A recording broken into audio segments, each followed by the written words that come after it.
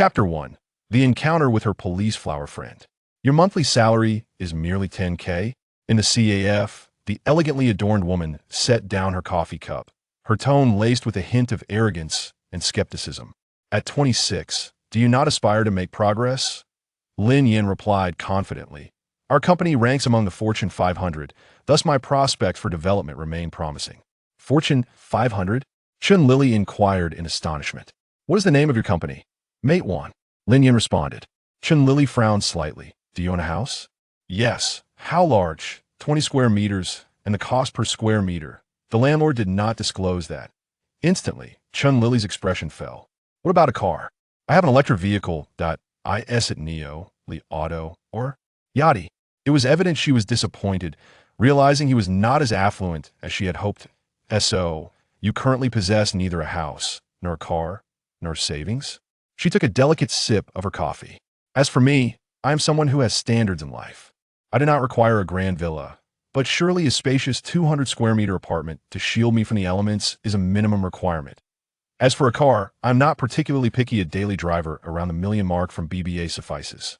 These are merely the basic necessities of life, and any slightly competent man should be able to achieve them with some effort. I apologize if I've come across as condescending. I merely state the objective facts and hope I have not offended you. Upon finishing her statement, she retrieved her Chanel bag, pulled out a mirror and Dior lipstick, and began to touch up her makeup. The only reason she remained seated was that she had arranged to meet her friend here, and with a generous patron willing to foot the bill, it would be unwise not to take advantage of the situation. Lin Yan countered. And what is your monthly salary?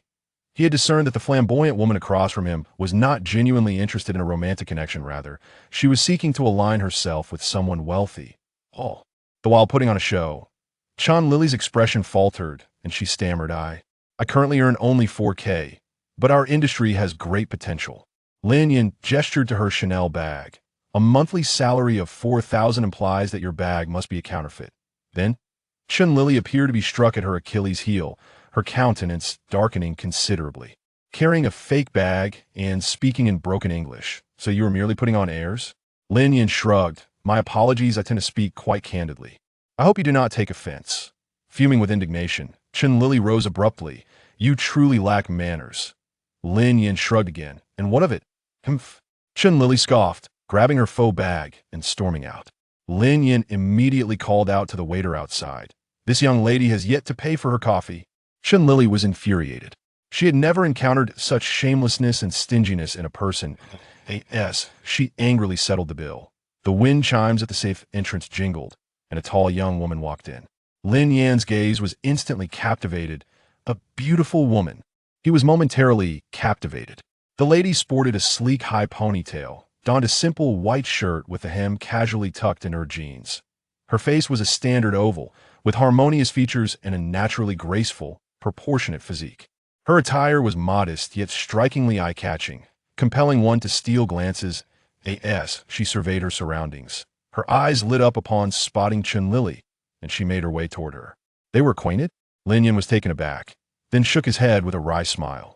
If he couldn't even win over someone like Chun Lily, how could he dare to entertain thoughts of the goddess?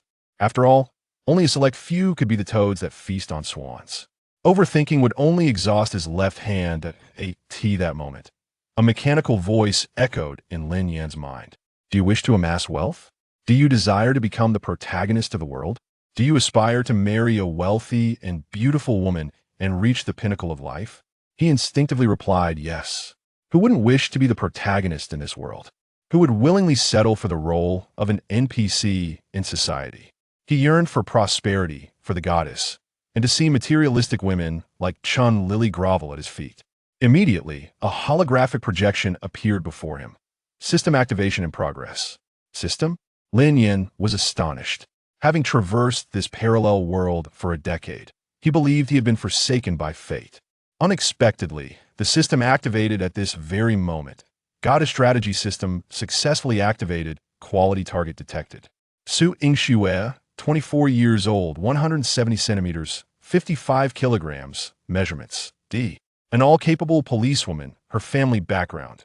Father, a war hero and commander of the Lin Yan military region. Mother, deputy director of the Public Security Bureau mission. Capture Su Yingxue. Mission difficulty. As a level task, the host may select one a level entry from the library to activate. Got a strategy system? Complete tasks to earn rewards? Amidst his excitement, he accessed the entry library. S-Class National Treasure Detective. Capable of solving most intricate cases that S-Class Extraordinary Handsome Man. So stunning it stirs the United Nations. D-Class One Punch 10. Can only strike 10 at a time. E-Class Invincible Gun.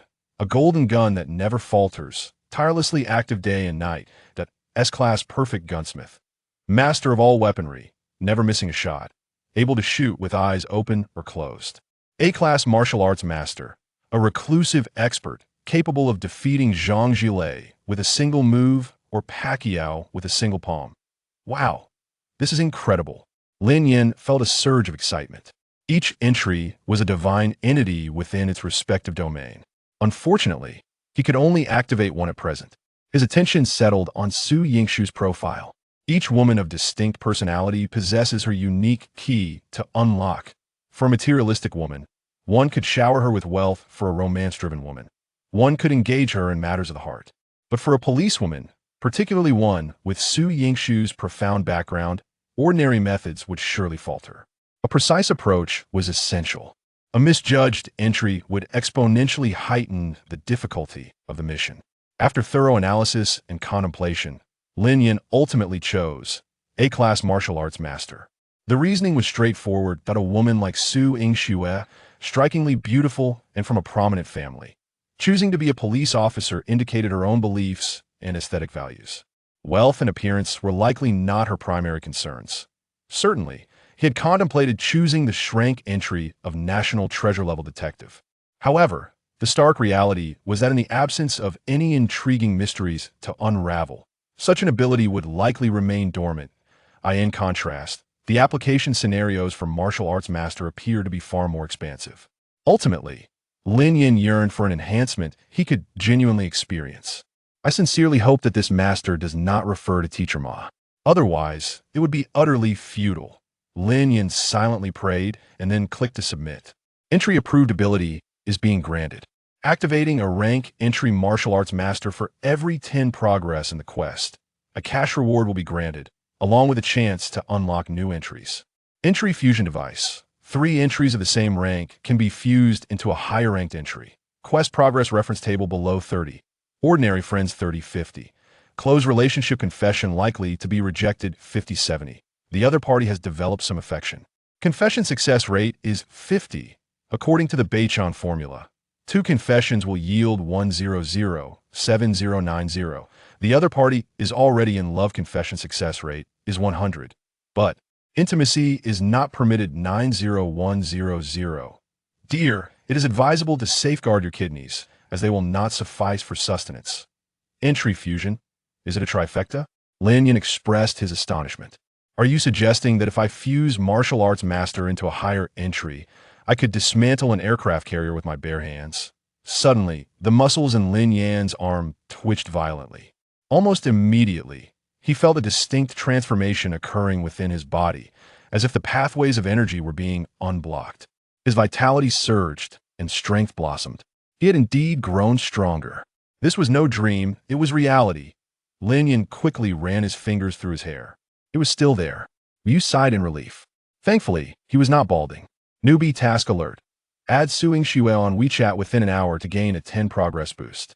How vulgar. Who is a newbie here? With wealth and capability, who cannot attract women? Lin Yan glanced back and noticed that Su Yingxue and Chun Lily had vanished. He hastily rose to pursue them, that if you think I lack money, then do not blame me for making a move on your friend. Chapter 2. The Robber. I want to report outside the coffee shop. Is it getting late? Su Yingxue inquired. Today marks the birthday of another friend, and she had arranged to meet her best friend at the coffee shop before heading to the birthday party together. To her dismay, upon arrival, she found her friend's face marred by a storm of emotions, her words laced with irritation. It was evident that yet another blind date had gone awry. Let us not even talk about it. I encountered the most disappointing man, Chun Lily expressed, her face a canvas of disdain. After numerous blind dates, she had never felt as humiliated as she did today. To add insult to injury, She had even spent a considerable amount on coffee. Absurd and laughable. Sighing, Su Yingxue reflected, what good is finding a wealthy partner? They may appear glamorous on the surface, but one still has to endure the whims of men. It is far better to find a dependable person to share life with. Su Yingxue understood her friend's character better than anyone and had often advised her to abandon the notion of relying on affluent suitors. Yet, her friend remained obstinate, as if entranced by an obsession. Who could I possibly compare to you? Chun Lily pouted. Indeed, comparisons were futile. The disparity in their family backgrounds and appearances was glaring. The wealthy heirs pursuing Su Yingxue could easily fill the coffee shop. She, of course, was free from financial woes. At that moment, Lin Yan, tall and slender in a loose t-shirt, emerged from the CAF. Chun Lily immediately averted her gaze, initially believing they would part ways and never meet again. However, to her surprise, Lin Yan walked straight over. What did he want? Did he intend to continue their argument? Chun Lily felt a twinge of guilt. If Lin Yan were to utter something unpleasant in front of her friend, the embarrassment would be hers alone. Hello, I am Lin Yan. Upon closer inspection, Lin Yan realized that Su Yingxue was indeed striking. Her almond-shaped eyes sparkled with an inherent vigor. Her complexion was flawless, radiant without a single blemish. Her figure was well-proportioned, neither overly slender nor lacking, accentuated by the snug fit of her jeans that highlighted her curves. She exuded a subtle sense of strength. Su Yingxue's astonished gaze turned towards Chun Lily, and she instantly comprehended. This gentleman must be her friend's blind date today. What surprised her was that such a cliché scenario, typically seen on television, was unfolding before her very eyes. Turning to Lin Yan, she wore a teasing expression. What is it that appeals to you? Is it the physique or the skills? I have encountered many who attempt to initiate conversation, often driven solely by attraction. In similar situations, she would typically cut to the chase without mercy. Well, Lin Yan was taken aback. He had not anticipated that beneath Su Yingxue's seemingly innocent exterior lay such a direct and forthright manner of speaking. Her physique is indeed commendable. As for skills, I cannot comment, as I have not had the pleasure of experiencing them. Lin Yan shrugged. Since Su Yingxue favored straightforwardness, he decided to forego any pretense. Who can engage in flirtation? Su Yingxue frowned slightly at his words. Would you like to give it a try? Sure, but could we perhaps exchange WeChat first? Are you resilient? Quite so, he replied.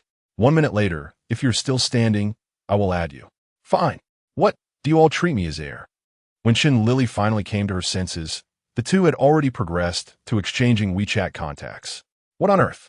The person who had failed at matchmaking was brazenly flirting with her best friend right in front of her. This was utterly audacious. Lin Yan and Su Yingxue, upon hearing this, simultaneously turned to Chun Lily and exclaimed, "Get lost." Chun Lily was left dumbfounded. Who am I? Where am I? What am I doing? In the next moment, the two stepped back and took their stances. Lin Yan possessed the abilities of a martial arts master. His concern was not whether he could remain standing after a minute, but rather the fear of inadvertently injuring the police officer before him. If he were to be accused of assaulting an officer, it would be a predicament from which he could not escape. You go first, Su Yingxue said, flexing her wrists. Renowned as the king of Sanda at the police academy, she had won the championship for 3 consecutive years. Given Lin Yan's physique, she genuinely feared injuring him, which would lead to disciplinary action against her. Suddenly, a loud shout erupted from across the street. Both of them instinctively turned to look. A middle-aged woman was jumping up and down toward the road, yelling, "They stole my bag, my bag." Following her gaze, Lin Yan saw a motorcycle speeding away with 2 individuals on it. The man in the back was clutching a brown handbag. Without hesitation, Lin Yan leaped into action, employing a technique known as cloud virtual step. He vaulted over obstacles and sprinted as if in a parkour chase, swiftly reaching the other side of the street and pursuing the motorcycle. So fierce. This was Lin Yan's first experience utilizing his extraordinary abilities, and he was astonished by himself. These movements were ones he had only ever witnessed in martial arts films. Su Yingxue was equally taken aback by the scene. While she had seen many swift runners, none had matched Lin Yan's remarkable skills. Traditional martial arts? Su Yingxue murmured to herself, furrowing her brows before following suit. However, she was halted by the green light, stuck on her side of the road.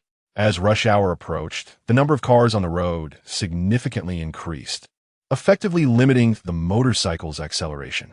Just then, the traffic light ahead turned red, causing the motorcycle to come to a stop. Lin Yan executed a roll over the vehicle's roof and vaulted onto the engine hood. When he was less than 5 meters away from the motorcycle, he performed a sliding kick, toppling both the men and their vehicle. The two assailants on the motorcycle were momentarily stunned, as were the drivers of the cars waiting at the traffic light. What the hell, is this a movie? If this went viral, it would undoubtedly become a sensation. Incredible. This person must be skilled in martial arts. Nonsense. Martial arts are obsolete. Boxing is the real deal. This is merely a flashy display. The punk who had been knocked down hastily got up, drawing a dagger from his waistband and pointing it at Lin Yan. Hey, buddy, blades are unpredictable. I advise you not to meddle. In such situations, most bystanders would hesitate to intervene. To lose one's life over a mere bag at the hands of a desperate outlaw is indeed not worth it. Lin Yan turned around and noticed Su Yingxue hastening towards him. This was a rare opportunity to showcase his abilities, and he could not let it slip away. He swiftly approached, his fingers darting like nimble vines, quickly ensnaring the wrist of the yellow-haired thug wielding a knife. With a gentle flick, seemingly exerting little effort, the yellow-haired man let out a piercing scream as the dagger clattered to the ground. With a resounding slap, Lin Yan struck the yellow-haired man's face. "Do knives and swords possess sight?" he demanded. The imprints of 5 crimson fingers immediately appeared on the thug's cheek, leaving him dazed and unable to comprehend Lin Yan's words. Another swift slap followed, as Lin Yan reiterated, "Do knives and swords possess sight? Answer me." As the rhythmic slaps continued, the yellow-haired thug regained his senses and hurriedly nodded in response. Yes, yes, yes, barely able to suppress his tears, a pitiable sight indeed. Meanwhile, another overweight robber, sensing the tide turning against him, attempted to flee. Lin Yan, quick as lightning, seized a handful of his hair and yanked him back forcefully. Amidst the chaos, cries of anguish erupted. Brote, bliss is still. If you hit me again, I'll call the police." The yellow-haired thug pleaded for mercy. The crowd around them grew larger, murmuring amongst themselves. How tragic! How tragic! It seems even robbers have it tough nowadays. One exclaimed. Incredible. He disarmed them barehanded and even punished 2 at once. This young man is quite remarkable. Another commented. Hey, young man, cease at once. If you continue, you might just kill him. Upon hearing this, Lin Yan promptly halted his actions. He had been so caught up in the thrill that he had overlooked this crucial point. He held no authority to enforce the law. Should he inadvertently cause a death, he could find himself imprisoned. Please, we were wrong. We'll return the bag. Just let us go, I beg you. The bruised, yellow-haired thug implored. At merely 18 years old, he had envisioned a life of crime to amass wealth. Dreaming of acquiring an AK first and then a shotgun, aspiring to rise as a formidable figure in the underworld of Binhai City. Little did he know that before he could even embark on his journey, he nearly faced death. He vowed to himself that he would never again engage in criminal activities. He longed for his mother. Let you go? Lin Yan scoffed, thinking to himself, how could I possibly add Su Yingxue on WeChat if I let you go? Just then, Su Yingxue finally arrived at the scene. Chapter 3. Lin Yan, are you free tonight? Shall we meet? As Su Yingxue gazed at the scene before her, she was rendered speechless.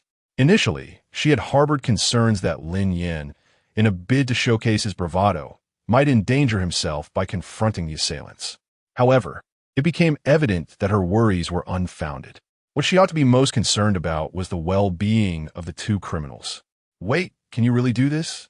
Subduing 2 armed assailants with bare hands is a common trope in films and television, yet it is far from realistic in the realm of reality.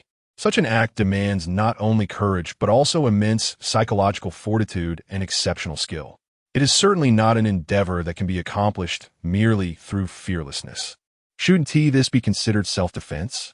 Lin Yan pointed at the yellow-haired thug beneath him, claiming he brandished the knife first and threatened me, saying that blades are unpredictable. The yellow-haired thug nodded vigorously. Yes, it was I who drew the knife first. My brother was merely teaching me a lesson, showing me how to be a better person. He was genuinely terrified. This elder brother's method of dealing with opponents was unlike any he had encountered before. It seemed effortless, yet the pain was all too real. After receiving a blow to his back, the yellow-haired thug felt as if his internal organs were dislocated. He now found himself in desperate need of protection from the police, overwhelmed by a profound sense of insecurity. A few minutes later, the two thugs were escorted into a police vehicle. Su Yingxue turned to Lin Yan, her curiosity piqued. "Have you trained before?" Lin Yan retrieved his phone from his pocket, opened the QR code, and presented it to her, insisting, "First, add me as a friend." Without completing the preliminary task, any conversation would be superfluous. Amused, yet exasperated, Su Yingxue wondered why Lin Yan was so adamant about adding each other as friends. "What's this? Are you expecting a transfer?" She pulled her phone from her pocket and scanned the code. Ding! Soon after, Lin Yan received a notification. Su has requested to add you as a friend. Approved. Su is now your friend. Oh, what a relief. Lin Yan exhaled deeply. Then congratulations, host. For completing the preliminary task, progress increased by 10. Reward, 10,000 yuan. Unlock this level trait. S-Class Perfect Gunsmith. Mastery over all weaponry. Bullets never miss, pinpoint accuracy. Able to shoot with eyes open or closed. How delightful. Lin Yan was astonished to have unlocked an S-level trait, particularly one related to firearms. Are you done reveling? Can you answer me now? Su Yingxue remarked, tucking her phone back in her pocket, crossing her arms, and tilting her head to observe Lin Yan, who seemed to be in a euphoric state. Having been raised in a different environment, she found herself disinterested in typical feminine topics, such as cosmetics, clothing, or handbags. However, she had a profound fascination with martial arts and firearms. Consequently, she was eager to learn how Lin Yan had managed to single-handedly overcome two adversaries and disarm them. I practiced martial arts, trained under the Shidong school. Under Master Chongdong, Lin Yan fabricated an explanation effortlessly. What other choice did he have? He certainly couldn't divulge that his abilities were all bestowed by a system. Su Yingxue furrowed her brows slightly, murmuring to herself, Shidong sect, Master Chongdong. Though she possessed a modicum of understanding of traditional Chinese martial arts, she had never heard of such a sect, nor of this Master Chongdong. You need to go to the police station to file a statement. Must one be scrutinized even for acting justly? A statement, not a confession. Very well, I shall drive. Lin Yan turned and headed towards the CAF. Ding! However, just a few steps out, his phone rang. Upon checking, he found a notification of a bank deposit. Account ending in 8238 received a transfer of 10,000 yuan on September 9th at 16:05. Current balance, 10,732.00 yuan. Industrial and Commercial Bank. Lin Yan was elated. The sensation of earning money was truly exhilarating. His motivation surged. He removed the delivery box from the back of his electric bike. Deliveries were no longer feasible. What lay ahead was to wholeheartedly win over Su Yingxue, complete his system task, and ascend to the pinnacle of life. From the recent events, he deduced a strategy. To swiftly captivate Su Yingxue, he must continuously showcase his capabilities, for she had an affinity for such displays. An excellent idea struck him, to become an auxiliary police officer. In the police car he had just seen, aside from one regular officer, the other two were auxiliary. He had not attended a police academy and doubted his ability to pass the civil service examination. Most importantly, the requirements for auxiliary officers were low, the hiring process swift, and it provided an opportunity to be near Su Yingxue, working alongside her. Though the salary was modest, Lin Yan's intentions did not revolve around earning wages. He sought no such thing. Newbie task reminder. Completing a solo date with Su Yingxue will increase the strategy progress by 10. Xiaoxue, you can't possibly have a crush on that penniless fellow. Can you? Chen Lili, running slowly, had not witnessed how Lin Yan subdued the assailants, but that was not her primary concern. However, a mere delivery boy thinks he can pursue her best friend? What? Is he out of his mind? Does he even stand a chance? Chen Lili felt compelled to intervene. Is he truly that poor? Su Yingxue glanced towards the CAF. Doesn't he have a car? Chen Lili laughed in exasperation. Do you know what kind of car he drives? What kind? Su Yingxue asked, intrigued. An electric bike. Chen Lili scoffed. Bid? Dream on, it's a yachty. Is there really much difference? Su Yingxue shrugged it off. She was indifferent to wealth and material possessions, and would not treat Lin Yan differently based on whether his vehicle had 2 wheels or 4. Even if he drove an extravagant car, it would pale in comparison to the impressive manner in which he had just subdued 2 assailants. Hey, Xiao Xue, you can't be bewitched, can you? Chun Lily was becoming anxious. What about him makes him worthy of you? Not only is he poor, but he is also so stingy he won't even buy a cup of coffee. If you were to be with him, you'd be left to face the elements, crammed in some dilapidated dwelling. Su Yingxue smiled faintly. Isn't it great to be broke? A man without money tends to be less fickle. Chun Lily was perplexed by her logic. How does being broke equate to fidelity? Su Yingxue cast a meaningful glance at her friend, for fickleness, indeed, requires financial means. She was not genuinely infatuated with Lin Yan. Rather, she simply found her friend's materialistic remarks intolerable. To judge a man's worth based solely on his wealth is, in her opinion, rather shallow. By the time Lin Yan rode over on his electric scooter, Su Yingxue had already vanished. At that moment, a message from her arrived. Su, I have something to attend to. You can go to the police station and file your report. Lin Yan, may I ask you something? Su, go ahead. Lin Yan, are you still hiring auxiliary police officers? Meanwhile, Su Yingxue, seated in a rideshare vehicle, paused momentarily. Did he wish to become an auxiliary officer? What could his motive be? Was it to pursue her? That seemed to be the only plausible explanation. Those who sought her affection had offered cars, bags, and even houses. But none had ever gone so far as to become an auxiliary officer merely to win her over. Su, we are indeed hiring. With talents like Lin Yan, he would more than suffice as an auxiliary officer. His recent actions clearly demonstrate that he is a person of integrity and righteousness. Should he exhibit remarkable performance in the future, he could even be promoted to a full-fledged police officer. Su Yingxue would not allow her unfounded assumptions to obstruct his future prospects. Lin Yan, I would like to discuss something. Su, what is it? Lin Yan, I need you to pull some strings for me. I don't wish to waste time on exams. He added, it would be ideal if you were in the same department, as it would facilitate our collaboration on missions. Su Yingxue stared at the message, taken aback.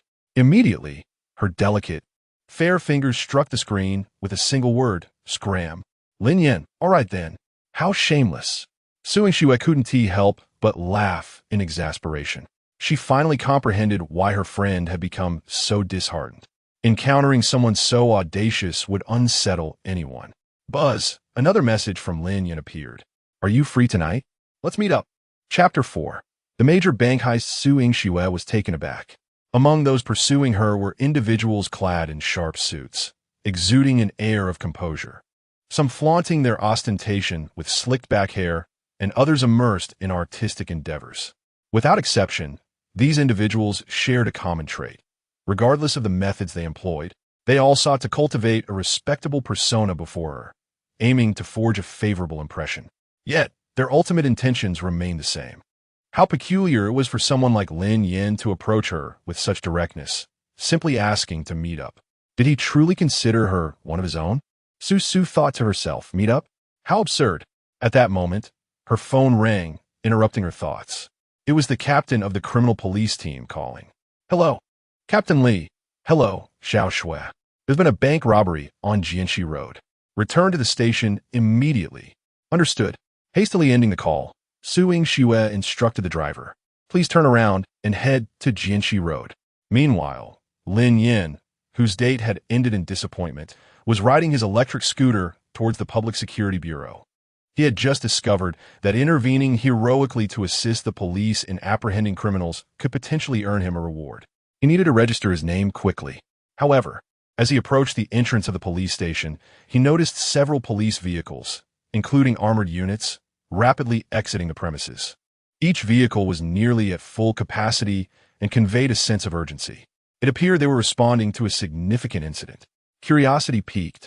He pulled out his phone and searched Douyin for news regarding Benhai City. Typically, such events are not reported by the news outlets immediately. Instead, it is often the onlookers who share the first updates online. Sure enough, a notification popped up. Benhai City Bank experiences armed robbery. 23 hostages taken. Lin Yan clicked on one of the videos. The footage had been recorded from a building nearby the bank. where the police had established a perimeter while the surrounding crowd was being evacuated. Armed special forces stood ready for action. However, amidst the officers, Lin Yan's patida familiar figure, sue. Indeed, even in the blurry video, he immediately recognized her striking silhouette, clad in the same denim jeans and fitted shirt. There was no mistaking it. Lin Yan set down his phone, his expression turning grave.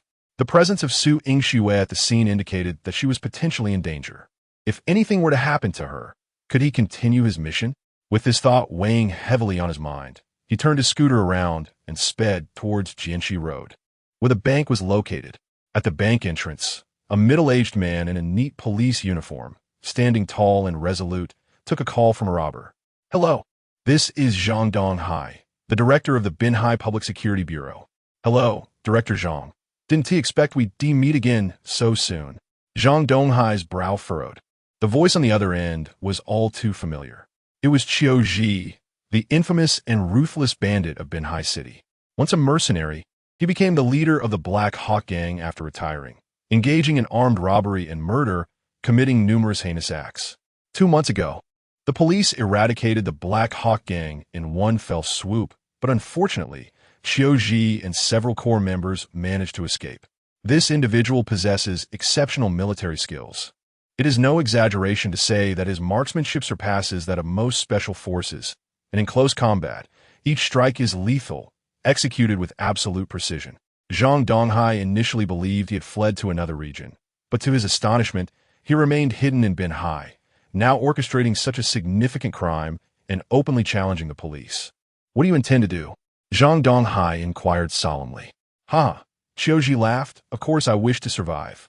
You have laid out a comprehensive net to ensnare me, leaving me no avenue for escape. Therefore, I must devise my own means." The city of Binhai had imposed an extensive surveillance on him, and his only hope now lay in fleeing abroad. Only by boarding a helicopter to the high seas and transferring to a waiting vessel could he grasp a thread of hope. Zhang Donghai sternly declared, "Qiu Ji, your sole chance for survival now is to release the hostages and surrender your weapons." Qiu Ji scoffed, "Director Zhang, do you take me for a 3-year-old? Let me be straightforward. I demand a helicopter and 200 million in virtual currency.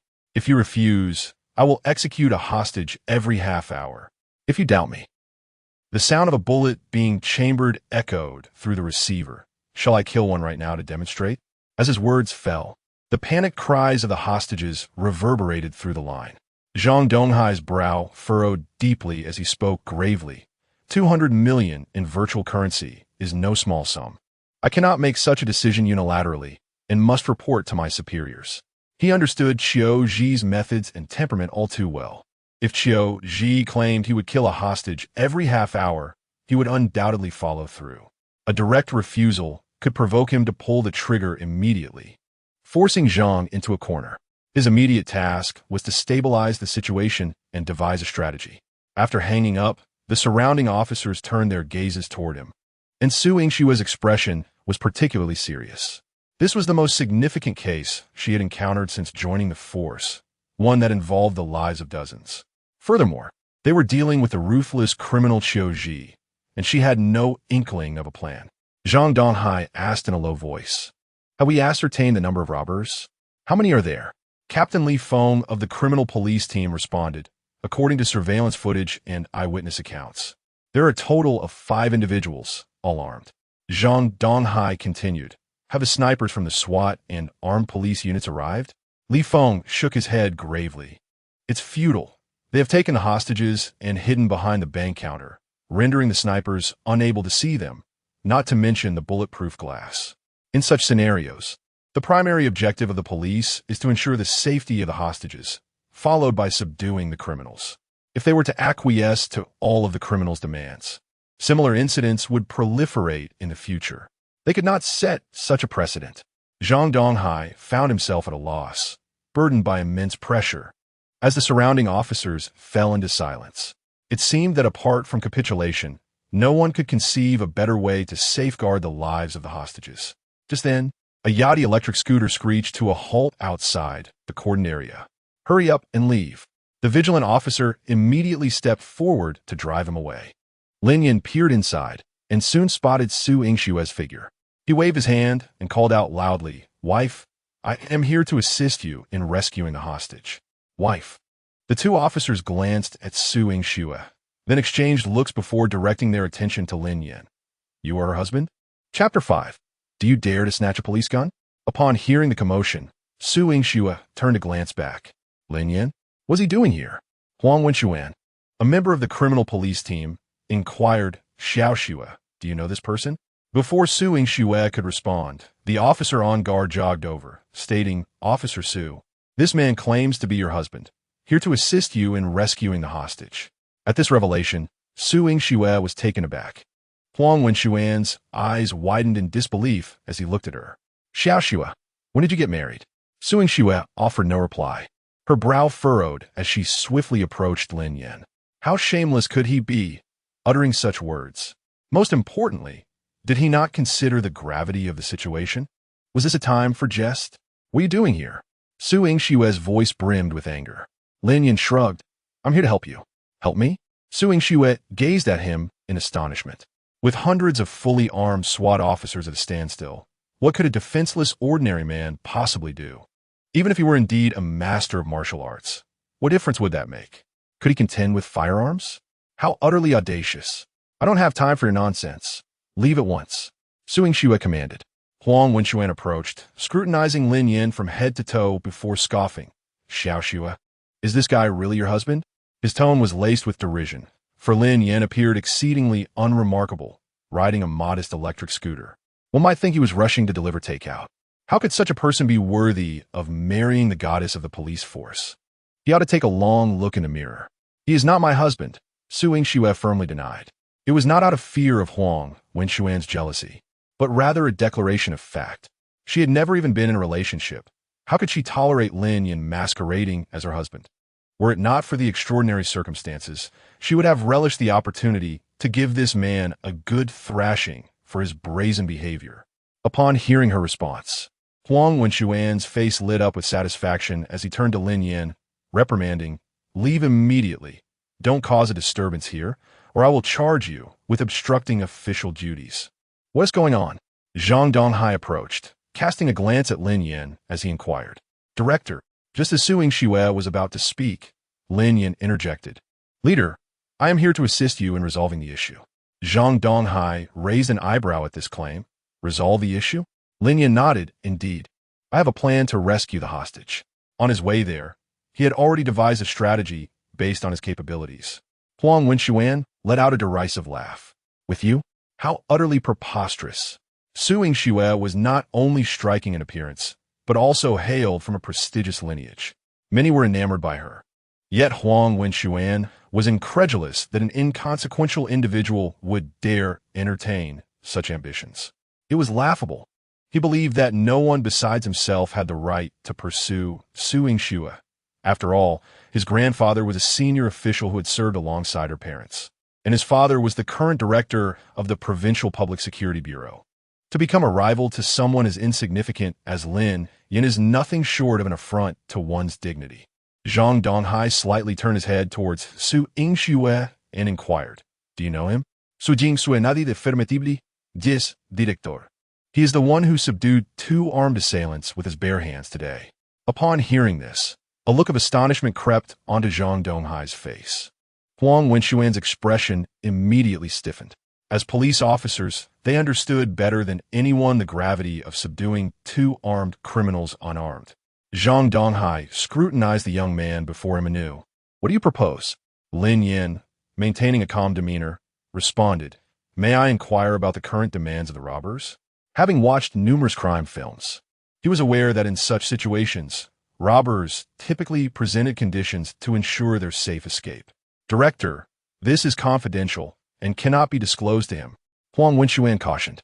Su Yingxue countered, "Do you have any other solutions at this moment?" Observing Lin Yan's earnestness, her biases began to waver. After all, Lin Yan possessed genuine abilities. Perhaps he could indeed devise a solution. "Aye." Huang Wenxuan fell silent. With the director at a loss, what could he possibly offer? Zhang Donghai lapsed into contemplation. He had just briefed his superiors about the situation. However, after decades of service, No one understood the current predicament better than he did. Regardless of the directives from higher-ups, the resolution ultimately rested upon his shoulders. Would acquiescing to Qiu Zhi's demands guarantee the safety of the hostages? Negotiating with a desperate criminal and expecting them to honor their word was sheer folly. In the end, should anything go awry, the blame would still lie with him. With a sense of desperation akin to grasping at straws, Zhang Donghai finally spoke. He demands a helicopter and 200 million virtual coins. Grant him that, Lin Yan asserted with unwavering conviction. Are you out of your mind? Huang Wenxuan reacted vehemently. Director, this individual is certainly suspect. He might even be colluding with the robbers. This response seemed to catch Su Yingxue off guard as she gazed at Lin Yan. Do you comprehend what this entails? If this were effective, wouldn't we have acted on it already? Zhang Donghai's piercing gaze fixed on Lin Yan as he continued. His instinct suggested that the young man was not merely boasting. Perhaps he truly had a plan. Lin Yan stated, arrange for the helicopter and replace the pilot with me. I am confident that I can subdue them all aboard. Ha ha ha. Huang Wenxuan erupted in derisive laughter. You think you can handle him? Do you know who he is? He is Qiu Zhi, the most notorious criminal in Binhai City. Have you ever held a firearm? The bullets he has fired surpass the meals you've consumed in your lifetime. Don't end up as a target yourself without managing to subdue them. However, before he could finish his sentence, Lin Yan suddenly moved. In the blink of an eye, he was beside Huang Wenxuan, reaching for the gun holstered at his waist. Huang Wenxuan was taken aback with alarm, yet before he could react, his own sidearm had already been drawn by Lin Yan. A series of crisp metallic sounds echoed as the weapon was disassembled in less than 2 seconds. Only a sleek, black barrel remained, pressed firmly against Huang Wenxuan's forehead. You speak the most. Chapter 6. The policewoman begins to falter. This scene left several officers responsible for the watch in a state of disbelief, and Su Yingxue was equally stunned. Huang Wenxuan's mouth hung open, yet no sound escaped. Zhang Donghai's brow furrowed even deeper. Having handled firearms for half his life, he understood better than anyone present what had transpired in those fleeting moments. It was nothing short of alarming. The young man before them demonstrated a terrifying understanding of weaponry. Although he had not fired a shot, none dared to question his marksmanship. Su Yingxue found herself shocked for the second time in one day. The first instance was when she had disarmed a criminal with her bare hands, which was astonishing enough. Little did she expect that Lin Yan would directly challenge her perceptions this time. It is crucial to note that firearms are prohibited in Huaxia. Apart from military personnel and police officers, ordinary citizens never have the opportunity to handle them. The skill Lin Yan had just exhibited in disassembling a gun could only be achieved through relentless training and profound familiarity with firearms. It was simply inconceivable. Can you truly accomplish this? Zhang Donghai's voice betrayed a hint of tension, though it was predominantly laced with excitement, for he glimpsed hope in Lin Yan's recent actions. I believe it should be feasible, Lin Yan replied as he tossed the barrel back into Huang Wenxuan's hands. Huang Wenxuan gazed at the scattered gun parts, his expression as pale as death. As a police officer, being disarmed publicly was an unbearable disgrace. Once Zhang Donghai regained his composure, his demeanor turned serious. Why do you wish to assist us?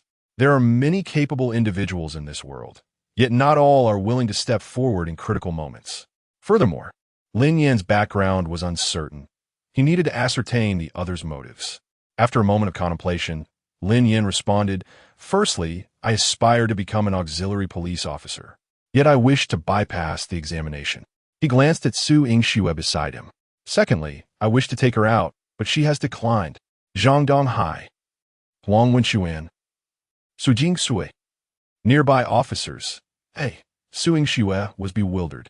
What was wrong with this person? Proposing such a request in such a serious setting? Did he have two misaligned brains? Huang Wenxuan was taken aback.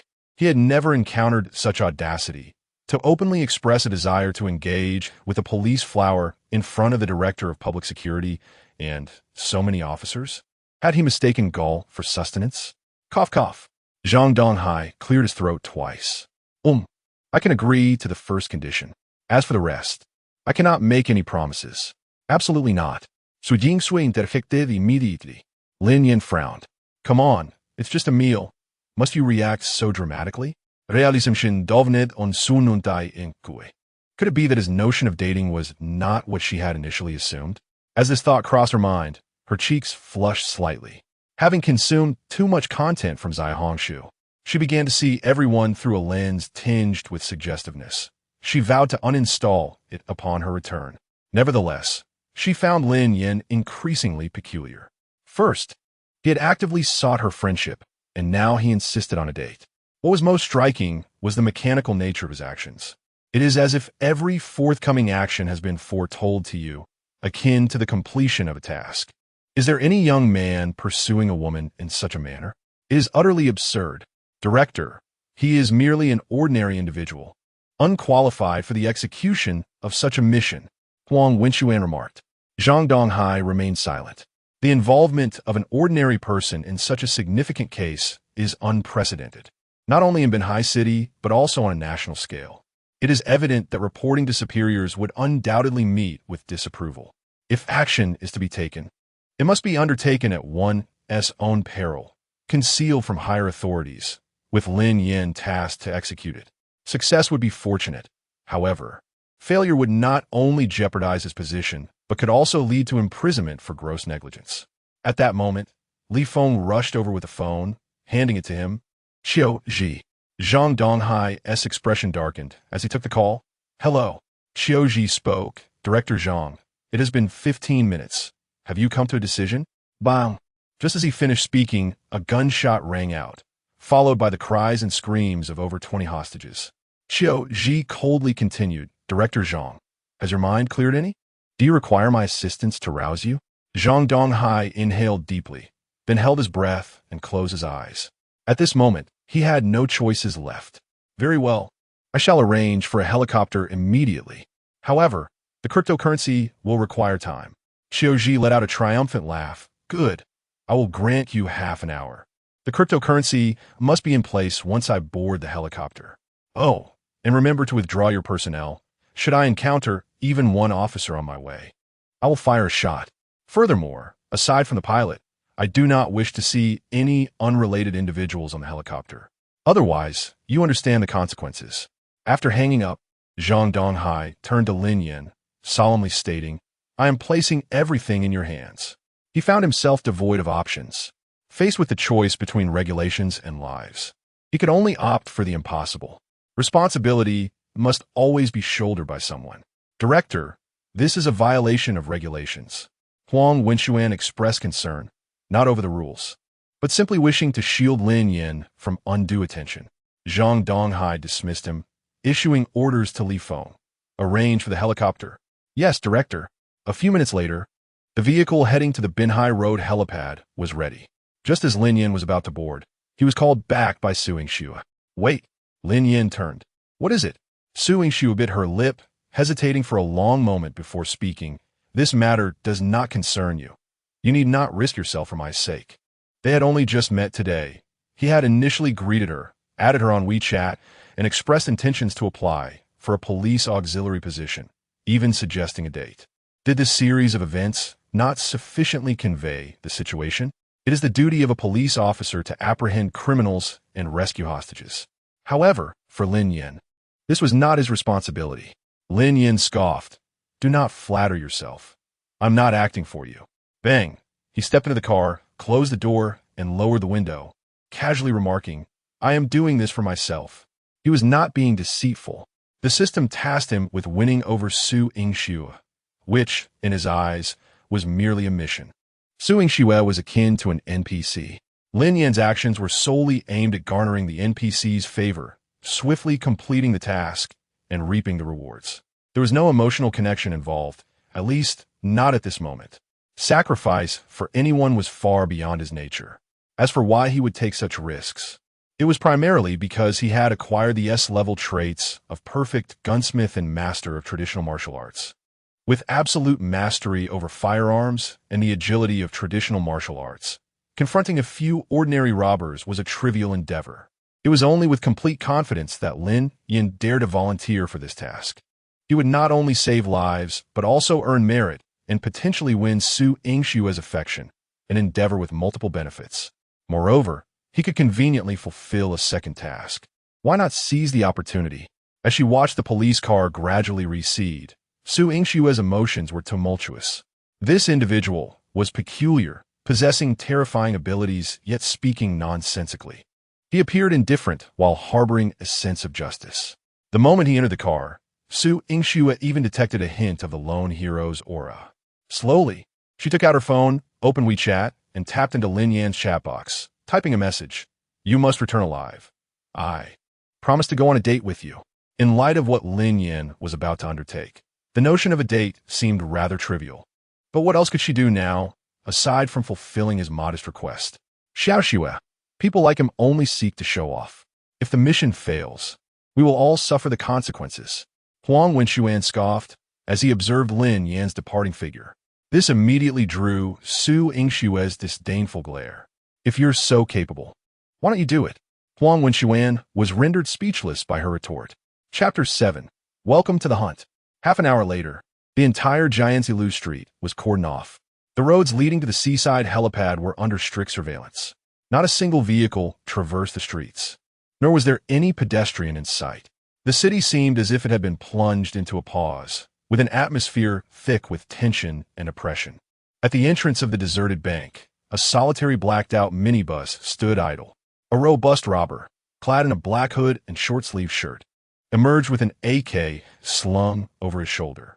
He surveyed his surroundings from the doorway before signaling to the inside of the bank. Shortly thereafter, another hooded robber escorted several hostages, their hands bound behind their backs, out of the bank and directly into the minibus.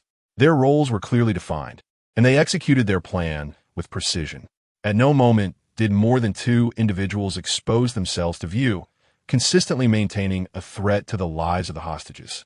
As a result, even if police snipers lay in wait nearby, they would not dare to fire. Minutes later, over 20 hostages were loaded into the vehicle. A tall man in tactical gear, with a rifle slung across his chest, emerged from within. His lean face bore a predatory ferocity, and his smile sent chills down the spine. Standing at the bank's entrance, he provocatively pointed two fingers at his forehead towards the camera before boarding the minibus. This man was none other than the notorious bandit, Qiuji. "Boss, the police have readily agreed to our terms. Could it be a ruse?" One of the robbers questioned as the minibus made its way to the seaside helipad. Qiuji tightened his grip around the neck of a female bank employee and replied with a grin, "Let them test that theory. As long as they are not afraid of taking these 20-plus lives with them." He had already resolved that once the helicopter reached international waters, he would sink it. Release them? These are my talismans for survival. There is no way I would let them go. Over 10 minutes later, the minibus arrived at the seaside helipad. At that moment, there was no sign of the police nearby. Only a transport helicopter awaited them.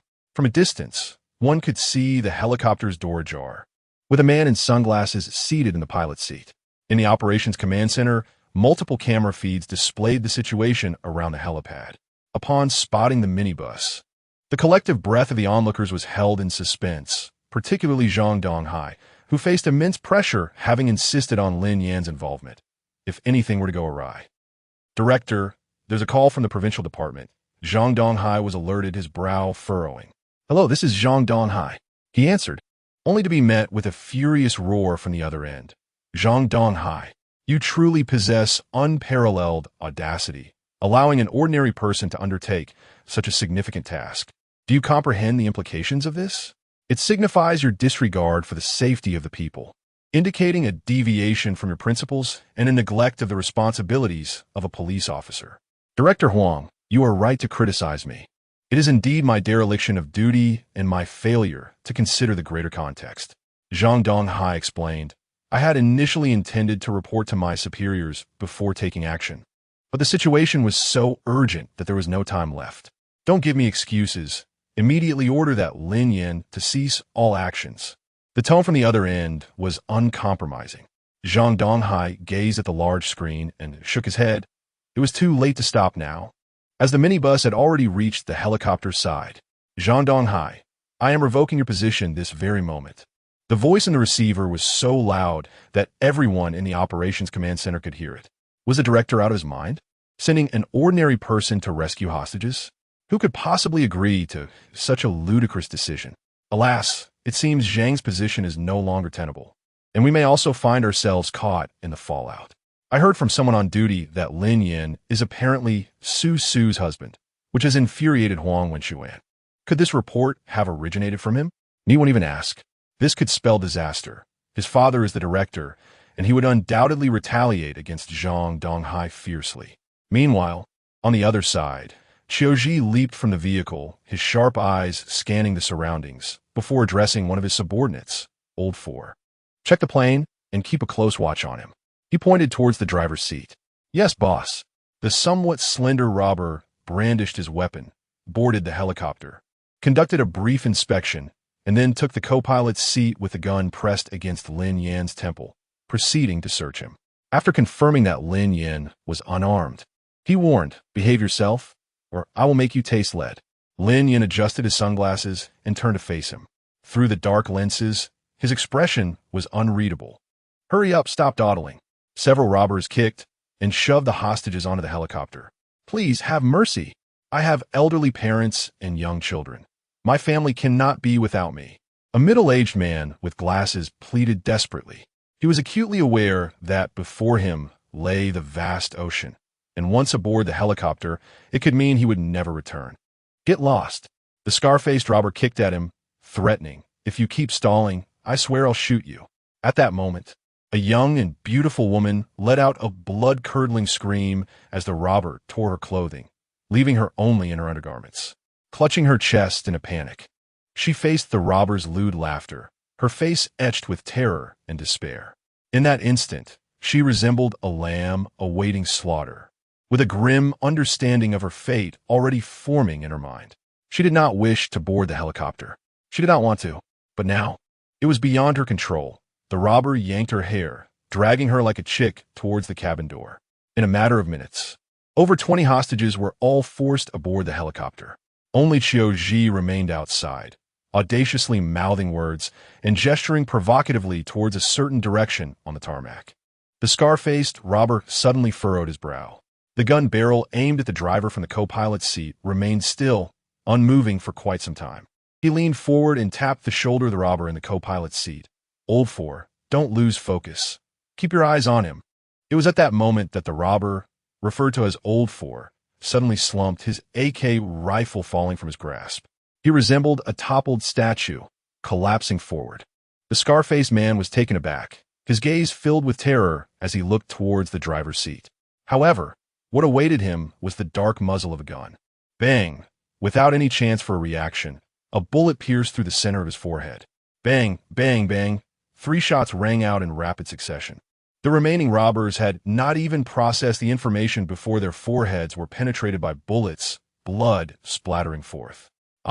With a deafening roar, over 20 hostages finally reacted, and the cabin erupted into chaos.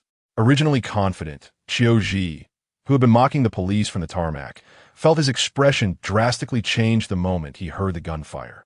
His extensive military training instinctively propelled his body into a roll, swiftly seeking shelter at the tail of the aircraft. His brow furrowed deeply, and his eyes were filled with gravity, for he had already deduced what had transpired within the cabin in that fleeting moment. Chapter 8. A shocking revelation to the entire police system. The gunfire emanated from a service pistol, exactly 4 shots. This indicated that all of his loyal subordinates had perished. If any remain alive, they would certainly retaliate, and they would undoubtedly issue a warning. In an instant, Qiuji transformed from predator to prey. The hunter, without question, was the driver in the pilot's seat. Qiuji's countenance darkened ominously. He had meticulously calculated every detail, only to fall into a trap. Was there a flaw in his plan? He did not believe so. The possibility of an impersonating pilot launching a counterattack had crossed his mind. But could anyone truly execute a series of shots in such a complex cabin environment, simultaneously eliminating 4 or 5 individuals while disregarding the safety of hostages? Based on Qiuji's understanding of the police, they would never undertake such a perilous endeavor. Should the plan fail, the consequences would be unbearable. No one would dare issue such an order. Could the shooter possess absolute confidence in avoiding harm to the hostages? What level of skill would be required to execute such a task? Xiaoji had encountered numerous sharpshooters, and he himself had once been lauded as one. He was entirely certain that he could not accomplish it. Regaining his composure, Xiaoji began to analyze his current predicament. His sole hope now lay in retaliating and regaining control of the hostages. Faced with an unprecedentedly formidable adversary, even he began to feel the pressure, his palms sweating, scarcely daring to breathe. He remained vigilant, intently observing every movement around him. Yet, the cacophony within the cabin rendered it impossible for him to discern the sound of footsteps. Inside the cabin, Lin Yan's ears twitched. With no cover around the tarmac, it meant that Xiaoji's only refuge was the rear of the aircraft. He seized the robber's AK and leaped down. No one could match his speed in shooting, nor his precision. In the operations command center, everyone held their breath, transfixed by the scene unfolding before them. 1 versus 5. He had managed to retaliate against 4. Even the most ferocious Xiaoji appeared in that moment as a frightened little cat, hiding at the rear of the aircraft, scarcely daring to exhale. In stark contrast, Lin Yan exhibited no fear whatsoever, swaggering toward the rear of the aircraft where Xiaoji concealed himself, gun in hand. Those who had recently doubted him stood dumbfounded, their eyes wide with disbelief. Could anyone truly achieve such an extraordinary counterattack under these circumstances? Goodness, is he even human? Perhaps a deity of firearms? What is his background? A war god? A foreign mercenary? Let us not be naive.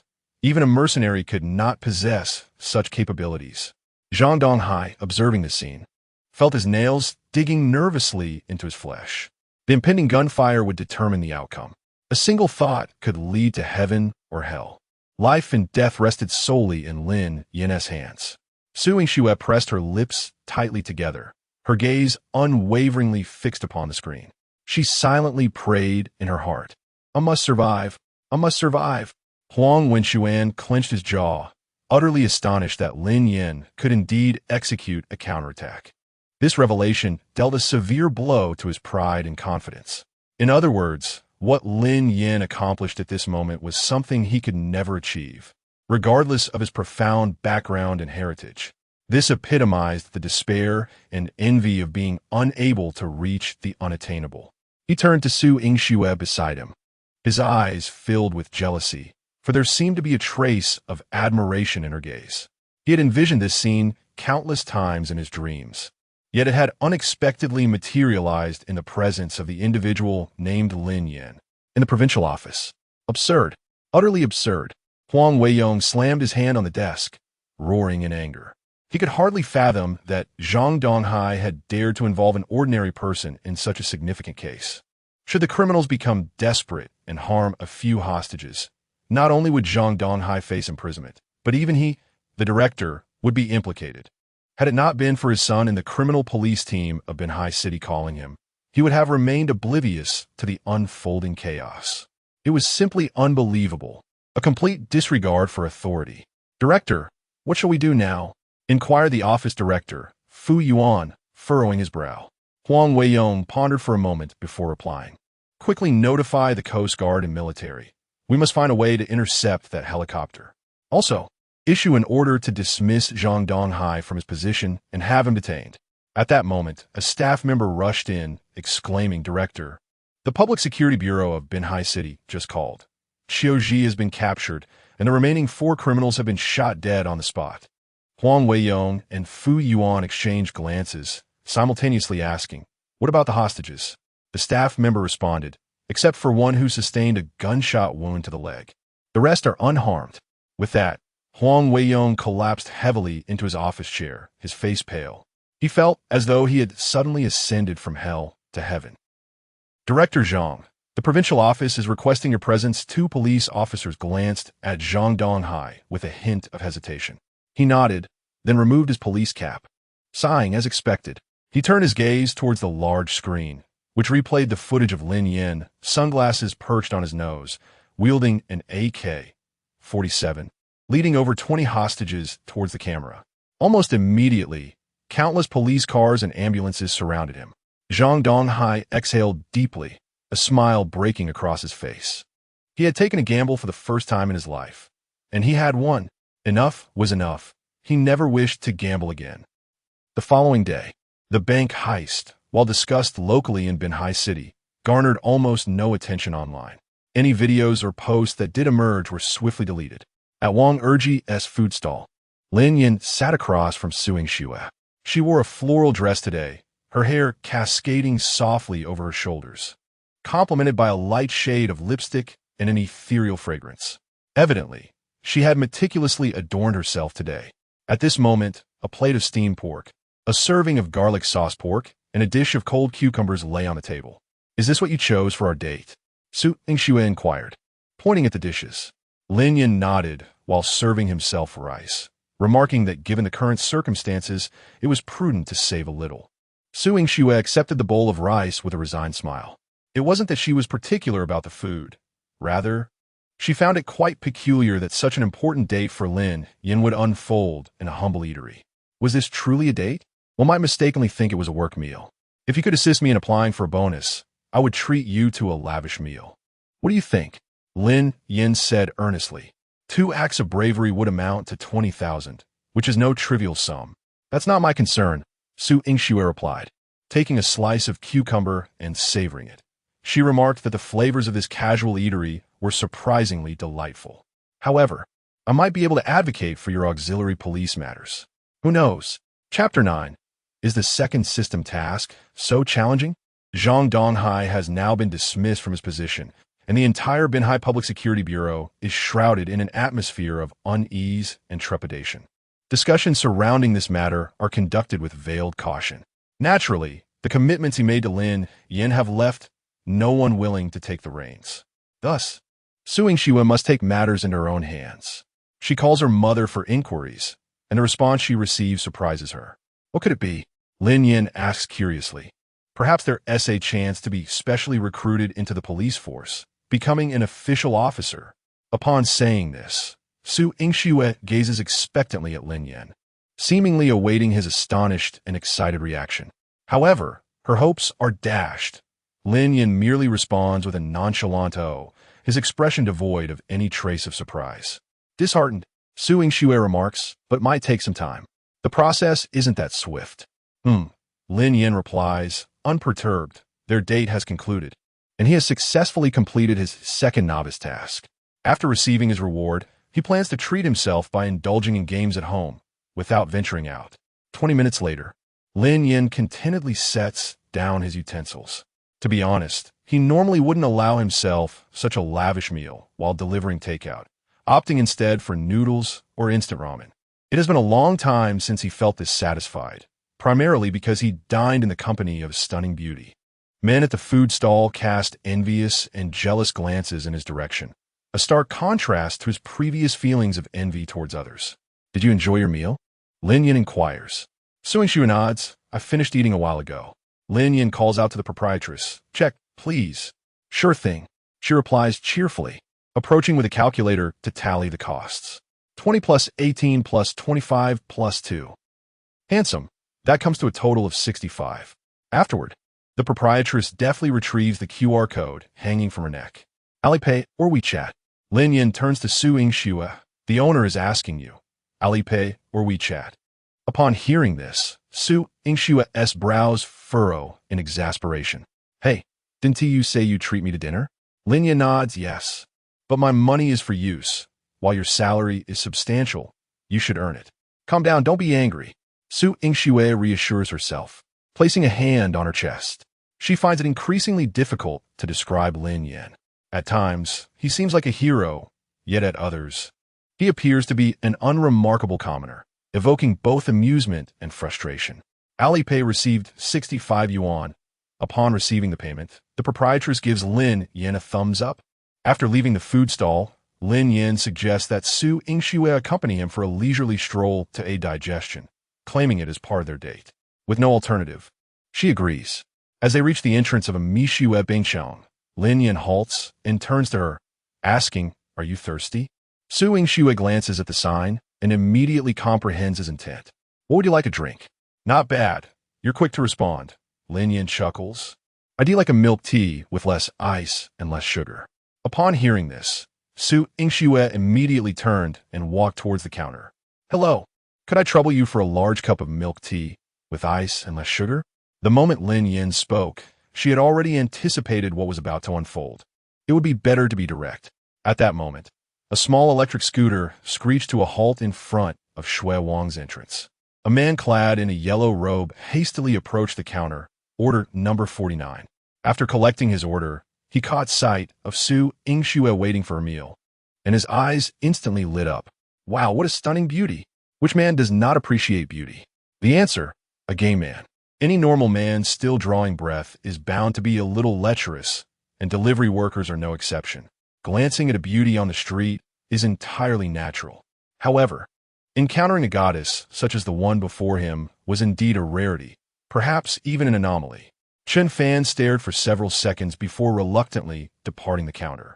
Such a divine figure, no matter how breathtaking, was merely a fleeting sight for him. He inwardly cursed. Damn it, such fine cabbage has been pushed by pigs. Just as he placed the milk tea into the delivery box and mounted his scooter, he noticed a familiar figure. Lin Yan? Lin Yan turned, his eyes brightening. Hey, Fanzi! The two often delivered takeout together in Binhai City and resided in the same neighborhood, maintaining a fairly good rapport. Chen Fan curiously inquired, "What brings you here today? Aren't you working?" After speaking, his gaze shifted to the beauty at the counter, a knowing smile creeping onto his face as he bounded towards Lin Yan. Raising his hand in a shushing gesture, "Are you here to gawk at the beauty?" Lin Yan glanced at Su Ingxue, thinking to himself, "Do I even need a gawk?" Chen Fan continued, "TSK, TSK, TSK. Such a figure, flawless skin, and that face, even more dazzling than a celebrity. Every glance is a treasure." Lin Yan replied nonchalantly, "Is she really that good?" "She's just average." Chen Fan scoffed, "Don't play coy in front of me." He sighed, "If only she were my girlfriend, I would surely break a few ribs to make her soup." Lin Yan raised an eyebrow and patted his shoulder earnestly. "Young man, have a little ambition, will you? Must you always be the one to fawn over women?" Chen Fan rolled his eyes. I don't believe you wouldn't fawn if you were in my shoes." Just then, Su Ingxue approached with the milk tea, extending it towards Lin Yan. "Here you go, with ice and less sugar." Chen Fan turned in astonishment. Upon seeing Su Ingxue, he was taken aback. After a 3-second pause, his gaze darted rapidly between Lin Yan and Su Ingxue. "Wait, what the?" Lin Yan did not take the milk tea, but rather said coolly, "Put the straw in." Su Ingxue huffed in response, taking a straw from the bag to insert it before handing it over once more. Despite Lin Yan's considerable efforts, even if he had an unreasonable request, Su Ingxue chose not to hold it against him, treating it as if comforting a child. "Such a good girl." Lin Yan nodded in satisfaction, taking a sip of his milk tea before turning to introduce Chen Fan. "This is my friend, Chen Fan." Su Ingxue smiled politely and nodded. Faced with the greeting from the beautiful woman, Chen Fan responded with a nervous and awkward bow, utterly at a loss for words. "Let's go. We'll have dinner together another day." Lin Yan patted his shoulder and then walked away with Su Ingxue. Chen Fan gazed at their retreating figures, his heart a tumult of emotions. He stood there in a daze for a good 10 seconds before regaining his senses. He wished he could slap himself and convince himself that this was all a figment of his imagination. How could a mere delivery guy like him possibly be in a relationship with such a stunning girlfriend? The realization was more painful than death itself. As darkness gradually descended, Su Ingxue accompanied Lin Yan, traversing the commercial street 5 times. Her feet ached. It would have been bearable if they had bought something, but this person hadn't purchased a single item. What was the point of wandering aimlessly? "Let's stop this endless strolling." Su Ingxue finally couldn't hold back, her tone tinged with a hint of feminine petulance. "Don't rush. Let us walk a little longer." Lin Yan was reluctant as well, yet the system had yet to notify him of the completion of his task. If they left now and the task remained unfinished, what then? Just as he voiced his thoughts, the long-awaited system notification finally chimed in. "Ding! Congratulations, host, on completing the novice task. Reward, 20,000 yuan. Unlocked B-grade skill. Danger perception. The ability to foresee dangers within 100 meters and swiftly pinpoint the enemy's location. Novice task prompt. Embrace Su Ingxue for over 10 seconds. Chapter 10. Qiu Jifang's madness reveals astonishing news danger perception. Does it mean I have a radar alarm system installed within me? This term is rather intriguing. Lin Yan mused contentedly. The previous two entries were about proactive offense, but now there emerged a concept of active defense. Excellent. My survival capability has significantly improved. However, that dazzling string of numbers swiftly captivated Lin Yan's attention with its unique allure. 20,000 yuan. Earning 30,000 in a single day was something he would not have dared to dream of in the past.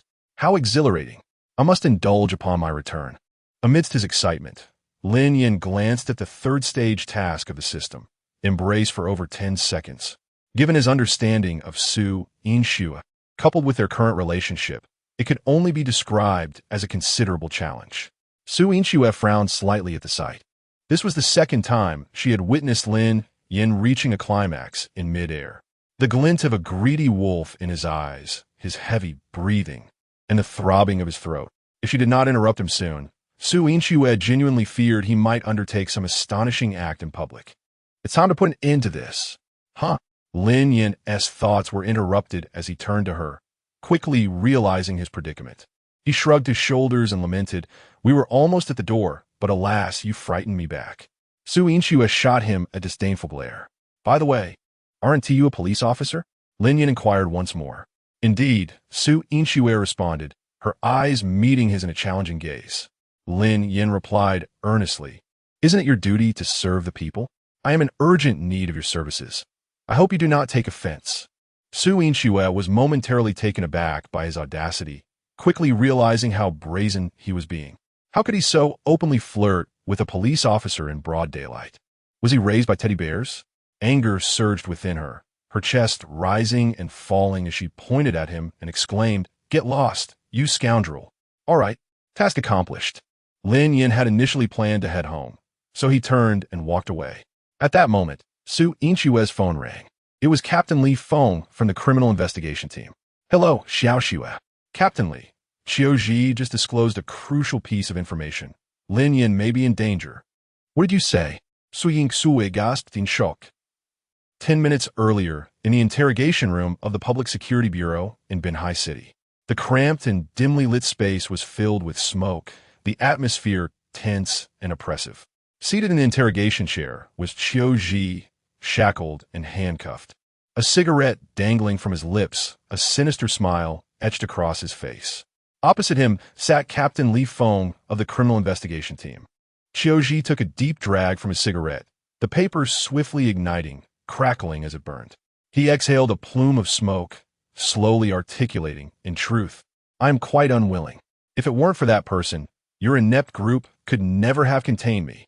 As his words hung in the air, a scene began to surface in Qiu Ji's mind.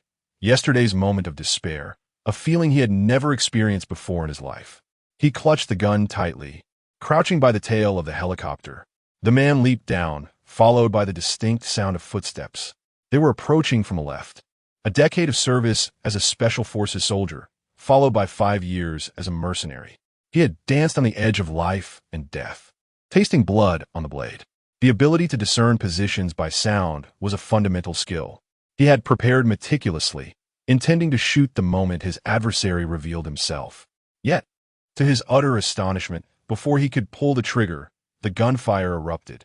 In the chaos, as he desperately squeezed the trigger, he discovered that it had been shattered by a single bullet from his opponent. What did that signify? It spoke of absolute confidence, a mastery of marksmanship. If his adversary wished, Qiu Ji had no doubt that the shot would have pierced his brow with lethal precision. Having survived countless battles, Qiu Ji prided himself on having encountered numerous masters, yet he had never experienced such an overwhelming sense of helplessness and despair. In that fleeting moment, his weapon was rendered a mere stick, useless for combat.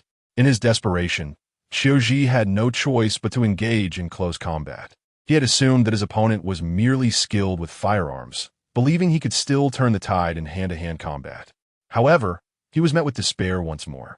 The combat techniques he had once prided himself on not only failed to allow him to close the distance, but also did not compel his opponent to strike. The sensation of being utterly outclassed lingered in his memory. akin to a hero from Jin Yang's martial arts world encountering a cultivator from an internet fantasy novel, a chasm too vast to bridge. Who prepared the boat for you? Li Feng did not respond to his words, but instead asked solemnly. Xiao Ji was intent on reaching international waters, implying that someone must have provided the means for his escape. This suggested the possibility of accomplices. Sighing deeply, Xiao Ji inhaled sharply from a cigarette, the tip glowing red and burning his lips before he paused. You truly cannot fathom the despair I felt at that moment. With a bang, Li Feng slammed his hand on the table, pointing at him and exclaiming, Xiao Ji, I warn you, stop with the nonsense and straightforwardly address the matter at hand. This is your best chance to seek leniency. Upon hearing this, Xiao Ji scoffed, I can assure you, I will not die. Do you believe me? Li Feng frowned, his gaze fixed intently on Xiao Ji's sharp, unsettling eyes. Your fate is not for me to decide. My profession is to ensure you confess. Xiao Ji erupted into laughter, a sinister chuckle that sent chills down spines. You cannot kill me. You lack the capability. He continued, however, I know someone will certainly die. Who? Li Feng asked, his expression turning serious. Xiao Ji, as if possessed, declared, no matter how skilled he is, can he evade the bullets of Black Wolf? No matter how precise his aim, can he escape the bullets of Black Wolf? He must die. He has to die. If he lives, others will find no peace. In that instant, Li Feng sensed something was amiss. Black Wolf, he knew, was the assassin on the police A-list wanted list. Xiao Ji's declaration regarding the individual destined to perish likely pertains to Lin Yan. Realizing this, he hastily exited the interrogation room and dialed Su Yingxue. Indeed, Xiao Ji had spoken those words directly, and observing his demeanor, it did not seem like mere fabrication. Therefore, it is imperative that he be cautioned to remain in a secure location and refrain from venturing out. Li Feng paused momentarily before continuing, stating that he would seek an audience with the leadership to request police protection. After ending the call, Li Feng made his way directly to the office of the deputy director. Zhang Donghai had been dismissed from his position, and the operations of the Binhai City Public Security Bureau were currently overseen by Deputy Director Wang Wenxin. Knock, knock, knock, enter. Wang Wenxin appeared to be in his early 50s, with thinning hair and a physique reminiscent of Ador. Upon noticing Li Feng, he furrowed his brow and inquired, has there been a result from the interrogation? Li Feng shook his head, responding the negative, but revealed that Xiao Ji had indicated a potential threat against Lin Yan. Wang Wenxin's expression tightened at this revelation, asking, Who? Li Feng Rupia Ailon. What? Wang Wenxin instantly straightened, astonished, exclaiming, Are you suggesting that He Lung intends to assassinate him? Chapter 11. The alluring Su Yingxue post-bath. Li Feng nodded, expressing his desire to request police protection for Lin Yan. Hearing this, Wang Wenxin slowly took a seat, contemplating for a moment before shaking his head. No, with Xiao Ji currently imprisoned, how could he be aware of the outside situation? He must be attempting to disrupt our law enforcement's focus and interfere with our judgment. We cannot afford to be deceived. But Director Wang, Li Feng was reluctant to concede. Xiao Ji did not appear to be fabricating tales. Just moments ago, he had witnessed a glimmer of despair in the eyes of such a notorious criminal for the first time. It seemed as though Xiao Ji had been profoundly affected, his mental state visibly unstable. Yet, when he uttered those words, he was animated and fervent, seemingly less concerned with Lin Yan's demise and more intrigued by whether the Black Wolf would succeed in eliminating him. Enough, Wang Wenxin interjected, raising his hand. Given the multitude of issues currently plaguing the Bureau, we urgently require manpower. We cannot mobilize our resources based solely on Xiao Ji's utterance. That would lead to unnecessary depletion of our forces. Is someone plotting to kill Lin Yan? Su Yingxue murmured, abruptly regaining her focus as she glanced at the retreating tall figure, immediately pursuing him. Wait! She dashed in front of Lin Yan, gazing up at him, panting as she spoke. You cannot return right now. I just received a call from the police department stating that someone might attempt to harm you. Harm me? Lin Yan pointed at himself in disbelief. He had neither spat on the street nor crossed paths with an elderly lady. He simply could not fathom who he might have offended. Su Yingxue nodded. I'm not entirely sure of the specifics. But the captain just mentioned that the Black Wolf may target you. The name Black Wolf resonated ominously within the police system of Lin Yan province. Qiu Ji was known openly, while the Black Wolf operated from shadows. In a mere decade, he had assassinated over 30 individuals from both the legal and underworld spheres, including a former director of the Public Security Bureau. After each killing, he would leave behind a Black Wolf head insignia, earning him the moniker Black Wolf.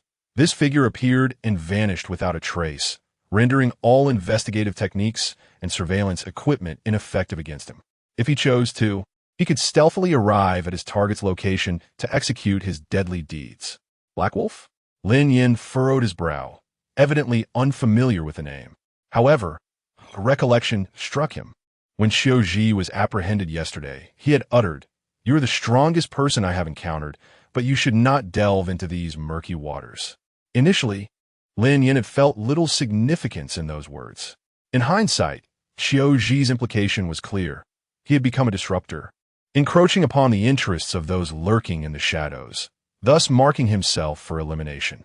Nevertheless, Lin Yan felt no significant trepidation upon completing his recent mission. The system had bestowed upon him a trait, danger perception. Within 100 meters, he could sense impending peril. With his skills, as long as he could foresee danger in advance, it would suffice. However, complete safety was not guaranteed.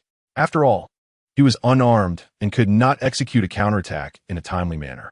As the saying goes, no matter how high one's martial prowess, one still fears a kitchen knife. If the adversary were to hide in the shadows and open fire, even with the ability to anticipate danger, it would prove quite challenging. "If I don't return, where shall I go?" Lin Yan inquired. After a brief moment of hesitation, Su Yingxue replied, "To my home." As a criminal police officer frequently engaged in tasks, she carried a firearm. Even when faced with peril, she would not be completely defenseless. For the time being, she decided to take Lin Yan home, awaiting further strategies from the Bureau. "To your home?" Lin Yan's eyes brightened.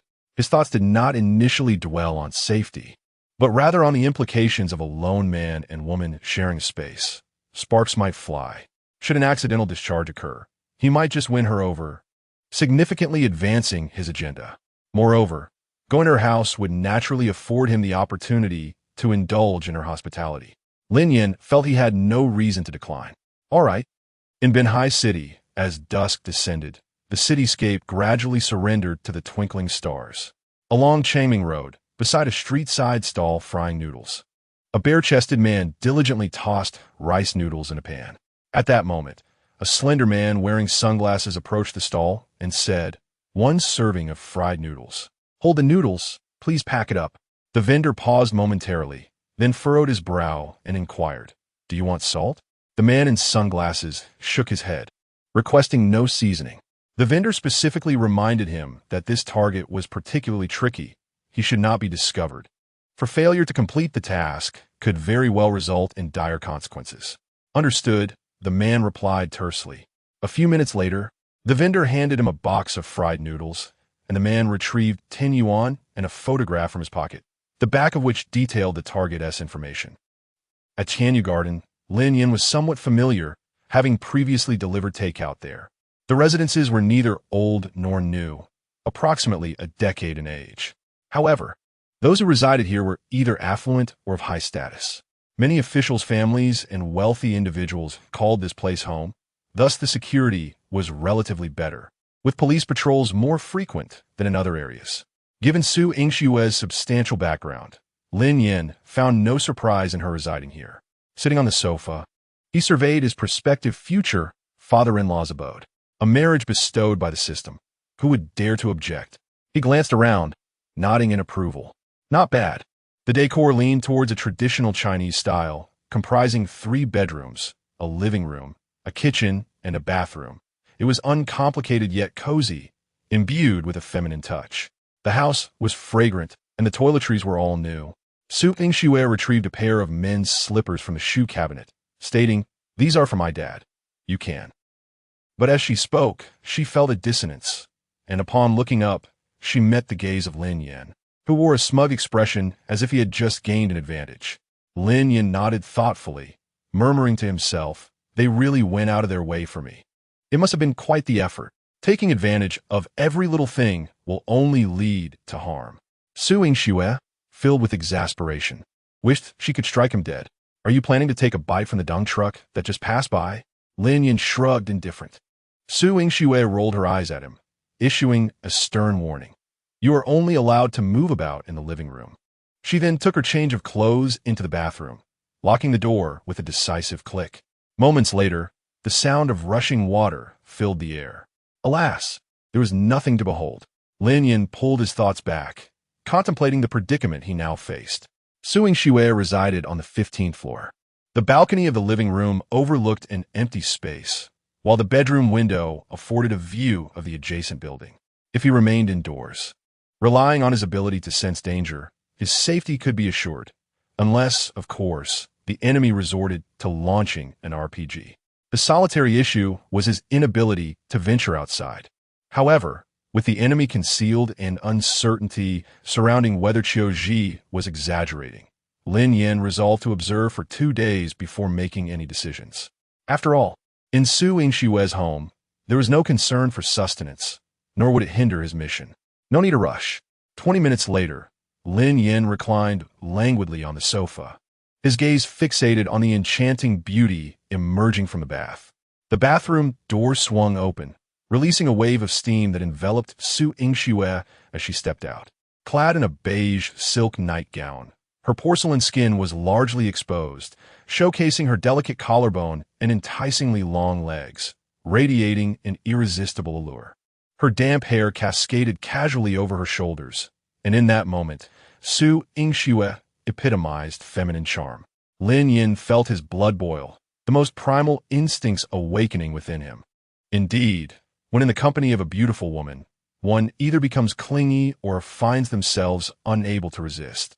Holding a towel in her hand, Su Yingxue tilted her head to dry her hair, only to catch sight of Lin Yan's gaze, his eyes fixed intently upon her. Is it beautiful? Chapter 12.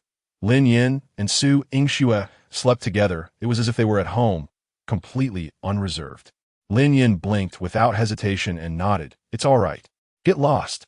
Su Yingxue rolled her eyes. She felt utterly powerless against his brazen demeanor. Even if she were to strike him, victory was not guaranteed. After all, she could hardly accuse him of indecency, for he had committed no tangible offense. In that moment, Su Yingxue was engulfed in a sense of speechlessness and despair. I can leave, Lin Yan stated earnestly as he rose to his feet, but I have a condition. What condition? Su Yingxue furrowed her brows slightly, pondering what kind of character he possessed, always insisting on conditions for everything. Lin Yan replied, You give me a 10-second hug, and I will leave immediately. Wherever you want me to go, I will go. Su Yingxue tilted her head, bewildered. What was he saying? A hug? And it must last 10 seconds? Was his mind somehow twisted? At that moment, a warning echoed. Unidentified flying objects are approaching from your southwest direction. Alert. In a flash, Su Yingxue seized her slipper from the floor and hurled it at Lin Yan. With remarkable agility, Lin Yan executed a perfect backbend.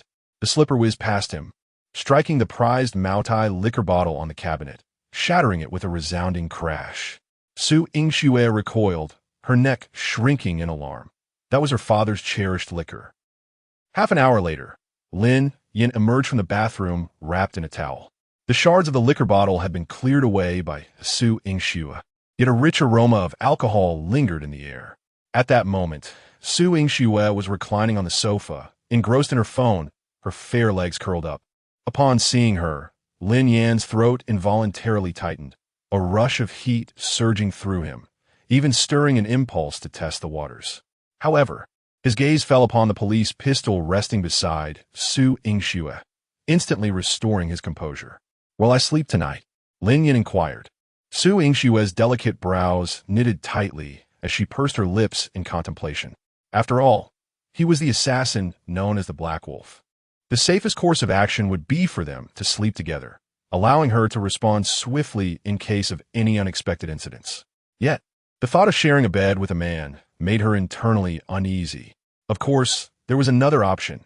She could hand the gun to Lin Yan for self-defense. With his marksmanship, he would undoubtedly have a higher chance of survival than she would while armed. However, The police's strict prohibition against lending out firearms was an unyielding rule. In a true crisis, it could be overlooked, but for now, those dangerous remarks were merely one side of the story. You can sleep in my room, I suppose, Su Ingxue finally said, suddenly sitting up straight and turning to Lin Yan with a warning. I'm doing this to protect you. So don't get any funny ideas. You can take the floor. Lin Yan scoffed, as if I would be so eager for your company. With that, he turned and headed towards the kitchen, feeling hungry and in need of something to eat. Su Ingxue watched his retreating figure, momentarily at a loss for words. At that moment, her close friend Chen Lily sent a message. Xiao, may I inquire about something? Su replied, what is it? Lily continued. There are rumors in the group suggesting that it was not the police who rescued the hostages yesterday, but an ordinary person. Is that true? Su Ingxue furrowed her brow as she read the message. The events of yesterday had not afforded the media an opportunity to report, and the Public Security Bureau had thoroughly sealed off information in an effort to minimize the impact. Consequently, much of the information stemmed from the gossip of nearby residents. There were numerous versions. Some claimed half the hostages had perished. Others said Xiaoji had escaped by helicopter to the high seas. And yet others asserted that the SWAT team had sniped Xiaoji. Of course, there was also the version mentioned by Chen Lily. Su inquired, who said that? Lily replied, many people. They said a young man appeared at the entrance of the bank that day, quickly got into a car, and then the hostages were rescued. Sigh, if only that hero were my boyfriend. Su teased. Are you daydreaming again? Lily retorted, be disgusted with. I'm just fantasizing a bit. Just look at him, and then look at that Lin Yan, really. By the way, Xiao, did you delete him from WeChat? Su Ingxue glanced towards the kitchen, pondering to herself. Can I mention that he is currently cooking in my house?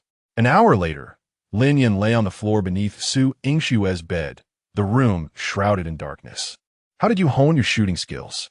Su Ingxue asked. She had always been curious about the origins of Lin Yan's remarkable abilities and had even entertained the notion that he might be a mercenary returning from abroad.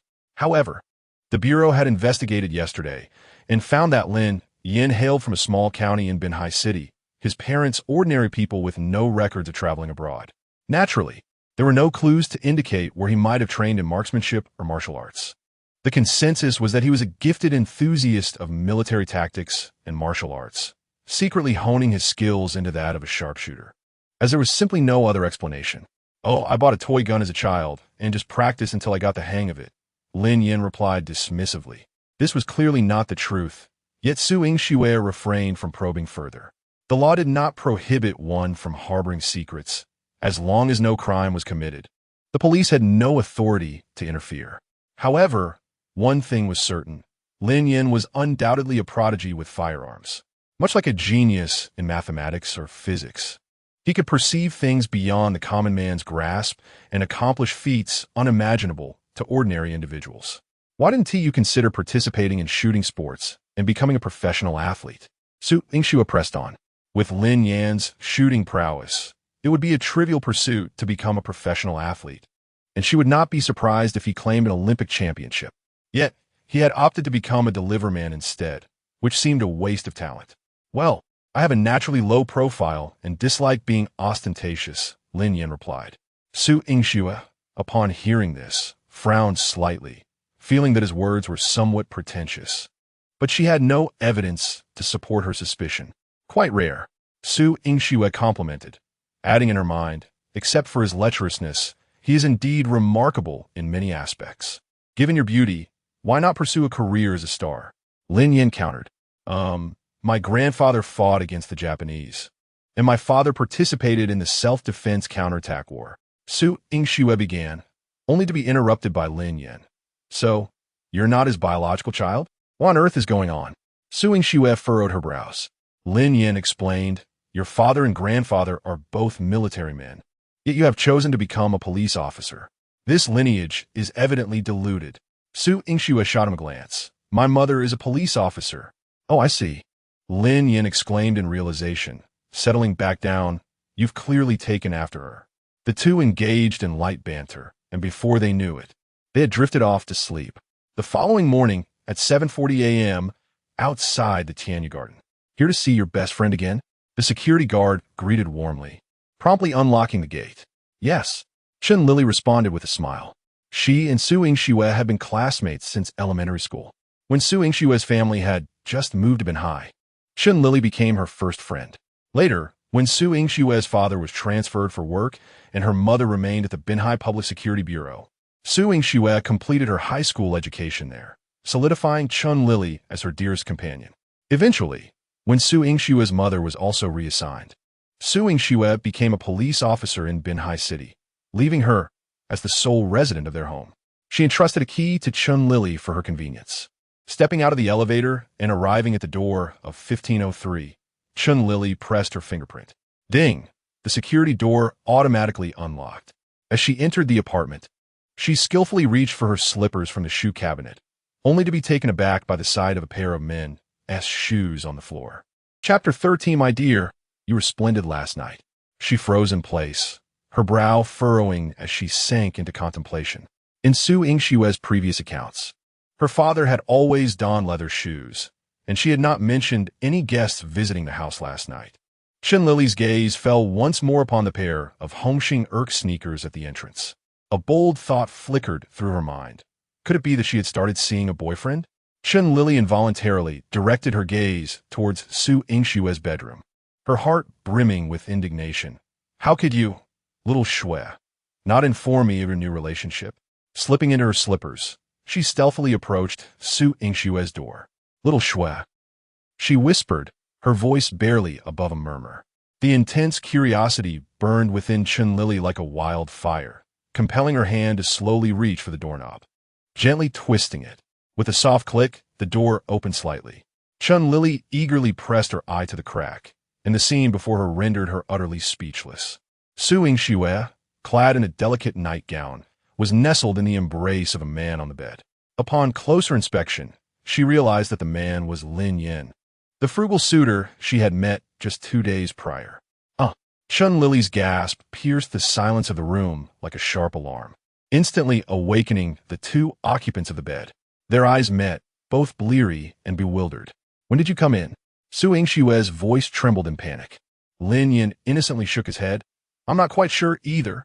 He strained to recall, vaguely remembering dreaming of tossing and turning on a hard bed, unable to find solace. Eventually, in a daze, he had reached out and felt something soft, which he instinctively moved towards. Then, he dreamt of having a beautiful wife, and the feeling of sleeping beside her was so delightful that he wished never to awaken. Su Yingxue, in a flurry, pushed Lin Yan away and sat upright, turning to face Chen Lili at the door. Lily, it's not what you think. Just 3 days after her best friend's failed blind date, she found herself in bed with the very suitor meant for her friend, a plot twist more absurd than any melodramatic soap opera. Su Yingxue pinched the bridge of her nose in exasperation, contemplating how to elucidate this predicament. Little Shui, you. Chen Lili's eyes widened in disbelief. Little Shui, have you lost your mind? How could you be with him? In her mind, Lin Yan was unworthy of Su Yingxue. Moreover, the rapid progression of their relationship was astonishing. How could they have moved so quickly to such intimacy in merely a few days? Especially considering that her best friend had always been traditional, having never even dated before. Lin Yan furrowed his brow slightly, then sat up straight, patting Su Yingxue's shoulder with an affectionate smile. My dear, you performed wonderfully last night. I shall freshen up now. You two take your time to chat. Love you. With that, he swung his legs over the side of the bed and made his way to the bathroom. Upon hearing these words, Chen Lili was left utterly bewildered, while Su Yingxue remained frozen, her mind a blank slate. What does he mean by that? What does it mean to perform brilliantly? Xiao Xue, you are being foolish. Chen Lili finally came to her senses, displaying a look of exasperation. How could such a beautiful police officer be involved with someone as despicable as Lin Yan? I didn't do anything, Su Yingxue exclaimed, her face full of helplessness, her eyes revealing a sense of unspoken grievance. Lin Yan entered the bathroom and closed the door, swiftly opening the system interface. As expected, the task released yesterday had been successfully completed. Congratulations, host, for completing the system task. Strategy Progress 10 Award, 30,000 yuan. Newbie task reminder. Hold hands with Su Yingxue for no less than 1 minute. Current strategy progress 30. Lin Yan gazed at the system rewards, a satisfied smile gracing his face. He never anticipated that this task would be completed so effortlessly. Initially, he had planned to rack his brain, devising various methods to embrace Su Yingxue for 10 seconds, but he had managed to accomplish it simply by taking a nap. The feeling was akin to purchasing multiple lottery tickets only to discover the following day that he had won them all. It was utterly unexpected and immensely gratifying. Bank of Industry and Commerce card ending in 8238 received a transfer of 30,000 yuan on September 10th at 7:58. Transfer income, balance 60,732.00 yuan. Bank of Industry and Commerce, watching his savings steadily increase, Lin Yan felt a twinge of reluctance to spend. From 3 digits to 5, and eventually aspiring to 7 and 8 figures, who could truly understand the joy of saving money? A few minutes later, Su Yingxue, having employed some method, finally dismissed Chen Lili. Lin Yan was indifferent to the matters between the two girlfriends. In truth, he had never harbored any fondness for Chen Lili. Witnessing her misfortune brought him a certain satisfaction. As Lin Yan brushed his teeth, Su Yingxue entered the bathroom clad in her pajamas, her fair face tinged with frost. Last night, while sleeping, she felt as if something was pressing against her. She thought she was dreaming. Only now did she realize it was that guy's. Well, you know. Huh. Lin Yan turned in surprise, his mouth full of toothpaste bubbles, mumbling indistinctly. Using corporal punishment is illegal. As a police officer, you cannot break the law. Su Yingxue shot him a glare and turned to leave the bathroom. By the time Lin Yan finished washing up and emerged, Su Yingxue had already tied on an apron and entered the kitchen. The pink apron adorned with a corgi pattern dispelled the earlier chill, adding a touch of youthful charm to her demeanor. Su Yingxue skillfully prepared boiled noodles and warmed milk. Lin Yan marveled at how a girl with such a background in beauty chose to be a police officer, all while possessing remarkable self-sufficiency. In contrast, Chen Lili seemed to be the complete opposite. How could you possibly get along with that thing? Lin Yan questioned, perplexed. What thing? Su Yingxue tilted her head, frowning, then quickly realized he was referring to her friend. Chapter 14. Su Yingxue suspects Lin Yan is the reincarnation of Teddy as she stirred the noodles in the pot. She remarked, the formation of one's character is influenced by both innate and acquired factors. The essence of friendship hinges upon how one person treats you, rather than how they interact with others. Moreover, I have known her for a long time, and she was not like this back then. Lin Yan pursed his lips. He had to concede that Su Yingxue's words held considerable wisdom. It was akin to a childhood friend. Even if one day they were to become a murderer, in his heart, they would still be the cherished companion from their youth, having simply erred in judgment. Their long-standing camaraderie would not be diminished by a single misdeed. What do you plan to do about the Black Wolf? Su Yingxue inquired. Lin Yan mused, stroking his chin in contemplation. Before he could respond, Su Yingxue turned to him with unwavering resolve and stated, this matter originated with me. Although the Public Security Bureau has yet to dispatch personnel for your protection, I will see this through. Therefore, when you devise your plans, consider me involved. Upon hearing her words, Lin Yan felt a twinge of emotion. It had to be said, Su Yingxue was truly remarkable, beautiful, well-proportioned, pleasant to the touch, charming in personality, and responsible. To bring home such a wife would indeed be a source of immense joy. Do we have any specific information regarding this Black Wolf? He asked. As the ancient military adage goes, know thy enemy and know thyself. In 100 battles, you will never be in peril. Even though Lin Yan currently did not regard the so-called Black Wolf with much apprehension, it was wise to exercise caution. The more one knew, the more assured one could be. No, Su Yingxue replied, setting breakfast on the table, removing her apron, and turning to Lin Yan with a grave expression. The former director of the provincial department was killed at his hands. Lin Yan's brow furrowed at her words. The so-called golden and silver assassins portrayed on television often had more notoriety than skill, and in reality, their prowess was often overrated. However, the fact that this Black Wolf dared to assassinate even the head of the police indicated that he indeed possessed formidable capabilities. Yet, that was merely the word of his enemy, and the truth of his intent to assassinate remained uncertain. Upon hearing her remarks, Lin Yan confidently asserted, "What he said is true." His assurance stemmed from the system's warning labeled Danger Alert. If the system provided such a designation, it could not be dismissed lightly. "How do you know?" "Intuition," he replied. "In any case, we cannot afford to be complacent. You eat first. I will go wash up."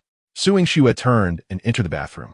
Lin Yan gazed at the sumptuous breakfast before him, marveling that in just 2 short days, his dream of a warm family life had already reached its halfway point. Now, all that remained was to have children. Perhaps he would plant that seed soon. Yes, it's settled then. Lin Yan picked up his chopsticks and began to feast heartily. Now residing with Su Yingxue, with doors and windows securely shut, the Black Wolf would need to breach his sanctuary to carry out an assassination.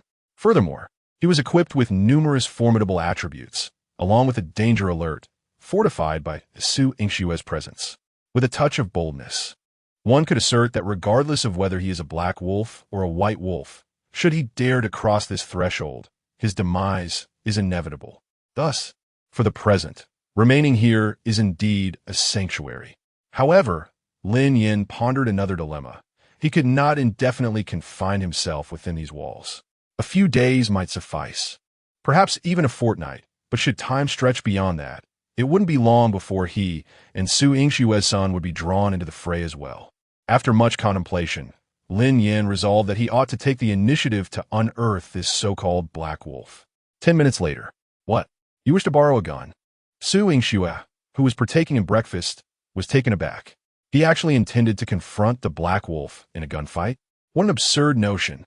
Furthermore, as a police officer, it was a fundamental principle to keep one's firearm close at hand, let alone lending it to an ordinary individual like him to engage with a killer.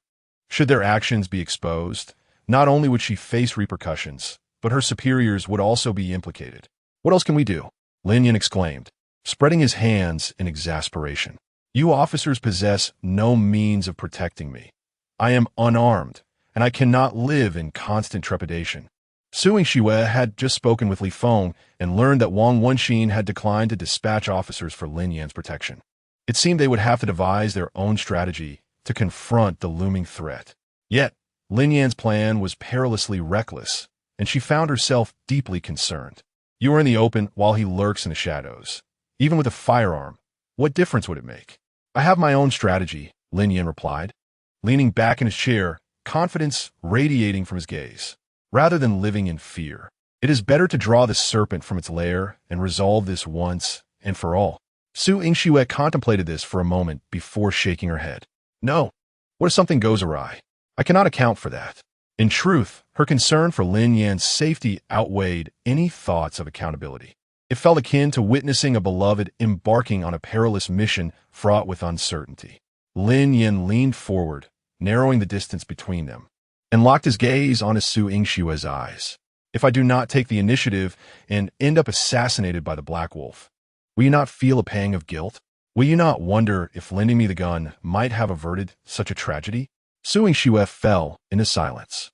Lin Yan's assertion was undeniably poignant. Should such a fate befall him, regret would surely consume her.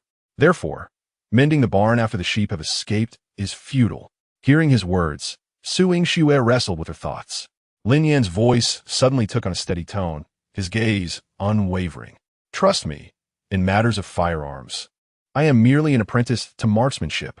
He is but a mere assassin, not worth my concern." Su Yingxue raised her eyes to meet Lin Yan's profound gaze. A potent confidence emanated from him, compelling her to believe. Slowly, she pushed the handgun across the table towards Lin Yan. "Regardless of the circumstances, you must ensure your safety." Her tone was both commanding and reminiscent of a lover's promise before parting. Lin Yan accepted the gun, his fingers gliding over its cold surface. A wave of reassurance washing over him. How comforting it would be to carry a firearm year-round. Su Yingxue shot him a disapproving glance, her expression one of disdain. With a bemused expression, he seemed utterly entranced by the mere act of holding a firearm. What thoughts could possibly occupy his mind? Lin Yan suddenly straightened his posture and inquired, "Do you wish to capture the Black Wolf alive?" "Alive?" Su Yingxue momentarily failed to grasp the implication. Haven't you all long desired to see the true visage of the Black Wolf? Do you not wish to seize him as a living specimen?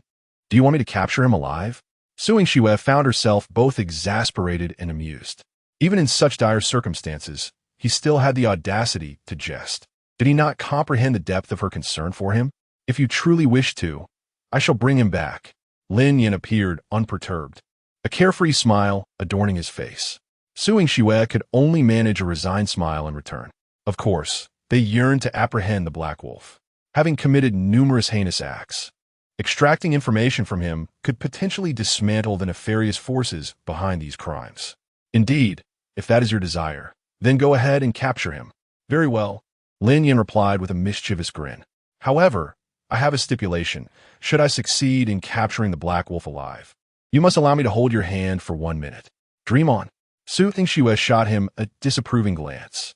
Even with the situation growing increasingly perilous, his mind was still consumed with such absurd notions.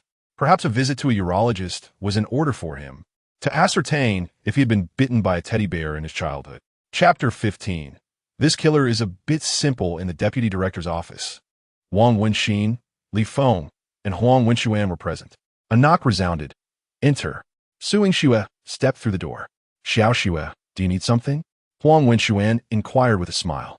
Ignoring him, Suing Shue walked directly to the desk, turning to Deputy Director Wang Wenxin, stating, Director Wang, I have something to report. With that, she produced her police identification and placed it on the desk. The trio exchanged bewildered glances. What could this mean? Wang Wenxin hastily pressed, Xiao Shue, what are you doing? Taking a deep breath, Suing Shue declared, I lost my gun. The revelation left everyone astounded.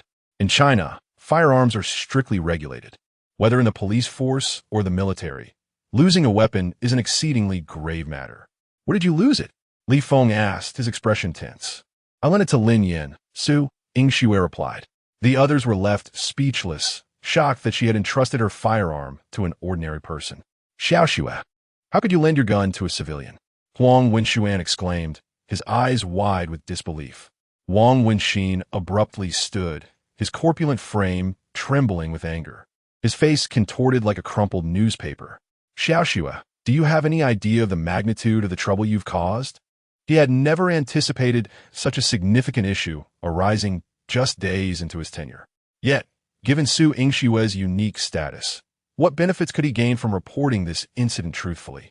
Wang Wenxin moved to the door, shutting it firmly, and spoke in a hushed tone.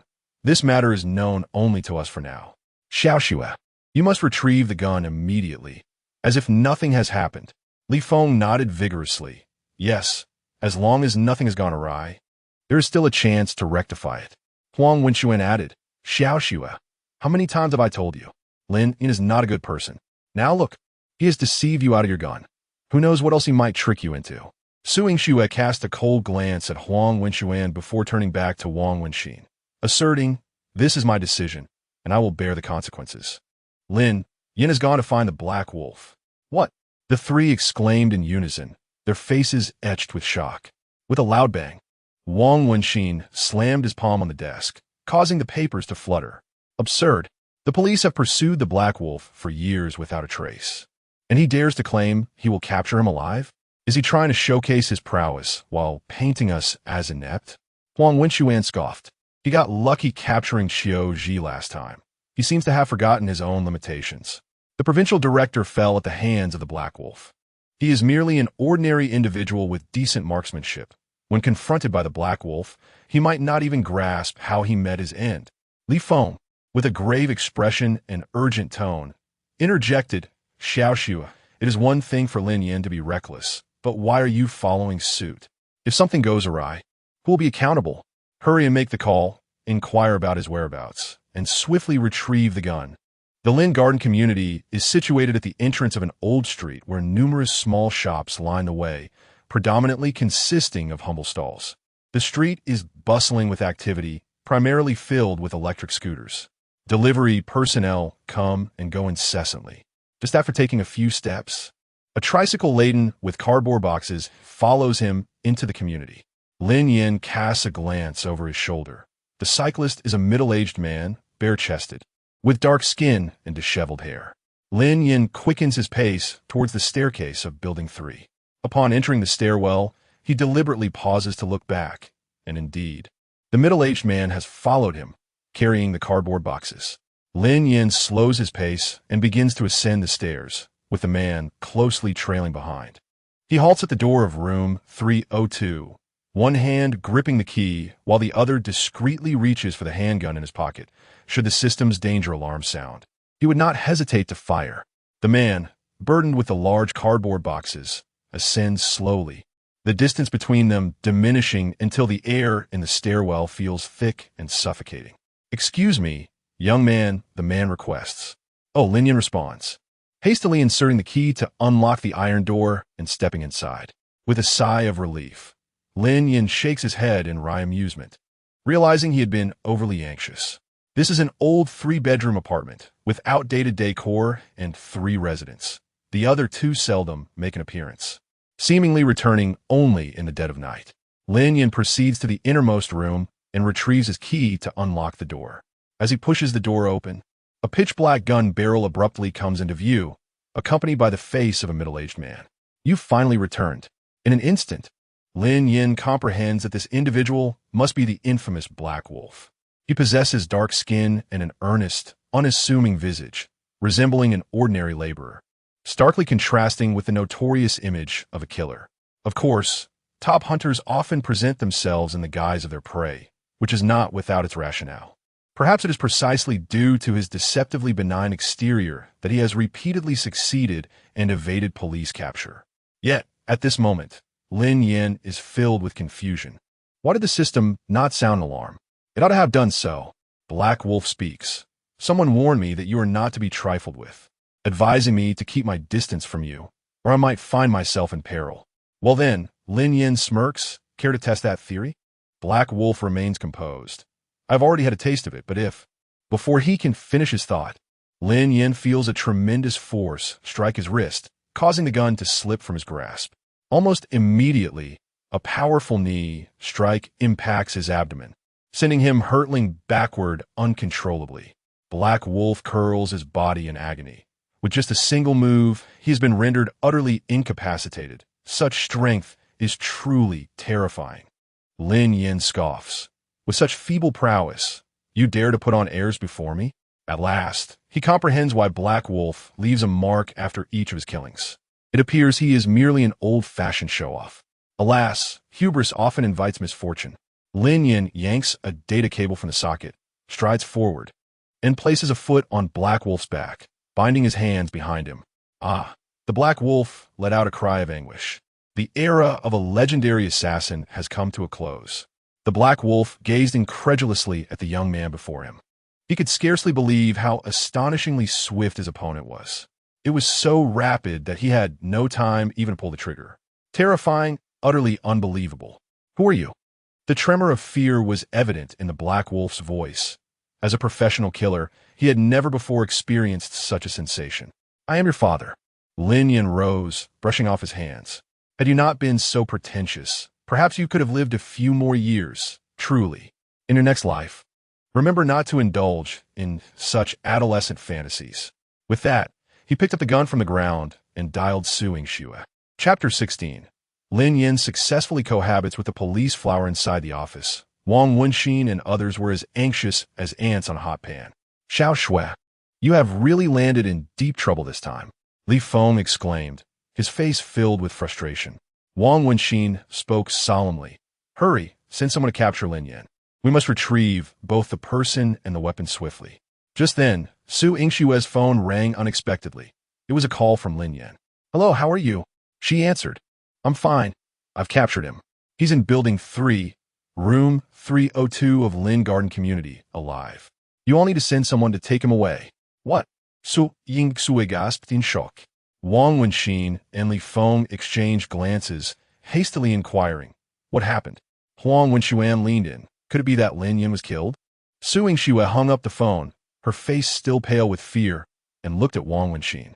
"Director Wang," he said, "Black Wolf has been captured, and he's alive." Upon hearing this, Li Feng slapped his thigh, exclaiming, I knew something bad would happen. If he has captured, ISNT he doomed." "Wait, what did you say?" Black Wolf has been captured? Su Ingxiu nodded. That's what he said in Lin Garden Community, Building 3, Room 302. At this revelation, the three exchanged astonished glances, each reflecting disbelief.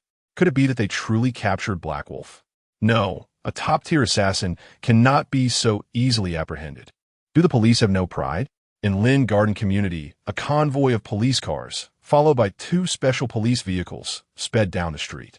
The sound of screeching brakes was followed by the thud of doors slamming open as armed officers began to secure the scene, instantly enveloping the once vibrant street in a tense atmosphere.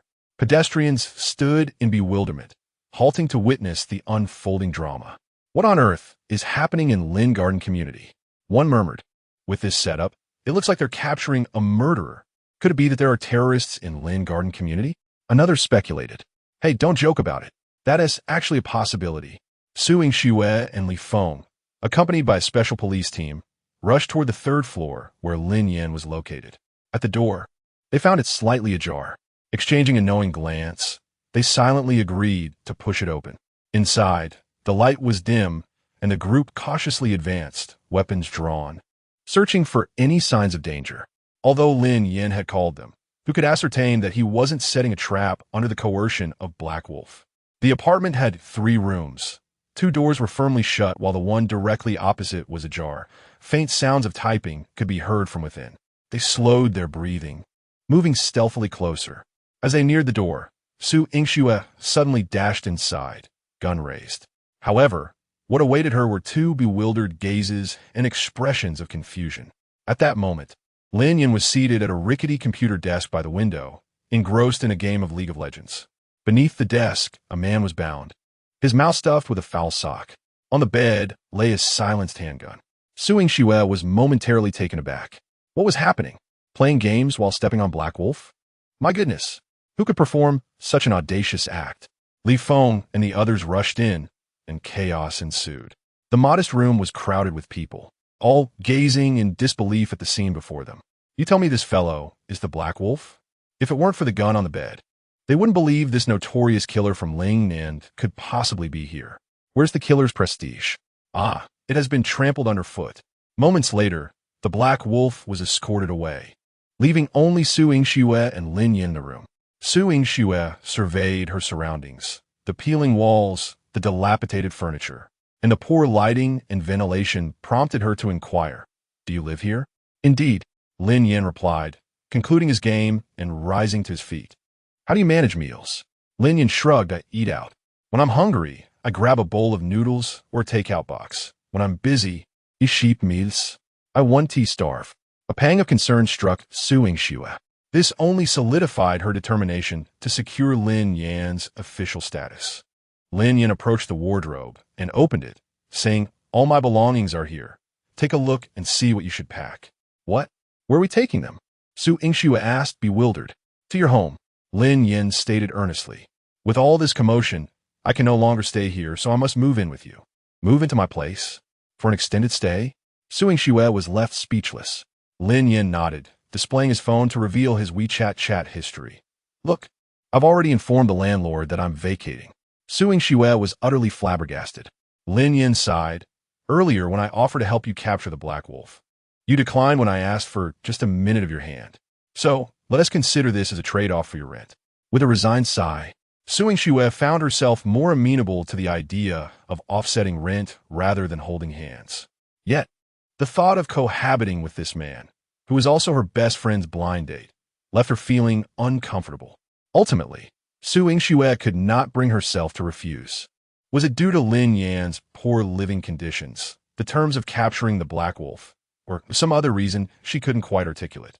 In any case, the words of refusal remained unuttered. Chapter 17. The name of Lin Yan resounded in the conference hall in the provincial conference room. The attendees were all members of the provincial leadership team. Huang Weiyong surveyed the crowd and spoke, regarding Comrade Zhang Donghai's unilateral decision-making, disregarding the safety of the hostages. "I invite everyone to share their opinions." Upon hearing this, the attendees exchanged glances, yet none seemed inclined to speak. The incident had yet to be classified, and voicing an opinion would necessitate taking a stance. The individuals present were seasoned veterans, fully aware of the implications involved. Furthermore, they had no vested interest in Zhang Donghai, who would wish to be the scapegoat and bear unnecessary risks. They awaited a signal. Before the silence lingered too long, a striking woman in police uniform seated at the front on the left interrupted Huang Weiyong. I believe Comrade Zhang Donghai's actions were exceedingly reckless. He is at fault. As her words echoed, all eyes turned toward her. The beautiful woman was Zhang Xiaomei, the deputy director of the Provincial Public Security Bureau, and also the mother of Su Yingxue. Huang Weiyong smiled, and the others, seeming to have received a cue, began to engage in discussion. There certainly exists a significant error. Fortunately, the hostages are unharmed. Otherwise, who could bear the weight of such responsibility? Indeed, this matter not only violates protocol, but also lacked any risk assessment. Acting impulsively without consideration, he truly had the audacity to assign an ordinary person to carry out such a task. In my view, a severe punishment is necessary to set a precedent for units at all levels nationwide. Huang Weiyong turned his gaze toward Zhang Xiaomei. Deputy Director Zhang, please share your perspective. Zhang Xiaomei set down her pen and spoke gently. While Comrade Zhang Donghai is certainly at fault, we cannot deny nor overlook one crucial point. Upon hearing this, the attendees exchanged puzzled looks. It seemed her statements contradicted one another. The first criticized, while the latter appeared to exonerate Zhang Donghai. Even Huang Weiyong furrowed his brow in contemplation. Zhang Xiaomei continued, "You are all seasoned veterans in the criminal investigation system, having dedicated your lives to policing. Let us put ourselves in Zhang Donghai's shoes. What was he confronted with at that moment? A ruthless criminal, Qiu Ji, holding more than 20 hostages." Her words immediately provoked deep reflection among the attendees. They were well acquainted with Qiu Ji and had served in grassroots leadership roles themselves. They understood that, in such circumstances, any choice Zhang Donghai made would likely be flawed. Advancing would be a mistake. Retreating would also be a mistake. In those extreme conditions, Zhang Donghai truly had no options available to him. Once more, they turned their gazes toward Huang Weiyong, as he had yet to express his stance. With a composed expression, Huang Weiyong leaned against the conference table, arms crossed, his thumbs rhythmically rolling back and forth. "Please continue." Zhang Xiaomei nodded slightly. "Personally, I believe Comrade Zhang Donghai should not bear excessive responsibility. Otherwise, if similar situations arise in the future, no one will dare prioritize saving lives above all else." Office Director Fu Yuan countered, "I disagree. Zhang Donghai merely got lucky this time. As the backbone of the people, how could we treat human lives as mere chips to be placed upon a gambling table?" His words immediately incited a chorus of agreement. Director Fu was correct. Zhang Donghai must bear responsibility. Such behavior must not be condoned. As their voices subsided, Zhang Xiaomei unhurriedly continued. "Following the incident, I inquired in detail with my daughter in the criminal police team of Binhai City regarding the relevant circumstances. The unequivocal response I received was that the young man named Lin Yan indeed possesses extraordinary abilities. He first subdued 2 knife-wielding robbers with his bare hands, and then, before Zhang Donghai's very eyes, seized Officer Huang Wenxuan's service weapon. In less than 2 seconds, he disassembled a Type 05 police handgun into its components. The record for handgun disassembly currently stands at 5 seconds. I believe everyone understands the significance of this 2-second feat. One can only imagine the shock Zhang Donghai must have experienced witnessing such capability. If it were not for the recognition of this ability, why would he take such a considerable risk in resolutely assigning an ordinary individual, who is not an officer, to undertake such a monumental task? Consider, if he had not made this decision under pressure and entrusted the decision-making authority to our provincial department, would we truly have been able to formulate an effective plan to ensure the safety of the hostages? As her words echoed in the conference room, silence enveloped the space. In the face of objective facts, no one could find grounds for rebuttal. Zhang Xiaomei paused for a moment and continued. "Therefore, I believe that Comrade Zhang Donghai is both commendable and at fault. While merits and faults cannot offset one another, they should not warrant dismissal. At this juncture, It has become abundantly clear that Zhang Xiaomei is determined to protect Zhang Donghai. Who supports and who opposes will be revealed in the forthcoming show of hands. Huang Weiyong furrowed his brow in silence for several seconds, his gaze sweeping over the assembly, before solemnly inquiring, "Are there any other opinions?" No one responded. He nodded, then said, "Very well, let us proceed to a vote. Those in favor of Comrade Zhang Xiaomei's opinion, please raise your hands." Upon concluding his statement, he was the first to raise his hand amidst the astonished gazes of others. With his endorsement, no one else dared to voice dissent. In an instant, everyone raised their right hands. "All right, the meeting has passed. It has been decided to restore Comrade Zhang Donghai to his position and issue a severe warning. Director Huang, I have one more matter to address," Zhang Xiaomei added. Huang Weiyong smiled and replied, "Please proceed." Zhang Xiaomei produced a prepared document and stated, "The young man named Lin Yan is eager to join the police force to uphold justice and safeguard the lives and property of the populace. His exceptional abilities and the courage he has displayed, unafraid of sacrifice, align perfectly with our expectations of police officers. He is precisely the talent we urgently require. I have also investigated his background, and it is spotless. Therefore, I propose that we approve his special recruitment as a police officer." "I oppose," Fu Yuan interjected, raising his hand. "While he may possess certain capabilities, we must rigorously scrutinize the matter of special recruitment. For instance, regarding physical conditions." Upon hearing this, the crowd's gaze shifted towards Huang Weiyong. The latter lowered his head and cleared his throat twice, remaining silent, evidently in disagreement. Director Fu's assertion was sound. Special recruitment should not be taken lightly. Criminal investigation demands more than mere marksmanship. Proficiency with a firearm alone is insufficient. This matter indeed requires careful deliberation. Huang Weiyong raised his hand, urging for silence. He turned to Zhang Xiaomei, smiling as he said, "Deputy Director Zhang, since everyone feels that we can take a moment, let us allow him to gain experience in the auxiliary police position first and assess his performance thereafter."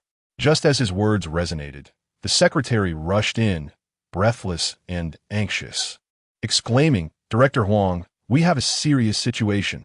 Huang Weiyong furrowed his brow, inquiring, "What is the matter?" The secretary swallowed hard. "The Black Wolf has been captured." "What did you say?" Huang Weiyong sprang from his chair, his face a mask of astonishment. The secretary continued, "A call just came in from Benhai. The Black Wolf has been apprehended alive and is now at the city bureau." The assembly was rendered speechless, grappling with disbelief. Who among them was unaware of the Black Wolf? To think he had been captured alive. The magnitude of this news was no less shocking than that of Qiu Zhi's previous capture by Lin Yan. Who was responsible for this? Huang Weiyong pressed. The secretary replied, "The report from Benhai indicates it was a person named Lin Yan." "What?" The crowd gasped in astonishment once more. It was Lin Yan again. Zhang Xiaomei, with a smile, remarked, "In my view, individuals of his caliber joining the police force is not merely an honor for him, but rather a boon for the people and a blessing for the populace. We require talents, such as him." Chapter 18. The uniformed policewoman comes to help, although Su Yingxue agreed to let him move in. She stated that she needed a few days to discuss it with her parents. Thus, they would have to wait a bit longer. After Lin Yan finished his grooming, he sprawled on the bed, opening a game while reflecting on all that had transpired in recent days. Excitement and anticipation flooded his mind. His life was beginning to take a different turn. Even the simple act of playing games now held a novel experience. Previously, he had to carve out time amidst a whirlwind of responsibilities, with a constant pressure weighing on his mind. He had to strive, work, earn money, buy a house, acquire a car, and marry. But now, all those concerns about cars and houses seemed trivial. He wanted to savor life, to revel in the joy of the moment. On another note, Su Yingxue returned home and, after freshening up, settled into her study to begin writing some materials. Although Lin Yan had accomplished something significant, his status remained that of an ordinary person. Under normal circumstances, he would only receive a certificate of honor and a monetary reward.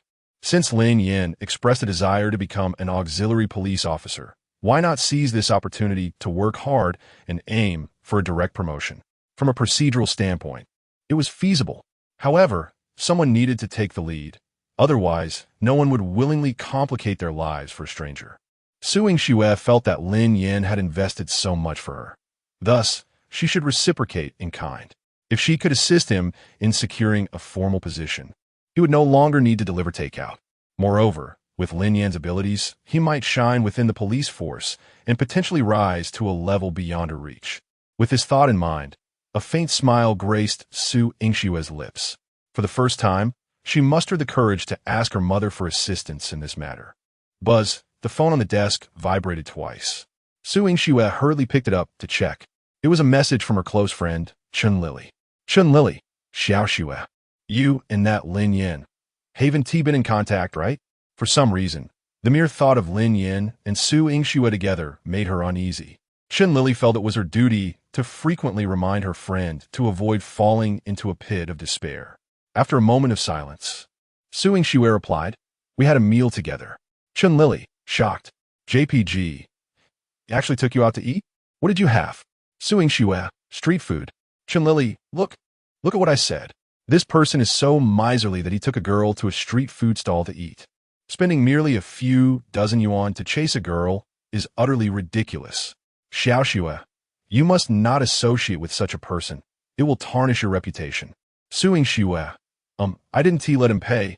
I paid myself. She merely aimed to state the objective truth, clarifying that Lin Yan had no intention of spending money to pursue a girl, as he was unwilling to spend even a dime. Upon reading this, Chun Lily was utterly flabbergasted. Xiao Xue, have you lost your mind? You actually paid him. She believed the world had gone mad. How could such a beautiful girl like Su Yingxue be willing to subsidize a poor boy? Wouldn't he that elicit laughter from others? She felt compelled to intervene. Chun Lily suddenly thought of someone, Huang Wenxuan. To pursue Su Yingxue, he had added Chun Lily on WeChat, frequently gifting her small tokens in hopes that she would speak favorably of him in front of her best friend.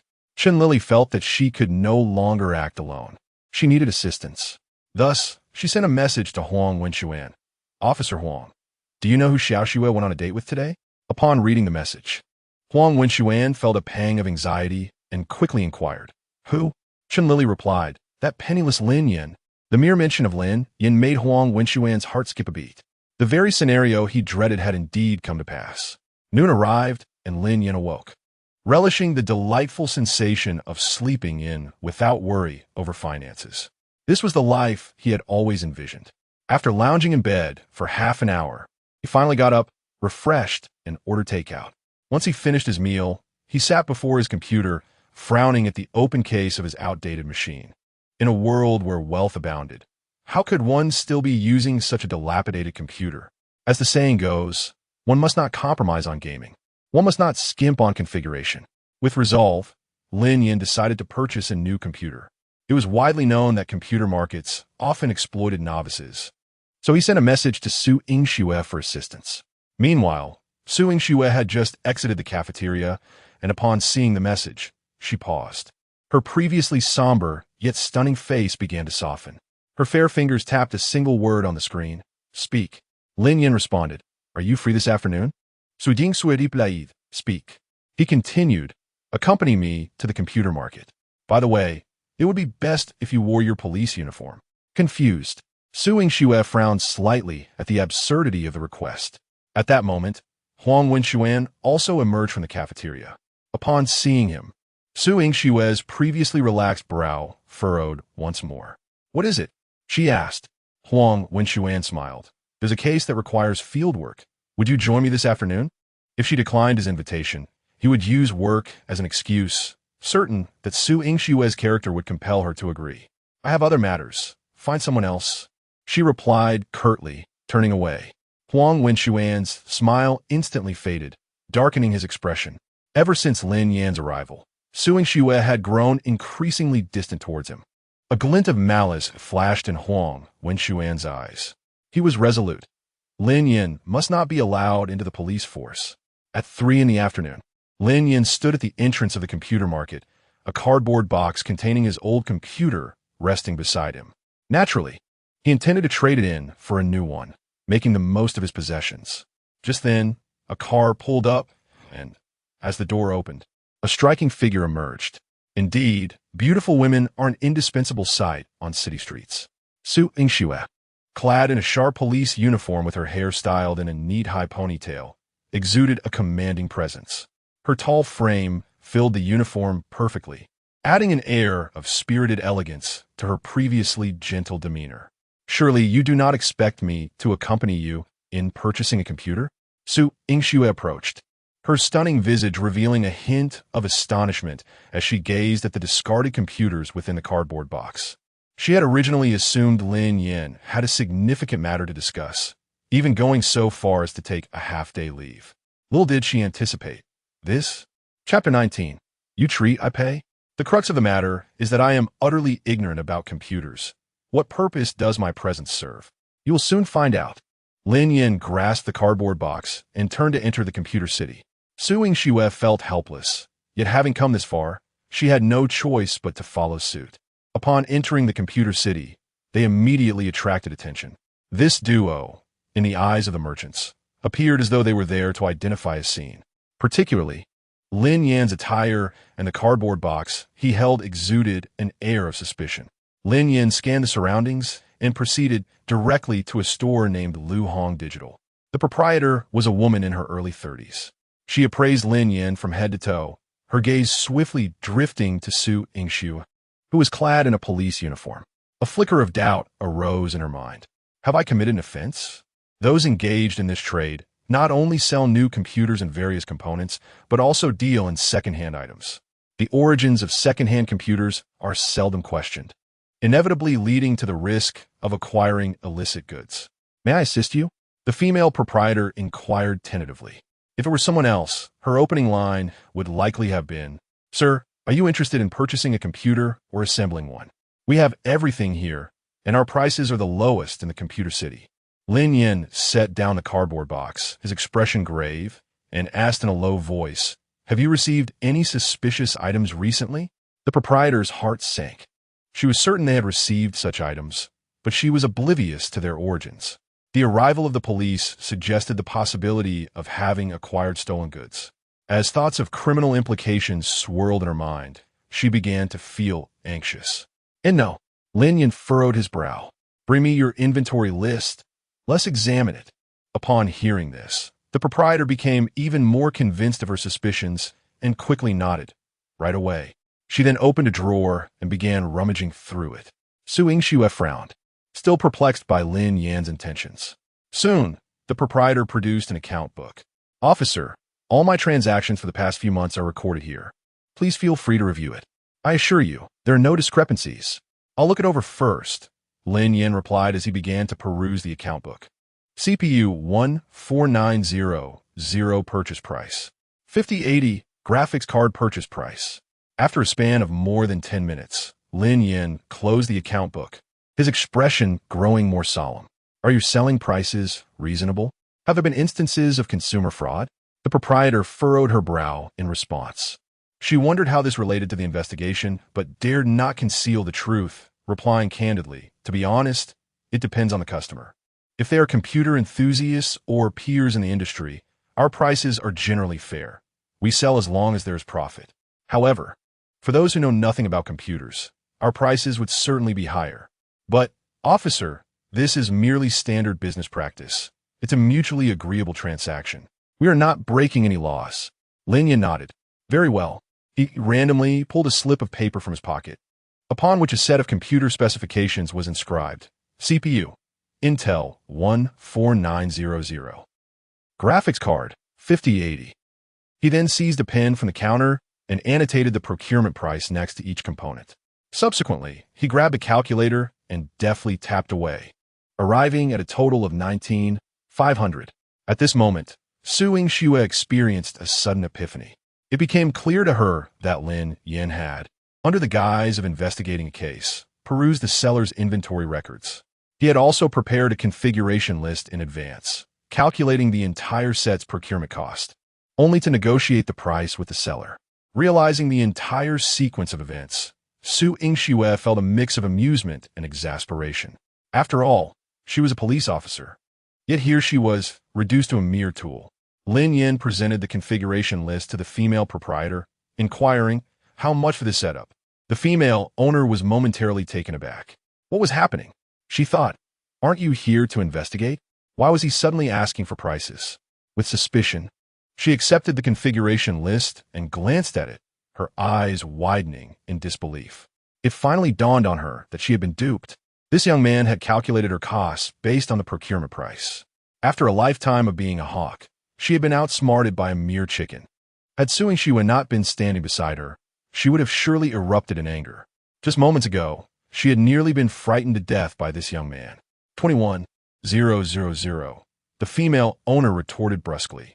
For this configuration, if sold to an unsuspecting novice, she would have added at least 2,000 to 3,000. Now that the buyer was aware of the procurement price, what was to be done? Refusing to sell to him? In the business world, one does not shoo away customers. Selling to him left a bitter taste in her mouth. Therefore, she quoted a price that was not particularly low. Upon hearing this, Lin Yan frowned. This configuration was one he had learned about on Douyin. The online prices were roughly equivalent, but purchasing online would entail a wait of several days, which he was unwilling to endure. Will you sell it for 20,000? The female owner shook her head. At 20,000, I would only earn 500 from you. I can make that much just from the graphics card alone. No deal. Lin Yan nodded. All right, how about adding 200? You'd earn 700. That should suffice, right? Earning 700 from a computer setup is quite decent. The female owner hesitated for a moment. Fine. Business is tough these days. Every bit counts. Moreover, having a police officer lingering outside her shop could undoubtedly affect her business. Lin Yan lifted the cardboard box and placed it on the counter. I have an old computer here. Based on the second-hand purchasing price you provided, it should be worth exactly 200. So, I will pay you 20,000 shortly, correct? Su Yingxue was left dumbfounded. Was this even possible? If one were to call Lin Yan generous, she would be the first to disagree. Lin Yan was reluctant to even pay for meals for the girls he invited out. Yet, when it came to a 20,000 computer, he did not bat an eye. He simply declared his intent to buy. Did this mean that girls held such little significance in his eyes? The female owner looked disdainfully at the contents of the box. Even giving you 200 seems excessive. 30 minutes later, Lin Yan emerged from the computer city, cradling his new laptop alongside Su Yingxue. This purchase marked the most extravagant expenditure he had indulged in for himself over the past 2 decades. A computer worth 20,000. Such a sum was previously unfathomable to him. He had always prioritized buying a car, a house, marrying, and starting a family. Even with a monthly income exceeding 10,000, he could never have justified spending 20,000 on a computer. Approaching the spicy fish head dish before Su Yingxue, Lin Yan remarked, "Could you kindly unlock your car door? Do you expect me to take you home?" Su Yingxue felt that it was already generous of her not to hold him accountable for delaying her work. Yet she was taken aback by his audacity in making such a request. Lin Yan, maintaining a serious demeanor, replied, "It's not for free. I shall treat you to a meal shortly. You have helped me save a substantial amount today, and I must repay you with a dinner. Are you suggesting that you will treat me while I pay?" Su Yingxue countered. Chapter 20. Having spent 20,000 on a computer, Lin Yan declared, "It's on me. I'll cover the expenses. If you don't believe me, I'll transfer the money to you first, and then we can dine together." Su Yingxue was somewhat taken aback. How could I possibly distrust him? The very notion of him, the notorious miser, uttering such a phrase was astonishing. "All right then, transfer it to me first. Not an issue, just open the car door, and I shall place the computer inside." After securing the computer, Lin Yan took out his phone, opened WeChat, and initiated the transfer. Shortly after, Su Yingxue received a notification. 20, transferred to you? Su Yingxue was utterly astonished. Could a person truly do such a thing? 20 yuan for a meal? Lin Yan nodded. Indeed, just a bowl of noodles each, perfectly sufficient. It was astonishing that this covered the cost for 2. Su Yingxue's worldview shattered. Payment received. She understood that if she were to refuse, Lin Yan would certainly reclaim those 20 yuan without hesitation. She was determined not to let this miser gain any advantage over her.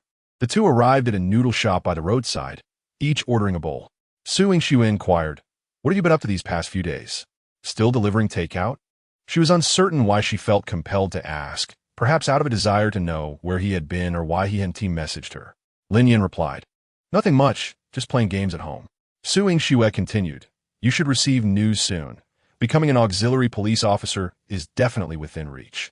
However, the salary is quite low. Today, Lin Yan had spent 20,000 on a computer, and she feared he might mistakenly believe that the salary of an auxiliary officer was substantial, leading him to spend extravagantly. I understand," Lin Yan remarked, clarifying that he was not motivated by salary. Su Yingxue persisted, "Regardless, with your capabilities, you will undoubtedly be valued. Even if you aren't specially recruited this time, there will be future opportunities." Yet at that moment, an abrupt voice interrupted their conversation. "Xiaoxue." Su Yingxue frowned and looked up to find Huang Wenxuan standing on the sidewalk outside the shop, accompanied by another female police officer from the precinct. Lin Yan turned his head, squinting, and recognized her as the officer from whom he had wrested a gun that day. Upon seeing Lin Yan, Huang Wenxuan felt as though he had been struck by a heavy blow. He had persistently invited Su Yingxue out, only to be met with her repeated refusals. Now, she was dining with a seemingly impoverished young man on the street. "Is there something you need?" Su Yingxue asked, her disdain for Huang Wenxuan evident, largely due to his unlikable nature. They had known each other since childhood. He held grudges and was petty. Anything he desired, he would stop at nothing to obtain. As a child, he would cry, cause a scene, and resort to extreme measures. As an adult, he employed unscrupulous tactics. After graduating from police academy and being assigned to Binhai, Huang Wenxuan immediately leveraged his connections to follow her. He had not merely expressed his feelings. He had relentlessly pursued anyone who showed her any kindness.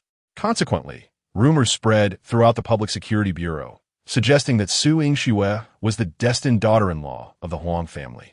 Had it not been for Su Yingxue's equally profound background, she might have suspected Huang Wenxuan of employing even more despicable tactics. Originally, Lin Yan's recruitment was expected to proceed smoothly, but it was precisely his interference that rendered the situation convoluted. Consequently, Su Yingxue's disdain for him grew even stronger. Huang Wenxuan's expression was exceedingly grim, yet he could not afford to lose his temper. He shot Lin Yan a glare and coldly remarked, "No matter, I was merely passing by." After uttering this, he turned on his heel and departed. A few steps out, he instructed the female police officer beside him, "You wait for me up ahead." He then pulled out his phone and made a call. "Hello, Dad. We absolutely cannot allow that fellow named Lin Yan to join the police force." Huang Weiyong replied, "The meeting has already approved it." "What?" Huang Wenxuan exclaimed, "Dad, you promised me. How could he still get approved?" Huang Weiyong explained, "It was Zhang Xiaomei who strongly recommended him. He was fully supportive of his son's pursuit of Su Yingxue. Apart from Su Yingxue's own exceptional beauty, her family background was also noteworthy. Her father was currently the head of the military district. If this union could be facilitated, the Huang family's standing in Lingnan province will be further solidified. However, during the meeting today, Zhang Xiaomei expressed her stance to protect Zhang Donghai and also to endorse this young man named Lin Yan. If Huang Wenxuan insisted on opposing, it would likely lead to a rift between the two families. Naturally, Huang Weiyong would not allow minor losses to overshadow greater gains. Upon hearing this, Huang Wenxuan murmured to himself, "Her recommendation implies." Huang Weiyong interjected, "The subsequent matters will depend solely on you." At the Lin Garden community, the vehicle came to a gradual stop. Lin Yan exited, retrieved his computer, and waved at Su Yingxue, expressing gratitude. Su Yingxue rolled her eyes and pressed the accelerator, driving away. Upon returning home, Lin Yan eagerly set up his computer, plugged it in, and booted it up. He downloaded Steam, PUBG, and League of Legends, acquiring everything he could.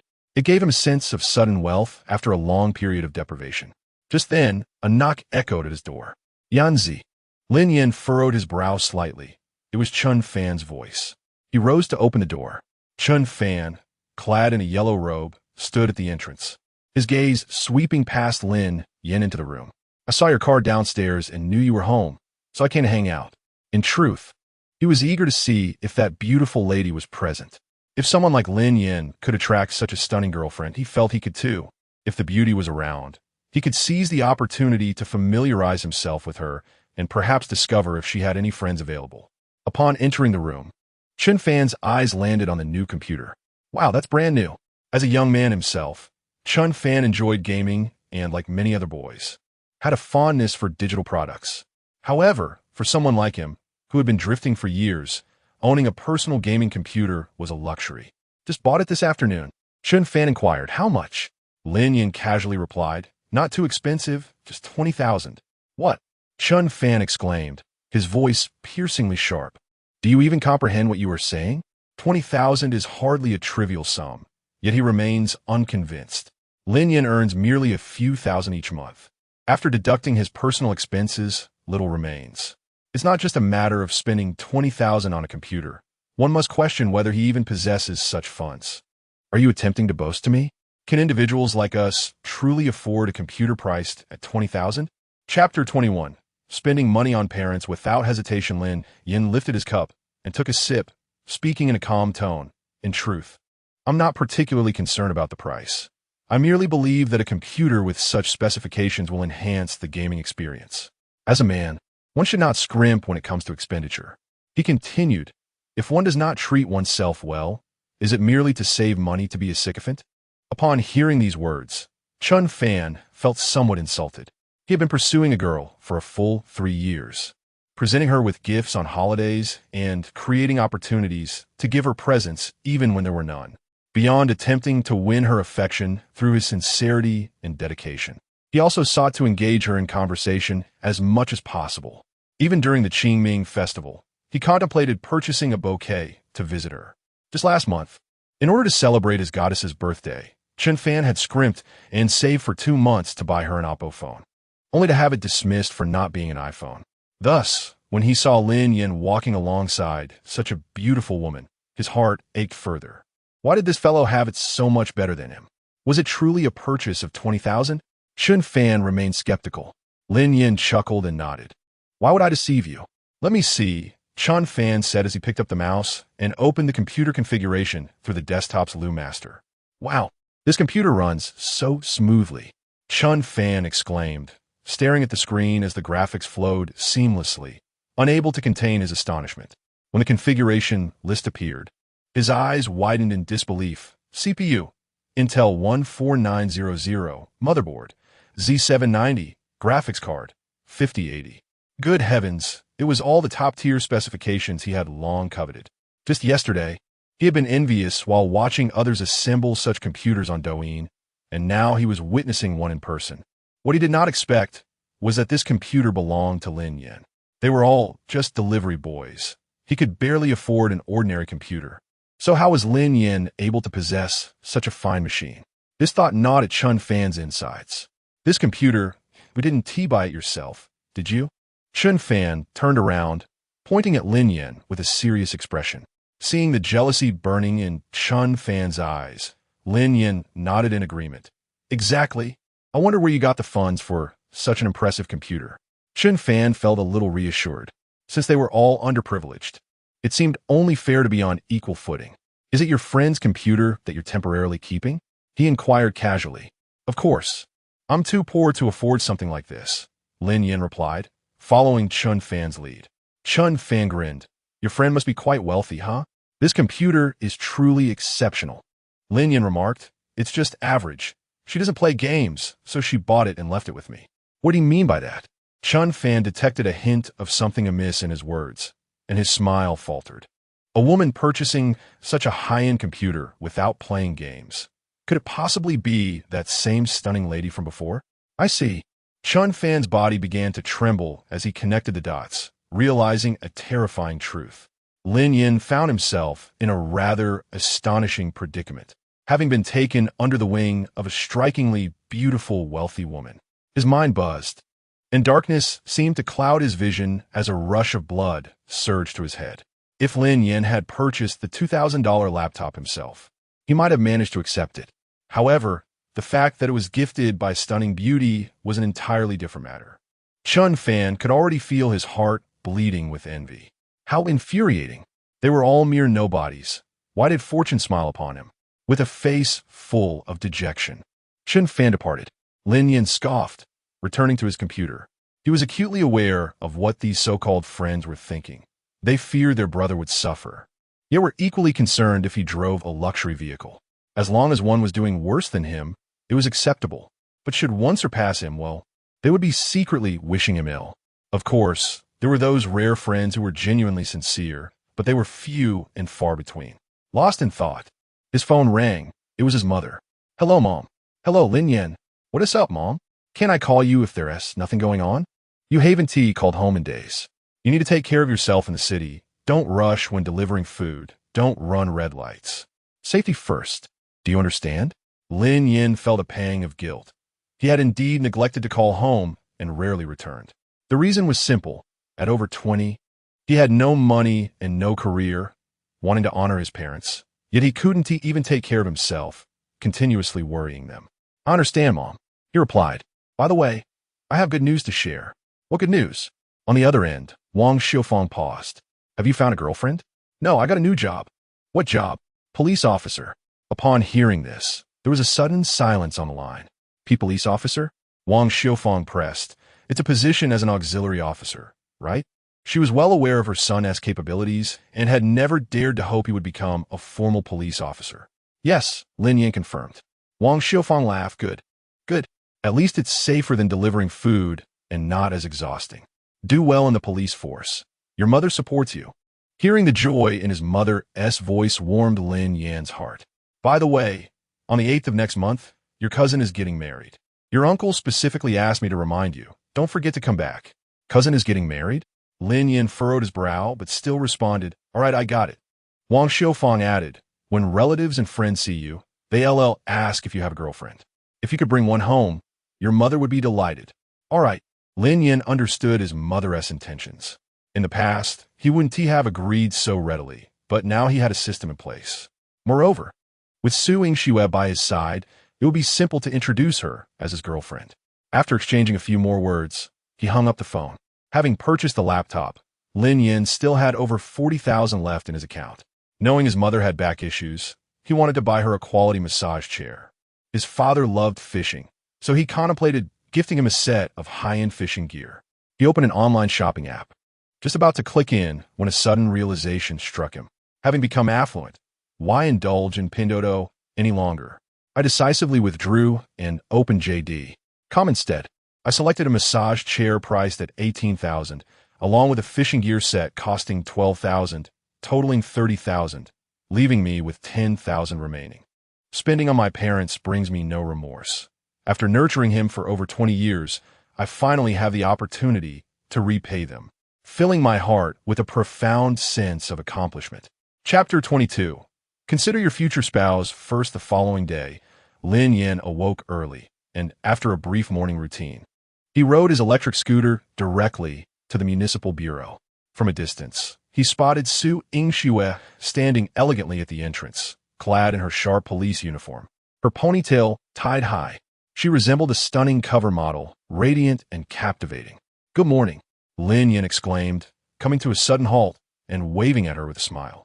Su Yingxue shot him a glance, handing him a bag of dumplings with a hint of disdain. "For the pigs." "Hey, how did you know I hadn't had breakfast?" Lin Yan replied, eagerly accepting the bag and promptly devouring one.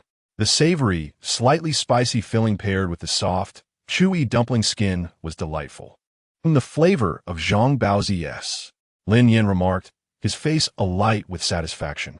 "A breakfast gifted by a beautiful woman is always a treat." Su Yingxue scoffed. "Dream on. These are the leftovers from my meal." Unbothered, Lin Yan retorted, "Then why didn't you give me the rest of your soy milk as well?" "Dream on." Su Yingxue rolled her eyes again. After Lin Yan finished the dumplings, Su Yingxue handed him a form. "Here's the health check and information sheet. Fill out quickly." "Is it really that complicated?" Lin Yan frowned as he glanced at the form. "Complicated? You have no idea how much I've already done for you," Su Yingxue replied, slightly exasperated. "Impressive." Lin Yan cast her an appreciative glance. "When I consider marriage, you're definitely at the top of the list." "Leave," Su Yingxue retorted, turning to head inside. The better part of the day was spent by Lin Yan at the hospital for his health check. Once he had all the necessary documents prepared, he handed them over to Su Yingxue. It was quite pleasant to feel that someone was taking care of all these matters. If he had a spouse like her, life would surely be much simpler. As afternoon approached, around 5 o'clock, Su Yingxue emerged from her office. All right, your formal application has been submitted. For now, you'll familiarize yourself with the environment as an auxiliary officer. Once the paperwork is approved, you'll be promoted. Su Yingxue sighed with relief, having worked diligently to finalize these arrangements. She felt this was her way of repaying Lin Yan for his bravery in saving so many lives. How can I repay you for such a significant favor? She asked. Don't worry about treating me to a meal. Su Yingxue instinctively replied. Lin Yan spread his hands in resignation. That was your choice. Don't say I never offered. Whatever. Su Yingxue shot him another look. Are you free later? What for? He inquired. Accompany me to the boxing gym. Do you want me to be your punching bag? Who has the punching bag is still up for debate, she countered. Their initial agreement to spar had been interrupted by the bank robbery incident. Su Yingxue had been eager to witness Lin Yan's skills firsthand, and now she saw an opportunity. A little over 10 minutes later, Su Yingxue parked her car, and they both exited. Lin Yan looked up at the sign before them, Tinquan Martial Arts School. The wooden carvings exude an antique charm, and the decorative door curtains resonate with a profound sense of tradition. He was somewhat taken aback. Nowadays, most individuals tend to pursue disciplines such as free fighting and taekwondo. Such martial arts schools are indeed rare. Su Yingxue had already donned her sports attire and yoga pants, which accentuated the elegance of her long, straight legs, rendering her even more captivating. Throughout the journey, Lin Yan observed her with admiring eyes. Her physique was undeniably impressive. However, he pondered about the tactile experience. Su Yingxue retrieved a small bag containing her gear from a back seat. The owner of this martial arts school was an old comrade of her father's, and she had frequently accompanied him here during her childhood, laying the foundation for her martial arts skills. With the rise of social media, a plethora of so-called masters of traditional martial arts emerged online, alongside a number of individuals dedicated to debunking their claims, as well as amateur fighters. Initially, many were convinced of the superiority of traditional Chinese martial arts. However, as those masters were repeatedly defeated, the spectacle became increasingly absurd. Gradually, disillusionment settled in regarding traditional martial arts. While perhaps they were slightly superior to the average person, they certainly could not hold their own against practitioners of modern combat techniques. Nevertheless, in Su Yingxue's heart, she believed that the Liu family's boxing, learned at the Qingshui Martial Arts School, possessed a degree of authenticity. Didn't you say you were from the Shidong faction? I'll take you to see for yourself, Su Yingxue declared, turning to enter the martial arts school. Are you taking me to meet them? Shall I challenge the dojo? Lin Yan muttered as he followed her inside. Ah, Xiao Xue has arrived. It's been quite a while. A gentleman in his 50s approached, sporting a lively crew cut and dressed in a traditional martial arts uniform, complete with black tapered pants and cotton shoes, exuding the aura of a master of traditional martial arts. Uncle Liu, I've been busy with work lately, Su Yingxue replied with a warm smile, appearing as dutiful as a respectful junior. By the way, Uncle Liu, how have you and Aunt Qin been? Liu Shizhao nodded with a smile. We're doing well. How is your father? Is he nearing retirement? Su Yingxue shook her head. I'm not quite sure.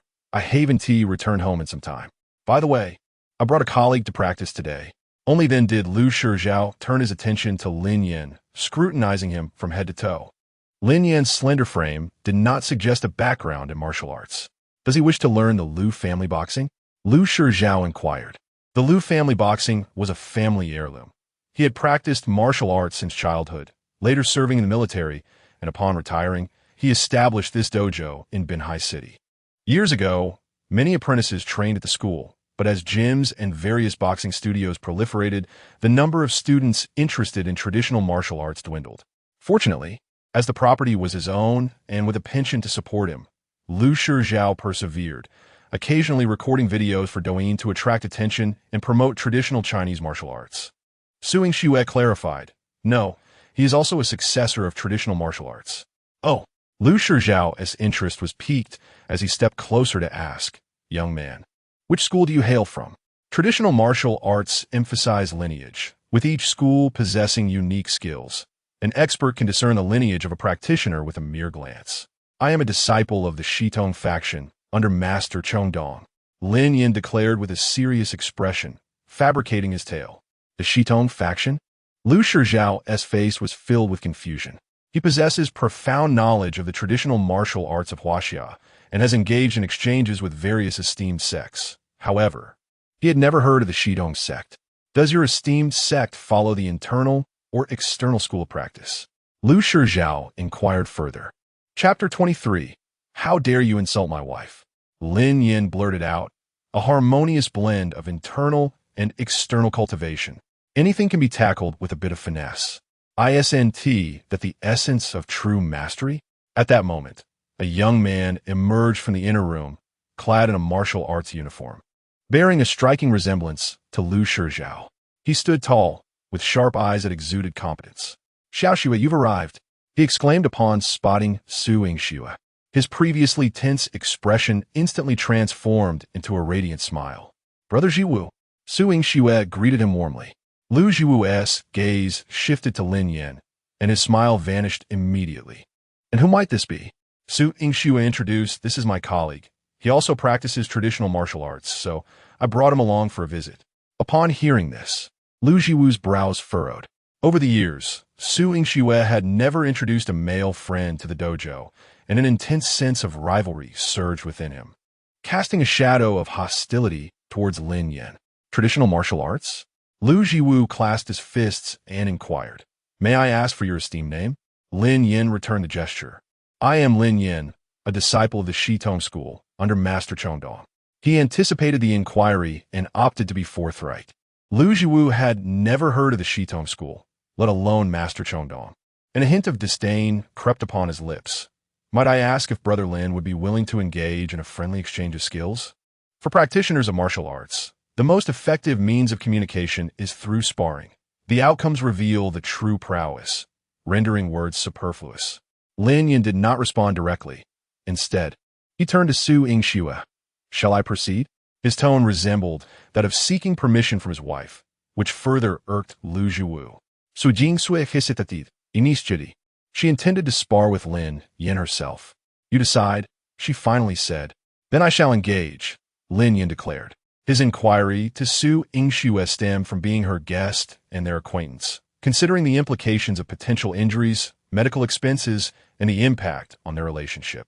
After all, the progress of the system's strategy could regress, necessitating caution. Su Yingxue reiterated, Jiwu, please ensure that your sparring is controlled. She was well aware of Lu Jiwu's formidable skills. He could easily outmatch several adults, while Lin Yan possessed the ability to disarm an assailant. He was merely facing ordinary thugs, whereas Lu Jiwu was a genuine practitioner. Afterward, she turned to Lin Yan. If you find yourself at a disadvantage, do not push yourself. Although reluctant to admit it, she harbored genuine concern for Lin Yan's safety. Lu Jiwu interjected, rest assured, Xiaoxue, I shall show restraint. The philosophy of martial arts emphasizes mutual growth. Bullying the weak is not the ethos of the Lu family's style. Lin Yan scoffed inwardly, thinking, what pretense you put on before me? Just don't cry when you're on the receiving end of a beating. He possessed the capabilities of a traditional martial arts master. Should a confrontation ensue, Lu Jiwu would likely struggle to withstand even a single strike. At that moment, several individuals entered the dojo. The leader was tall and muscular, flanked by a man and a woman. The woman wore heavy makeup, while the man wielded a camera, exuding an air of hostility. Lu Shizhao frowned and inquired, may I ask what brings you here? Their demeanor suggested they were not there to learn martial arts. The imposing man at the forefront removed his sunglasses, his gaze imbued with an aggressive intensity. He spoke nonchalantly. I am known as Violent Zhang, with 2 million followers across the internet. Surely, you are not unfamiliar with me? His tone was arrogant, exuding an air of superiority. No wonder he seemed so familiar. It was indeed him. Lu Jiwu's heart tightened. He recognized Violent Zhang, having come across his videos before. A retired heavyweight professional fighter. Violent Zhang had amassed a significant following by challenging and defeating practitioners of traditional martial arts online. He had never tasted defeat in his challenges, and those masters he had bested were branded as false masters. Little did they expect that he would seek them out today. What do you want? Lu Jiwu inquired, his expression grave. What do I want? Violent Zhang scoffed dismissively. I am here for a sparring session. Lu Shizhao sensed the hostile intent behind the visitor's approach and interjected. Young man, we at the Listening Spring Martial Arts Academy teach martial arts not for the sake of competition. Kindly take your sparring elsewhere. Violent Zhang chuckled.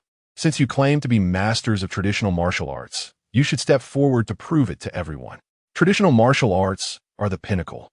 They represent the true essence of Huaxia. It is time to demonstrate that we, who practice Sanda and combat sports, are nothing but mediocre in comparison. He exhibited no modesty while boasting. Yet when it came to actual confrontation, he acted like a coward. You. Lu Shizhao was incensed, coughing several times in frustration. As his words hung in the air, a heavily made-up woman behind Violent Zhang chimed in with a mocking tone. If you are too scared to fight, then dismantle your academy sign and record a video admitting that you are false masters to post online. We expose frauds to protect others from being deceived by your ostentatious charade. Recording a video to post online? The expressions of the Lu family darkened instantly. Realizing this was a blatant provocation meant to humiliate them. Su Yingxue observed the Lu family and then turned to Violent Zhang, coldly advising, I suggest you refrain from deliberately seeking confrontation. As a police officer, I am entitled to enforce the law if provoked. The heavily made-up woman crossed her arms, sizing up Su Yingxue with a sardonic tone. Oh, you look quite impressive. What? Do you possess some skills too? If so, why not step in for them? I would team mind. Without hesitation, Su Yingxue retrieved boxing gloves from her bag. Violent Zhang snickered. I have no habit of striking women. Huang Yin, Violent Zhang's girlfriend, followed suit with a laugh. No need for you to get involved. I can handle this delicate flower myself. But let me make it clear, I don't hold back. If I cause any injuries, don't expect compensation. Huang Yin was an amateur combat coach, skilled in Sanda, and her strikes were indeed fierce. Lu Shizhao quickly interjected.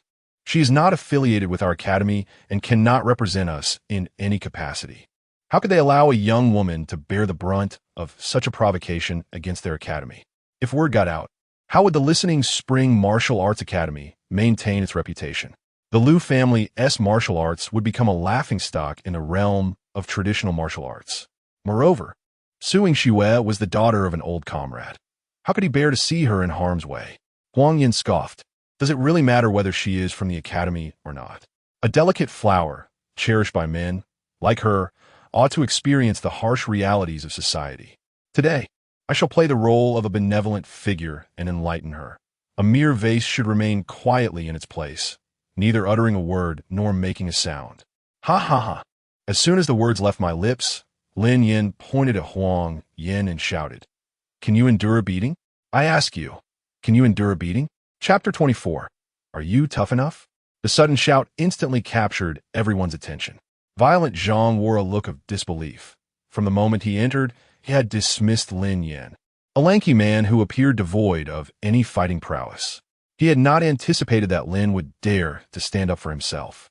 Oh, Violent Zhang scoffed, so you believe you could take a beating? Lin Yan, undeterred, raised his chin and met Violent Zhang's gaze.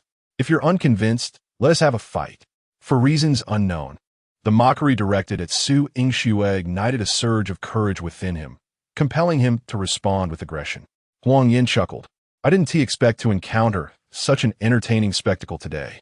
Xiao Wu, make sure to capture this. It's a rare find. Seeing Lin Yan defend her, Su Yingxue felt a warmth in her heart. Yet, her rational mind cautioned her that this was not the moment for impetuosity. She hurriedly whispered, This man is a professional boxer. Don't act rashly. It wasn't that she underestimated Lin Yan. As an enthusiast of combat sports, she was acutely aware of the chasm that lay between an ordinary person and a seasoned fighter. Even if Lin possessed some martial arts skills, they would be ineffective against a professional. The disparity in resilience alone was insurmountable. Moreover, Violent Zhang was a heavyweight. For an ordinary person, striking him would be akin to a mere tickle. Professional boxer or not, Lin Yan declared, pointing at Violent Zhang, I aim to strike at the elite. At this juncture, Lu Jiwu stepped forward. I will take him on. As a successor of the boxing gym, it would be disgraceful to shy away from such provocation. The gossip following such a retreat would be more humiliating than defeat in the ring. Violent Zhang's eyes glimmered with interest as he shifted his gaze from Lin Yan to Lu Jiwu. He was eager to face a master of traditional martial arts. A mere novice like Lin Yan held little value. Not only would he attract no audience, but he would also become a subject of ridicule online. He chuckled at Lu Jiwu, saying, "Now, this is more like it. This is the fighting spirit expected of a master of traditional martial arts. Ha! Enough chatter. Let us see the truth unfold in the ring." Lu Jiwu turned and strode confidently toward the stage. After more than 10 minutes, both parties signed a pre-fight agreement and ascended to the ring. Lu Jiwu, standing at approximately 175 centimeters, appeared slender next to the towering Violent Zhang, who was over 190 centimeters tall, creating a stark contrast. As Violent Zhang's livestream commenced, thousands of viewers flocked in within mere minutes. Most were there merely to witness the spectacle, eager to see how the so-called fake masters would be knocked out by a professional and how they would subsequently rationalize their defeat while attempting to vindicate traditional martial arts. Of course, there were also those who firmly believed in the prowess of traditional martial arts. Old Zhang, aim for his mouth. Do masters still exist in this day and age? Hilarious. If they're so skilled, why don't they compete? Traditional martial arts are lethal techniques. What do you know? Laughable. In this era, there's still those who believe in traditional martial arts. Brutal technique. Let him try to kill someone. Everyone, how many rounds do you think it will take to finish this? How many rounds? If he lasts a minute, he is impressive. Will he win? Lin Yan inquired of Su Yingxue. Though he possessed the capabilities of a traditional martial arts master, his understanding of combat sports was limited. Su Yingxue's expression was grave as she shook her head. It's difficult. The imposing physique of Violent Zhang gives him a significant advantage. Not to mention, he is a retired professional athlete with remarkable resilience to strikes. Even if he occasionally shows a flaw, Lu Jiwu would find it hard to capitalize on it. The only chance lies in targeting vital areas, but strikes to these regions are prohibited in sparring. Lin Yan pondered thoughtfully. So he is destined to lose? Su Yingxue did not respond, yet her expression conveyed the answer. For safety, both parties donned gloves and protective gear. To everyone's surprise, just before the match commenced, Violent Zhang removed his headgear, declaring, "Here is an opportunity for you, lest the netizens accuse me of bullying." With a provocative gesture, he taunted Lu Jiwu, "Come on, master, unleash your deadly techniques. Spare no mercy, bring it on." Humiliated by this affront, Lu Jiwu felt his emotions spiral out of control as he advanced with quick steps, launching a powerful punch at Violent Zhang. The latter merely smiled with disdain, effortlessly blocking the blow with a protective stance, emerging unscathed. The critical aspect was that Lu Jiwu's attack had already exhibited a flaw, yet Violent Zhang refrained from retaliating, confident in his assured victory. He knew he could dictate both the timing and manner of his triumph. His true intention for entering the ring was to draw attention by ridiculing traditional martial arts. A swift knockout would extinguish the audience's interest. Thus, he toyed with Lu Jiwu, evading and blocking while continuing his taunts. Frustration and urgency consumed Lu Jiwu, but he found himself powerless. Minutes later, he was drenched in sweat and gasping for breath. While Violent Zhang maintained a mocking grin, "Come on, master, don't stop. Teach me a lesson with your unparalleled skills." In a moment of desperation, Lu Jiwu summoned every ounce of strength left within him and swung his fist once more. Suddenly, Violent Zhang's demeanor shifted to one of seriousness. He sidestepped, then delivered a powerful punch to Lu Jiwu's abdomen, causing him to double over and collapse to the ground. At that moment, Lu Jiwu felt as though his very insides were being rearranged. Even more despairing was the realization that no matter what martial technique he employed, he could not breach Violent Zhang's defenses. In that instant, Lu Jiwu's faith in traditional martial arts began to waver. Could it be that traditional martial arts were truly on the brink of extinction? As Violent Zhang stood triumphantly on the platform, raising his hands in victory towards the live-streaming camera, the chat room erupted with fervor. What traditional martial arts? Just a bunch of deceitful nonsense. Boasting about the supremacy of Huaxia Kung Fu is absurd. Look at the boxing abroad. That's where true prowess lies. With such skill, he dares to call himself a master. I could easily knock him out. Master, the ground is cold. Don't lie there feigning death. Get up. At that moment, those who had steadfastly believed in the power of traditional martial arts fell silent. The reality was laid bare before them, leaving them defenseless against the truth, as they watched their hopes crushed before their very eyes. Was the martial art heritage of Huaxia truly in decline? Were they incapable of standing against these foreign combat styles? They felt a profound sense of resentment, yet found themselves utterly powerless. In today's era of advanced social media, if traditional martial arts indeed possessed genuine prowess, there should have long been individuals stepping forward to engage in a stunning comeback, thereby demonstrating to the world that the traditional martial arts of China remain robust and thriving. Chapter 25. It turns out Su Yinxue is quite the fighter. Upon witnessing Lu Jiwu collapse to the ground, Su Yinxue hurriedly ascended the ring, her voice laced with concern. Jiwu, are you all right? I'm fine. Lu Jiwu averted his gaze, reluctant to let Su Yinxue see his disheveled state. He had harbored feelings for her since childhood, yet she seemed as distant as a star in the heavens. In the past, when Su Yinxue visited the martial arts school to practice, he relished the role of her senior, guiding her with a sense of joy and accomplishment.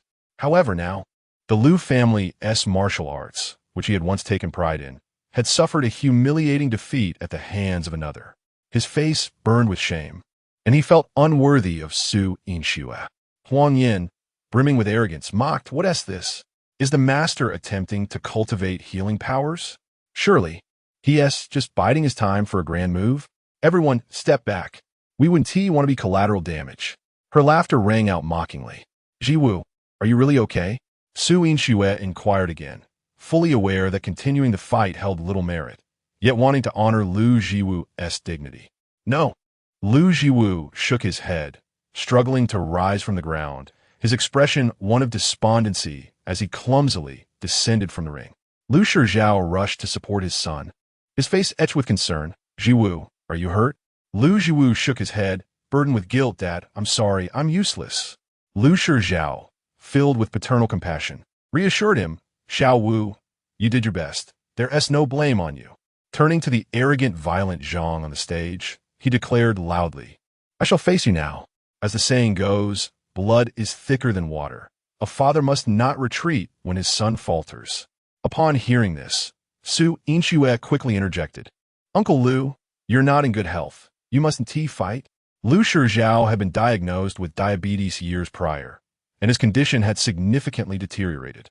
While he could manage light training, engaging in a match was beyond his capacity. "Please, Dad, don't fight. We can close the martial arts school, if we must."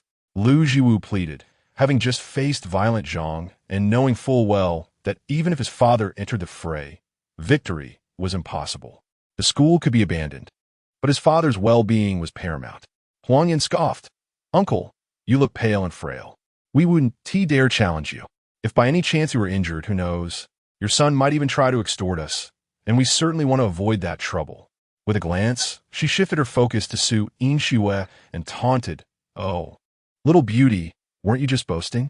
Why not step into the ring and face me? Are you brave enough?"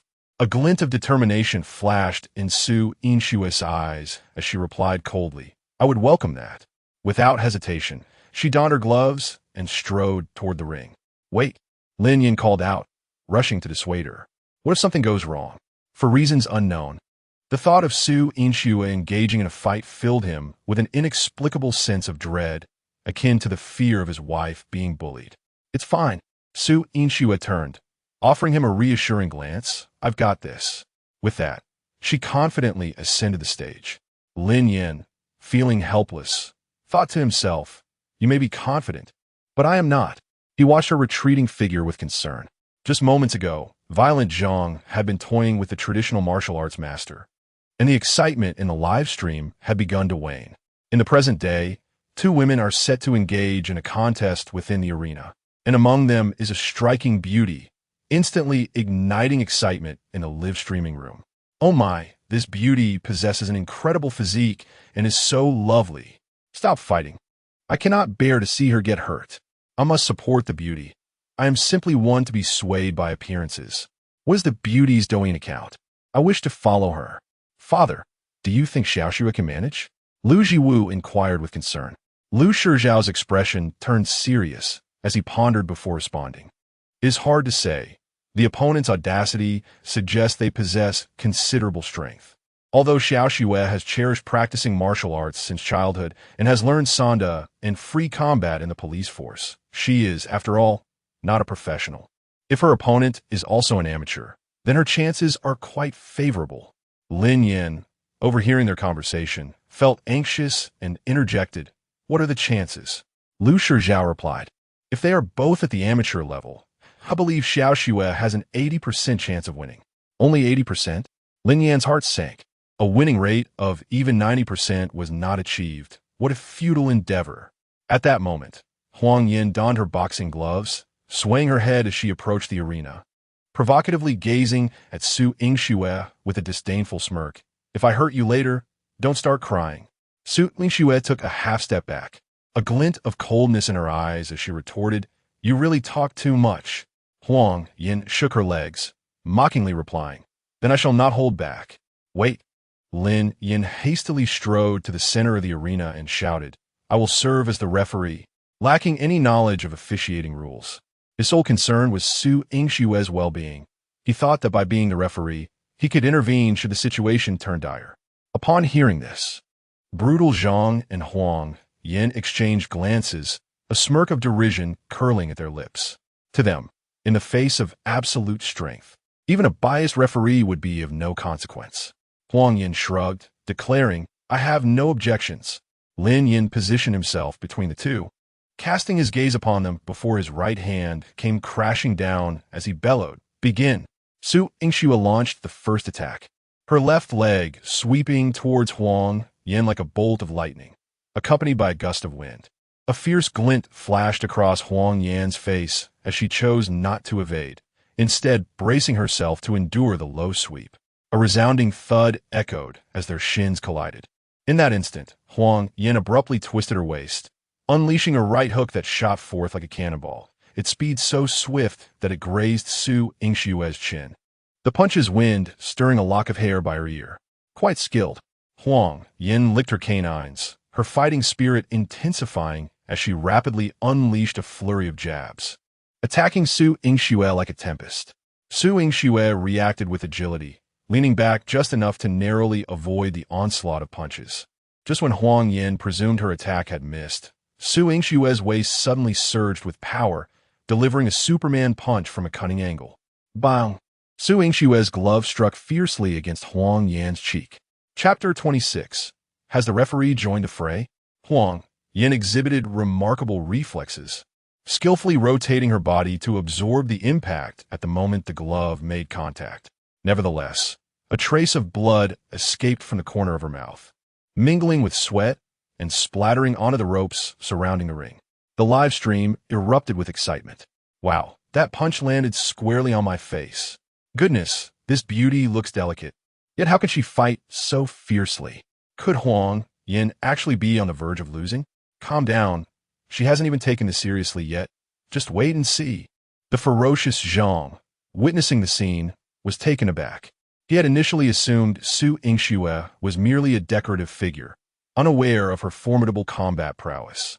Lin Yan shared his astonishment. It was his first time witnessing Su Yingxue in action.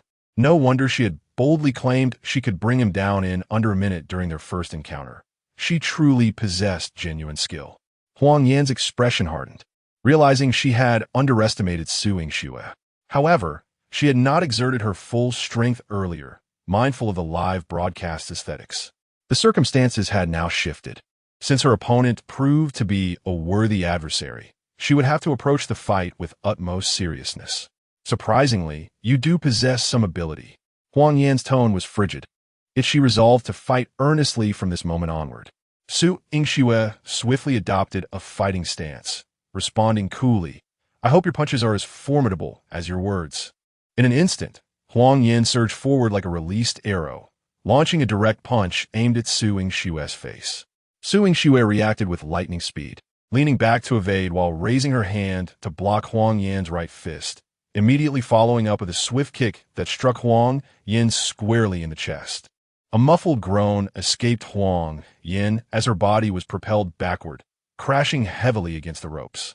Seizing the opportunity, Su Yingxue advanced, halting her fist just a finger's breadth from Huang Yan's face.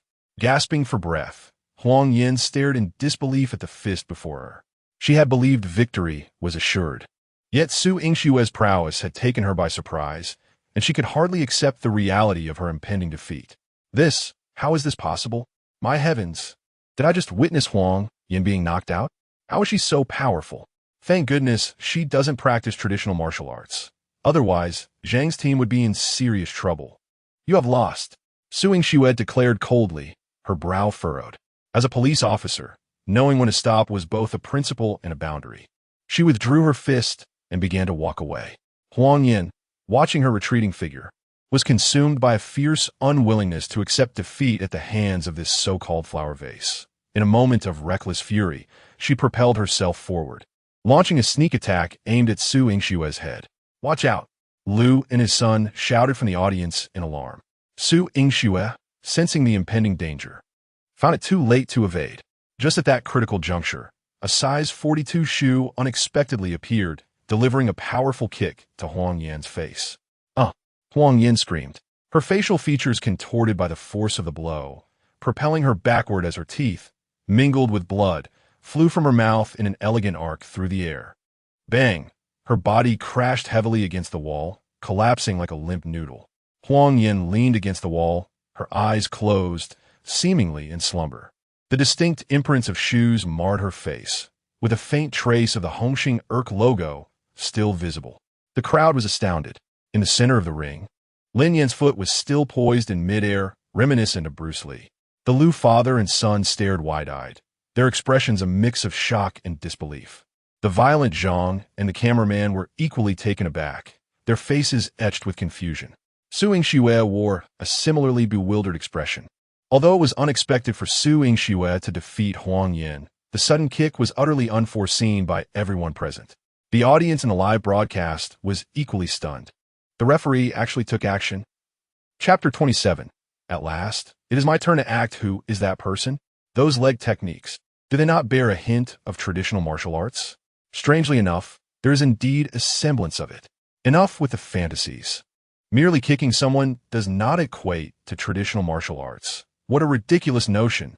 Su Yingxue turned around to see Huang Yin already flung off the stage, while Lin Yan stood before her, his face a portrait of disbelief. You. Lin Yan slowly lowered his leg. What's wrong with me? She attacked first. She got what she deserved. Su Yingxue hastily clarified. I meant to inquire how you accomplished that. To send someone flying such a distance is utterly astonishing. Lin Yan replied nonchalantly. ISNT, it's simply about having legs. If I hadn't restrained my strength for fear of kicking Huang Yin to death, she might have embedded herself into the wall and been unable to extricate herself. Su Yingxue frowned, her expression reflecting a mix of annoyance and admiration for his nonchalance. In the audience, Lu and his son exchanged glances, each recognizing the shock mirrored in the other's eyes. They had both identified the technique Lin Yan employed, the shadowless kick, a renowned move in Southern martial arts. Father and son turned their gaze back to Lin Yan, their expressions shifting to one of complexity, infused with excitement, nostalgia, and even a hint of moisture in their eyes. They seemed to discern a glimmer of hope for the revival of traditional martial arts in Lin Yan. You. The aggressive Zhang snapped back to reality, rushing to lift Huang Yin while glaring fiercely at Lin Yan. How dare you launch a sneak attack? Lin Yan scoffed. She was the one who struck first. Are your eyes obstructed? Huang Yin, seemingly regaining her composure, slowly opened her eyes and weakly gazed at Zhang. Brother, help me, take revenge. Fear not.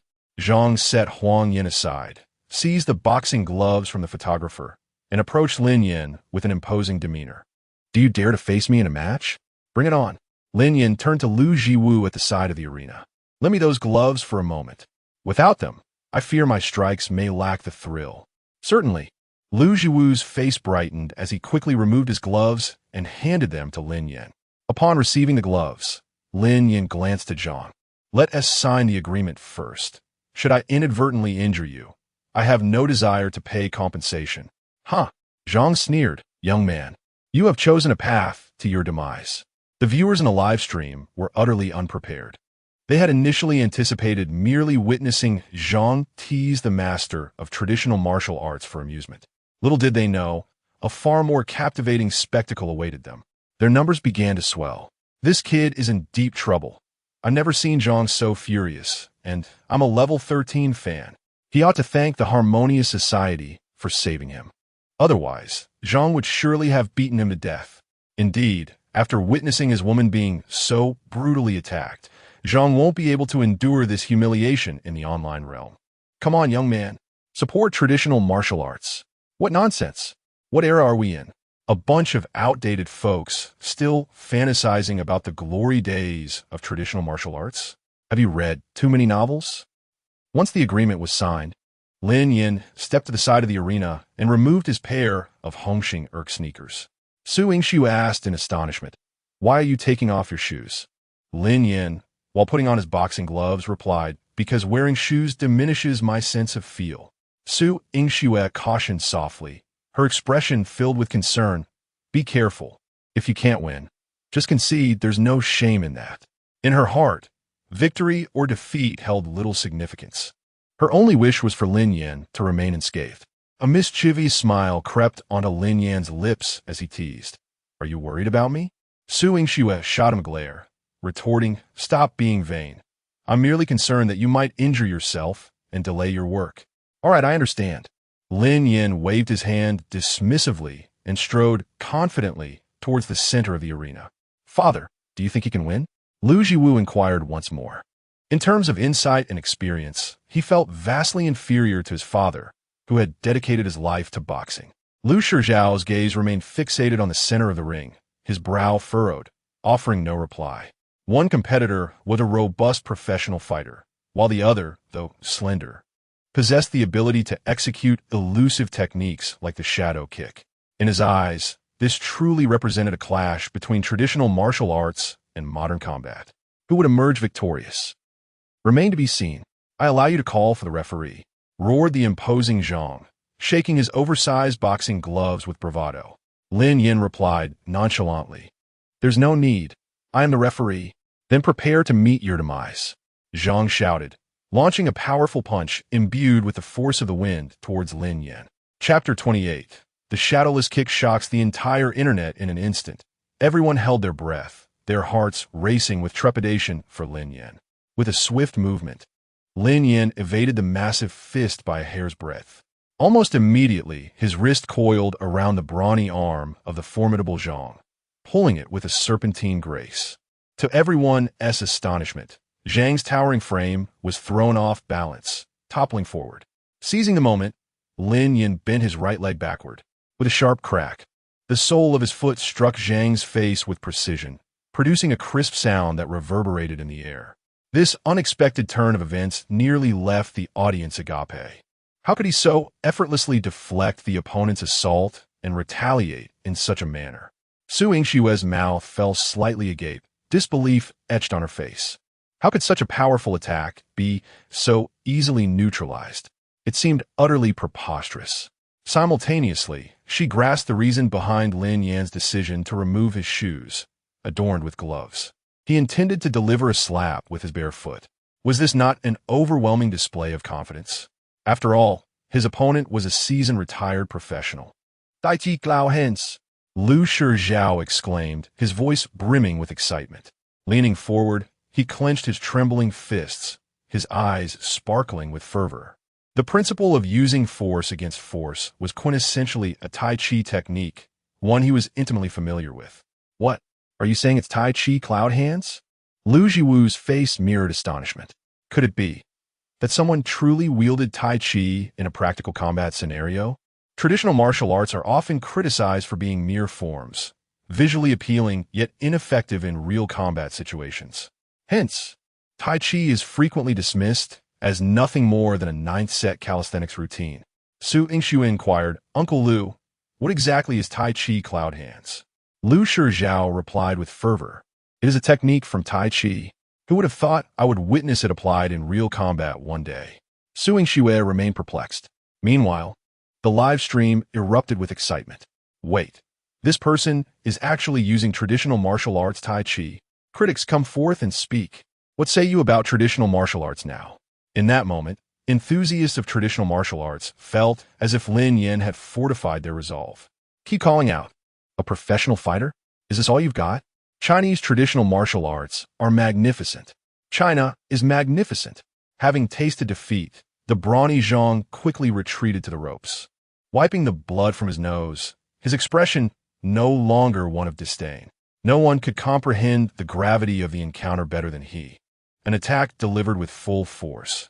And yet, even if the opponent had managed to block it, they should have at least been rendered incapable of continuing the fight.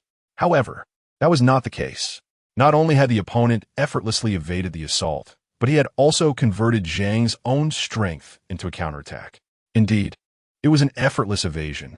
Zhang had even clearly observed that Lin Yan sidestepped only when his fist was less than half an arm's length away. The skill displayed was nothing short of extraordinary. Looking at the now retreating Zhang, Lin Yan scoffed, "Weren't you so adamant about exposing fake traditional martial arts? Well then, today I shall grant you that opportunity." With his words lingering in the air, he raised his fists above his head and elevated his voice. "I am a disciple of the Shitong school, under the tutelage of Master Chongdong. I acknowledge that I am indeed the martial arts master you speak of." Upon finishing, his gaze turned towards the formidable Zhang, challenging him, "Come on, strike me." "What? Are you afraid?" Hiding behind the ropes, hoping to play the role of a referee? Just moments ago, you were so boastful. Hurry, unleash your signature moves, be it the flicker step, the butterfly dance, or the guillotine. In response to his provocation, Zhang struggled to maintain his composure. His opponent was simply too terrifying, capable of turning decay into marvel with a mere flicker of movement. This transcended mere strength and technique. It was a matter of dimensional supremacy. He needed to remain utterly focused, unable to afford any lapse in concentration or act recklessly in offense. Goodness, how impressive. Where's the Shitong school? I shall seek a master there tomorrow. Master Chongdong? Such a figure exists in the realm of traditional martial arts? Look, Zhang is frightened. He is genuinely afraid. What kind of strength must his opponent possess to instill such fear? My friends, there is hope for traditional martial arts. There is hope. Step by step, Lin Yan advanced, pushing Zhang into a corner. Finally, unable to contain himself, Zhang executed a high whip kick towards Lin Yan. In a swift motion, Lin Yan bent his body low, his feet seemingly spinning like a top, shifting sideways while simultaneously raising his right foot high. The sound of slaps echoed. Lin Yan was using the soles of his feet to deliver slaps to Zhang's face, his proficiency rivaling that of using his hands. Zhang stood stunned, his eyes vacant, his face swollen like a pig's head. "Ah!" Lin Yan roared, delivering a stunning spinning kick that connected with Zhang's face. Blood spurted from Zhang's mouth as his massive form was sent flying. Upon hitting the ground, he succumbed to unconsciousness, just like the previous contestant. Young and full of energy, collapsing into slumber. Lin Yan rubbed the top of his foot, having exerted too much force, leaving it slightly numb. Below, Su Yingxue, the Lu father and son, along with Huang Yin and the cameraman, watched in astonishment, their expressions mirroring one another. The outcome was far beyond their expectations. Prior to the match, they had never considered Lin Yan capable of winning. Who could have imagined not only his victory, but the ease with which he achieved it? It was simply unbelievable. Chapter 29. Lin Yan, your future husband is prone to infidelity in the live streaming room. The fans of traditional martial arts were as exuberant as if it were a festival. Wow, it's igniting, brothers. Traditional martial arts are incredible. I'm in tears, truly. We have endured so much injustice, and today we can finally hold our heads high. Is Violent Zhang just acting? Acting? If you have the guts, why don't you go up and act?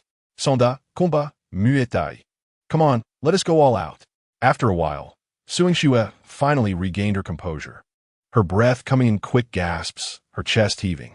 The scene she had just witnessed had stirred her blood, allowing her to truly appreciate Lin Yan's prowess.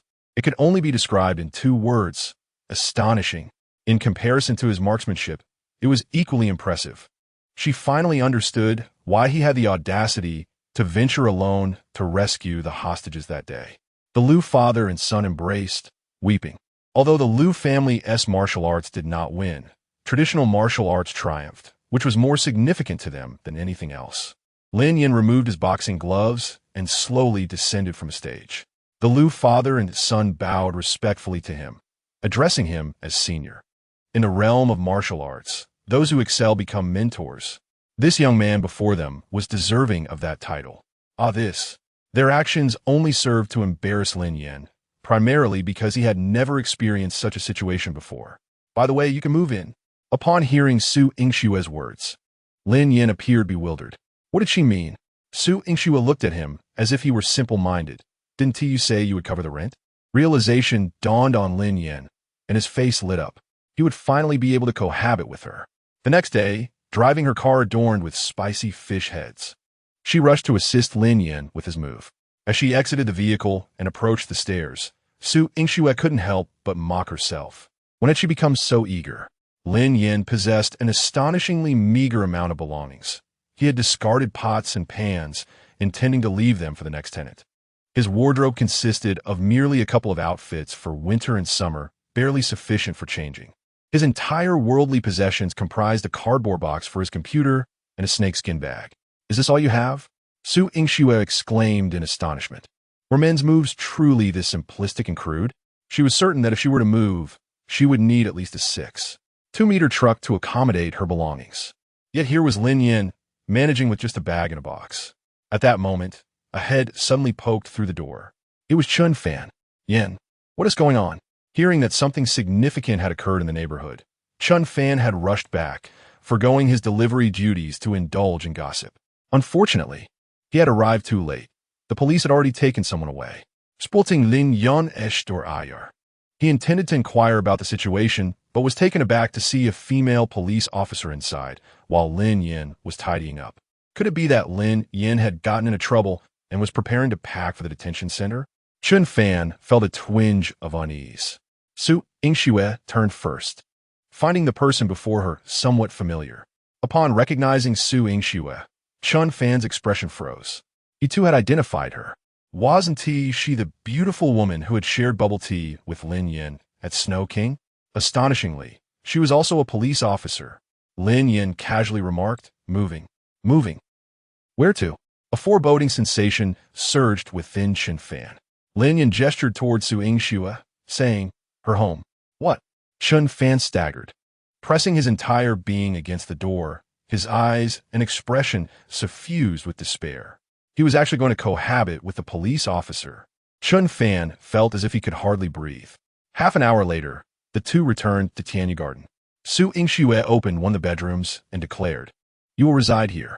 The apartment consisted of 3 bedrooms. Su Yingxue occupied the master suite, while one room was reserved for her parents, even though they seldom visited. Su Yingxue had informed her mother about Lin Yan moving in, to which her mother responded, the house is yours, and so is your heart. This decision is yours to make. Su Yingxue had anticipated her mother's reply.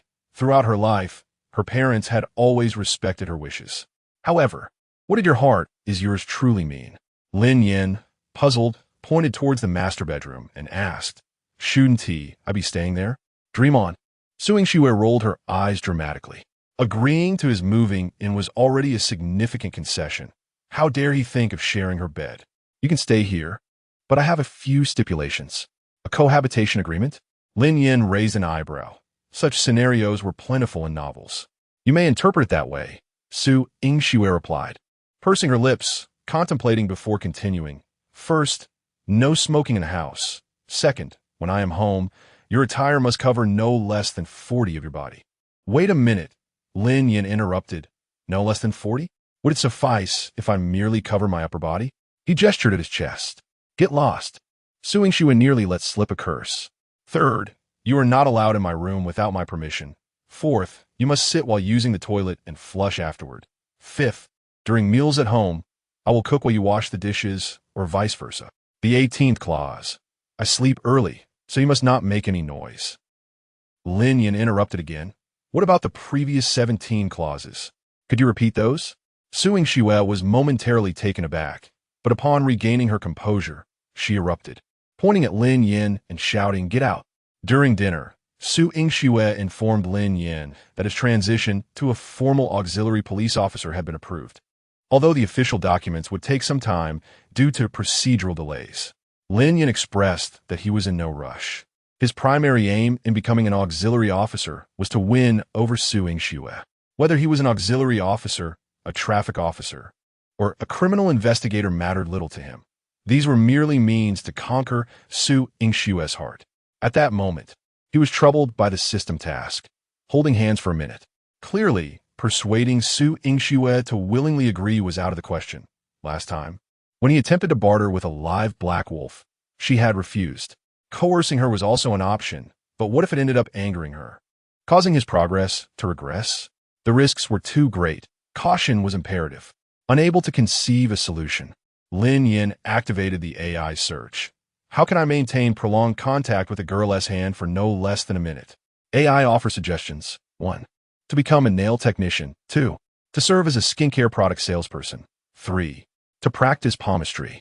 Lin Yan was particularly drawn to palmistry. He lacked the skills for nail art, and Su Yingxue naturally possessed beautiful hands that required no embellishment. The intention behind promoting skincare products seemed too overt. In contrast, palmistry appeared to be a more plausible option.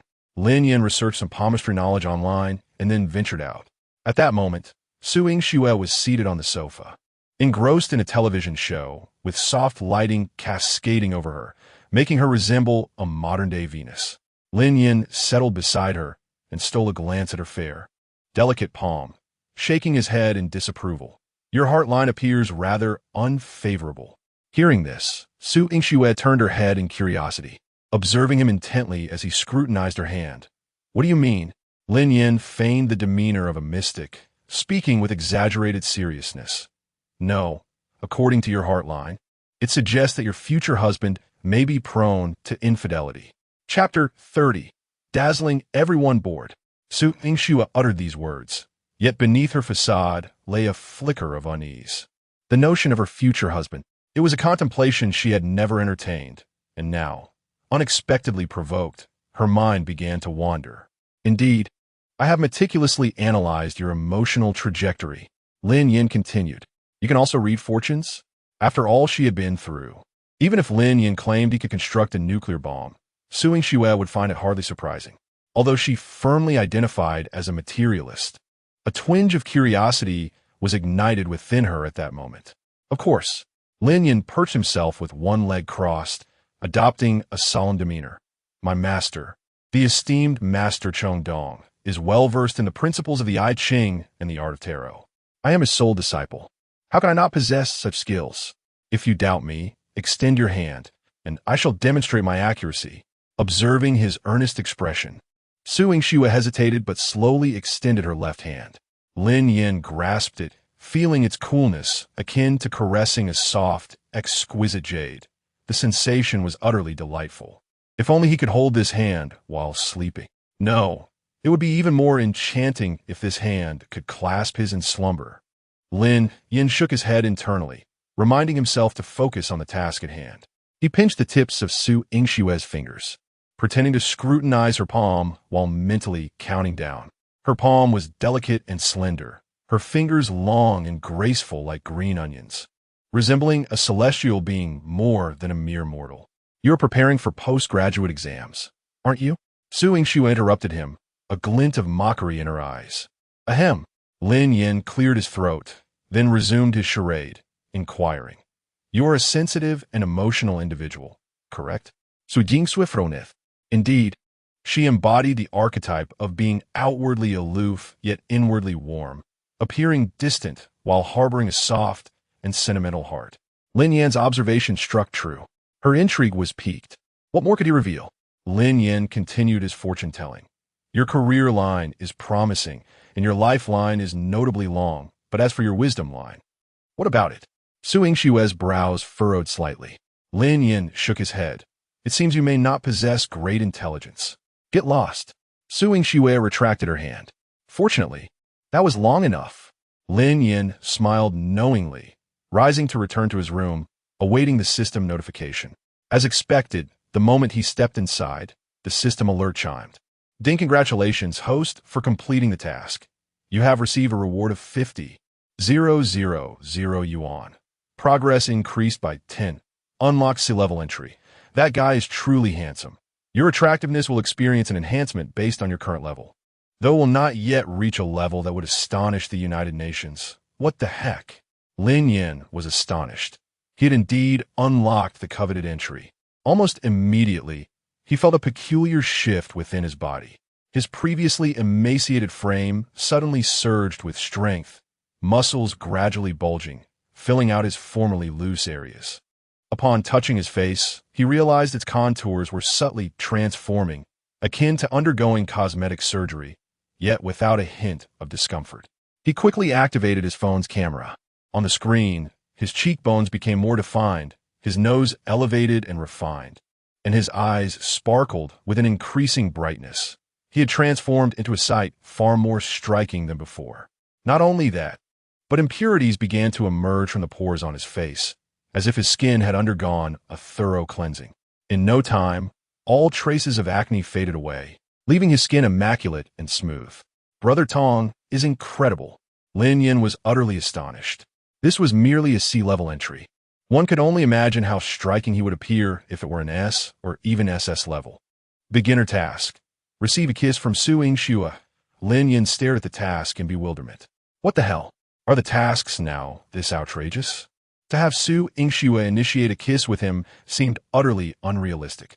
Lin Yan mused that it would be easier for him to kiss Su Yingxue, even if it meant enduring a beating.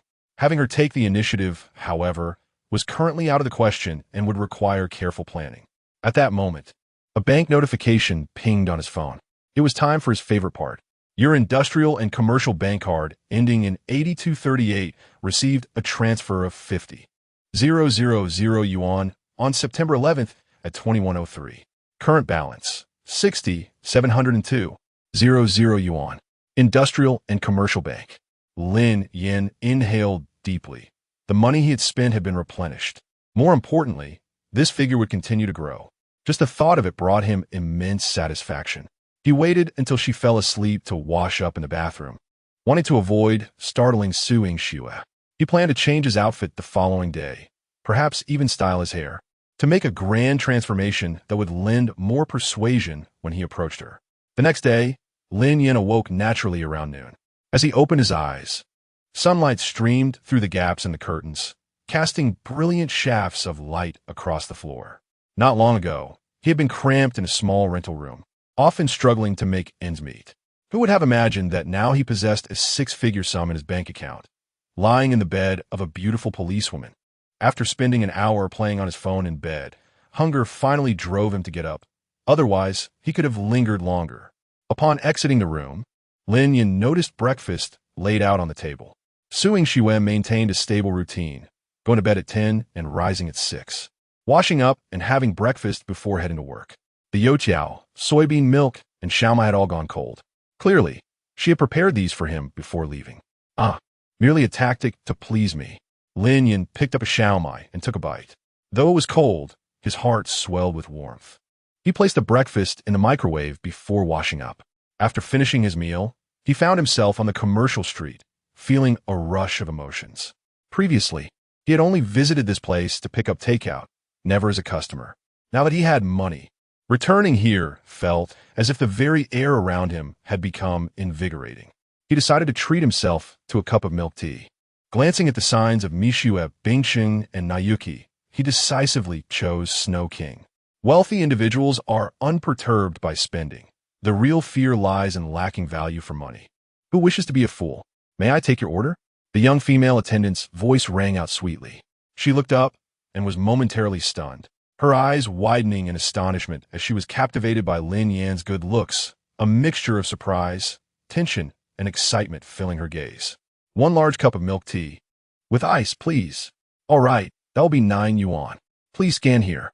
Lin Yan raised an eyebrow. In the past, when she came to collect her meal, this girl did not exhibit such a pleasant demeanor. Typically, she would arch an eyebrow and coldly declare, "Find it yourself." Suddenly, Lin Yan recalled a phrase. Now that I stand before you, how do I compare to the past? Indeed, Looks seem to be the universal currency of this world. Would you like it to be packaged? No need. Very well. Shall I assist you with a straw? Is there such a service at Snow King? Lin Yan chuckled lightly. No, thank you. He reached out to take the milk tea and strolled away with confidence. He faintly overheard the girl discussing with her colleague. Wow, so handsome. So handsome. Truly handsome. Could he be a celebrity? I don't know. But he is indeed very handsome. Lin Yan scoffed inwardly. Superficial. Chapter 31. The disappearance of the journalist sipping on bubble tea. Lin Yan entered the High-Lawn home store. The interior was brightly lit and meticulously arranged. Handsome gentleman. Looking for clothes. The salesgirl, blushing slightly, gazed at Lin Yan, her words stumbling over one another. Just browsing. Lin Yan leisurely walked around, intrigued by the fact that one no longer needed to meticulously select styles when shopping for clothes. Simply grabbing an item and trying it on rendered one undeniably handsome, resembling a living clothes hanger. Is this the experience of every dashing gentleman? Do you feel this way too? Handsome. You look amazing in this. The salesgirl's eyes remained fixed on him. Really? Lin Yan murmured to himself as he examined the reflection of the handsome figure in the mirror. It's just all right, I suppose. The salesgirl was taken aback. Just all right? How are those less attractive supposed to survive? After purchasing the clothes, Lin Yan proceeded to a hair salon for a haircut. The scent of shampoo filled the air, and the buzzing of hairdryers reverberated throughout the establishment. Upon rising from the chair, both customers and stylists were astonished. What else could he be but a celebrity? Handsome. May I add you on WeChat? A beautiful woman at the adjacent station interrupted the stylist. Her face adorned with a smile, her eyes sparkling with anticipation as she looked at Lin Yan. Such a beauty, Lin Yan mused. Would have been unattainable for him in the past. But now, thank you, but I have a girlfriend. Lin Yan replied politely, offering a smile before striding out. The woman's smile faltered, her face flushing crimson. It was her first experience of a failed approach. TCH, is being handsome that impressive? I'm not even trying to date you. What a peacock. Lin Yan then stopped by the supermarket to buy some vegetables. He was not stingy. He had long wished to treat Su Yingxue to a meal, but had previously been tight on funds. Now, with 6 figures in savings, he could finally afford a nice dinner for her. Thus, he planned to cook for her that very evening. Spending 25 yuan, he purchased a pound of meat, a pound of water spinach, and a block of tofu, having eggs at home. 3 dishes and a soup. Quite a high standard. Arriving home at 5 in the afternoon, Lin Yan took a shower, as hair clippings were scattered all over him from the salon. Feeling refreshed after the bath, he changed into a white t-shirt and black shorts. He glanced at the mirror. Handsome. He then began to prepare dinner. In the kitchen, the clattering of pots and pans mingled with the gradually wafting aroma of the meal. Around 6 o'clock, Su Yingxue returned home from work. Upon entering, she was greeted by the enticing scent emanating from the kitchen. Lin Yan was cooking? What a rare occurrence. Su Yingxue was not surprised that Lin Yan could cook. Rather, she was astonished that he had taken the initiative to do so. The refrigerator was devoid of leftovers, meaning he had ventured out to purchase ingredients. This implied he had spent money, which truly surprised her. The notoriously frugal man had finally loosened his purse strings. Having changed into her slippers, she approached the kitchen and peeked in, her gaze landing upon a familiar, yet unfamiliar handsome face. Their eyes locked, and the atmosphere became instantly still. Su Yingxue instinctively reached for her waist, only to realize she wasn't carrying her gun. Upon closer inspection, she found the figure strikingly familiar. Lin Yan? Su Yingxue's eyes widened in astonishment, her expression akin to that of encountering her long-deceased great-grandfather unexpectedly before her. Lin Yan, wielding a shovel, turned to her with a smile and affectionately urged, quickly wash your hands. Dinner is ready. It took Su Yingxue a good 10 seconds to regain her composure, during which she rubbed her eyes repeatedly. How could he look so handsome after merely changing clothes and tidying his hair? She could hardly believe her eyes. Approaching him, she grasped Lin Yan's chin, tugging at it, only to confirm that it was indeed real. What? What is going on? Her voice trembled. Lin Yan had already prepared his explanation. Oh, I broke through my martial arts training last night, significantly enhancing my abilities, which resulted in some changes. Huh? Su Yingxue tilted her head. Is that even possible? Lin Yan replied with utmost seriousness. Of course. Haven't you practiced traditional martial arts? It's normal for practitioners to experience such transformations. Su Yingxue stared in disbelief, pondering whether he had perhaps dabbled in some Southeast Asian sorcery. In the following days, while Su Yingxue attended her job, Lin Yan remained at home, either playing video games or scrolling through his phone. During his previous job as a deliverman, he had always squeezed in time for gaming, cherishing each moment. Yet, now that he played daily, he found himself growing weary and yearned for other hobbies. Unfortunately, apart from the computer and phone, there was little else to occupy his time. No, Su Yingxue was indeed quite entertaining. It was just a pity that she forbade him from engaging with her. As Lin Yan languished in boredom, Su Yingxue suddenly called him. Where are you? At home. Come downstairs in 10 minutes. I'm coming to pick you up. Why? We'll discuss it when we meet. A little over 10 minutes later, a spicy fish head dish slowly emerged from the underground parking lot. Su Yingxue's expression was grave, her brow furrowed, and Lin Yan felt a wave of tension wash over him. Is something wrong? Yes, Su Yingxue affirmed. 2 journalists have gone missing. Missing? Lin Yan furrowed his brow, his gaze deepening. Yes, these 2 journalists were involved in social investigations and had assisted the police in cracking a human trafficking case. Recently, they received reports of severe pollution in a canal in Qianzhou and went to investigate undercover. 3 days ago, they drove to Qianzhou, video-called their families that night, and have since disappeared without a trace. This morning, their families reported it to the police. We sent a request for assistance to Qianzhou, and the local security bureau has reviewed surveillance footage and dispatched personnel to the village, yet there is still no news. Therefore, the bureau has instructed us to investigate in Qianzhou. Us? Lin Yan pointed at himself, thinking, I'm not a police officer. How did I become part of us? Without a salary or social security, this felt like an outright exploitation of labor. To be precise, the bureau wanted Huang, Wenxuan, and me to go, but I preferred not to accompany him. Bringing you along would allow you to acclimate to police work ahead of time. So, you wish to exploit me? Lin Yan raised an eyebrow. Officer Su, may I inquire, in matters of exploitation, is your conduct not unlawful? Exploitation, my foot. Su Yingxue rolled her eyes, remarking that one who arrives unexpectedly must possess some investigative acumen. Otherwise, whispers would surely circulate. While she was unfazed by the chatter of others, she feared for Lin Yan's composure, worried he might succumb to pressure. After all, the opinions of the masses can be daunting. Investigative prowess? Lin Yan scoffed.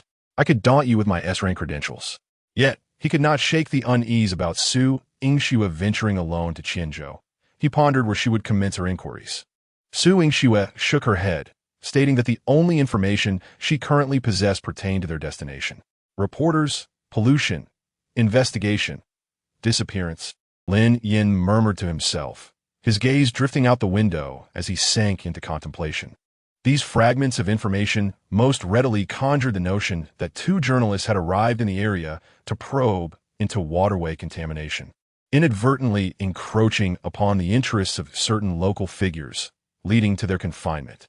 After all, such matters had yet to escalate to the extreme of silencing through murder. Nevertheless, Lin Yan harbored an instinctive sense that the situation was far more complex than it initially appeared. To uncover the truth, one must be present at the scene, meticulously analyzing clues and evidence. Chapter 32. The source of pollution with 5 poisons. The 2 arrived at the police station. Su Yingxue's spicy fish head was not suitable for a business trip, so they switched to Li Feng's private vehicle, a black Havel. To avoid drawing attention, Su Yingxue changed into casual clothes and, for safety, carried a firearm. Qianzhou is located over 50 kilometers from Binhai, nestled against the mountains. It is a modest prefecture-level city with picturesque scenery, frequented by tourists, though its industry is not particularly developed. Chia village lies in the southwestern mountainous area of Qianzhou, under the jurisdiction of Hongshan County, about an hour's drive from the county seat. It was here that the 2 journalists had vanished. Currently, the police had gathered only this much information. As the last rays of the setting sun began to paint the sky, Lin Yan and Su Yingxue's vehicle slowly entered Chia village. The wheels came to a steady halt at the village entrance. Lin Yan opened the car door, and the fresh air, infused with the fragrance of earth, enveloped him. The beautiful scenery momentarily took him by surprise. What a paradise this place is. When we retire, we should bring our children here to enjoy a peaceful life. Lin Yan expressed his yearning. Get lost. Who said anything about us two? Su Yingxue retorted, steadying herself against the car door, her gaze swiftly scanning the surroundings, equally awestruck by the beauty before her. Chia village was modest in scale, showcasing typical karst topography. The irregularly arranged green brick houses were nestled among lush trees, resembling a serene pastoral painting.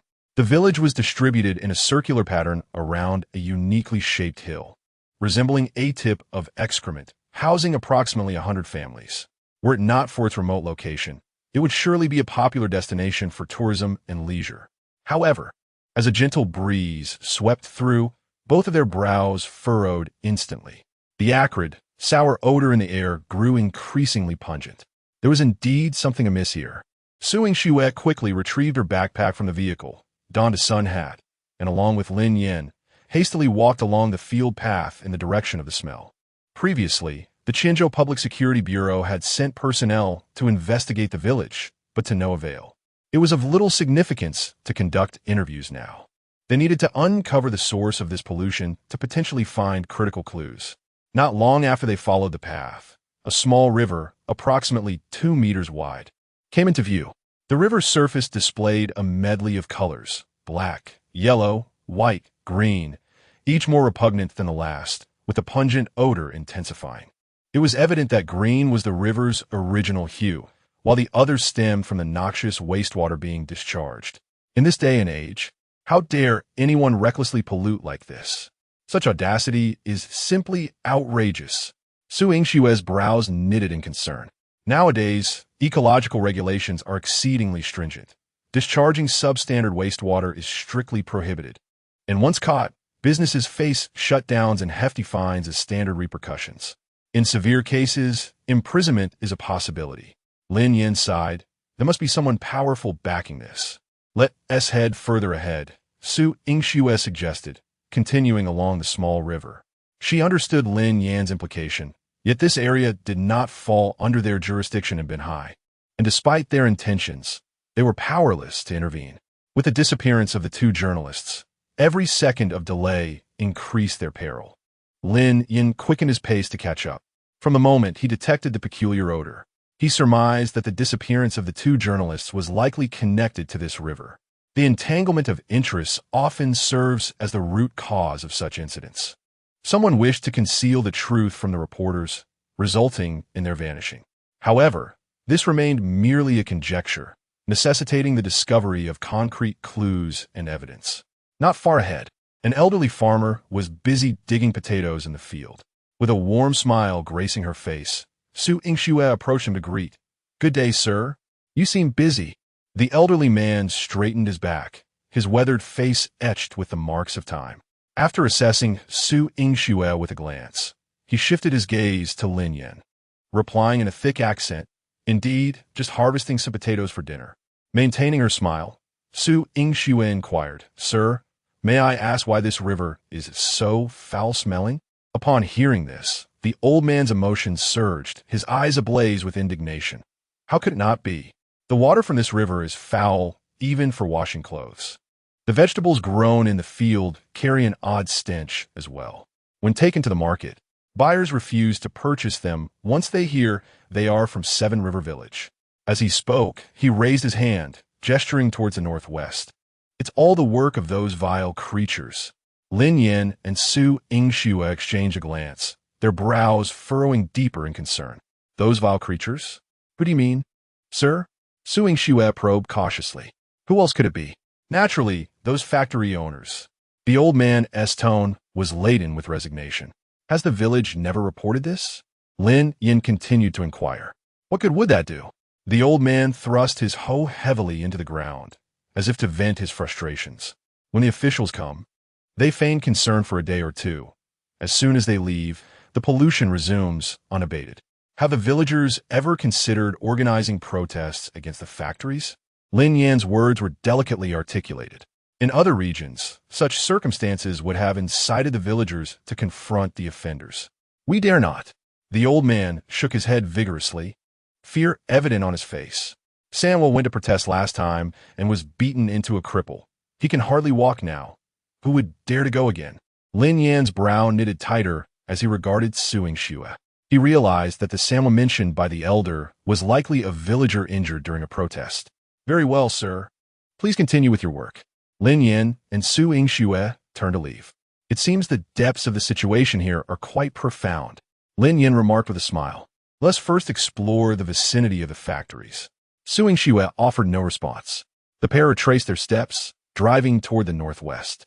Moments later, the road widened, revealing a vast expanse of factories nestled in the valley.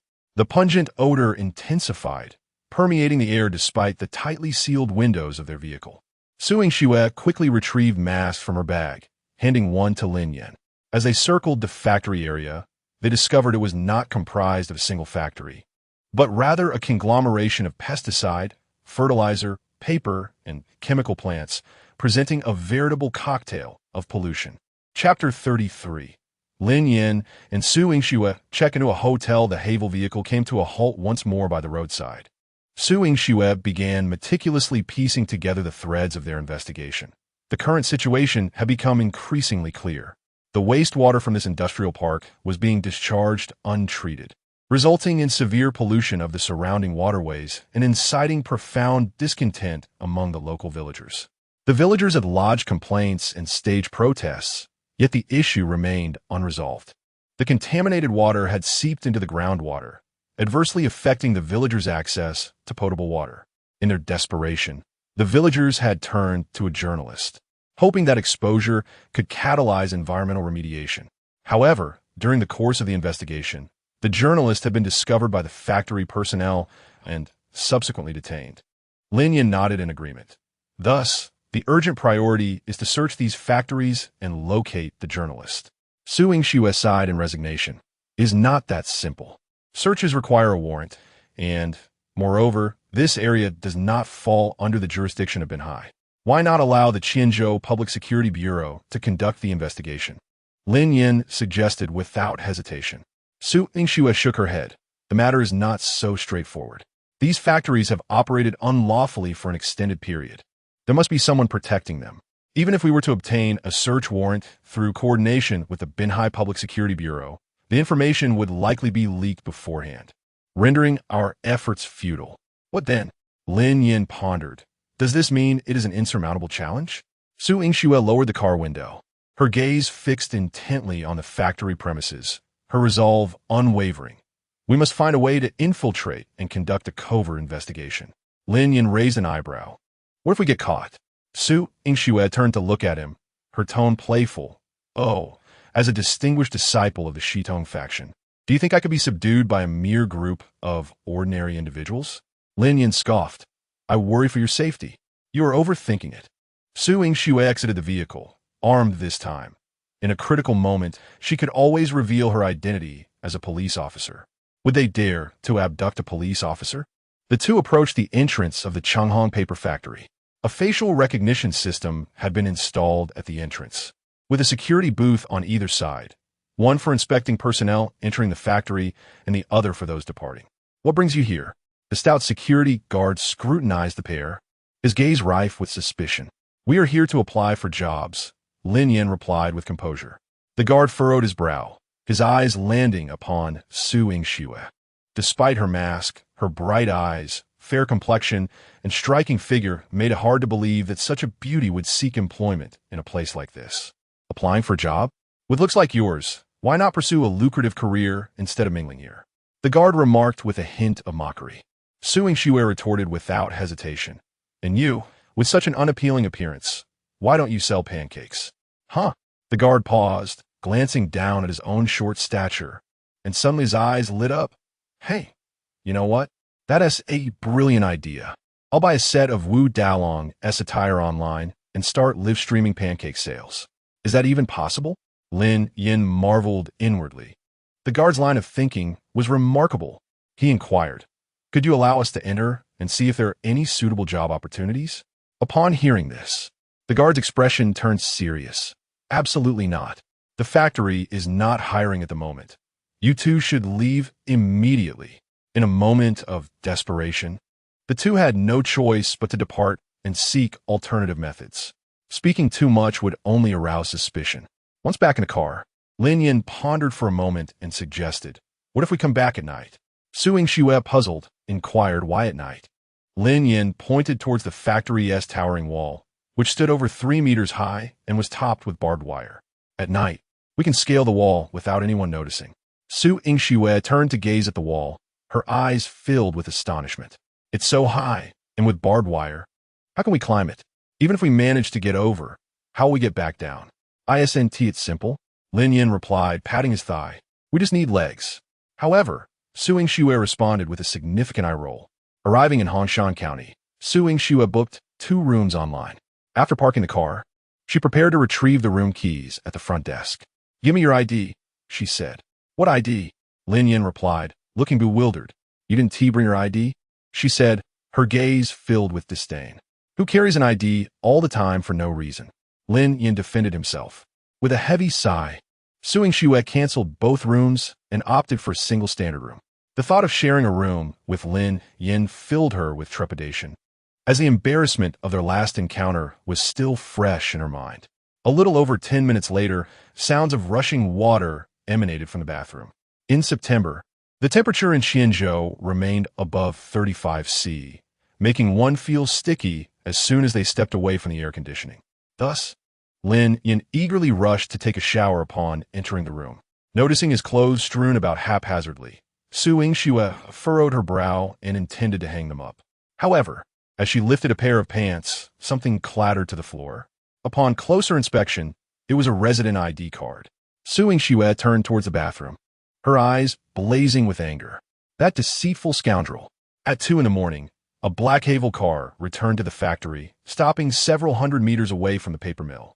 Su Yingxue and Lin Yan had donned black clothing, including shoes and masks. They stealthily approached the wall.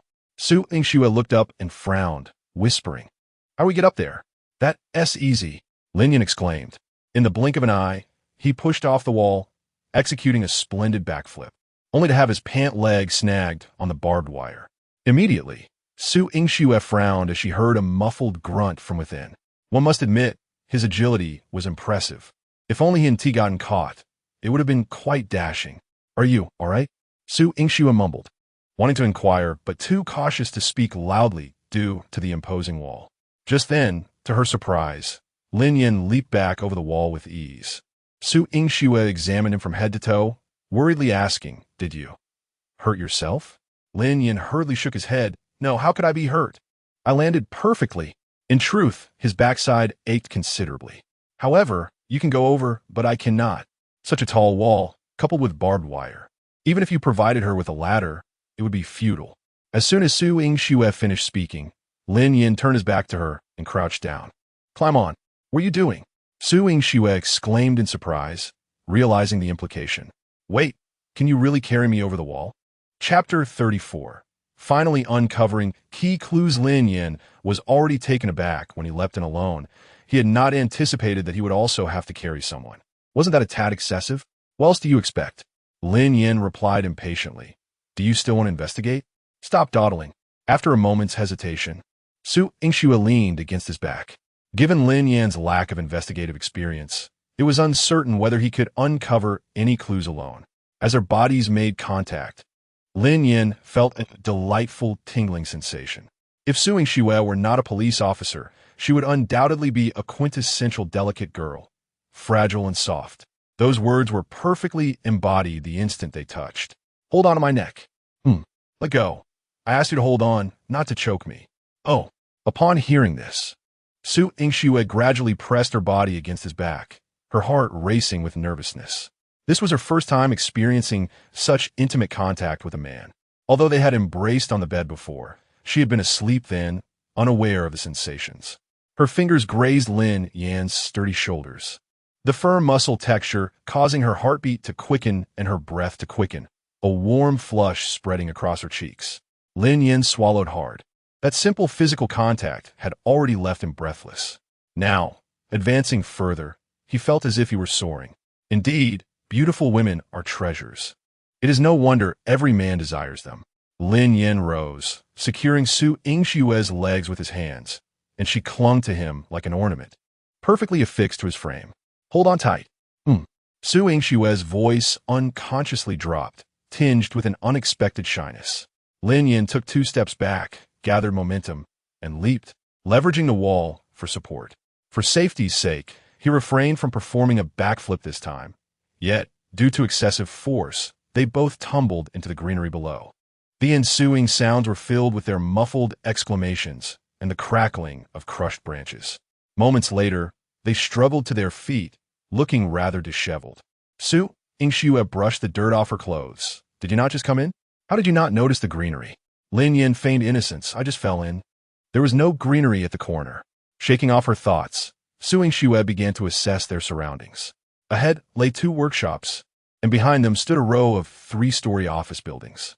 At that moment, the entire factory area was eerily silent, devoid of any sound. Their primary objective was to locate individuals. If that proved futile, they would search for vehicles. The 2 reporters were driving an SUV with a license plate number 3356.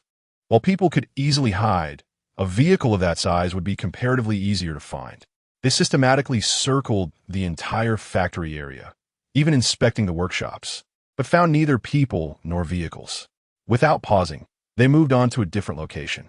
Fortunately, these factories had minimal security measures, aside from the occasional patrol by security guards. This lack of vigilance was likely due to the villagers' fear of causing trouble, as they were under the protection of higher authorities, leading to a natural sense of complacency. As time passed, the 2 individuals searched for the 4th factory, only to be greeted by the crowing of roosters. If they could not locate a vehicle soon, they would have to abandon their quest for the day. Lin Yan stealthily led Su Yingxue into the largest pesticide factory within the park. They diligently scoured the office area, and, upon reaching the warehouse, Lin Yan finally spotted the car with the license plate ending in 3356 in a secluded corner. Here, he whispered excitedly. Su Yingxue hurried over and crouched before the vehicle, confirming it bore the license plate from Binhai City with the correct ending digits. This is it, she exclaimed, quickly taking photographs to document the evidence, capturing both the factory and its surroundings. Let us go, Su Yingxue said, tucking her phone away.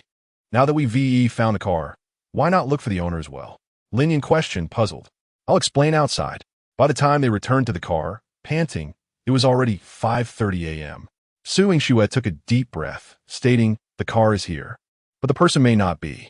If we alert them, it will complicate our search for both the car and the owner. Why not just apprehend them and interrogate them? Lin Yan continued to inquire. Su Yingxue shook her head. It's not as simple as you think. Without evidence, we cannot arbitrarily detain anyone, let alone use force. I brought a gun for emergencies. Even if I had to use it, I would still need to file a report upon returning. But didn't I use my gun last time? Lin Yan asked, bewildered. Su Yingxue exhaled in exasperation. Brother, that situation was entirely different. You were in a crisis then. Counterterrorism and investigation are not comparable. After you apprehended Qiuji, you have no idea how much documentation we had to prepare. The public security system strictly prohibits torture, entrapment. Lin Yan's approach would undoubtedly be ineffective. They could only gather evidence for a lawful trial. Oh, I see, Lin Yan replied, realization dawning upon him. It was about complicating the straightforward. He then pressed on. So what do we do now? Su Yingxue was also contemplating the issue. Should they contact the Qianzhou Public Security Bureau first or relay the information back to Binhai for coordination? Approaching Qianzhou would be quicker and save time. However, the situation here was quite murky. If they alerted the other side, there was a risk of the car and the individuals being relocated. Reporting to Binhai first could allow them to bypass Qianzhou and potentially block the vehicle. Having made up her mind, Su Yingxue declared, let us report our discovery of the vehicle to the Bureau and see how they will arrange it. All right, let us hurry. I'm feeling drowsy. Lin Yan yawned. To avoid being seen in the county, the 2 refrained from leaving the hotel after checking in, opting for takeout meals. Lin Yan was accustomed to staying up late. Unable to sleep early, he endured until midnight, only to awaken after an hour's rest. Having rushed over in haste and worked tirelessly for several hours, he had effectively stayed up most of the night. Upon returning to the hotel, Lin Yan collapsed in a bed and fell asleep. Su Yingxue took out her notebook and organized the photos she had captured into a document to send to Li Feng, before she simply washed up and retired for the night. In truth, she was quite fatigued as well. Chapter 35. The two were together again at 9 a.m. At the entrance of Chiha village, a group of villagers gathered. I heard the police visited our village yesterday. What were they here for? One villager recounted. I heard from old Wang's wife that they seemed to be looking for someone, a man and a woman, but I don't know the details. A man and a woman? Could they be the two journalists who came a few days ago? I'm not sure. Anyway, the police inquired at several households, but found nothing and then left. The police are searching for someone? Could it be the two journalists have gone missing? Hey, Sanwa, you're out early today. At that moment, a thin figure, leaning on a cane, slowly passed by. The man, known as Sanwa, nodded in greeting. Come sit with us for a bit before you head back. Upon hearing this, Sanwa's expression shifted to one of evasion, seemingly fearful of being associated with the matter of the wastewater. Unconsciously, he quickened the pace of his cane, which clattered against the ground in a series of tap-tap-tap sounds. Returning to his empty home, Sanwa was filled with regret. Ever since he had been incapacitated, he could no longer work to earn a living. His wife, feeling hopeless by his side, left him for divorce. His mother, burdened by grief, soon followed her departure. Now, he was left alone with 2 pigs and a few chickens and duck for company. If given the choice, he would wish to return to 2 years ago. No matter how filthy or foul the wastewater was, he would never have taken the lead in causing trouble at the factory. At the Public Security Bureau in Binhai City, Li Feng arrived early at Wang Wenxin's office. Zhang Donghai had yet to return, and the current affairs were still under his purview. For cases spanning multiple regions, it was his responsibility to make decisions. Wang Buhl, Xiaoxue believes the situation in Qianzhou is quite complicated. She hopes we can bypass that area and first apprehend the individuals along with the evidence. Li Feng concurred, recognizing that if word got out, it would be significantly more challenging to track them down again. After reviewing the materials, Wang Wenxin frowned in contemplation.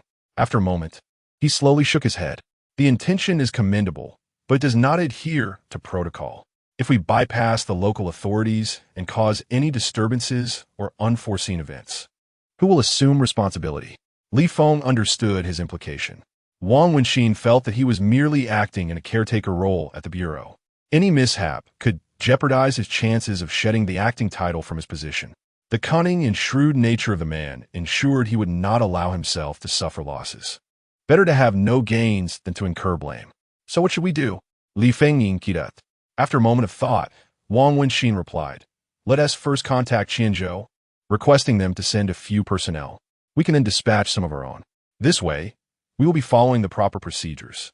All right. Li Feng turned and walked towards the door. I'll go gather some people now. Ainsi the hotel, Su Jingsuis Lodie Wakend. Her sleep had been troubled, filled with dreams, and notably, she dreamt of Lin Yan. He was rather unpleasant, incessantly pawing at her. Moments latte. She found herself playfully pinching her face and then wrapping her arms around herself, only to be unexpectedly drawn into his embrace. Though she yearned to resist, she found herself utterly powerless, surrendering to his whims. Yet, what filled her with even greater embarrassment was the undeniable warmth radiating from Lin Yan's chest, coupled with an indescribable sense of safety that enveloped her, making her crave it even more. It was overwhelmingly shameful, if it were not a dream. Su Yingxue could scarcely believe she harbored such thoughts. As her eyelashes fluttered, she slowly opened her eyes. After a brief moment of blurriness, her vision began to clear, revealing the handsome face of a man lost in slumber. Su Yingxue stared vacantly, and an eerie silence descended upon the air. Warning: a potential kick risk is present within 30 centimeters ahead. Please take precautions. Host. Warning: a potential kick risk is present within 30 centimeters ahead. Please take precautions. Host. Lin Yan, still in a daze, was suddenly jolted awake by the system's alert. What on earth? Blinking, he turned his gaze to see Su Yingxue's face. a stunning blend of shock, embarrassment, anger, and despair. In the next instant, a sharp exclamation escaped Su Yingshue's lips, coinciding with a forceful thrust of her right leg. Lin Yan felt a jolt in his abdomen, and before he knew it, he was sent sprawling to the floor, blankets and all. What is this madness? Domestic violence in the early morning. If you've hurt my brother, it's you who will suffer. What brother? When did you climb into my bed? Su Yingxue quickly straightened herself, relieved to find her clothes still intact. Lin Yan lay on the floor, momentarily dazed, until he turned to see the empty space on the other side of the bed. Not only had he ended up in Su Yingshue's bed, but he had also taken the blankets with him. He strained to recall the events of the previous night. There seemed to be a fleeting memory of touching something. The sensation surprisingly pleasant, which he had instinctively assessed. Wait, could it be? After this brief interlude, the two hastily freshened up. Li Feng had sent a message indicating he was on his way. They quickly descended to purchase some food before hurrying to meet Li Feng. By 10 o'clock that morning, a black Haval SUV and several police cars screeched to a halt outside the Hongxiang pharmaceutical factory. The doors swung open, and a number of uniformed officers stepped out. Captain Li, Su Yingxue called as she approached. Li Feng nodded slightly, casting a curious glance her way as he inquired, "How did you manage to capture these photographs?" Upon entering the industrial complex, he had noted that the factory walls were significantly higher than those of other establishments, fortified with barbed wire and steel needles, presenting an exceptionally high level of security. While it wasn't entirely impossible to scale the walls, doing so without sustaining injuries was highly unlikely. However, upon examining Su Yingxue, he noticed she bore no signs of injury. Turning to Lin Yan beside her, Su Yingxue declared, "He brought me in." Li Feng's gaze shifted to Lin Yan, astonishment evident in his eyes. "He took you in? Scaling that wall alone is quite the feat. One must bring another person. Is he even human?" Su Yingxue nodded and then inquired, "Shall we proceed directly inside, or?" Li Feng pondered momentarily and replied, "Let us wait. I just observed that this factory has only one entrance. We should remain here and await the arrival of our counterparts before proceeding to avoid any potential conflict." He understood well that this factory was certainly not to be trifled with. The opposing party would undoubtedly be reluctant to grant them entry, and they lacked the authority to enforce laws over Qianzhou enterprises. Consequently, the adversaries would likely not acknowledge their presence, making confrontation inevitable. In any case, they had effectively blocked the entrance. A vehicle of such size could not simply take flight. The group waited for approximately 20 minutes before two police cars arrived, albeit belatedly. Chapter 36. There's a traitor in the police force. 5 individuals approached, led by a smiling officer who greeted Li Feng. "Old Li, what brings you here? This little matter hardly warrants your presence.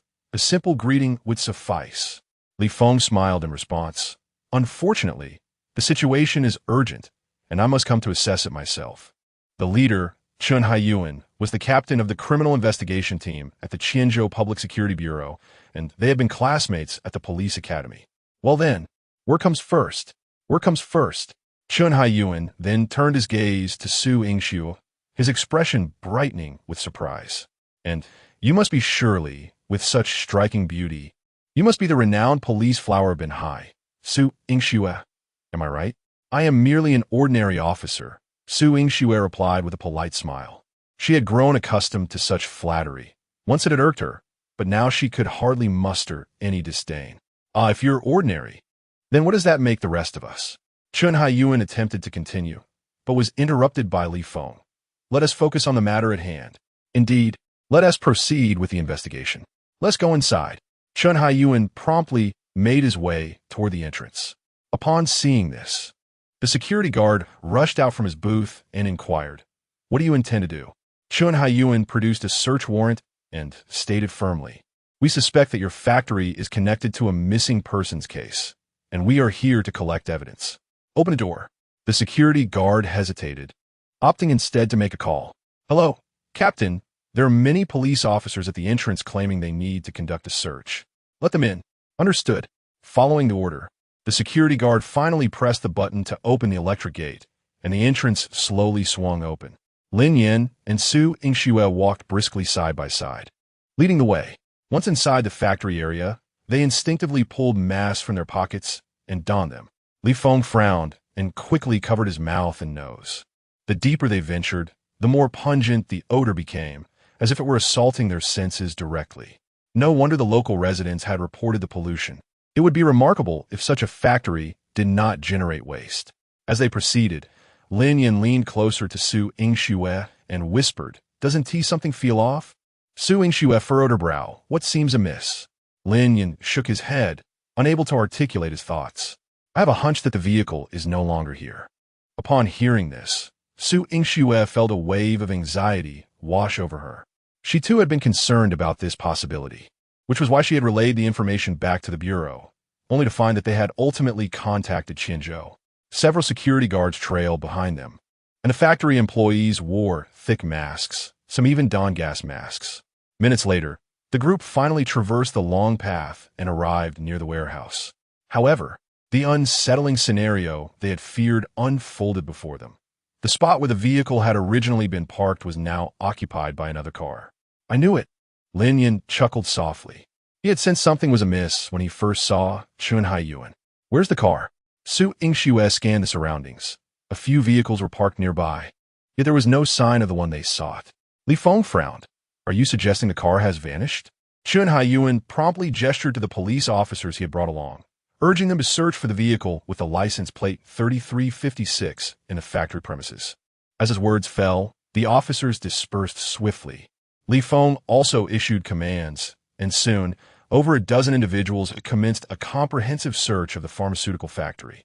Meanwhile, Lin Yan remained still, fully aware that the vehicle had likely been relocated. What was the point of searching?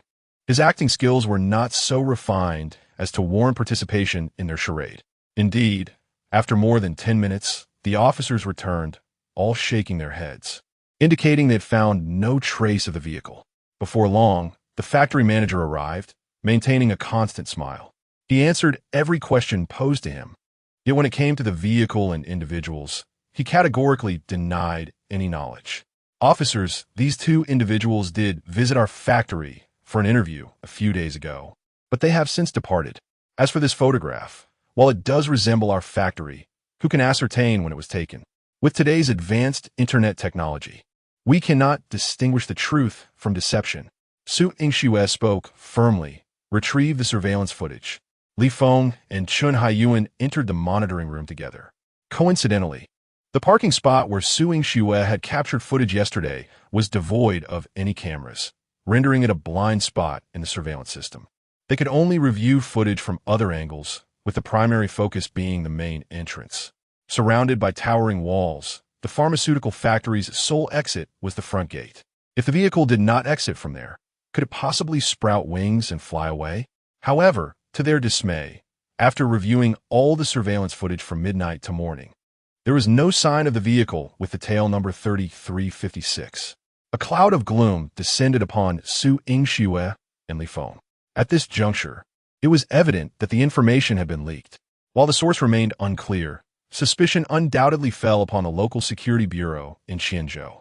Without concrete evidence, it was impossible to hold anyone accountable. It would be fortunate if they were not criticized for the inadequacies in their investigation, wasting police resources. Yet the pressing question lingered. How could such a large vehicle simply vanish? Where had it gone? Was it still within the factory premises? Oldly, in future situations like this, we must exercise greater caution, Chun Haiyuan remarked, his expression troubled. If we fail to uncover anything, the company will surely voice their grievances. Very well. I shall return to report to the bureau. When I come back to Qianzhou, I will arrange for you. It has been a while since we last enjoyed a drink together. With that, Chun Haiyuan departed with his team. Captain, I suspect it was someone from Qianzhou who leaked the information, Su Yingxue said in a low voice. The evidence she had painstakingly gathered was now compromised by a host of vermin. It would be a lie to say she was not furious. Alas, Li Feng sighed and shook his head. Our authority is limited. We are powerless. The trail has run cold. What do you intend to do next? Su Yingxue paused thoughtfully, then turned to Lin Yan. With the lead gone, I shall continue my search. Li Feng nodded in agreement. Very well. Contact me if you need anything. There have been numerous developments in Binhai recently, and I must return. Chapter 37. Infiltration of the pharmaceutical factory and return to the hotel. The two individuals were compelled to reconsider their strategy. Currently, the two journalists remained unaccounted for, and it was uncertain whether they were still in Xinzhou. However, Su Yingxue firmly believed that their disappearance was undoubtedly linked to the pharmaceutical factory. Thus, even if they were to investigate now, it was imperative to commence their inquiries at the factory. Previously, they had the means of transportation to aid their search, but now that too had vanished, leaving them at a loss as to where to begin. After considerable contemplation, Su Yingxue devised a plan. We can only blend in during the day and see if we can glean any useful information from the workers, she proposed. Lin Yan looked at her incredulously, questioning, given the level of security at the pharmaceutical factory, how can we gain entry without a search warrant, especially dressed in plain clothes? Su Yingxue clarified, we will simply scale the wall. The employees inside are mostly masked and wear hoods, making it difficult to identify them at a glance. We can easily pass as one of them. Lin Yan nodded, finding some merit in her reasoning. Yet, he raised a concern, but the employees are in uniforms. Where will we procure those? That is quite simple, Su Yingxue replied confidently, accelerating toward the county town. The ordinary employees' uniforms consisted of basic blue t-shirts with printed logos and hats, while some donned white lab coats. These were the two predominant types of attire. Upon their return to the compound, they had each donned a white lab coat, complete with large masks and hoods that concealed all but their eyes. They scaled the wall in the same manner and went unnoticed, walking side by side along the factory paths. Even when encountering others, they attracted little attention, as one was a police officer and the other possessed exceptional skills. When individuals were not on edge, they could navigate situations with ease. Lin Yan, in particular, felt no anxiety whatsoever. In his view, it would be far simpler to confront the person in charge directly until they confessed. They proceeded to the front workshop and turned inside. The facility was well equipped, filled with an array of stainless steel tanks and pipes, while several workers were inspecting instruments. Lin Yan approached a middle-aged man from behind and asked in a low voice, when the police came earlier, no one spoke out of turn, did they? The robust man glanced back and replied nonchalantly, who would dare? We didn't even open our mouths. Hearing this, Lin Yan and Su Yingxue exchanged a knowing glance. The man's words directly implied that there was something amiss at the pharmaceutical factory. Indeed, things have been quite unsettled around here in recent days. We must remain vigilant. Lin Yan intended to continue the conversation, but the man turned and walked away, clearly disinterested in further dialogue. Exiting the workshop, the duo continued towards the storeroom adjacent to the parking area. At that moment, a forklift emerged from the storeroom. Noticing this, both individuals seemed to have an epiphany, furrowing their brows in unison. Let's go take a look, Su Yingxue suggested. They approached, not immediately engaging in conversation, but rather circling around the interior before finally approaching the forklift driver. Lin Yan inquired, Master, if any suspicious individuals approach you with inquiries, you must keep your lips sealed and refrain from speaking indiscriminately. Do you understand? The forklift master scrutinized him briefly, feeling a sense of unfamiliarity. Yet the content of his words resonated with a strange familiarity. Without further contemplation, he nodded in agreement. Rest assured, I shall speak only what is necessary and remain silent on matters that require discretion. Very well, Master, please continue with your duties. With that, the two hastened their steps out of the storeroom. What are you thinking? You go first. Block him. They replied in unison. Once again, they stealthily slipped out of the factory. Lin Yan was still carrying Su Yingxue on his back. After they entered the vehicle, they removed their white coats and masks, exhaling deeply in relief. The forklift master must know the whereabouts of the vehicle. Su Yingxue asserted confidently. Lin Yan nodded in agreement, while sipping water. It is highly probable that the vehicle has already been relocated. Taken away by the vehicle, Su Yingxue added. They waited until 6 o'clock in the afternoon when the factory gates swung open and numerous workers emerged. While there were cars, the majority rode electric bicycles. Soon, Lin Yan spotted the forklift master among the crowd. Su Yingxue started the vehicle, maintaining a distance that was neither too close nor too far. After more than 10 minutes, they arrived at a place called Shilu Village, a few kilometers away from Chi village. Since the polluted river did not pass through this area, both the air and water quality here were significantly superior. Furthermore, most of the individuals working in the industrial park were locals from this village. The forklift master turned into a small courtyard of a single-story house. Su Yingxue parked the vehicle in a nearby open space. And then she and Lin Yan disembarked to follow him. What if he doesn't speak? Lin Yan asked. Su Yingxue furrowed her brow, contemplating for a moment before responding solemnly.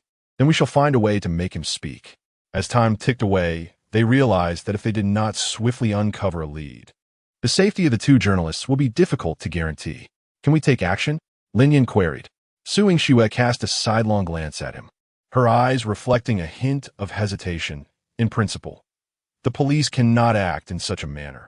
But I am not a police officer right now, Lin Yan retorted. I believe you are correct. Su Yingxue was not one to adhere rigidly to principles. In exceptional circumstances, perhaps exceptional measures were warranted. Prioritizing the rescue is imperative. Hand me your handcuffs, Lin Yan instructed. Without hesitation, Su Yingxue removed them from her waist and handed them over. The courtyard door stood ajar, and the two entered without reservation. Chapter 38. The big fish is surfacing. The courtyard was modest in size, with a row of chicken coops to the right and a small flower bed to the left.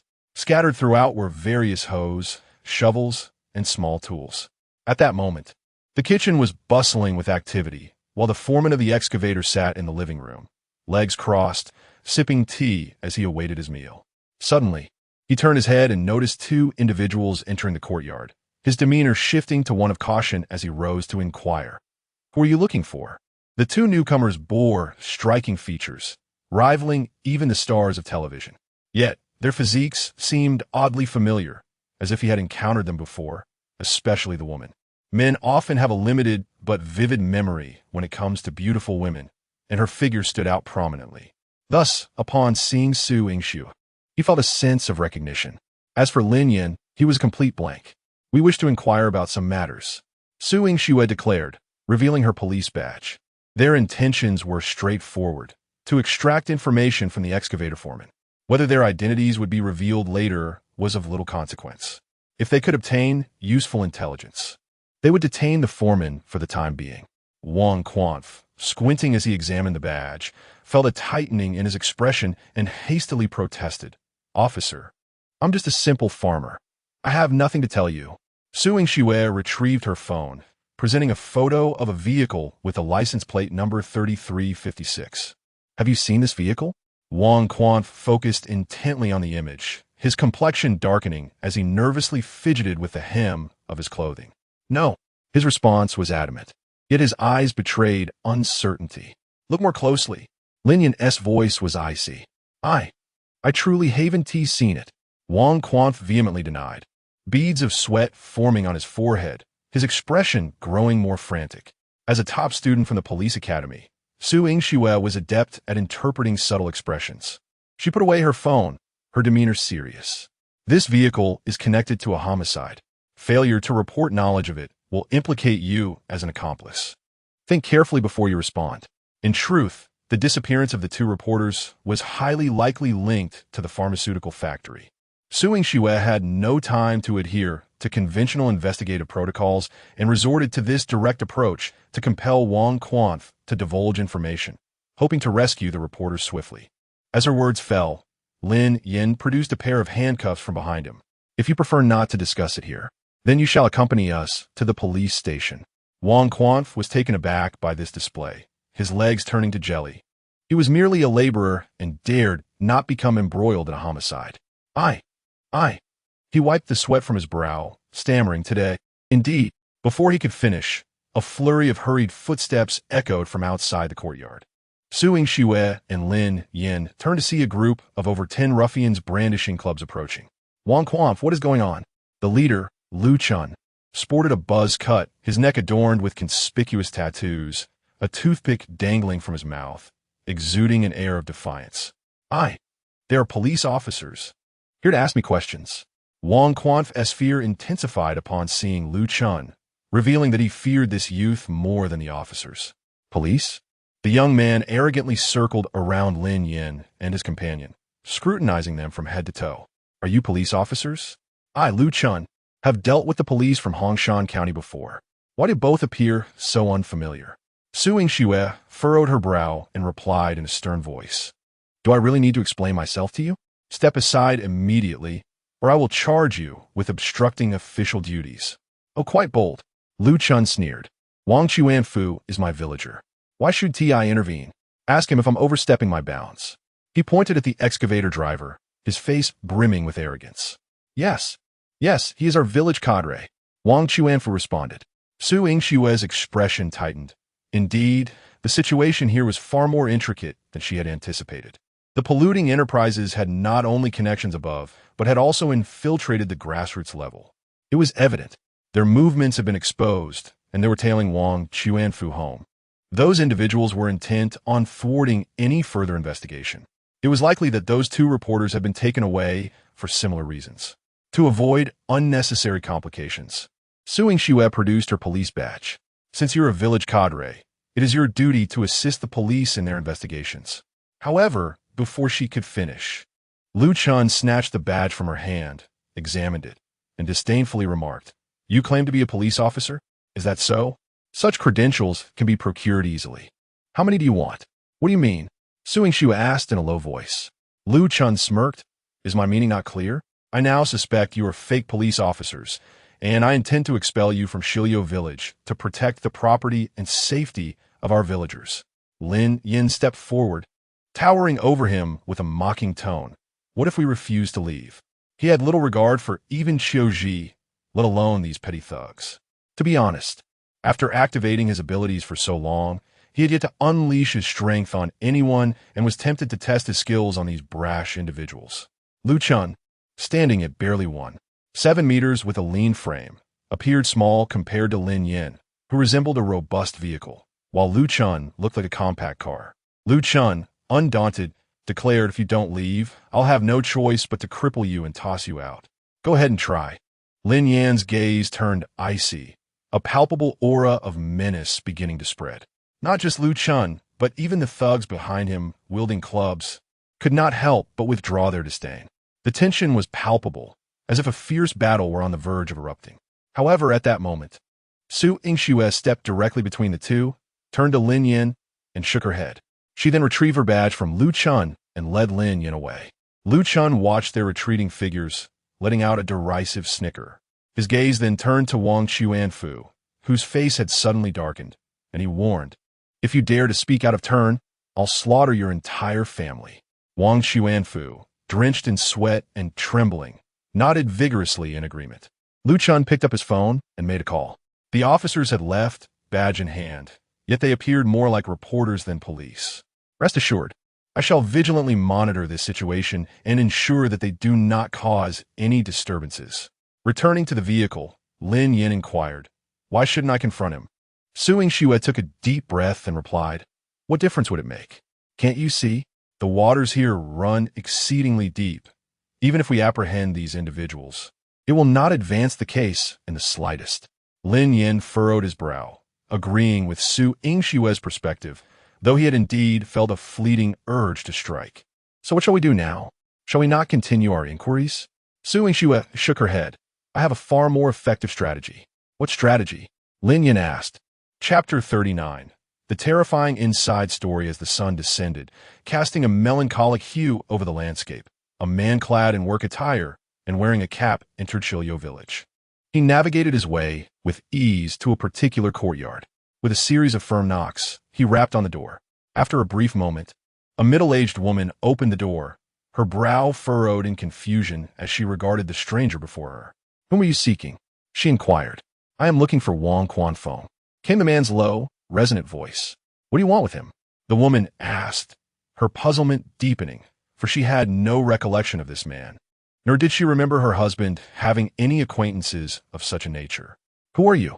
Just then, Wang Quanfeng, shaken by the events of the afternoon, emerged from within the house like a startled bird. Upon recognizing the man before him, he gasped, It's you? Indeed, it is I, replied the man, removing his cap to reveal a subtle smile. The visitor was Lin Yan. Leave at once. I have nothing to share with you, Wang Quanfeng insisted, attempting to close the door. However, Lin Yan placed his right foot against the threshold, rendering the door immovable despite Wang's forceful pushes. What do you intend to do? Wang Quanfeng shouted in anger. Did I not inform you? I wish to ask you a few questions, Lin Yan replied calmly. I know nothing, Wang Quanfeng asserted, his resolve much stronger than earlier that day, as if he had swallowed a lead weight. At that moment, hurried footsteps echoed from the adjacent path, swiftly followed by a throng of youths who surrounded Lin Yan. Damn it, get out of here. How dare you return? Lu Chun tightened his grip on the wooden club. Beat him. In an instant, a dozen individuals brandishing clubs charged at Lin Yan. A faint smirk graced his lips as he raised his foot and delivered a powerful kick to Lu Chun's abdomen. Lu Chun was sent sprawling, emitting a piercing cry. Lin Yan entered a state of fierce resistance, fending off the gang of ruffians. After toppling 5 or 6 of them, he was ultimately overpowered and rendered unconscious. Damn it. He dares to fight back. Take him away. Lin Yan was hoisted and dragged forward. In the enveloping darkness, he relinquished all of his weight onto his captors, burying his head and maintaining a smile upon his face. Goodness, don't pass out. You're so heavy, one of the thugs exclaimed. Stop chatting and exert yourself. Moments later, Lin Yan was unceremoniously shoved into a vehicle. His 2 captors, panting with exhaustion, nearly collapsed on the ground. The car roared to life, meandering through the village before entering a spacious courtyard. Once the vehicle halted, Lu Chun exited from the passenger seat and reported to those inside. We captured a journalist posing as a police officer who came to investigate the situation. He was driven away this afternoon, but he sneaked back in the evening. Therefore, I had no intention of letting him go. I acted immediately. I never expected him to be so formidable, single-handedly taking on several of us. I leave him in your hands. With that, the car door swung open, and 2 thugs yanked Lin Yan from the vehicle, binding his hands and feet before tossing him into a storage room deep within the courtyard. Upon hearing the sound of the door locking, Lin Yan finally opened his eyes, clearly having feigned unconsciousness. In the afternoon, he conferred with Su Yingxue, devising a plan to infiltrate the enemy lines and intentionally allow himself to be captured. The rationale was straightforward. If the 2 journalists had also been apprehended in a similar manner, it was highly probable they were detained in the same location. By penetrating deeper into enemy territory, he might glean further intelligence. Although his hands and feet were bound, this posed no challenge for Lin Yan. A master of traditional martial arts, with a mastery of the art of contortion, he swiftly freed his hands from the restraints. Moments later, he untied his feet. In less than 2 minutes, Lin Yan regained his freedom. Surrounded by darkness, Lin Yan leaned against the window to survey his surroundings. It appeared to be a courtyard flanked by buildings on 3 sides. If fortune favored them, the 2 journalists might also be confined here. He opened the window and vaulted outside, moving like an assassin from a cinematic tale, stealthily patrolling the various rooms without making a sound. Indeed, when Lin Yan reached the row of rooms opposite, he discovered 2 individuals inside, seemingly engaged in conversation. Surely they haven't killed us? A woman spoke, her tone tinged with anxiety. Impossible, responded a man. They simply wish to prevent us from exposing their pollution. If it escalates to a homicide, the situation would drastically change. Then why haven't they released us? They likely intend to intimidate us, to serve as a warning. Lin Yan grasped the door lock, exerting force with his palm. In an astonishing moment, the padlock was wrenched off. He pushed the door open, and the silvery moonlight sliced into the room like a sword, falling directly upon the man wearing black-rimmed glasses. The man and woman, upon witnessing the imposing silhouette illuminated by the moonlight, displayed expressions of terror. What do you want? The man stammered. Ignoring the inquiry, Lin Yan turned and shut the door behind him. He approached and crouched before the pair, raising a finger in a gesture for silence. I am here to rescue you. What? The 2 exchanged incredulous glances. I'm sent by the Benhai City Bureau. Upon hearing this, joy illuminated their faces, and the man quickly implored, Please, untie me. They have been bound for 3 days, leaving their hands numb. Oh, Lin Yan recollected the urgency and hastily released their bindings. He led them out of the room and, following the perimeter of the wall, discreetly assisted them over the barrier. They were merely frail scholars, ill-equipped for such feats. The trio stealthily made their way toward the village entrance. After introductions, Lin Yan learned the man's name was Chun Xiaodong and the woman's was Zhu Ling. Both were journalists. They had come to Shiliu village for an investigation when they were apprehended. Why go to such lengths to conduct your investigation here? Lin Yan queried, perplexed. As journalists, their task was to capture images of the chemical plant's effluent and the pollution of the waterways for exposure. Why venture to Shiliu village when they could have reported from Chiha village, the true site of contamination? Chun Xiaodong glanced around, lowering his voice. We uncovered crucial leads. Lin Yan paused, curiosity piqued. What leads? Zhu Ling excitedly added. We have discovered that their discharge of pollutants may be an attempt to conceal other matters. Other matters? Lin Yan turned to look at the round-faced little girl before him, wondering if there could be anything more sordid than the act of pollution. Chun Xiaodong nodded. We suspect they are manufacturing drugs within the industrial park. Chapter 40. Lin Yan's secret return for investigation. What? Lin Yan felt a sudden tightness in his breath, his heart racing to his throat. Drug manufacturing.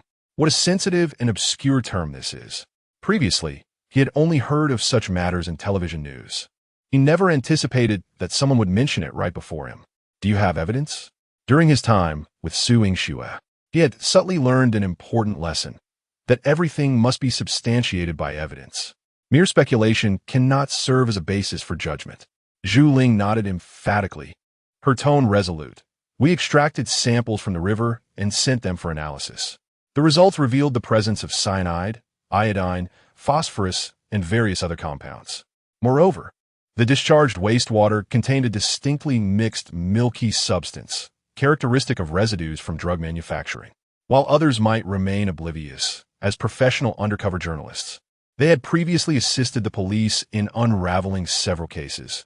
This knowledge was deeply ingrained in them, and they were particularly vigilant during investigations. So, you mean those individuals are still unaware that you discovered this? Lin Yan probed further. Both of them shook their heads in unison. They merely think we are investigating the wastewater issue. Lin Yan, upon hearing this, fell into deep contemplation. At that moment, he instinctively wanted to inform Su Yingxue to make a decision. However, before setting out, he had refrained from bringing his phone, fearing it might be confiscated. As for Chun Xiaodong and Zhu Ling, their phones had long been seized. With no other choice, the three hastened their steps towards the outskirts of the village. In a private room of a certain club in Qianzhou, Director Feng, you must keep a close watch on the situation in Binhai. If they keep sending people to cause trouble, I will have a hard time explaining it. A burly man, bald and clad in a black t-shirt, spoke in a low voice. The Director Feng he referred to as Feng Ji, the head of the Qianzhou Public Security Bureau. Rest assured, Feng Ji set down his chopsticks, maintaining a composed demeanor. We will receive immediate updates if anything happens on their end, ensuring no interference with your operations. By the way, what do you plan to do with those two journalists? The man in black took a bite of his dish and coldly replied, I had initially intended to detain them for a few days before releasing them. But today I received word that 2 more journalists have arrived in the village. It seems we must make an example of them to deter any future meddling. Feng Ji frowned slightly, cautioning, if this matter spirals out of control, it could become problematic. The man in black's gaze turned icy. Then let them meet with an accidental demise. Feng Ji pondered for a moment before nodding. Very well. Lin Yan and his companions walked for over 20 minutes before finally exiting the village and reaching the main road, where they spotted a black Havel parked by the roadside. The two had not eaten for 3 days, their physical strength severely depleted, and their steps unsteady. Once inside the car, Chun Xiaodong recounted their discoveries in detail to Su Yingxue. Upon hearing this, she was even more shocked than Lin Yan. What should we do now? Lin Yan inquired. Su Yingxue furrowed her brows, lost in thought, and did not respond immediately. Having experienced the previous incident, she was now hesitant to report any information to the Bureau lightly. Should the claims made by Chun Xiaodong and his associates prove to be true, once the information is leaked, the opposing party will undoubtedly act swiftly to obliterate any evidence. In the absence of concrete proof, she dares not report to her mother without authorization. Otherwise, should she rally forces only to find no substantiation, her standing within the police force would be precarious. First, They must be escorted to a secure location. At present, Su Yingshue's paramount task is to locate individuals, and having accomplished this, she must now deliberate on subsequent actions with caution and not act impulsively. Consequently, the group returned to Binhai overnight. Meanwhile, Lu Chun was engaged in a game of poker with several associates when his phone rang unexpectedly. Damn it, who is calling at this late hour? He grumbled, picking up the phone. Upon seeing the number, he abruptly discarded his cigarette and respectfully exclaimed, "Hello, Brother Long. What can I do for you?" A deep voice resonated from the other end. "Release those journalists. Someone will send a vehicle shortly." What? Lu Chun thought he had misheard. "Brother Long, you mean to let them go? Do you not comprehend my words?" The tone grew increasingly cold. Yes, Brother Long, I will do it right away." He hung up, hastily stuffing the money from the table into his pocket and rushing towards the backyard. Arriving at the door of the room, where Chun Xiaodong and another were detained, he hummed a tune while searching for the key in his pocket, only to discover that the lock was missing, along with the latch. Panic-stricken, he glanced around before pushing the door open. In an instant, his mind went blank. The floor was strewn with only a few ropes. There was no sign of the prisoners. This is bad.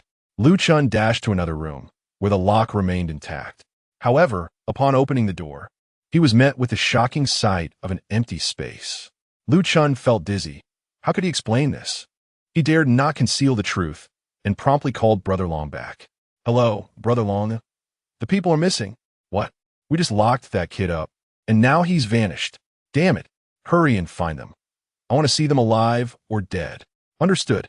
Lu Chun hung up and immediately rallied his men to commence a thorough search. An hour later in Binhai City, Su Yingxue delivered Chen Xiaodong and Zhu Ling to Zhangdonghai. However, she refrained from disclosing any information regarding drug production and cautioned both to keep the matter confidential for the time being. After all, there was a mole within the department, and who it might be remained uncertain. Although she believed Zhang Donghai was unlikely to be the traitor, circumstances are rarely absolute. Caution is the mother of safety. "Xiaoxue, you've worked hard," Zhang Donghai remarked, turning to Lin Yan. "Thanks to your assistance. Rest assured I will do my utmost to advocate for you. Just a small matter. Remember to keep me in mind for a little bonus." Lin Yan replied with a smile. Zhang Donghai nodded. "I will do my best. Sujing su estati, director. I'm feeling a bit fatigued and wish to rest for a couple of days." Zhang Donghai replied, "That is only proper. I will handle the remaining matters. You should return and recuperate well." The two then departed from the police station. "What shall we do now?" Lin Yan inquired. Su Yingxue spoke in a low voice. "Return to Qianzhou." This time, they needed to return without attracting attention. Only in this way could they ensure that their adversaries would lower their guard.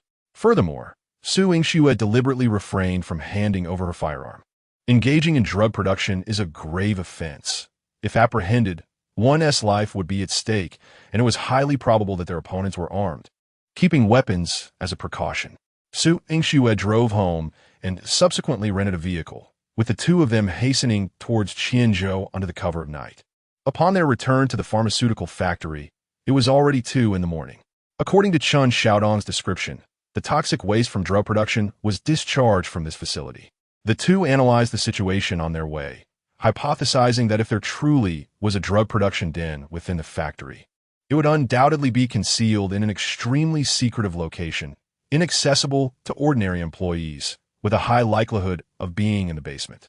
The pharmaceutical factory comprised 3 workshops and 2 office buildings. If the drug production den were situated above ground, it would most likely be within these areas. If underground, the entrance would also be restricted to these locations.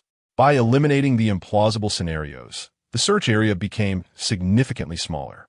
First, the office building had frequent foot traffic, making the transportation of raw materials suspicious and could be largely ruled out. The factory floor contained only stainless steel tanks, providing no other hidden spaces, thus also being excluded. Remaining were the cafeteria and laboratory. Lin Yan quickly dismissed the cafeteria for the same reasons as the office building.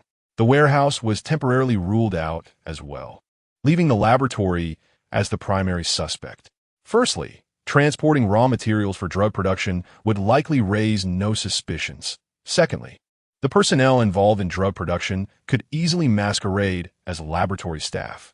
Thirdly, laboratories naturally conduct various experiments, making the release of substances and odors a normal occurrence.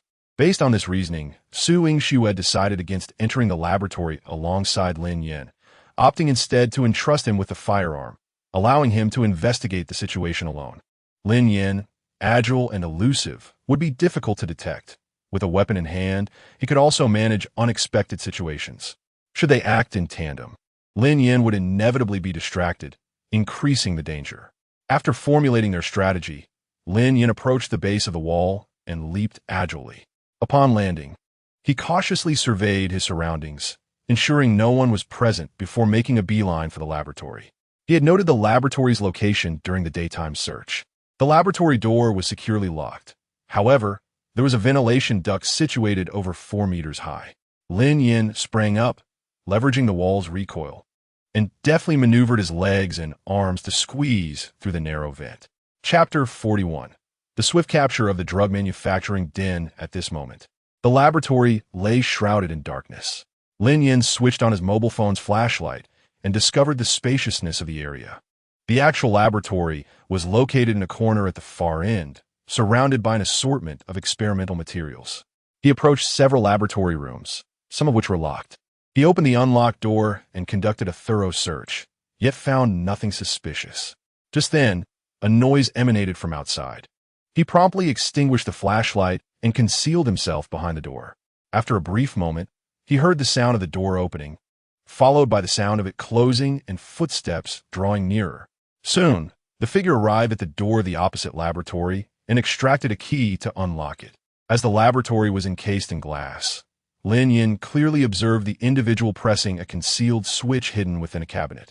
The cabinet in the corner slid aside automatically, revealing a hole in the floor approximately 1 meter in diameter.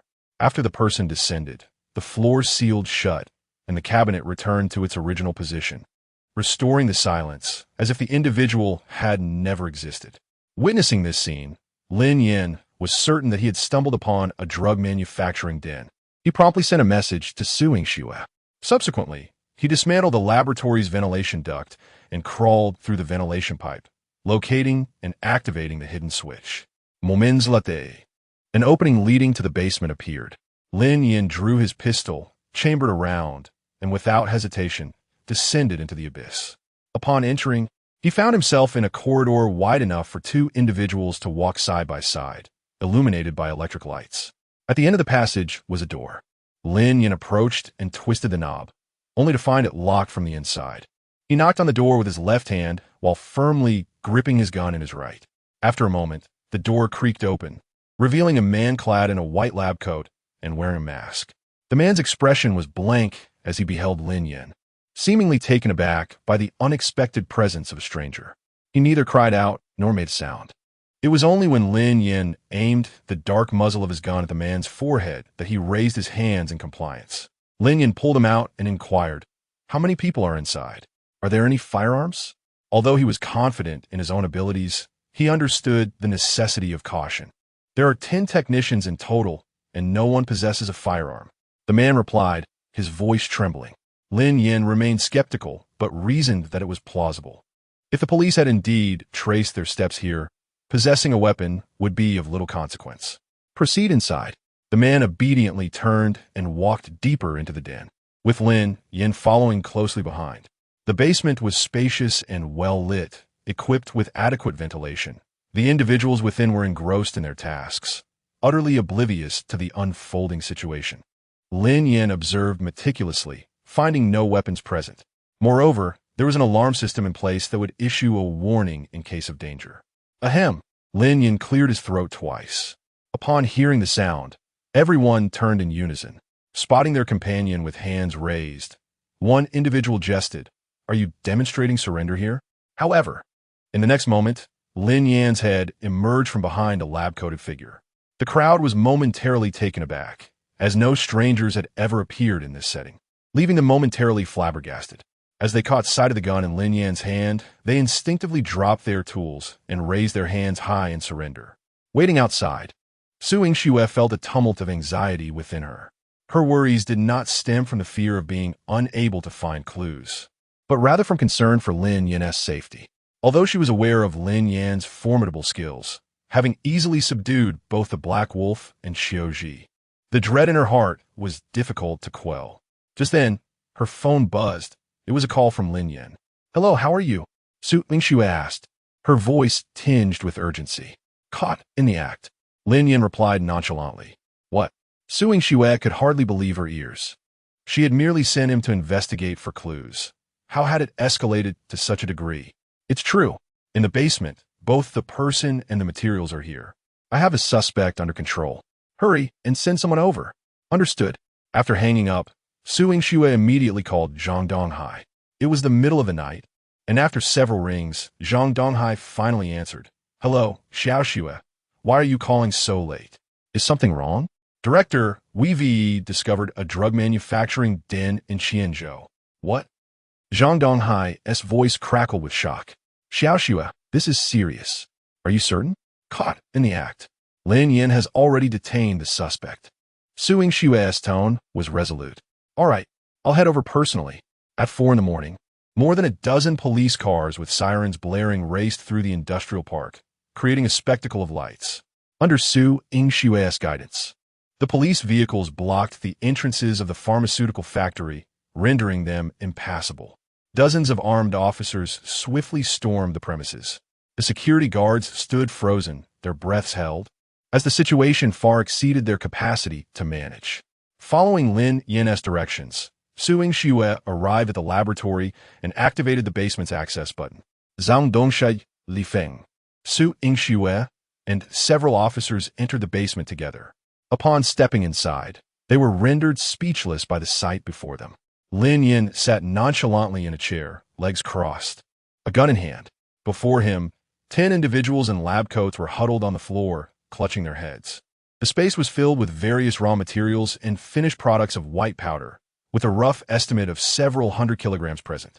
"You have truly astonished me," Zhang Donghai exclaimed, unable to contain his excitement as he regarded Lin Yan. This young man had accomplished feats that they had scarcely dared to dream of in their lifetimes. Li Feng clasped his fists in admiration. Lin Yan chuckled, "Just a small matter.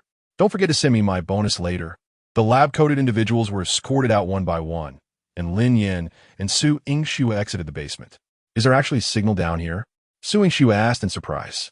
Lin Yan spread his hands. "I didn't expect it either.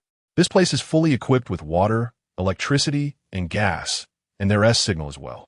Now that the drug den has been discovered, these factories will surely have to shut down, right?" Lin Yan inquired. The director has already reported this to the higher authorities. These factories will definitely cease operations, and all involved personnel will face severe punishment. Those who provided protection will be uprooted as well. However, this will require some time. Lin Yan nodded, saying, "That's good. Chia village is so beautiful. It would be a pity for it to be ruined by these people. I hope the villagers can soon have access to clean water. It will bring us peace of mind when we retire there." "Oh, please." Su Mingxue shot him a glance. Chapter 42.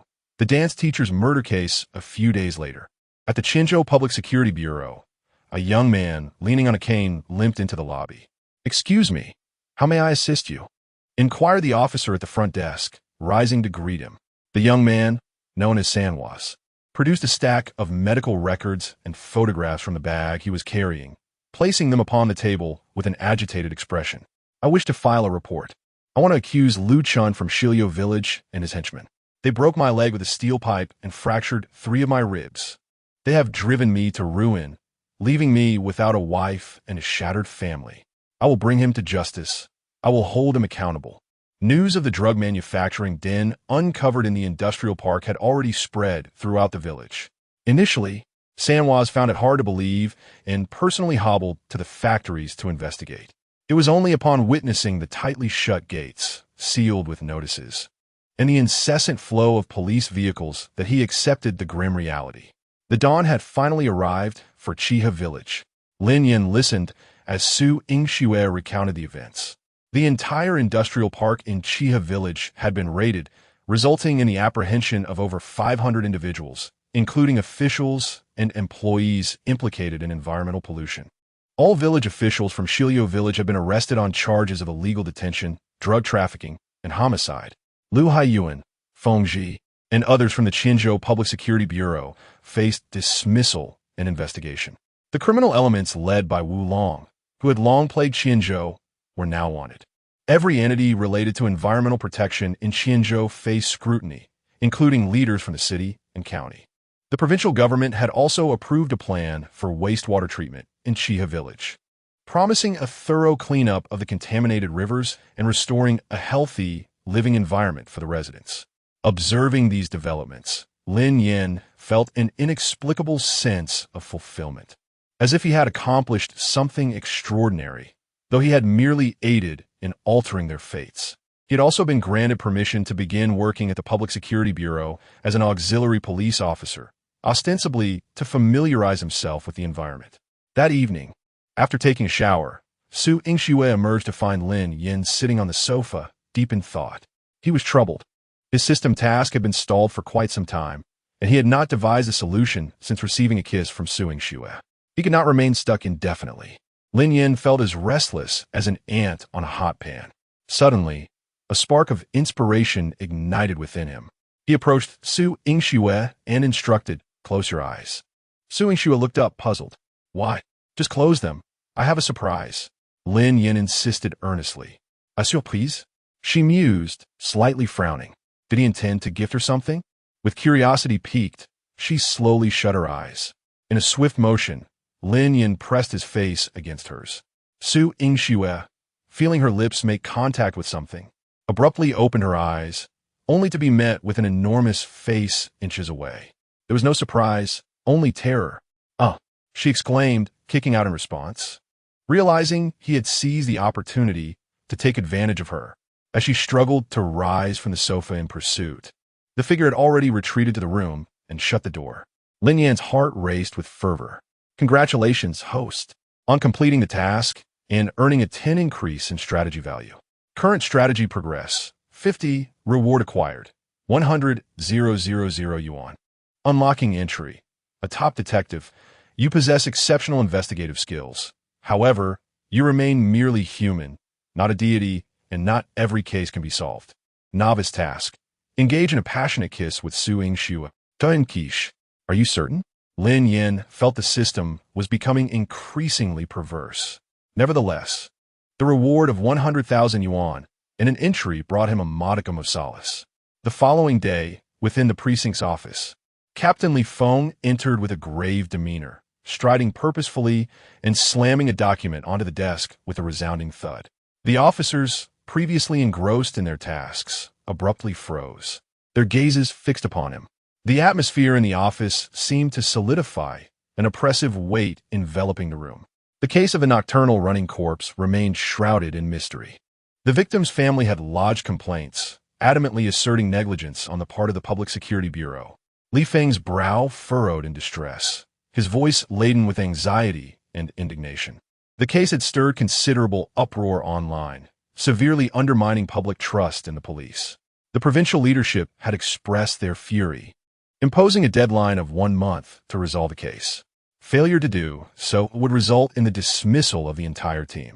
3 months prior, in the Guanl community of Binhai City, a young and attractive dance instructor vanished during a night run. 3 days later, her lifeless body was discovered in an abandoned factory, naked, with evident signs of trauma. Following the incident, the Binhai Public Security Bureau promptly established a special task force to investigate the case. However, after conducting site examinations, autopsies, and extensive interviews, the task force could only ascertain that the perpetrator was likely a stranger, indicating a random act of violence. The police found no DNA or fingerprints at the scene. Surveillance footage from the community and the running route revealed that the victim had departed at 8 o'clock, running along the coastal path for approximately 10 minutes before disappearing between the 5th and 6th cameras. Due to the absence of surveillance around the abandoned factory, the police could not determine when, where, or how the assailant had transported the victim there, nor could they confirm if the factory was the initial crime scene. The investigation had reached an impasse. Upon hearing this, whispers erupted among the officers. We are not gods. How can they expect us to solve this case within a month? I truly wonder what those leaders are thinking. Indeed, we have exhausted every conceivable approach, searched every possible location, and the perpetrator left no trace. What more can we do? Alas, while the notion of dismissal may be an idle threat, our police force may well become the laughingstock of Lin Yan province. Smack! Li Feng slammed his palm heavily onto the desk. Silence. The office fell immediately quiet. From this day forth, our criminal investigation team shall set aside all current matters and devote ourselves wholeheartedly to the resolution of this case. Otherwise, in a month's time, we shall all face dismissal. Just then, a newcomer entered the office, dressed in a checkered shirt and khaki casual trousers, with deep-set eyes and an attractive visage. One might easily mistake him for a celebrity. The newcomer was none other than Lin Yan, who had just returned from the restroom. Li Feng immediately greeted him with a smile. "Hurry and take a seat." "Yes, Captain," Lin Yan replied, promptly sitting down. Although he currently held the position of an auxiliary police officer, Su Yingxue had nonetheless brought him into the criminal investigation team, eager for him to acclimate to the workings of the police force. After all, with his capabilities, it would be a gross underutilization for him to merely direct traffic or maintain public order. "All right, find your seat."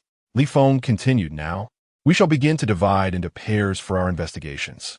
The special task force, composed of 8 members, would benefit more from dispersing to seek out valuable clues rather than crowding together in anxious anticipation." "Captain," Su Yingxue stood up from her seat. "I wish to take Lin Yan along to participate in the investigation." Her words elicited stunned expressions among the group as they exchanged incredulous glances. It was unprecedented for an auxiliary officer to engage in the operations of a special task force within the Binhai City Public Security Bureau. "I'm opposed to this." Huang Wenxuan also rose to his feet, asserting he is merely an auxiliary officer at present and lacks the qualifications to partake in such a significant case. Chapter 43. Lin Yan. I am determined to solve this case. Su Yingxue furrowed her brows, as she suspected that Huang Wenxuan would soon interfere. She immediately countered. "He is unqualified. What about you? If it weren't for him during the last bank hostage incident, we would have been publicly shamed." As soon as she voiced this, everyone nodded in agreement. Had it not been for Lin Yan's decisive action against Xiao Ji, saving over 20 hostages, the entire Public Security Bureau of Binhai City would have suffered a severe blow, with Director Zhang Donghai being the most affected. Huang Wenxuan scoffed. "This is a murder case. What good is marksmanship? He has neither attended a police academy nor possesses any criminal investigation experience. Does he think wielding a firearm alone can crack the case? It's utterly laughable." Upon hearing this, the crowd found some validity in his reasoning. They believed Lin Yan's capabilities were more than sufficient for a special operations team, let alone being a police officer. However, criminal investigation is a different matter. It requires meticulous unraveling of threads, identifying subtle clues within a complex environment to pinpoint the perpetrator. The former is akin to a valiant warrior on the battlefield, while the latter resembles a strategist with profound insight. Each has its merits and cannot substitute for the other. Li Feng pondered for a moment and addressed Su Yingxue. "I have no objections to Lin Yan familiarizing himself with the criminal investigation team. However, given the gravity of this case, you should partner with an experienced veteran to maximize effectiveness. He will have plenty of opportunities in the future." "Captain," Su Yingxue attempted to speak further, but was interrupted by Li Feng. That has settled then. A wave of grievance surged within her, akin to a mother whose child is unjustly targeted, leaving a bitter taste in her throat. "Captain, I believe I can give it a try. Perhaps I truly can solve the case." Lin Yan's declaration struck like thunder, leaving everyone in shock. The case that had eluded the considerable efforts of so many in the Public Security Bureau, a newcomer dared to boast of solving it. Solve a case? All eyes turned toward him with skepticism. "You? How audacious! Do you even comprehend the nature of this case?" Huang Wenxuan sported a mocking smile, his expression resembling that of someone observing a naive jester. Lin Yan shrugged. "I don't know." Huang Wenxuan burst into laughter, nearly doubled over. "You don't even understand the case and yet dare to boast here. It's utterly ridiculous." "So what?" Lin Yan replied earnestly. "Not understanding the case has no inherent correlation with my ability to solve it." He was not merely posturing. Previously, while completing a task, he had uncovered an A-level entry, top detective, possessing exceptional investigative abilities. However, he was still human, not a deity, incapable of reconstructing the exact moment of the incident within his mind. Surely, his skills as a top detective surpass those of the ordinary officers present. Thus, he genuinely believed he was not exaggerating. However, as soon as these words left his mouth, the members of the special case team erupted in uproar. Indeed, it may not bear a direct relation, yet hearing such words from seasoned detectives who have dedicated decades to their craft carries a certain weight. And you, who might struggle to solve even a simple theft, should not dare to tackle such a complex case of homicide. It is true that your marksmanship is commendable, but there is no need to seek the spotlight at every turn. Such behavior not only jeopardizes yourself, but also implicates the entire team. Young man, I, Old Xiong, have spent over 30 years in criminal investigation and would never boast so brazenly. Youth should embrace humility. Captain, let us divide into teams swiftly and cease this waste of time. Ahem. Li Feng cleared his throat lightly, attempting to ease the tension. Well, Lin Yan, as a newcomer to the police force, you may not yet be well versed in case investigations. There is no need to rush.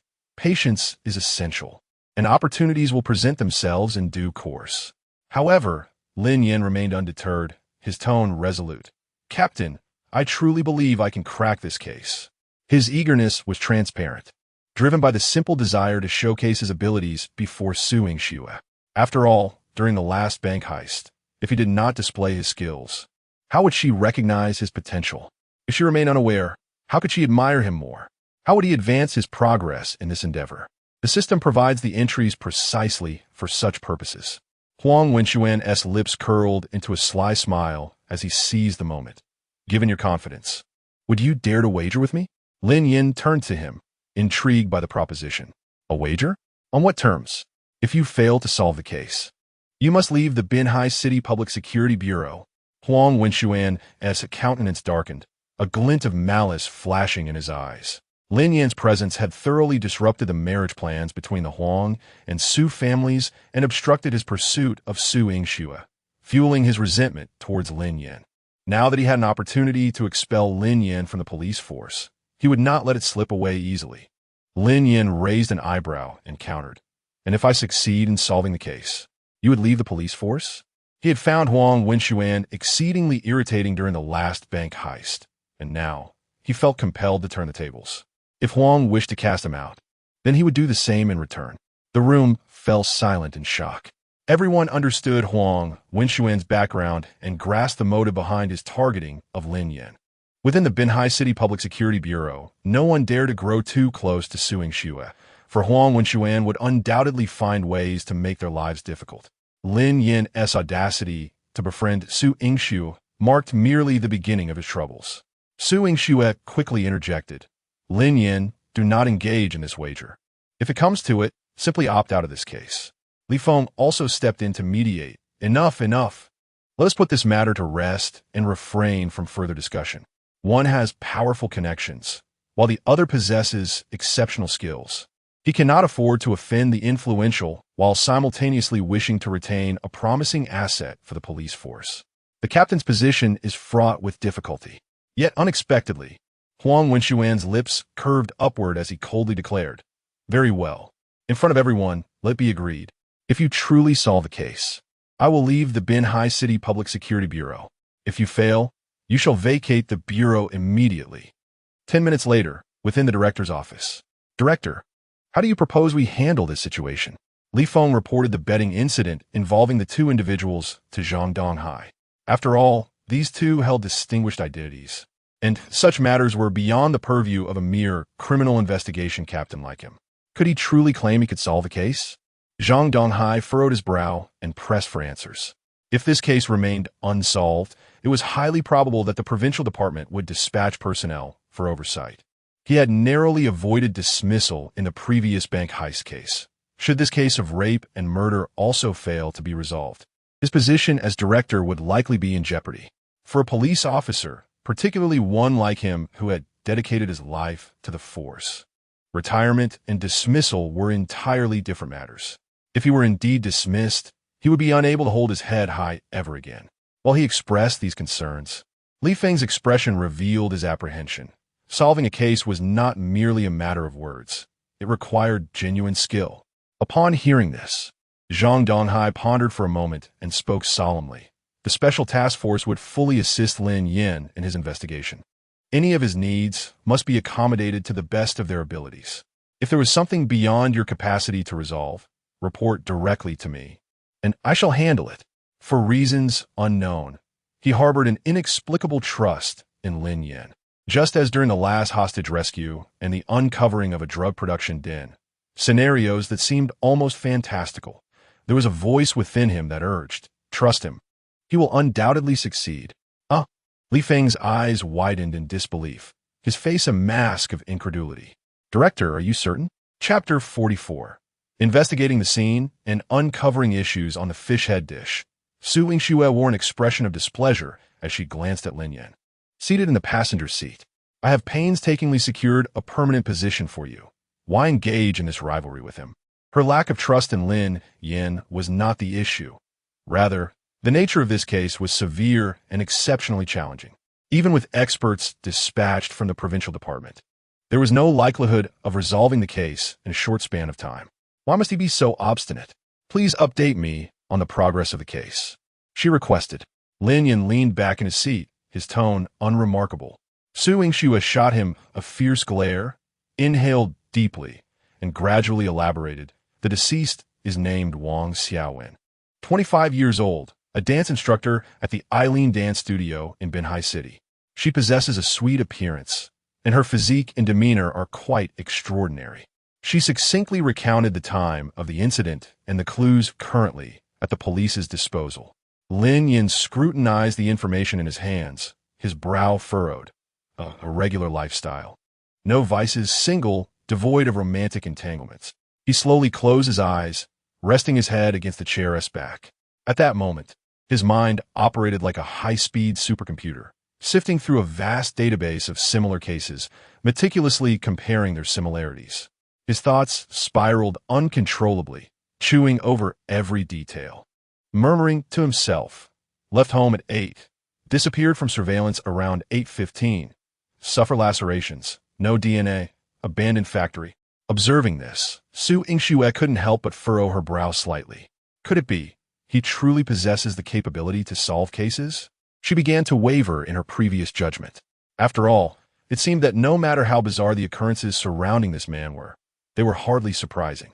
Moments later, Lin Yan abruptly opened his eyes, turned to Su Yingxue, and declared, "Let us proceed to the abandoned factory." Meanwhile, Huang Wenxuan stood before the window of the third-floor deputy director's office, watching the fish head dish slowly depart, a cryptic smile playing on his lips. What audacity he has to wager on solving the case, Deputy Director Wang Wenxin remarked, igniting a cigarette, his face etched with confusion. He was a former subordinate of Huang Weiyong and the most significant ally of Huang Wenxuan at the Binhai City Public Security Bureau. Huang Wenxuan scoffed, his expression one of disdain. He merely relies on a modicum of martial prowess and assumes he can handle all affairs with ease. This is a perfect opportunity to expel him from the police force, sparing us from his incessant buzzing like a bothersome fly. Wang Wenxin took a deep drag from his cigarette, the smoke curling from his nostrils like an elusive mist. By the way, there is something I must ask you. Since Zhang Donghai has been dismissed, how is it that he has suddenly been reinstated? Should Zhang Donghai fall from grace this time, it was unequivocal that he would assume leadership of the Binhai City Public Security Bureau. The subsequent step would simply be a matter of time before the deputy was removed from his title. Yet today, the provincial department unexpectedly announced a mere severe warning for Zhang Donghai, restoring him to his position. This revelation caught everyone entirely off guard. The reasoning is quite straightforward. The Public Security Bureau of Binhai City is fully aware that Zhang Donghai is not Huang Weiyong's trusted confidant. Rather, it is Wang Wenxin who holds that position. Such a favorable opportunity to topple Zhang Donghai and elevate one's own allies should naturally have been seized. So why the sudden change of heart? Wang Wenxin himself is perplexed. Yet he dares not inquire directly with the provincial director, Huang Weiyong, and can only seek hints from Huang Wenxuan. Zhang Xiaomei is providing protection. Huang Wenxuan's expression remained calm. though his tone betrayed a hint of helplessness. What? Wang Wenxin sat up abruptly, disbelief etched across his face. Why? Why would she protect Zhang Donghai? Although Zhang Xiaomei is merely a deputy director, should she choose to shield someone who in Lingnan province would dare to utter a word against her? The reason is clear. Her husband is the current head of the Lingnan military district, a position of immense power, and rumors abound that he is poised for further advancement. The implications of this are self-evident. Huang Wenxuan shook his head and chuckled bitterly. Lin Yan was also recommended by her. Otherwise, why would I go to such lengths to expel him from the police force? Indeed, since Lin Yan was endorsed by Zhang Xiaomei, attempting to leverage connections to remove him would not only be uncertain in its success, but even if accomplished, it would undoubtedly incur the wrath of the Su family. Consequently, any hope for his relationship with Su Yingxue would be utterly dashed. However, what if he truly solves the case? Wang Wenxin furrowed his brow, anxiously inquiring. The other party, having dared to make bold claims, must possess some degree of confidence. Huang Wenxuan's lips curled into an enigmatic smile as he confidently asserted, absolutely impossible. Binhai Bailong Cement Factory. A vehicle carrying chopped pepper fish head slowly entered the factory premises. Lin Yan and Su Yingxue alighted from the car. This cement factory was established in the 1980s and ceased operations in 2008, remaining abandoned ever since. As Su Yingxue provided an introduction, she attentively observed Lin Yan's reactions. Lin Yan surveyed the surroundings. Over a decade had stripped this place of its vitality. Only the faded slogans on the walls and the antiquated machinery seemed to narrate tales of its former glory. Yet, the rust and rampant weeds that followed were mercilessly announcing the desolation of the present. Where was the body discovered? Lin Yan inquired. Su Yingxue gestured towards a dilapidated two-story office building in the northwest. Over there. Let us take a look, Lin Yan replied, striding towards that direction. The police had investigated Wang Xiaowen's social circle and mobile message records, uncovering no suspicious individuals or leads. Nearly all the males linked to the deceased possessed alibis. Thus, the police concluded that this was a typical case of a stranger randomly committing sexual assault and murder, either premeditated or impulsive. Upon pushing the door open, a pungent odor of decay assaulted them. Lin Yan's gaze swept across the scene, and the outline of a body marked in lime on the ground stood out starkly. Apart from that, the room was devoid of any items.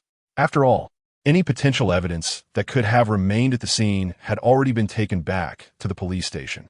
There are no valuable clues left at the scene, Su Yingxue said with resignation. As a member of the investigation team, she had traversed this site countless times, and had there been any clues, they would have been uncovered long ago.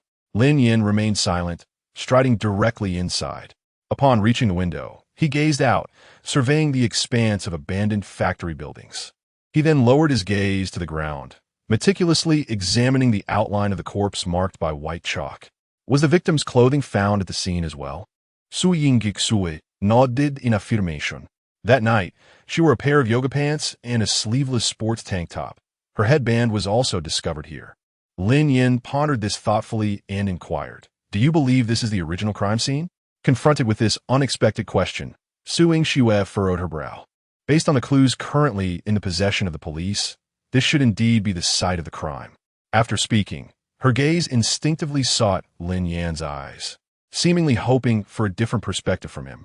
Chapter 45. Surely, as a mere auxiliary police officer, you possess such skills? Lin Yan crouched on the ground, fixating on the cement floor surrounding the corpse, slowly shaking his head. From the cement factory to the location where the deceased vanished, there are at least 15 kilometers. It is no trivial task for the murderer to stealthily transport a living person from a bustling urban area to such a remote site. The most plausible scenario is that the victim was first incapacitated, then dragged into a vehicle, and subsequently brought here. I just observed that the nearest parking spot to this building is no less than 80 meters away. This is certainly not an easy feat. For a normal man, carrying 100 pounds of rice over such a short distance should not pose a significant challenge, right? Lin Yan nodded and continued. During my time delivering takeout, I encountered a girl who had fainted from heat stroke. She weighed approximately 100 pounds and was entirely unconscious, her body as pliable as a heap of mud.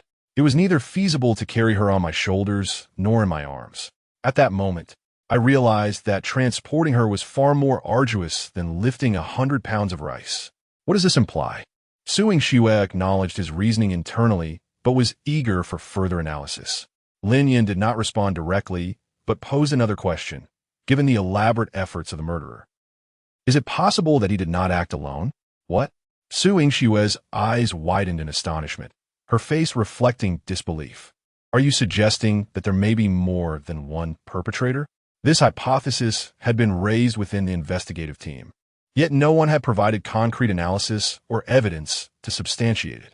Although Lin Yan lacked irrefutable proof at this moment, he had clearly delineated the logic, demonstrating that such a possibility indeed existed. Naturally, Su Yingxue was not only taken aback by this conclusion, but also by Lin Yan's remarkable abilities. If she had previously criticized Lin Yan for being reckless in his bet with Huang Wenxuan, she was now beginning to believe that he was not merely impulsive, but rather possessed exceptional faculties of keen observation and analytical prowess. Yet it was perplexing. During their previous investigation into the disappearance of journalists, he had not displayed such quick wit. Su Yingxue found Lin Yan increasingly enigmatic. Had he consumed some elixir that transformed him overnight into a more handsome and intelligent version of himself? Lin Yan's voice resonated once more. If the above speculation holds true, I can draw another conclusion. What conclusion? Su Yingxue's chest rose and fell slightly, her breath becoming somewhat hurried as she fixed her gaze on Lin Yan, eager to hear more. Among them, there exists an unequivocal dominant figure. Lin Yan rose to his feet, striding confidently towards the door, each step exuding assurance and conviction. Why do you say that? Su Yingxue hurriedly jogged to keep pace with him, her eyes brimming with curiosity and uncertainty. As he walked, Lin Yan elucidated. If there were multiple perpetrators, considering Wang Xiaowen's sweet appearance and outstanding physique, it is hard to imagine that only one person would commit the act of violence while the others merely observed. In the chaotic scenario of a group crime, it would be nearly impossible for all participants to maintain such composure and leave no trace of DNA within the victim. If they truly possessed such calm minds, they would not have hesitated to spend even 200 yuan for an encounter, opting instead for rape and murder. Thus, I perceive two possibilities. Firstly, the perpetrators possess formidable counter-surveillance skills, having meticulously prepared prior to their nefarious act. Secondly, among the assailants, only one individual wielded the authority to infringe upon the victim. Su Yingxue suddenly comprehended, exclaiming, "So, you deduce this is a case of collusion?" Lin Yan turned to her, casting an approving glance. "Indeed, your response is quite prompt. In the future, when searching for a wife, you will certainly be a prime candidate." "Oh, spare me." Su Yingxue shot him a disapproving look, feeling a mixture of irritation and amusement. Even at such a critical juncture, he remained playful, leaving her bemused about the contents of his mind. Should Lin Yan's conjecture hold true, the pool of suspects would be significantly narrowed. Although immediate resolution of the case remained elusive, tangible progress had indeed been made.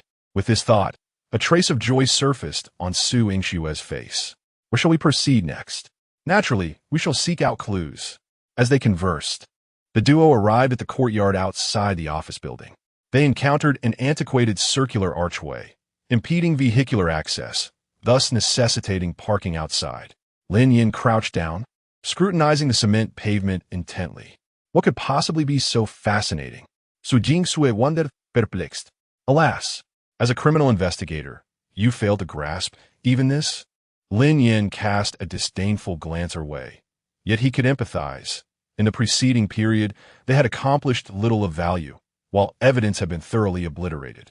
What do you mean? Su Yingxue was utterly bewildered. They had approached the scene with utmost caution, fearful of overlooking any minuscule clue. How could it be that he deemed their efforts destructive to the evidence? Lin Yan pointed to the intersecting tire marks on the cement ground, stating, "The left imprint belongs to an older model Jetta, the middle one is from an Iveco, and the right is a Passat. Moreover, the right front tire was recently replaced." This knowledge had emerged spontaneously in his mind upon activation of his analytical faculties, enabling him to discern vehicle types through tire tracks. Of course, this was not all.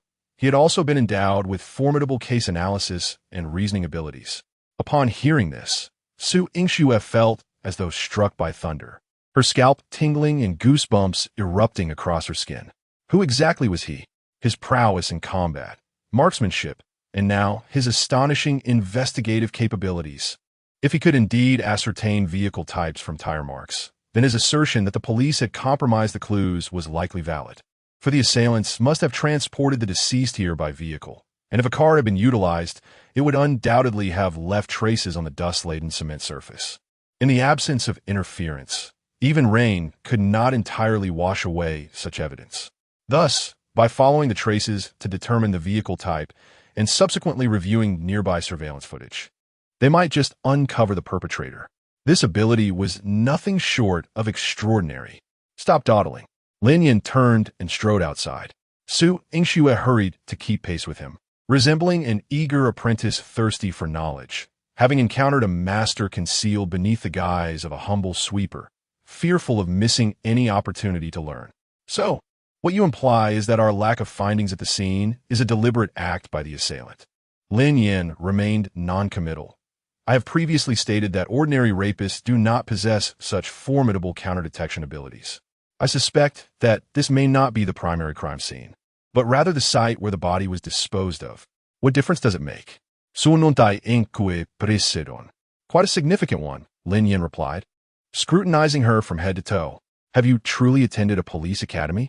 His tone was laden with skepticism, as if he were questioning how someone with such training could be oblivious to this distinction. What were your instructors doing? What about you? Sujing ritorti, feeling ferolista, both indignant and exasperated. Of course I attended. During her time at the academy, she excelled in both academic and physical disciplines. Now, being looked down upon by a mere auxiliary officer, she felt an overwhelming sense of injustice. Chapter 46. Finding Key Information. Alas.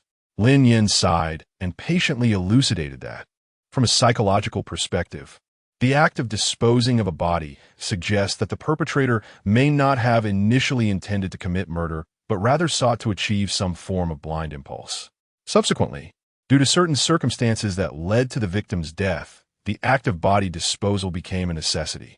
The primary crime scene is likely to present substantial evidence of the murderer fleeing, whereas the act of disposal is premeditated, thus making it inherently easier to avoid leaving traceable evidence for investigators.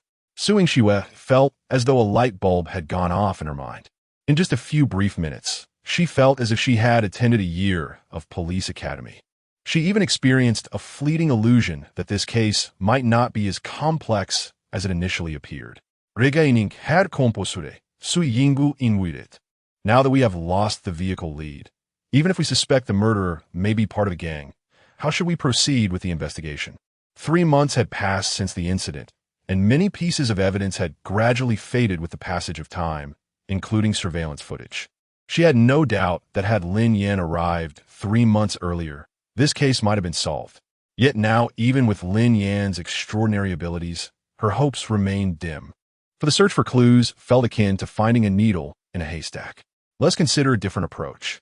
Lin Yan snapped his fingers with a mysterious smile. We need not solely rely on tangible evidence.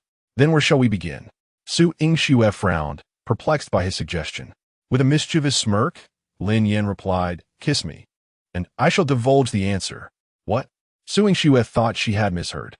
This was a crime scene of a heinous act. How could he make such an absurd request? Go to hell, she exclaimed in a fit of anger. All right, I was merely jesting. Lin Yan regained his serious demeanor, stating, conceptual evidence, like any concept, can serve as a lead.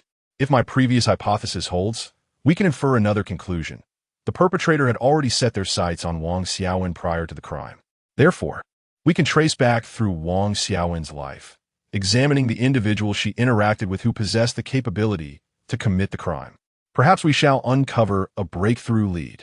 Individuals with the capability to commit the crime? Su Yingxue's eyes sparkled. Do you mean to deduce the motive and feasibility of the crime from the identity of the perpetrator? Lin Yan nodded with satisfaction. A promising student indeed. I understand now. Su Yingxue hurried towards the restaurant, chopped pepper fish head. She finally grasped why Lin Yan referred to such leads as conceptual evidence. It is merely a hypothesis. By first constructing a plausible inference, they could then seek out individuals who might have committed the crime based on the results of that inference. In other words, if no one within the social circle of the main subject possessed both the motive and the opportunity to commit the crime, they could expand their search outward, potentially leading to answers. Although this still sounded like searching for a needle in a haystack, at least they had a direction. Coincidentally, the police station had records pertaining to the investigation of the deceased's social circle. Su Yingxue led Lin Yan directly to the police department. After more than 2 hours of reviewing records, it was confirmed that the deceased, Wang Xiaowen, indeed had no detrimental habits. From Tuesday to Friday, she teaches dance every afternoon, and on weekends, she conducts classes all day long. She shares amicable relationships with her colleagues at the academy, never having encountered any conflicts. Among her male friends in the social circle, almost all can provide alibis. The police, upon investigating chat records, found no anomalies. As the deceased's phone was not located at the crime scene, the authorities focused on extracting data records from her male acquaintances. Regarding Wang Xiaowen's female friends, only a few with closer ties were specifically interviewed and recorded. Are you suggesting we should start with her female friends? Su Yingxue inquired with a furrowed brow.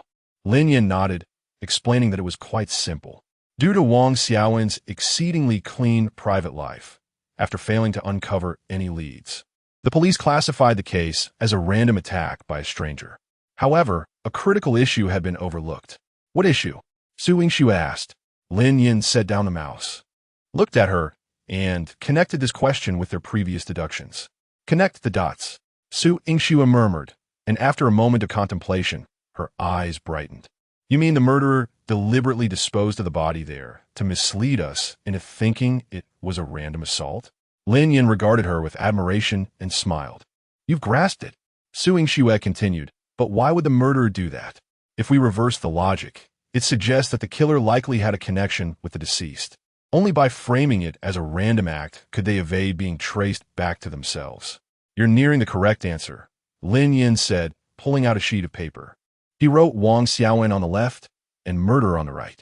Handing the pen to Su Yingxue, he asked, in your opinion, how many ways can we link the deceased to the murderer? Su Yingxue picked up the pen and drew a line at the top of the paper. A straight line? Lin Yan nodded, and what else? Starting from Wang Xiaowen's name, Su Yingxue drew a line, but abruptly halted midway, writing friend 2 above it. Then, she drew another line from the deceased's name, labeling it colleague, followed by student relative. Su Yingxue realized that, apart from a direct connection, there were myriad ways to establish links between the deceased and the murderer, even through friends and colleagues. Having graduated from the police academy just over 2 years ago, this line of reasoning was not something she frequently encountered. From a moment they arrived at the abandoned factory to this moment, she felt closer to the truth of the case than ever before. Her gaze shifted to Lin Yan, contemplating the nature of the man before her. What kind of person was he? How could he possess such diverse knowledge and exceptional capabilities? At that moment, aside from his lecherous tendencies, Lin Yan seemed nearly perfect in her eyes, excelling at everything to the highest standard. Initially, she had harbored doubts about his investigative prowess, but now those doubts had vanished. Even if they ultimately failed to solve the case, Su Yingxue would no longer question Lin Yan's detective abilities. In fact, she believed that the capabilities he displayed had already surpassed those of so-called veteran detectives and experts. It was simply astonishing. So you continued to inquire. Are you suggesting that the murderer likely became acquainted with Wang Xiaowen through her circle of friends, perhaps even attempting to pursue her? Due to Wang Xiaowen's refusal or other circumstances, they lacked direct contact, allowing the killer to seemingly vanish from the victim's life and elude the scrutiny of the police. Lin Yan did not respond, but instead took the pen and circled various social connections. Our task now is to identify this pivotal individual. The remaining details will naturally unravel. Very well. I shall promptly retrieve the information on Wang Xiaowen's female social circle. Subsequently, They needed to methodically visit each member of Wang Xiaowen's secondary circle of friends. Whether they could extract valuable information would depend on their skill, as not all lies could be easily discerned. Chapter 47. She is lying after the two departed. The individuals in the office began to converse. Uncle Xiong, they have just taken the information regarding the deceased's close friends and colleagues from me. Are they preparing to investigate the victim's female acquaintances? Technician Wang Fong inquired of the middle-aged officer, Old Xiong, who took a sip from his thermos and replied slowly. The youth often believe themselves to possess superior intellect, thinking they can devise unique approaches and conceive ideas beyond others' grasp. Yet, what is the reality? In this world, who is truly significantly wiser or more foolish than another? It is humility and a willingness to learn that should guide the young. Being overly competitive and boastful will only burden one's self further, rendering them a subject of ridicule in others' eyes. Su Xingqiang chuckled. Old Xiong has been in our police system for over 30 years. What case has he not encountered? If he lacks leads on a case, how can a mere novice dare to proclaim they will solve it? They truly underestimate their own limitations, their arrogance soaring to the skies. Wang Fong nodded in agreement. Uncle Xiong is right. It's better for the young to remain modest. Otherwise, they will find themselves in ridiculous situations. To investigate the deceased's close friend while claiming it to be a random sexual assault case. This simply does not align. Old Xiong scoffed. Xiaoxue too. What folly is it to follow him blindly? If they were capable of solving the case, I would cook fish for them in the palm of my hand. Su Xingqiang laughed. If this case were so easily unraveled, would Huang Wenxuan wager against him? How naive!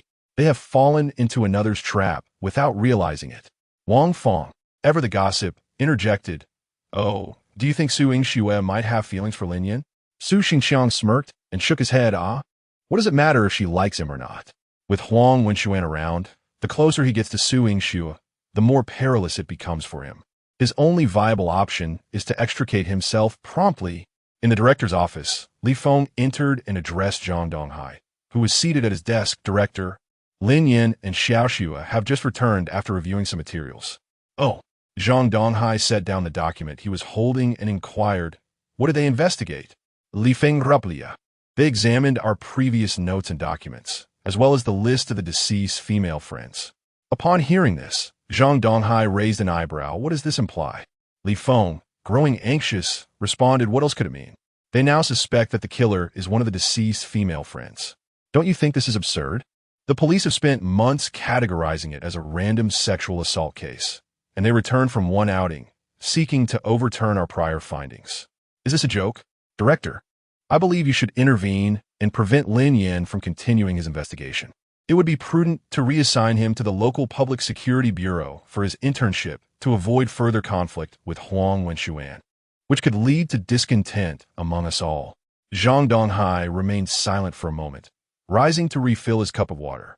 He approached the window, gazing at the distant skyscrapers. As for the matter between him and Huang Wenxuan, it is not within my purview, he remarked, taking a sip from his teacup. As the head of the municipal bureau, Zhang Donghai was acutely aware of why Huang Wenxuan was willing to serve as an ordinary criminal police officer in Binhai City. With his background, he could choose any position he desired. Although Lin Yan was a minor figure, he possessed both capability and courage, having not only achieved significant accomplishments, but also earned the appreciation of Zhang Xiaomei. In Zhang Donghai's eyes, Lin Yan, despite lacking connections, was more deserving of Su Yingxue. Subjectively, he had no intention of transferring Lin Yan. Objectively, whether he was transferred or not, the outcome might be the same. This matter was beyond his control. As for the investigation, Zhang Donghai paused momentarily before continuing. Let them stir things up for a while. Perhaps they might uncover some clues. However, Director, Li Feng attempted to speak further, but Zhang Donghai interrupted with a wave of his hand. It is settled. At 11 a.m., the two first arrived at the residence of Zhang Dan, a close friend of Wang Xiaowen. Upon knocking, a woman in her 20s stared at them in surprise. Su Yingxue promptly presented her credentials, stating, "We are from the Municipal Criminal Police, here to gather some information." Upon hearing this, Zhang Dan's expression visibly shifted to one of panic. After a few seconds of hesitation, She stepped aside to let them enter. The room was in disarray, cluttered with children's belongings, strollers, bottles, diapers. "Officer, I apologize for the mess. Please have a seat over here." Zhang Dan hurriedly tidied the sofa, creating space for the two. Once seated, Su Yingxue opened her notebook and inquired, "Do you often stay in touch with Wang Xiaowen?" Upon hearing Wang Xiaowen's name, a look of sorrow and regret washed over Zhang Dan's face. "We have been classmates since elementary school, all the way through high school. When I had my baby, she even said she would be the godmother." As she spoke, Zhang Dan began to weep. Su Yingxue handed her a tissue, exchanging a glance with Lin Yan, both shaking their heads in unison. Clearly, she was not the person they sought. Fast forward to 2 p.m. After several hours, Lin Yan and Su Yingxue had interviewed 3 of the deceased female friends, yielding no results. Next, they planned to visit Wang Xiaowen's dance class colleague, Wei Yuanshan. At 28 years old, Wei Yuanshan was also a dance instructor. They knocked on her door. Just as they were about to leave, believing no one was home, the door suddenly swung open, accompanied by a string of curses. "Just leave the delivery at the door. No need to knock so loudly. It's giving me a headache." The two exchanged glances and stepped back. The woman appeared disheveled, as if just awakened, reeking of smoke and alcohol. "Wei Yuanshan?" Lin Yan inquired. Upon seeing them, Wei Yuanshan's eyes brightened momentarily. She appraised them and asked, "Who are you?" "We are the police," Su Yingxue replied, presenting her credentials. "We need your cooperation in an investigation." Lin Yan slightly furrowed his brow, having detected a fleeting glimmer of fear in Wei Yuanshan's gaze upon seeing Su Yingxue's identification. Wei Yuanshan retreated into the room, grumbling as she walked, "Officer, it has been such a long time since this incident occurred. Have you not yet solved the case? I am not well acquainted with her, so questioning me is futile." The room was in disarray, takeout boxes and trash littering the floor, leaving scarcely any space to step. Su Yingxue had been frowning since her entrance. "How long have you known Wang Xiaowen?" This time, before Su Yingxue could retrieve her notebook, Lin Yan interjected, How long? How long have we known each other?" Upon hearing this question, Wei Yuanshan pondered for a moment before replying, "We have known each other for about a year." Lin Yan continued, "Do you still keep in touch after work?" At this inquiry, Wei Yuanshan's demeanor visibly shifted. Her expression became awkward, her gaze began to flit about, and she fidgeted with her hair as though she were juggling 2 thoughts, crafting a response while attempting to conceal any signs of deceit.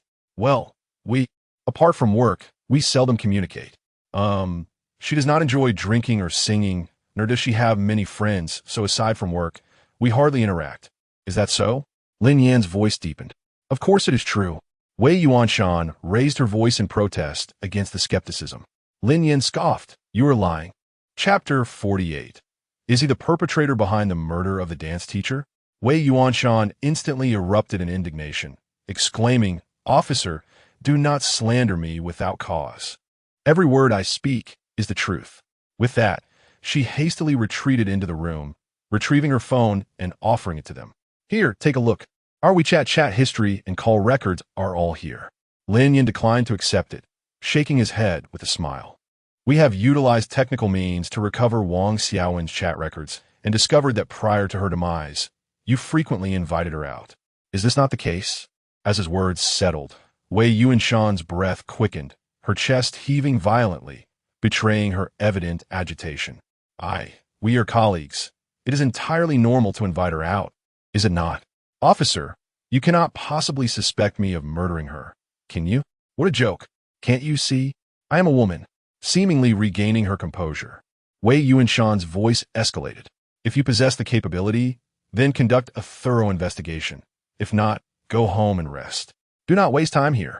You have ruined my entire day." Lin Yan turned to Su Yingxue. "Let us depart." Su Yingxue wished to voice her thoughts, yet Lin Yan had already strode out, prompting her to hurriedly follow.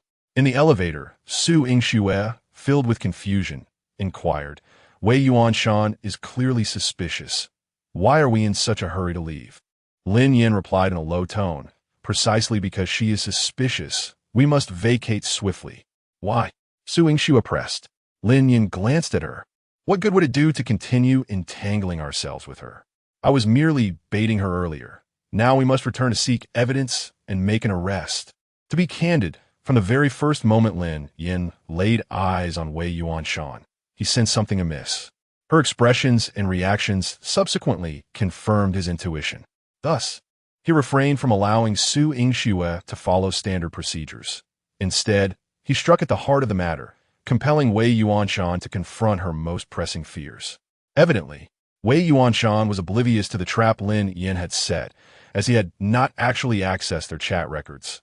He was solely deceiving her. The outcome unfolded as Lin Yan anticipated. Wei Yuanshan deliberately concealed her private communications and invitations with Wang Xiaowen. While it is commonplace for colleagues to dine together, the stark contrasts in their personalities and lifestyles rendered it implausible for them to engage socially. Why then did Wei Yuanshan extend such invitations? And why did she exhibit panic in the presence of the police, hiding the truth? Her culpability loomed large, even to Su Yingxue. However, the legal principles in their country adhere to the presumption of innocence. Mere intuition and suspicion cannot suffice for conviction or arrest. Their immediate objective must be to retrieve the WeChat chat records between Wang Xiaowen and Wei Yuanshan. Perhaps therein lies the answer. For reasons unbeknownst to her, Su Yingxue felt as though Lin Yan had undergone a transformation, becoming even more handsome and captivating.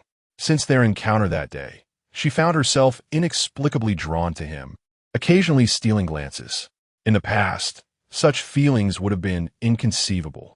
Although she had regarded Lin Yan favorably, aside from his slight lechery, she had never experienced such sensations before. Especially just now, as Lin Yan analyzed and reasoned, Su Yingxue felt as though he radiated an ethereal glow that momentarily captivated her senses. Upon returning to the police station, they immediately sought out the technical department, requesting the restoration of chat records between Wei Yuanshan and the deceased. Before long, Li Feng entered the room. Xiaoxue, do you believe this Wei Yuanshan may be connected to the case? He cast a puzzled glance at Lin Yan, for from the outset, the task force had never entertained such a hypothesis. The absence of the deceased's mobile phone at the scene rendered the recovery of chat records exceedingly complex.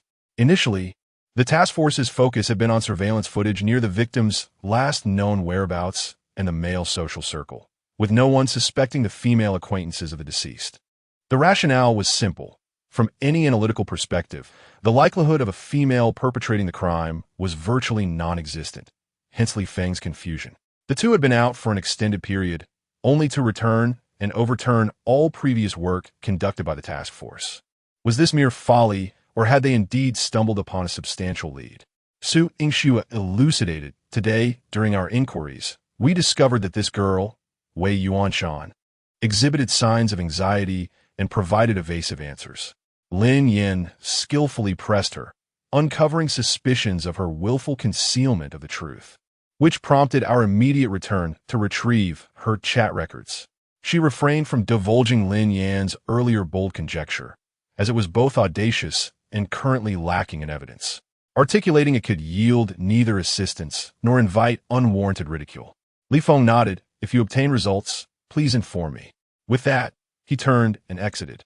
Zhang Donghai had instructed that they provide every possible assistance to the duo. Thus, even though he did not endorse their investigative approach or direction, it was not his place to voice dissent. The pressing matter was to report the developments to Zhang Donghai. Upon entering the chief's office, he found Huang Wenxuan present. Li Feng spoke. Chief, they have returned. Zhang Donghai, arms crossed and leaning against the desk, inquired, is there any progress? Li Feng Rablia. Xiaoxue mentioned that during their visit to a colleague of the deceased, they discovered some unusual circumstances. At this, Zhang Donghai and Huang Wenxuan exchanged astonished glances.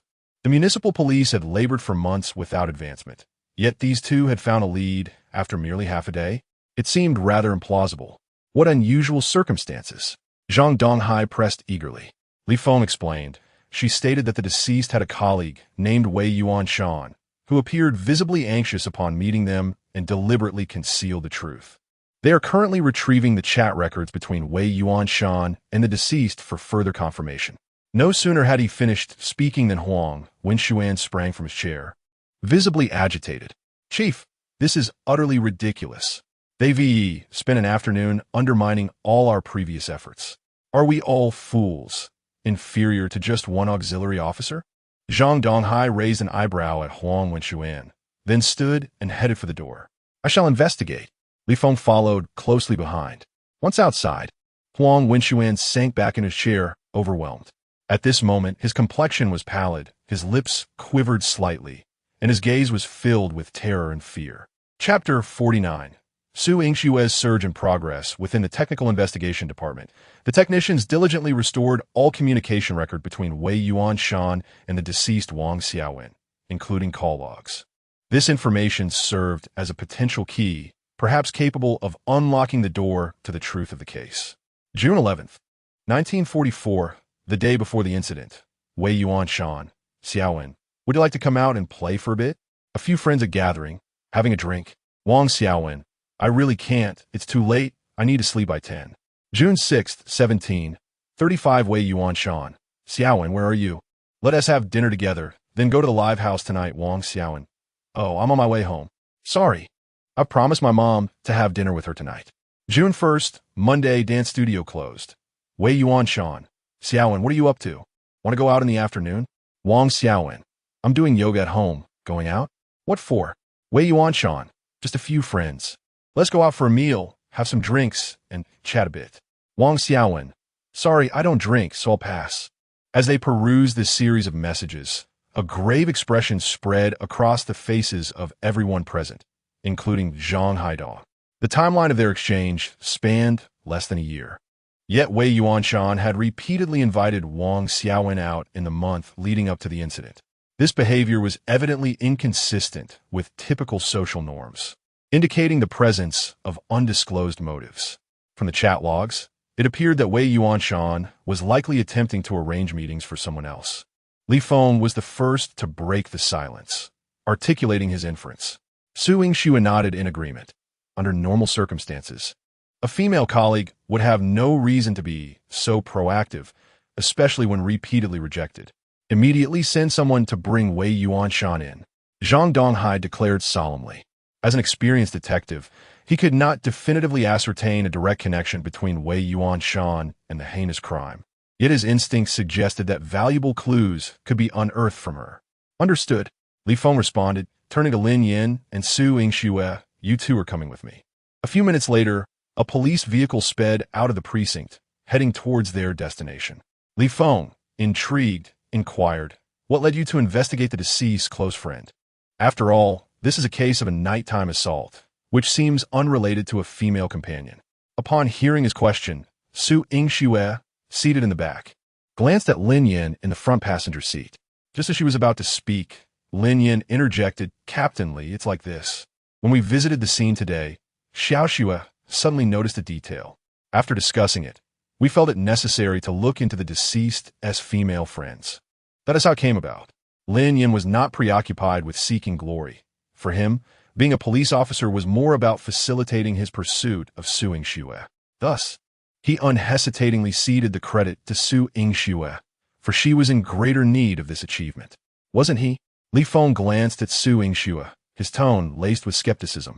This case had been under investigation for several months, and she had previously overlooked any details. How could a mere outing with Lin Yan yield new revelations? Could it be that Lin Yan possessed a fortuitous charm for women? Captain, it's not like that. It was Lin Yan who discovered it. Su Yingxue was acutely aware that all of this stemmed from Lin Yan's deductions. Initially, she had even harbored doubts about him. She could not claim the credit as her own, for she felt unworthy. Upon hearing this, Li Feng turned his gaze towards Lin Yan. The seasoned investigators in the special case team had struggled for months without breakthroughs, yet a recently appointed auxiliary officer had unearthed the crucial lead. Though it seemed absurd, it was a rationale he could accept. I apologize for my previous biases and doubts. Li Feng stated earnestly, You truly surpass us all. Lin Yan turned to Su Yingxue, silently mimicking a gesture to keep quiet, and then refuted, Captain, you are well aware of Su Yingxue's character. She says this to encourage me to take more credit, hoping it would aid my confirmation as a full officer, thus attributing all the merit to me. Is that so? Li Feng looked back at Su Yingxue. Just as she opened her mouth to respond, Lin Yan's fierce glare silenced her. The vehicle halted at the entrance of Anha Garden. The security guard, upon recognizing the police car, promptly granted them passage. Following Lin Yan's lead, Li Feng arrived at the foot of Building 5. The three swiftly exited the vehicle and raced towards the 5th floor. Knock, knock, knock, knock, knock, knock. They pounded on the door repeatedly, yet no answer came. The three exchanged glances, an ominous premonition washing over them. She has fled. Lin Yan's brow furrowed deeply. Damn it. Li Feng slammed his fist against the wall, concluding that this certainly indicated her involvement in something nefarious. Su Yingxue anxiously inquired, What should we do now? Inagraviton, Lin Yan replied. Deploy surveillance along the coastline and rigorously inspect all vehicles leaving the city. At the bus stations and airports, meticulously scrutinize all individuals attempting to exit. We cannot allow her to escape in high. Li Feng stared at Lin Yan in astonishment. At that moment, he felt as if Lin Yan were the one issuing orders, exuding an undeniable authority. All right, I will contact the bureau immediately. Upon receiving the call, Zhang Donghai promptly issued a citywide manhunt order throughout the entire Banhai police system.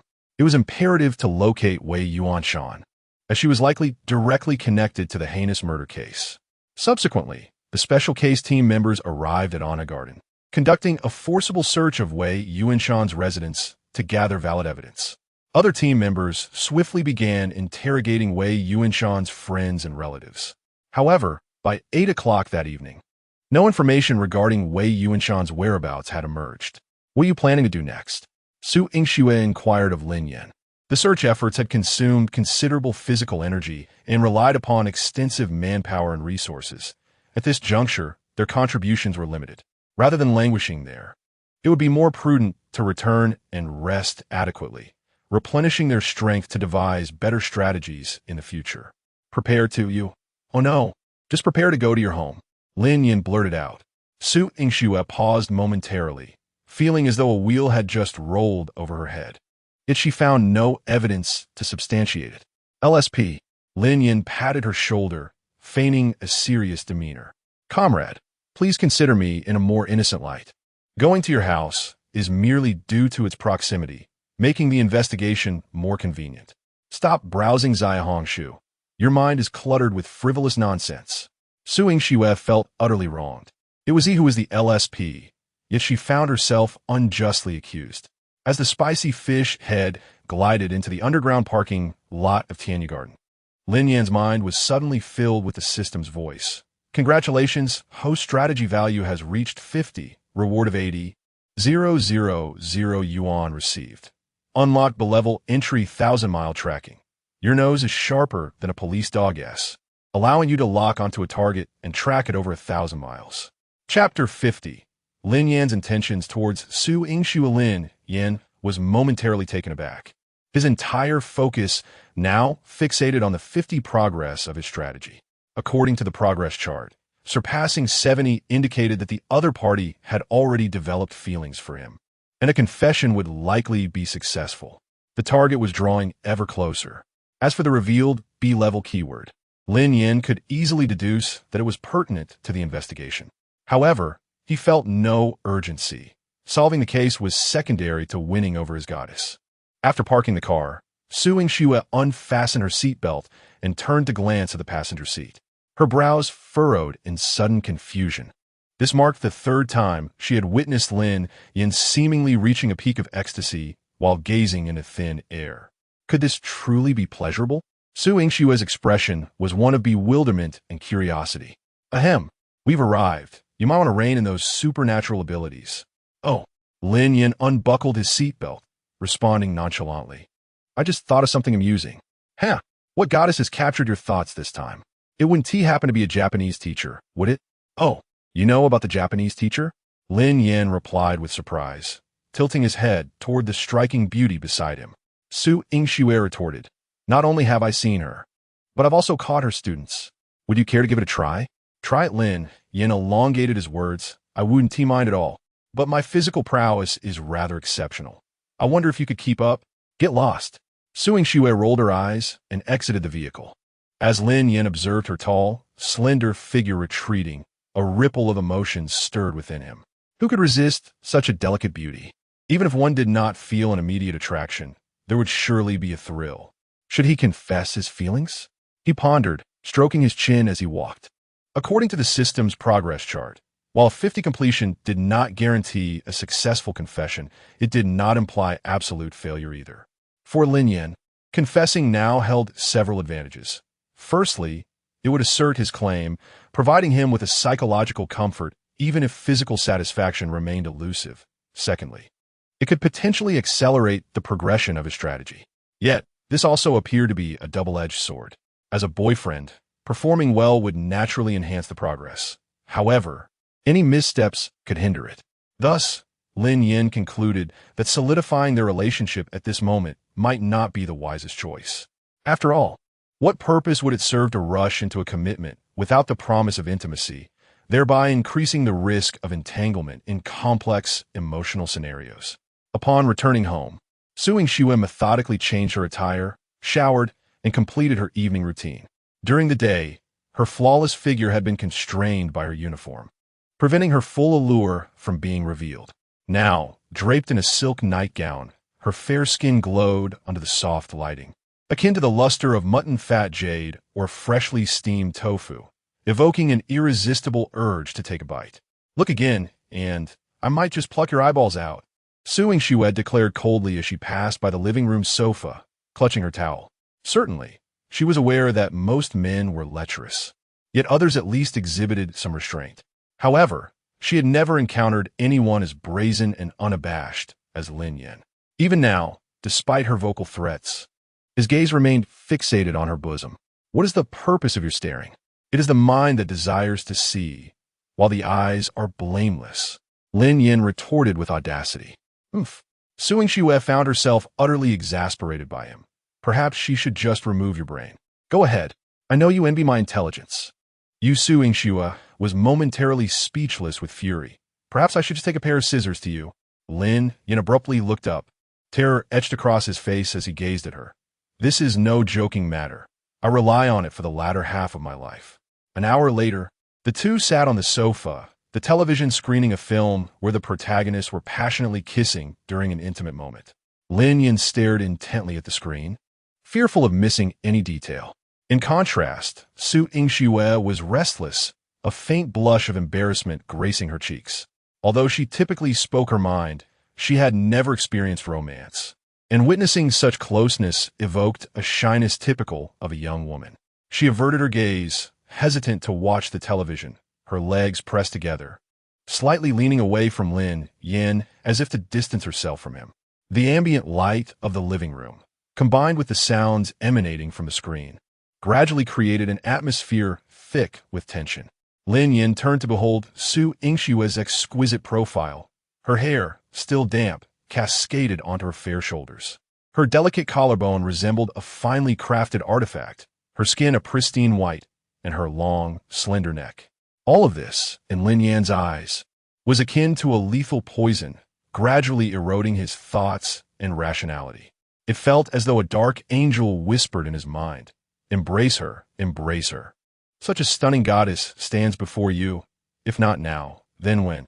Yes, embrace her." Lin Yan could not suppress the urge to swallow hard. Soon after, another angel of light emerged to intervene. "No, if you embrace her now, she will undoubtedly resist. Thus, you must resort to force." "Yes, force her." Lin Yan's eyes ignited with fervor, the flames of desire seemingly consuming all his reason. Just as he was about to reach out, the phone on the sofa rang unexpectedly. Su Yingxue, as if granted a reprieve, immediately seized the phone and stood to answer it. "Hello, Team Leader Li. What? You say Black Wolf is dead?" Su Yingxue exclaimed in shock. The previously buoyant Lin Yan was instantly engulfed in confusion, inwardly lamenting. "What the hell? Just as I was getting into the mood. You spring this on me?" Su Yingxue hung up the phone and turned to Lin Yan. "Team Leader Li just called to say that Black Wolf died in the detention center." "How'd he die?" Lin Yan asked, his brow furrowing. "Suicide." Lin Yan's expression shifted to one of grave seriousness. Black Wolf had been interrogated multiple times since his capture, yet he had remained tight-lipped. Even now, there was insufficient evidence to definitively identify him as Black Wolf. However, just moments ago, the prison guard discovered him lifeless in his solitary cell, having succumbed to suicide by razor blade. How could he have taken such a drastic step? Su Yingxue furrowed her brow in contemplation, struggling to comprehend the underlying reasons. What if it was not suicide? Lin Yan's words startled her. What do you mean? Su Yingxue gazed at him incredulously. Are you suggesting that someone sent an assassin into the prison to eliminate Black Wolf? Black Wolf, a notorious criminal, had been held in solitary confinement since his capture. It was nearly impossible for an ordinary person to even catch a glimpse of him, let alone commit murder. Lin Yan chuckled softly and continued, Otherwise, what do you propose? The fact that Xiaoji could accurately predict an assassination attempt on me implies he possesses an intimate understanding of the methods and tactics employed by the individual behind this. Black Wolf's capture rendered him entirely valueless to him. Keeping him alive would equate to handing over incriminating evidence to the police. Eliminating Black Wolf would relieve any lingering concerns. Su Yingxue's expression shifted to one of realization, but she quickly perked up and pressed further. Then what about Xiaoji? Why hasn't he been targeted? To her, both Xiaoji and Black Wolf were subordinates of that individual. Now that they had both been apprehended, why was only Black Wolf eliminated? Lin Yan moved to the window, gazing toward the direction of the coastal city's police headquarters. How do you know that only Black Wolf has been killed? No sooner had he spoken than Su Yingxue's phone rang once more. Chapter 51. Lin Yan was bitten by Su Yingxue. Suddenly, the phone rang, displaying the caller as Li Feng. Su Yingxue's heart sank, disbelief washing over her as she turned to Lin Yan before answering the call. Xiaoji is dead. Li Feng's statement was succinct, yet his voice carried an indescribable sense of helplessness. In that moment, the two rare leads that could potentially unveil the mastermind behind it all had been irrevocably severed. Was it also suicide? Indeed, but the method was exceptionally brutal. His throat was crushed with a toothbrush. Li Feng sighed heavily, indicating that they could only wait for the coroner's report. All right, let us discuss this in detail tomorrow. As Su Yingxue hung up, she gazed at Lin Yan's silhouette. Just as you guessed, Xiaoji is dead. Another suicide. Lin Yan sighed in resignation, looking out into the distance with a cold smirk. There are not this many suicides. It is evident that someone wishes to obstruct your investigation. Su Yingxue furrowed her brows tightly upon hearing this. Deep down, she understood that Lin Yan's words were likely to hold truth. However, the thought of two significant suspects being silently eliminated in the detention center raised questions about the extraordinary capabilities required to execute such a feat in Su Yingxue's mind. The only individual who might possess such power stood right before her. Yet, after a moment's reflection, she dismissed this notion. If Lin Yan truly intended to eliminate these two, he could have easily done so during their capture, rather than going through the trouble of bringing them to the detention center first. What shall we do now? Unbeknownst to her, Su Yingxue seemed to have developed a habit of seeking Lin Yan's perspective whenever confronted with a challenging situation. Lin Yan stroked his chin thoughtfully, slowly turning to face her, lost in contemplation. The prison had preliminarily concluded that Xiaoji's death was a suicide, which implied that the surveillance had failed to capture any signs of foul play, and there were no eyewitnesses at the scene. In essence, the perpetrator must have meticulously planned their actions, leaving no traces for the police to follow. Achieving such precision would require not only extraordinary personal strength, but also the backing of a formidable force, a powerful hand orchestrating everything from behind the scenes. With this line of reasoning, if Xiaoji and the previous Black Wolf had perished at the hands of a prison guard, everything began to make sense. Following this train of thought, it was reasonable to surmise that this hidden hand likely resided within the police system itself. Let us remain still and observe the unfolding situation. Tomorrow, we shall locate Wei Yuanshan and resolve the case of the rape and murder, Lin Yan proposed. Upon hearing this, Su Yingxue's delicate brows knitted together in confusion. Her large almond-shaped eyes filled with doubt. You are so confident you can find her?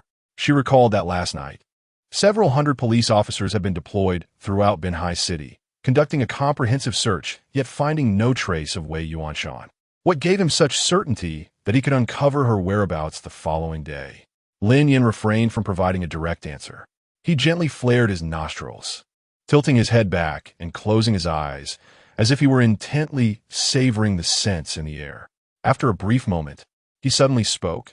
You used 2 different body washes today, and your shampoo was also of 2 kinds, plus you've applied a layer of, before he could finish his sentence. Lin Yan abruptly opened his eyes, staring incredulously at Su Yingshu, exclaiming, "No way you.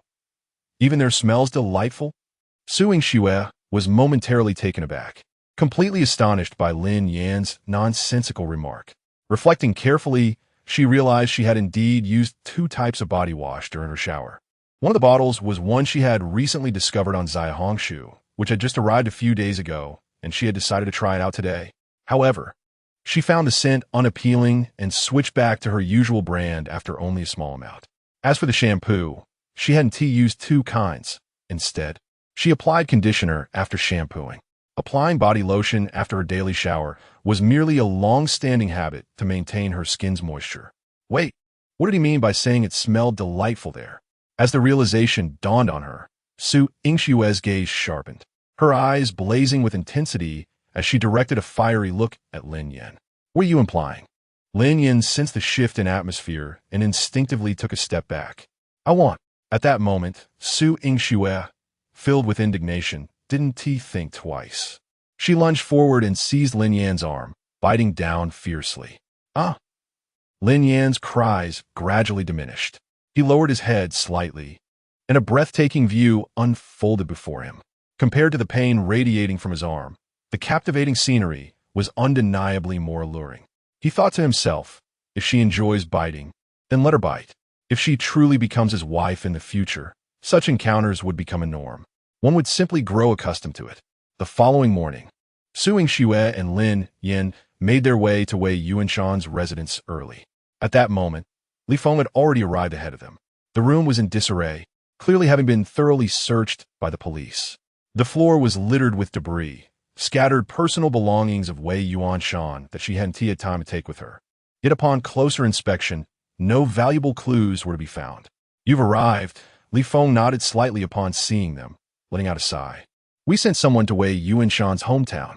Her parents stated she hasn't returned. We also reviewed several surveillance videos in the village, confirming her parents' claims. As he spoke, Li Feng's gaze suddenly fell upon the distinct bite mark on Lin Yan's arm, and he remarked in surprise, "Did a dog bite you?" Lin Yan. Su Jingsui, yes. Lin Yan quickly responded, smiling as he explained, "Last night, a stray dog appeared in the neighborhood and started biting anyone it encountered." Li Feng, with a concerned expression, earnestly advised, "Be cautious with stray dogs. You should get a rabies vaccination as soon as possible. If you contract rabies, it could lead to serious complications, and there would be no remedy." "Yes, Captain Li," Lin Yan replied solemnly, giving a salute. Su Yingshu, seething with indignation, discreetly jabbed Lin Yan in the side with her elbow, bestowing upon him a significant eye roll. Meanwhile, Li Feng continued, "Xiao Xue called me last night, mentioning that you possess a means to locate Wei Yuanshan." He turned to Lin Yan, his eyes brimming with curiosity, pondering what method could possibly be employed. Chapter 52. The Murder of Wei Yuanshan. Please wait a moment. Lin Yan did not respond immediately, but proceeded directly toward Wei Yuanshan's bedroom. Possessing a unique ability for tracking over great distances, his sense of smell was remarkably more acute than that of a hound. The advantage of this ability was its malleability. He could adjust the sensitivity of his nose at will. The bedroom was modest in size, containing a bed and a wardrobe. The bedding lay in disarray, while most of the clothes in the wardrobe remained hanging, untouched. In order to utilize his tracking ability, Lin Yan needed to first identify Wei Yuanshan's scent, which is why he had come here to seek out the most potent source of aroma. As he activated his tracking ability, Lin Yan suddenly pinched his nose. The overwhelming stench, the myriad of mixed odors in the room surged into his nostrils, magnified 1,000-fold, assaulting his senses and nearly rendering him unconscious. After a considerable time, he finally acclimated to the onslaught. He approached the bed, leaned closer to the pillow, and inhaled deeply. Su Yingshu, and Li Feng stood at the doorway, observing Lin Yan's peculiar behavior. They exchanged glances, each reflecting a profound sense of bewilderment. How could he betray sense? Li Feng felt as though his worldview had been shattered repeatedly since Lin Yan's arrival. It was one thing for him to be skilled with firearms. He was also adept at investigations, and now he was capable of tracking. Could it be that he had trained alongside police dogs for 2.5 years? Su Yingxue shook her head in resignation, equally perplexed. In her mind, she pondered how this man appeared devoid of any shortcomings. There seemed to be nothing he could not accomplish. Let us go. Lin Yan straightened and uttered a single word before squeezing between Su Yingxue and Li Feng, striding purposefully out of the room. Upon exiting the neighborhood, Lin Yan did not drive. Instead, he traversed the streets, his nose occasionally twitching as if he were a hound in pursuit of prey. Thanks to his tracking ability, he could extract Wei Yuanshan's distinct scent from the myriad of surrounding odors. These scents wove invisible threads that communicated with his brain, constructing a vividly clear navigational map in his mind, guiding him left, right, and onward in his search. An hour later, the trio followed the scent out of the city, arriving at the banks of the Sun River. This tributary spanned approximately 30 meters in width, with a gentle current. Lin Yan stood by the riverbank, gazing intently at the water surface. "What's wrong?" Su Yingxue inquired as she caught up with him. In a low voice, Lin Yan replied, "She vanished here. Are you suggesting she jumped in from here?" Li Feng's expression turned to one of astonishment. Why would she do that? Was it a suicide out of guilt? The likelihood of such a scenario seemed exceedingly slim. Even if Wei Yuanshan were an accomplice, she could not have been the mastermind. Surrendering would have been a more viable option for survival. Su Yingxue scanned the surroundings. There was a large bridge nearby. To cross the river, one could simply walk. There was no need to swim from this spot. Lin Yan's expression remained impassive, his gaze fixated upon the surface of the water. After a few moments, he uttered a statement that sent chills down the spines of the two men. "Wamin is, she is still beneath the river." Huang Wenxuan drove the police car, abruptly halting with a screech at the roadside. His demeanor was frantic as he turned to look at Wang Wenxin, who was seated in the passenger seat, his face etched with unease and anxiety. "Uncle Wang, we absolutely cannot allow them to continue their investigation." Huang Wenxuan's voice trembled with tension. That Lin Yan, he was truly unnerving. An hour prior, Wang Wenxin had called Li Feng to inquire about the case's progress, only to receive shocking news. Li Feng informed him that Lin Yan was employing his sense of smell to locate Wei Yuanshan. Though it sounded absurd, there was an unsettling plausibility to it when it came to Lin Yan. Consequently, Huang Wenxuan felt an overwhelming sense of dread and fear. He understood that if Lin Yan truly found Wei Yuanshan, his own crimes would inevitably be exposed. At that point, not only would he face ruin, but his father, as the minister, would also be implicated. Sighing deeply, Wang Wenxin looked at Huang Wenxuan with an expression full of disappointment and reproach. "How can I commend you? What possessed you to act so recklessly back then?" Huang Wenxuan's face turned pale with terror, his voice trembling as he responded, I never intended to kill her, but she was resisting fiercely, struggling against me. In a moment of impulse, I grabbed her by the throat and I lost control. By the time I realized what I had done, she was already lifeless." Wang Wenxin took a deep drag on his cigarette, the smoke enveloping the car's interior, and spoke gravely. "The only course of action now is to find Wei Yuanshan before they do, and then." Upon hearing this, Huang Wenxuan's expression darkened instantly, and he quivered as he asked, "Uncle Wang, are you suggesting we must kill her?" Wang Wenxin let out a cold laugh, a glint of ruthlessness flashing in his eyes. "Do you have any other choice? As long as she lives, a sword will hang over your head, poised to fall and render you restless for eternity." At that moment, Wang Wenxin's phone rang unexpectedly. He pulled it out and saw that it was a call from Li Feng. Taking a deep breath to steady himself, he answered the call. "Hello. Hello, Director Wang. We have found Wei Yuanshan." Li Feng's voice came through the line. "What?" Wang Wenxin gasped, sitting upright in shock, his voice involuntarily rising. "You mean she has been located?" Beside him, Huang Wenxuan's face drained of color, his eyes filled with despair. This Lin Yan was utterly terrifying. as if he possessed an extraordinary power, capable of achieving the unimaginable. "We found her, but she is dead." Li Feng's response left Wang Wenxin utterly stunned. Upon hearing the word dead, a look of astonishment washed over Wang Wenxin's face as he slowly turned his head towards Huang Wenxuan. Wei Yuanshan is dead. This news, while sparking a flicker of unexpected delight, was overshadowed by a profound sense of shock. He could scarcely comprehend who, apart from Huang Wenxuan, would harbor such a desire to bring about Wei Yuanshan's demise. "How did she die?" Wang Wenxin hastily inquired. Li Feng replied, "Murder. The body was stuffed into a suitcase and discarded in a river on the outskirts of the western district of Binhai City." "Understood. I will head over immediately." After hanging up the phone, Wang Wenxin turned to Huang Wenxuan, his voice laced with disbelief as he declared, "Wei Yuanshan has been murdered." A look of joy instantly illuminated Huang Wenxuan's face. "Really?" Wang Wenxin nodded, though his expression did not mirror Huang Wenxuan's exuberance. The implication of Wei Yuanshan's death suggested the presence of another hand orchestrating events from the shadows. "No, wait." Huang Wenxuan's delight evaporated as he realized the gravity of the situation, and he urgently questioned, "Who killed her?" Chapter 53. Unraveling the murder of Wei Yuanshan by the riverbank. Several police vehicles were neatly aligned, their flashing lights illuminating the scene with an almost surreal intensity. The authorities had swiftly erected a cordon, keeping onlookers at a considerable distance. A forensic expert crouched on the ground, conducting a preliminary examination of the body. Lin Yan, Su Yingxue, and Li Feng stood nearby, their brows furrowed in deep concern. Su Yingxue was the first to speak, analyzing the situation. "At present, there are two possibilities. First, after we left yesterday, Wei Yuanshan immediately contacted the murderer of Wang Xiaowen, and as a result, she was perceived as a threat and silenced. Alternatively, if Wei Yuanshan did not initiate contact, the only other possibility is that there is a mole within the precinct.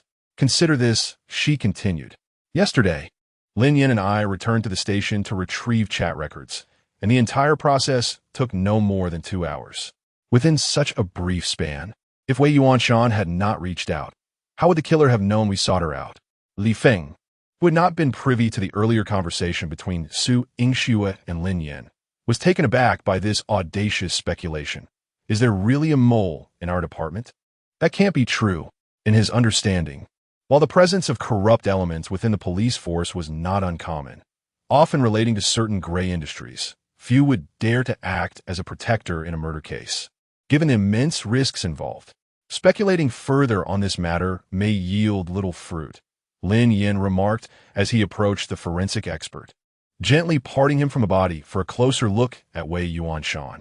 He then slowly closed his eyes, activating his unique ability, 1,000-mile tracking. In an instant, an array of complex scents invaded his nostrils. The pungent odor of river water, the antiseptic fragrance from the forensic expert, and the various aromas emanating from the numerous personnel on the scene.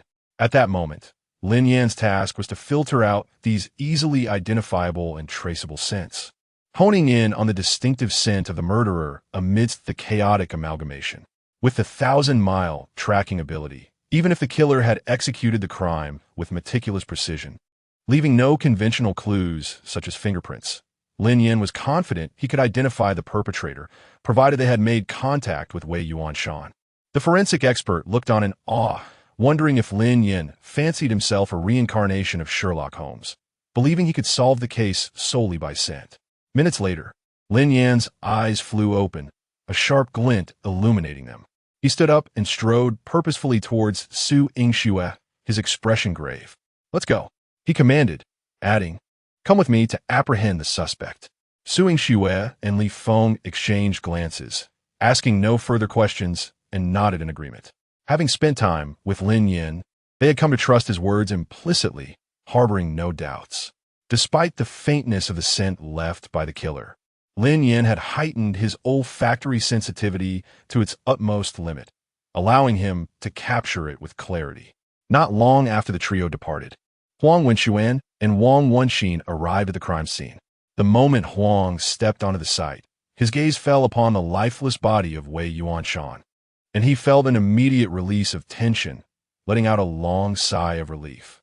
Regardless of who had committed the heinous act against Wei Yuanshan, it was undoubtedly a stroke of immense fortune for him.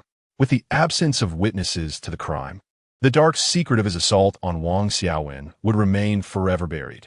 Wang Wenxin, with keen eyes, swiftly scanned the surroundings but found no sign of Su Yingxue and the others. He promptly summoned a busy officer at the scene and inquired, "Where's Su Yingxue and her team?" The officer respectfully replied, "They just left a short while ago." Pausing momentarily, he added, "The one called Lin Yan lingered by the body for quite some time, as if he had suddenly discovered an important clue before hurrying off." "In which direction did he go?" Wang Wenxin's expression tightened with urgency.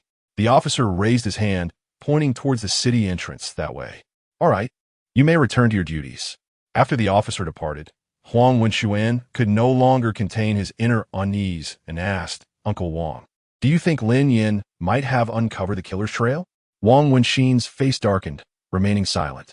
Though Wei Yuanshan was deceased, an inexplicable wave of anxiety surged within him, as if a sword of Damocles was hanging over his head, poised to fall at any moment. An hour later, Lin Yan, Su Yingxue, and Li Feng arrived at the entrance of the electric power community after a relentless pursuit. Gazing at the rusted sign of the community, Su Yingxue furrowed her brow and asked, "Are you suggesting he entered here?" Lin Yan nodded affirmatively. "Indeed, it is within these walls." Li Feng, visibilitansa, urja. "We mustn't delay. Let's head in immediately." Remembering the fate of Wei Yuanshan, they dared not waste another moment and strode directly into the community. Such an aged complex typically saw little scrutiny over its residents, and the elderly gatekeeper merely cast a casual glance at the trio before returning to his beads. This time, Li Feng proactively handed his firearm to Lin Yan, sincerely stating, "This weapon in your hands will serve a greater purpose." Lin Yan accepted the gun without hesitation, expertly chambering a round before tucking it into his pocket and proceeding towards the staircase of the central building. Upon reaching the third floor, Lin Yan suddenly halted, turning to face the security door of apartment 301. The door was an outdated two-layer style adorned with a protective cover, and a lucky character was affixed to it. Appearing no different from an ordinary household, Lin Yan exchanged a knowing glance with Li Feng, who understood the cue and raised his hand to knock on the door. Lin Yan deftly stepped aside, his firearm now quietly gripped in hand. "Knock, knock, knock, knock, knock, knock, who is it?" A man's voice resonated from within moments later. Li Feng calmly responded, "I'm a grid worker from the neighborhood committee, here to register the information of the community residents." With a click, the door opened, revealing a middle-aged man in his 50s standing before Li Feng. The man possessed an exceedingly gaunt physique, his complexion pallid, with patches of vitiligo adorning the left side of his face. In the dimly lit surroundings, he appeared somewhat unsettling. Li Feng, a seasoned detective with a wealth of experience, immediately discerned the unmistakable ferocity reflected in the man's eyes, a hallmark of a hardened individual. Upon encountering Li Feng, the man's expression shifted to one of indifference. His hand poised on the handle of the second door, yet he made no move to open it. "I have not seen you before. You are not from the community committee, are you?" The man initiated the confrontation, his tone as frigid as the air emitted by an air conditioner, sending chills down one's spine. Chapter 54. The astonishing truth. The newcomer, Li Feng, remained unperturbed, responding in a calm tone. "Oh, please wait a moment. The room is a bit disheveled. I'll tidy it up." As soon as he finished speaking, the man shut the door behind him. In a swift motion, Lin Yan forcefully pushed Li Feng aside, aiming his gun at the door lock and firing decisively. Within mere seconds, the two iron doors were forcibly breached. The trio rushed inside, only to find that the man had vanished from the living room. Lin Yan slightly wrinkled his nose and promptly dashed towards one of the bedrooms. He kicked the door open and seized a plastic stool from the floor, hurling it inside. Bang! Bang! 2 gunshots rang out almost simultaneously. Concurrently, Lin Yan fired 2 shots through the wooden door. The room was immediately filled with the man's anguished cries and the sound of firearm clattering to the ground. Without hesitation, Lin Yan charged in. At that moment, the man's right thumb had been shattered, and he clutched his injured hand tightly, his expression one of excruciating pain. Upon seeing Lin Yan enter, he turned to leap out of the window in a desperate escape. However, Lin Yan was swift, kicking the man into the corner of the room. Li Feng followed closely, retrieving the gun from the floor. The man, enduring intense pain, managed to flip over, gasping heavily. His gaze filled with resentment as he looked at them. Realizing he had no avenue for escape, he reluctantly declared, "You can't possibly find me so quickly. You admit it then. You killed Wei Yuanshan, right?" Li Feng pressed. The man scoffed, "Officer, don't try to extract a confession from me. I've said nothing. I merely brandished a firearm. I did not commit murder." Lin Yan stepped forward, pressing the gun against the man's forehead, his voice chillingly cold. "Who instructed you to kill Wei Yuanshan?" The man looked up at Lin Yan, his eyes devoid of fear, instead reflecting admiration. Moments ago, this young man had shot and shattered his thumb through a door. Such precision and marksmanship was something he had never witnessed before, nor even heard of. "Your shooting skills are unparalleled. It seems that He Lang and Xiao Ji fell to your hands without injustice." The man spoke with poise, showing no signs of the impending fate of a prisoner. The trio exchanged glances, understanding that his words implicitly acknowledged his affiliation with both Xiao Ji and He Lang. "Even if you deny it, and even if the police cannot find evidence to link you to the murder, the charge of armed assault on an officer is sufficient to ensure you spend the rest of your life in prison," Lin Yan asserted. This individual was the key breakthrough in the entire case.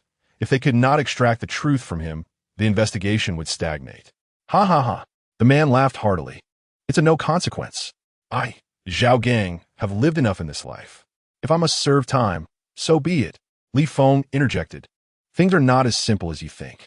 Xiao Ji and He Lang both died last night in custody, so even if you remain tight-lipped, your fate will not be a pleasant one." Upon hearing this, Zhao Gang's expression shifted dramatically. "What did you say? He Lang and Xiao Ji are dead?" His shock did not stem from the manner of their deaths, but rather the reasons behind their demise.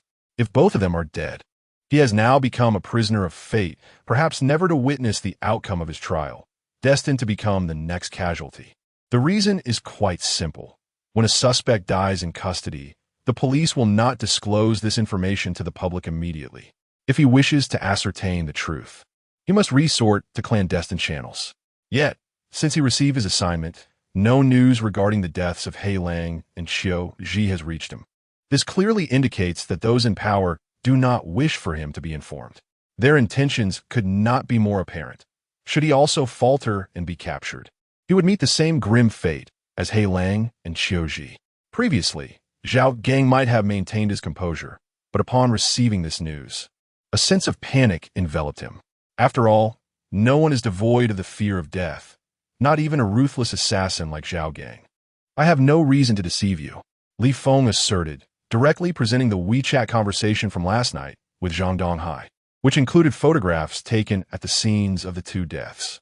Upon viewing the images, Zhao Gang felt as though his very bones had been extracted, collapsing against the wall in utter desolation. At that moment, he seemed oblivious to the excruciating pain radiating from his thumb, his face etched with despair. "Your only path forward is to cooperate with the police and dismantle the forces behind this," Su Yingxue declared sharply, her gaze piercing. Zhao Gang could only manage a bitter smile, shaking his head, his voice laden with resignation. "It's futile. With just the three of you, you cannot touch him. Even with my full cooperation, it would be akin to a mantis trying to stop a chariot. It is not for you to worry whether we can reach him. Just share all that you know." Lin Yan stepped forward, his eyes locked onto Zhao Gang. Zhao Gang sighed deeply, addressing Lin Yan. "Young man, I recognize your exceptional abilities, but some matters cannot be resolved through sheer force." The trio exchanged glances, their minds converging on two words: power. This thought corroborated their earlier speculation. There is a mole within the police department, someone of considerable rank wielding significant authority. Who could this person be? Su Inge's Gaze Sharpant. Whether we can bring him down remains to be seen. Any individual who disregards human life and engages in indiscriminate slaughter will ultimately face the consequences of the law. Zhao Gang lowered his head, a bittersweet smile gracing his lips. After a prolonged silence, he slowly lifted his gaze, pointing toward the ceiling. Do you truly believe you could shake him? Was it Zhang Donghai who commanded you to kill? Li Feng blurted out. Who else could the ceiling of Binhai point to but him? Zhao Gang scoffed. He is far from being worthy. A heavy realization dawned upon Su Yingxue. As an astonishing thought surged within her. Are you implying? Lin Yan and Li Feng instantly grasped the implication, their gazes converging on her. You mean, it is Huang Weiyong, the director of the Lin Yan Public Security Bureau? Su Yingxue seemed momentarily taken aback by this revelation. Lin Yan, maintaining a calm demeanor, acknowledged the gravity of the situation. His familiarity with the police system was limited to a few individuals in Binhai, rendering the name unfamiliar to him. What'd you say? Li Feng's face drained of color, his voice trembling slightly. Huang Weiyong undoubtedly stands as the preeminent figure within the law enforcement system of Lingnan Province. Should he indeed be the mastermind behind the scenes, the depths of this case would be truly profound. In an instant, all clues interconnected seamlessly. Under the stringent surveillance of the police, the ability to eliminate two significant suspects without a trace can only be attributed to someone of such high rank and influence, namely this esteemed director. The gazes of the three individuals once again converged upon Zhao Gang, aware that all their speculations and suspicions were on the verge of being validated through his words. Chapter 55. The rise of the puppet master. Zhao Gang cast a complex glance at Lin Yan and, with a sense of resignation, remarked, I accept my fate at your hands. Alas, it is what it is. Since death is inevitable, I might as well take a gamble. His gaze then shifted to Su Yingxue. You guessed correctly, including Qiu Ji and Black Wolf. The true mastermind behind us is none other than Huang Weiyong of the Provincial Public Security Department of Lingnan. Upon hearing this revelation, Li Feng and Su Yingxue exchanged incredulous looks. Could it truly be him? He is the paramount figure overseeing the public security system of Lingnan Province. How could he possibly be the one orchestrating this? Yet, this information came from a murder suspect, leaving them no choice but to believe it. Zhao Gang paused briefly before continuing. Actually, you needn't be astonished. Huang Weiyong has operated in Lingnan for over 20 years, with an extensive network of henchmen. There are countless individuals like me who serve him. It is not that people are unaware, nor that they lack the courage to take action. Anyone bold enough to report him inevitably meets a dire fate. How has he managed to navigate both the underworld and the law enforcement so adeptly? Lin Yan inquired, curious due to his limited experience in this realm. Shou Gong chuckled lightly. For him, it is a simple feat. From a young age, he learned to deal with local tyrants and understood the ways of advancement. He is ruthless to his enemies, generous to his subordinates, and spares no effort to ingratiate himself with his superiors. Ascending from local authority to the provincial department, he exploits his power to suppress rivals and expand his influence. He earns accolades for cracking down on crime, while simultaneously encroaching upon the territories of his adversaries, growing stronger in the process. He sustains his authority through illicit means and protects it through legitimate channels. If he does not rise to power, who will? Moreover, he operates with cunning and caution, never directly involving himself. Aside from us, his loyal assassins, and the prominent figures in the local scene, other petty criminals are often oblivious to their protector's identity. Are you implying that it was Huang Weiyong who orchestrated the murder of Wang Xiaowen? Lin Yan asked gravely. Zhao Gang shook his head. He is far too prudent to engage in such foolishness. The perpetrator is his inept son, Huang Wenxuan. You mean it was Huang Wenxuan who did it? Li Feng exclaimed, his eyes wide with shock. Indeed, Zhao Gang confirmed with a nod. Huang Wenxuan was deliberately assigned to the Binhai Public Security Bureau to align himself with Su Jinan's family through marriage. However, this young man has a notoriously reckless nature. Before becoming a police officer, he was a quintessential playboy, indulging in debauchery and inviting trouble. Although he showed some restraint after joining the force, his inherent disposition remained unchanged. A few months ago, he encountered Wang Xiaowen and harbored ill intentions. In an attempt to lure her out, he enlisted the help of her colleague, Wei Yuanshan, but Wang Xiaowen repeatedly rebuffed him, infuriating him. Consequently, Huang Wenxuan planned to forcibly abduct Wang Xiaowen during her evening run. Such acts were not unfamiliar to him. Typically, the victims, intimidated by his threats and concern for their reputations, would refrain from reporting him. However, Wang Xiaowen was spirited and even bit him in defiance. In a fit of rage, Huang Wenxuan choked her while assaulting her, only to realize afterward that she had succumbed. Terrified, Huang Wenxuan could only confide in his father, Huang Weiyong. Huang Weiyong then instructed me to handle the matter. I disposed of the body and created the illusion of a random crime to eliminate any future repercussions. I also dealt with the two small-time thugs who had assisted Huang Wenxuan in the abduction that very night. Su Yingxue, with her brows furrowed in concern, inquired, "Since you eliminated everyone else, why did you spare Wei Yuanshan?" Zhao Gang elucidated, "I had considered silencing her, but when Huang Wenxuan abducted her, Wei Yuanshan was unaware. Furthermore, she is a colleague of Wang Xiaowen. If one would be brutally violated and the other to vanish, it would undoubtedly raise suspicions with the police and complicate matters further. Hence, I decided to let her live." Upon hearing this, the three present wore grave expressions. Li Feng and Su Yingxue, who typically dealt with ordinary criminal cases, felt bewildered and somewhat helpless. The reason was simple. There was currently no concrete evidence, and relying solely on Zhao Gang's word would not suffice for a conviction, especially not for Huang Weiyong. Acting rashly would only alert the perpetrator. After a brief numbness, the excruciating pain from his shattered thumb surged back to Zhao Gang, causing his complexion to pale and his lips to quiver slightly. "We must hurry and get him to the hospital," Su Yingxue exclaimed. Normally, they would have called for an ambulance to take Zhao Gang for treatment, but the unusual circumstances had delayed them until now. Lin Yan shook his head in denial, stating, "No, if we take him to the hospital now, Huang Weiyong will surely send someone to silence him. If he dies, we lose our only witness. Then what should we do?" Li Feng asked anxiously. Lin Yan furrowed his brow in contemplation, then looked at Su Yingxue, saying, "To your house." "To my house?" Su Yingxue replied, astonished. Lin Yan nodded in explanation.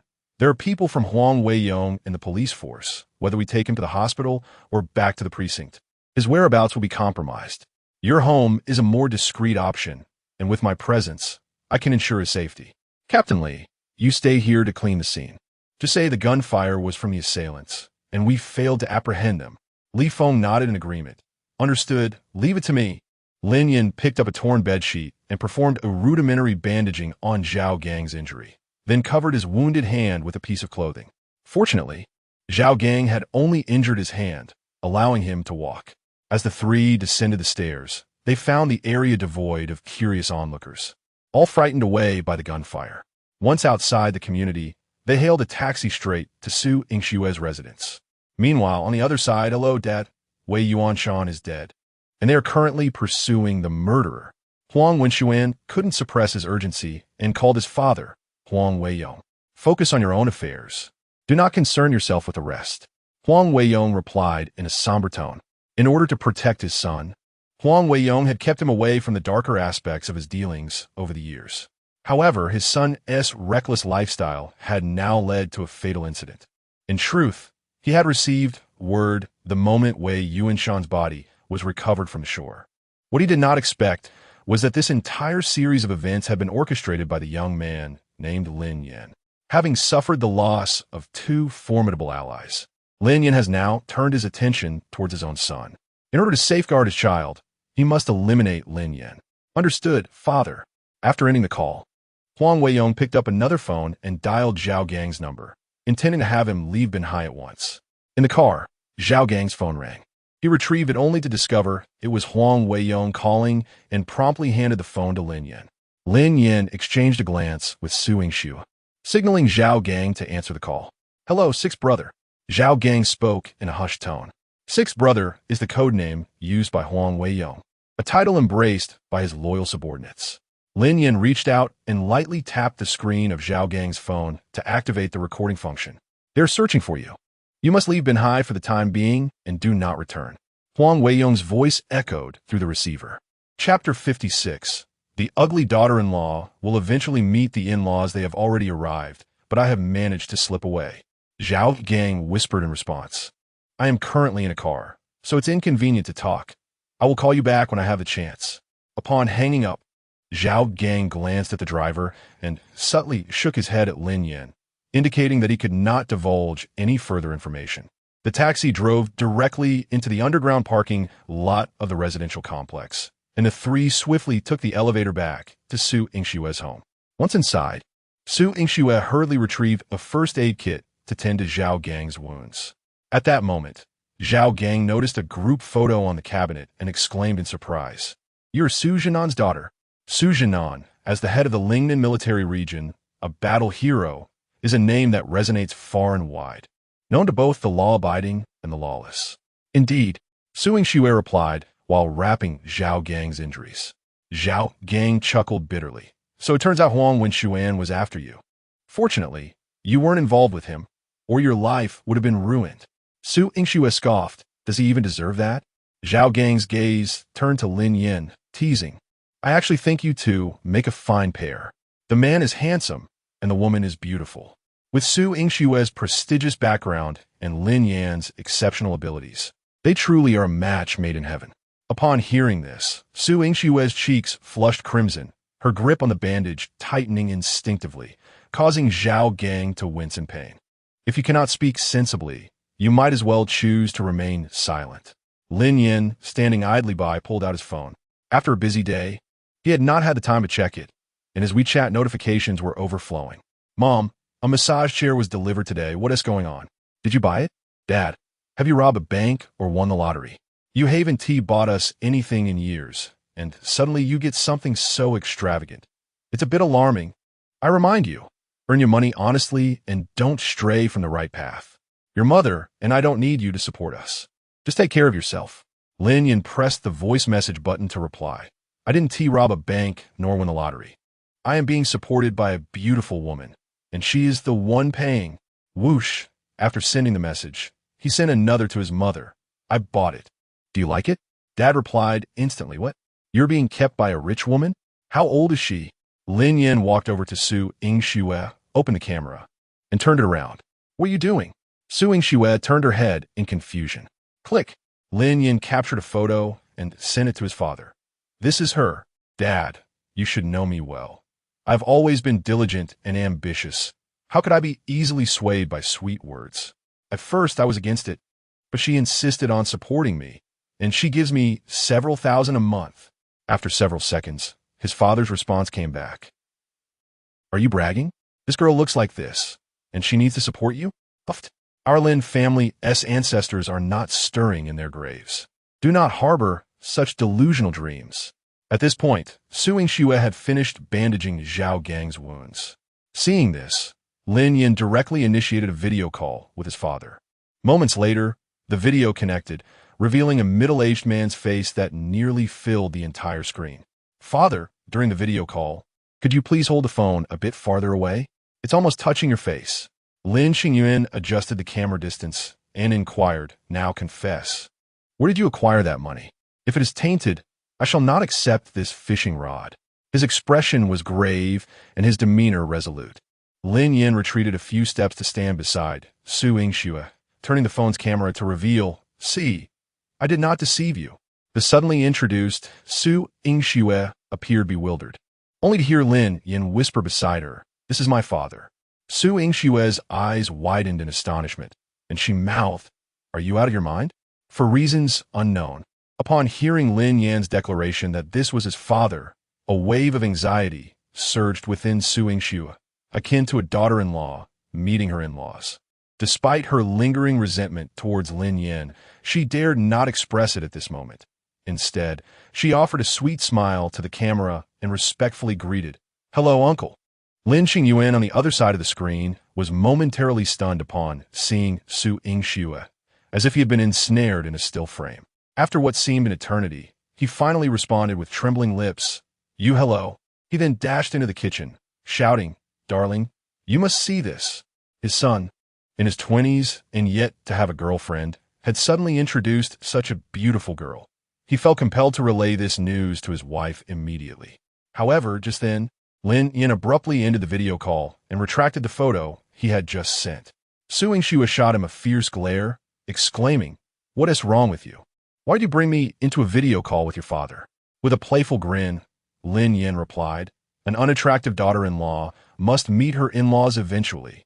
"You're the ugly one," Su Yingxue retorted, her cheeks flushing once more. "Who is your daughter-in-law? How shameless." Beside them, Zhao Gang shook his head in resignation, pondering, "Could you at least show some respect for a professional assassin? Is it truly appropriate to display affection so openly? I will notify you." In the tumultuous undercurrents of Binhai City, a storm was brewing. At that moment, Lin Yan's father sent a message. "You rascal, why did you hang up? And what about that photo? Your mother claims I'm bragging. Send it over. Do you hear me? Hello, rascal, speak. You're driving me insane." Decline video request. Decline voice request. Decline video request. What shall we do now? Su Yingxue inquired, glancing at Lin Yan.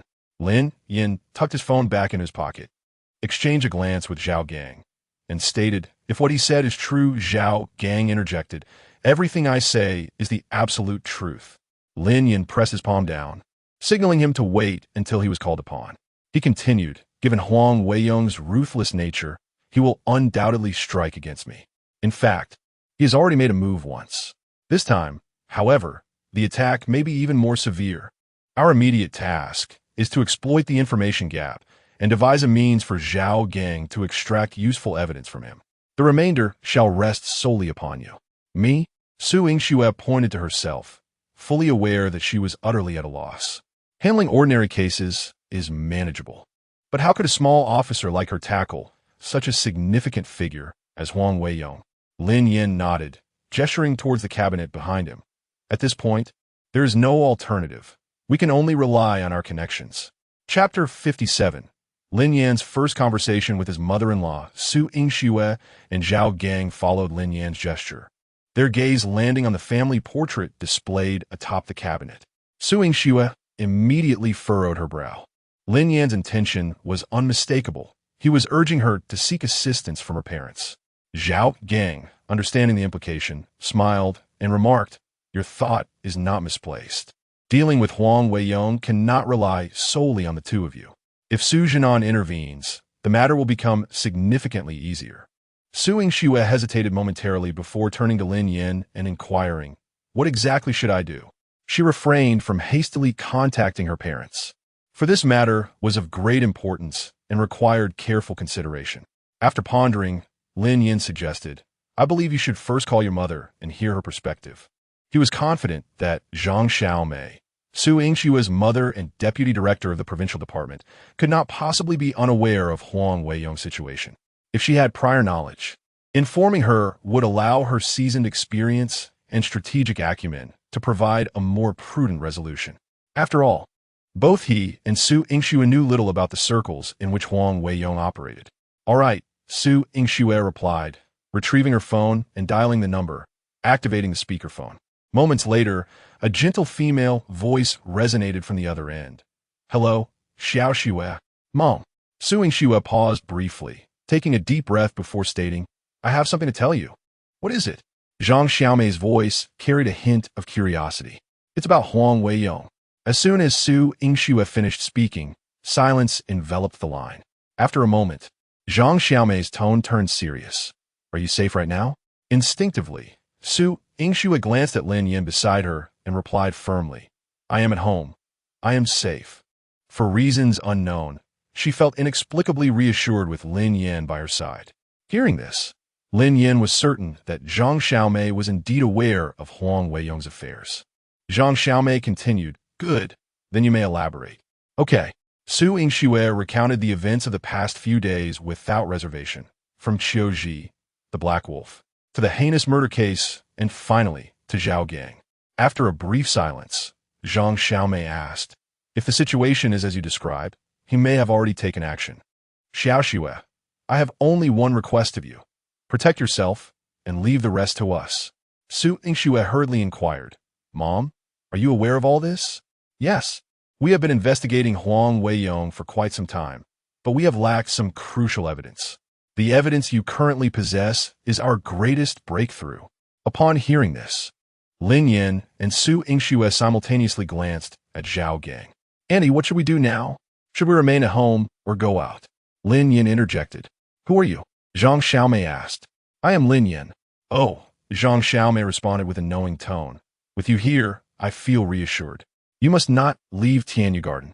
Going out would be even more perilous for you at this moment. Stay concealed. There will be those who will protect you." "Understood, Auntie," Lin Yan replied. Hanging up the phone, Lin Yan approached Zhao Gang and handed him the mobile device, saying, "You may now call Huang Weiyong. I trust you know what to say." To prevent Zhao Gang from seeking help during their ride, Lin Yan had confiscated his phone. Zhao Gang responded with a nonchalant smile, "Of course." "Hello." Huang Weiyong's voice came through the receiver. Zhao Gang swiftly pressed the recording button and deliberately lowered his voice. "Hello, sixth brother. I have just left Benhai. Where are you now?" Huang Weiyong inquired. Zhao Gang replied, "I took a minibus and am en route to Qinzhou. By the way, who exactly is Lin Yan? How did he manage to locate the suitcase I disposed of in the river so quickly? Furthermore, he even captured Hailang and Qiuji." Huang Weiyong, with evident impatience, remarked, "That's not for you to worry about.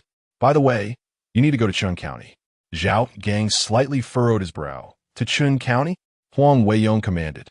"Xinyuan Community, Building 3, Apartment 401. Detain that couple."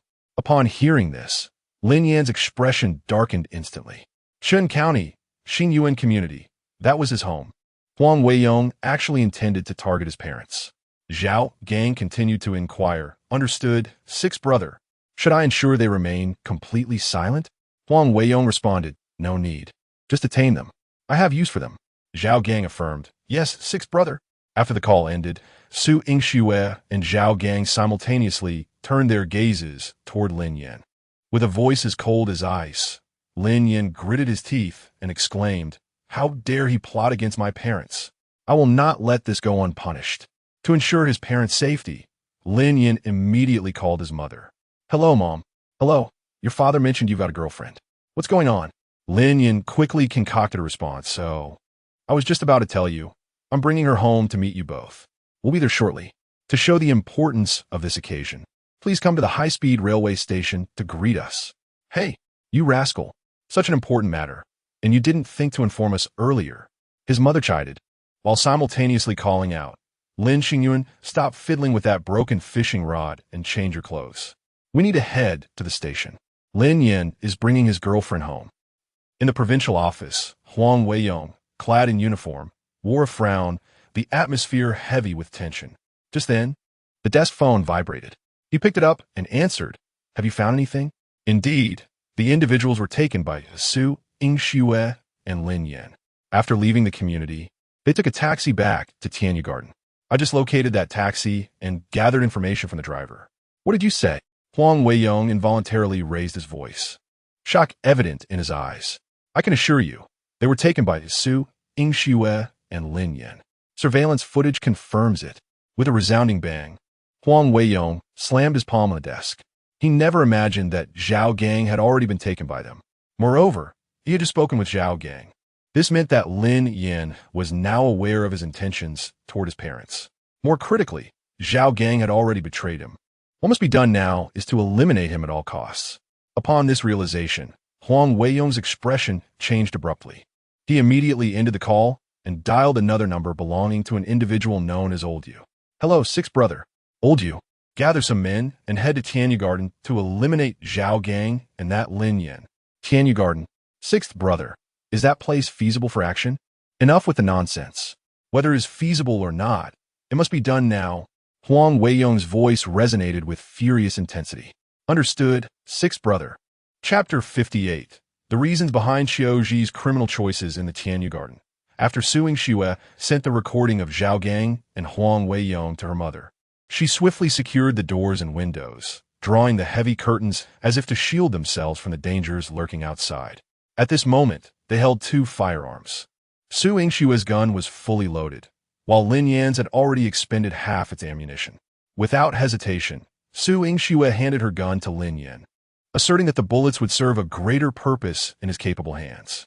Lin Yan accepted the weapon without protest, directing them towards the door, suggesting they relocate to the opposite apartment.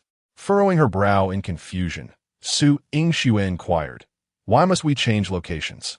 In a hushed tone, Lin Yan explained, "Even if Huang Weiyong sends someone to eliminate Zhao Gang, he would not dare linger here for long as we remain within this building and evade surveillance. Our adversaries will presume we are still inside." Opting for the adjacent apartment would not only allow them to avoid enemy searches, but also enable them to monitor their movements, an advantageous duality. Lin Yan was acutely aware of his own agility and marksmanship. However, he felt a responsibility to ensure the safety of Su Yingxue and Zhao Gang, particularly Su Yingxue. Zhao Gang, upon hearing this, gave Lin Yan a thumbs up with his uninjured hand, exclaiming, "Truly a hero in youth. With such skill, precision, and keen intellect, we are certainly not wrong to be in your hands." Lin Yan, with a cold smirk, replied, "This is your just deserts." Zhao Gang's cooperation was merely a means of self-preservation and an attempt to secure a chance at redemption, yet his crimes were unforgivable. After a brief moment, the three arrived at the door of the adjoining apartment. Su Yingxue raised her hand and knocked. Knock, knock, knock. Shortly thereafter, the door swung open, revealing the homeowner. Lu Shuiqin. Recognizing Su Yingxue through the peephole, she promptly opened the door, cheerfully asking, "Oh, Xiaoxue, what brings you to see Annie?" In this community, few were unfamiliar with Su Yingxue, who not only possessed striking beauty, but also hailed from a distinguished background. Su Yingxue presented her police badge, stating, "Aunt Lu, we urgently need to take refuge in your home for a while." Lu Shuiqin hesitated, her gaze drifting past Su Yingxue to Lin Yan and Zhao Gang. Her expression suddenly tense. "We are just law-abiding business people. We haven't committed any crimes." Su Yingxue quickly clarified, "Aunt Lu, it's not about you breaking the law. We are facing an emergency while carrying out an investigation and require a temporary sanctuary here." "Oh, I see," Lu Shuiqin finally said, stepping aside to let them in. The room contained only Lu Shuiqin, and after a brief explanation of their mission, she felt reassured, refraining from further questions. After all, Su Yingxue was the daughter of Su Jinan. How could she possibly be a wrongdoer? Lu Shuiqin warmly poured tea and offered an array of fruits and snacks. As if hosting esteemed guests, Lin Yan and Zhao Gang stood by the window, closely observing the entrance to the community. Meanwhile, Su Yingxue stationed herself at the door, attentive to any sounds from outside, aware that their enemies might approach from the underground parking garage. Lin Yan turned to Zhao Gang and asked, "Why are you willing to serve Huang Weiyong?" To him, individuals like Qiu Ji, with backgrounds in special forces, possessed numerous legitimate paths and should not resort to a life of crime. With a deep sigh, Zhao Gang replied with a bitter smile, "A child without a mother. It's a long story. I once had a blissful home with a loving wife and children, and I worked as a laborer in a fertilizer factory. Though my earnings were modest, there was a glimmer of hope for the future. However, fate is often unpredictable. One day, feeling unwell at work, I returned home early, only to discover another man lying in my bed. At this point, a flicker of pain and rage crossed Zhao Gang's eyes. In a fit of fury, I eliminated those two wretched souls. Following that, I fled into the mountains, surviving on wild fruits and drinking from springs, occasionally disguising myself as a vagabond to scrounge for food in nearby villages. For over a month, I evaded capture until I was ultimately found, not by the police, but by Huang Weiyong." Lin Yan furrowed his brow. "Huang Weiyong?" Shao Gong nodded affirmatively. "Indeed, he provided me with a new identity and turned my case into a cold case, allowing me to live anew. Although I must remain cautious, refraining from remarriage and avoiding contact with my children, at least I can exist as a semblance of a person. His condition was that you assist him in committing murder?" Lin Yan inquired. Zhao Gang neither confirmed nor denied, merely nodding precisely. "For individuals like us, unburdened and hidden, unafraid of death and willing to act, we suit his purposes perfectly. With our assistance, his power has grown immensely. He has even dared to eliminate the former director to ascend to a higher position." Lin Yan was silently astonished. Had he not activated the system, he might never have encountered such dark undercurrents. "Is that the case with Qiu Ji as well?" Zhao Gang nodded before shaking his head. Xiaoji hails from a destitute family and learned many skills during his military service. However, upon returning, he found it difficult to earn a living. The true turning point came when his mother was diagnosed with a terminal illness and the exorbitant surgery fees loomed before him. He lost everything and was left with nothing but despair. From that moment on, he became consumed with the desire to amass wealth, craving vast sums of money. Yet, lacking education and business acumen, the paths to fortune were all inscribed in the penal code. Lin Yan nodded slightly. He understood, but did not sympathize. Everyone has their own life script and their own path. How one chooses is a personal decision. Once a choice is made, one must bear the consequences of their actions. There is little more to be said. Do you regret it? Lin Yan asked. Zhao Gang's bitter smile faded into a long silence before he finally spoke, his voice trembling. Regret. For over a decade, I have lived in constant fear, never experiencing a single day of peace. I could only watch from afar as my son progressed from elementary school to high school, then to university, eventually marrying and starting a family of his own. Yet I dared not reveal myself. I regret not being able to provide him with a complete family, becoming a stain on his life. Lin Yan spoke slowly.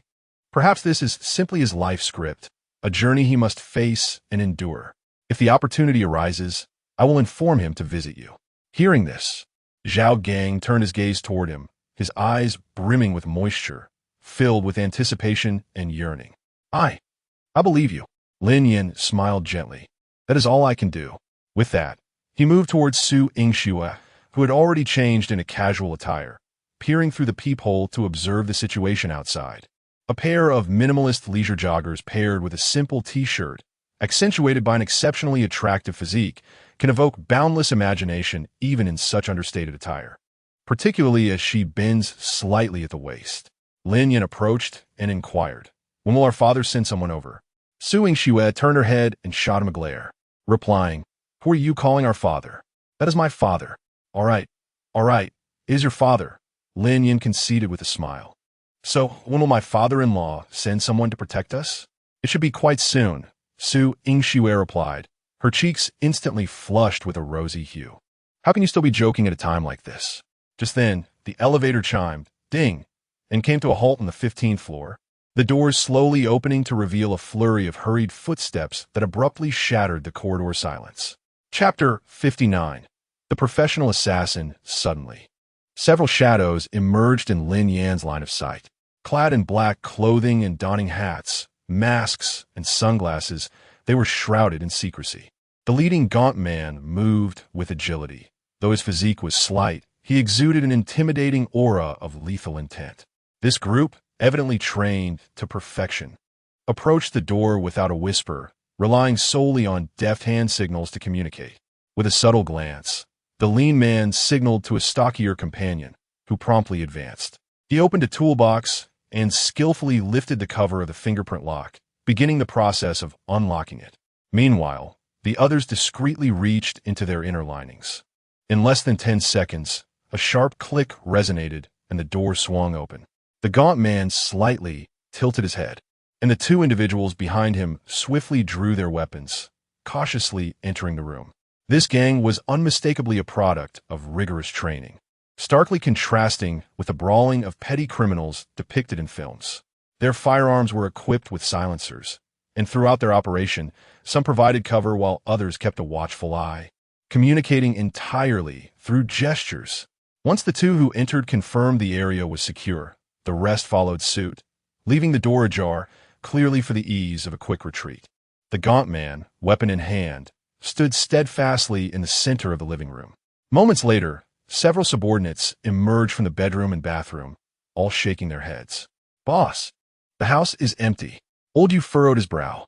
Prior to entering the complex, they had verified information with the surveillance personnel, confirming that Zhao Gang and Lin Yan had not left Tianyu Garden. The absence of the two now suggested they had sensed danger and concealed themselves. There was also the possibility they had left the premises in another resident's vehicle. As a seasoned assassin, Old Yu typically would opt for a swift retreat under such circumstances. With the adversaries on high alert and their targets still unfound, they risked falling into a trap. However, this assignment was different. Huang Weiyong had issued a death order to eliminate Zhao Gang and Lin Yan.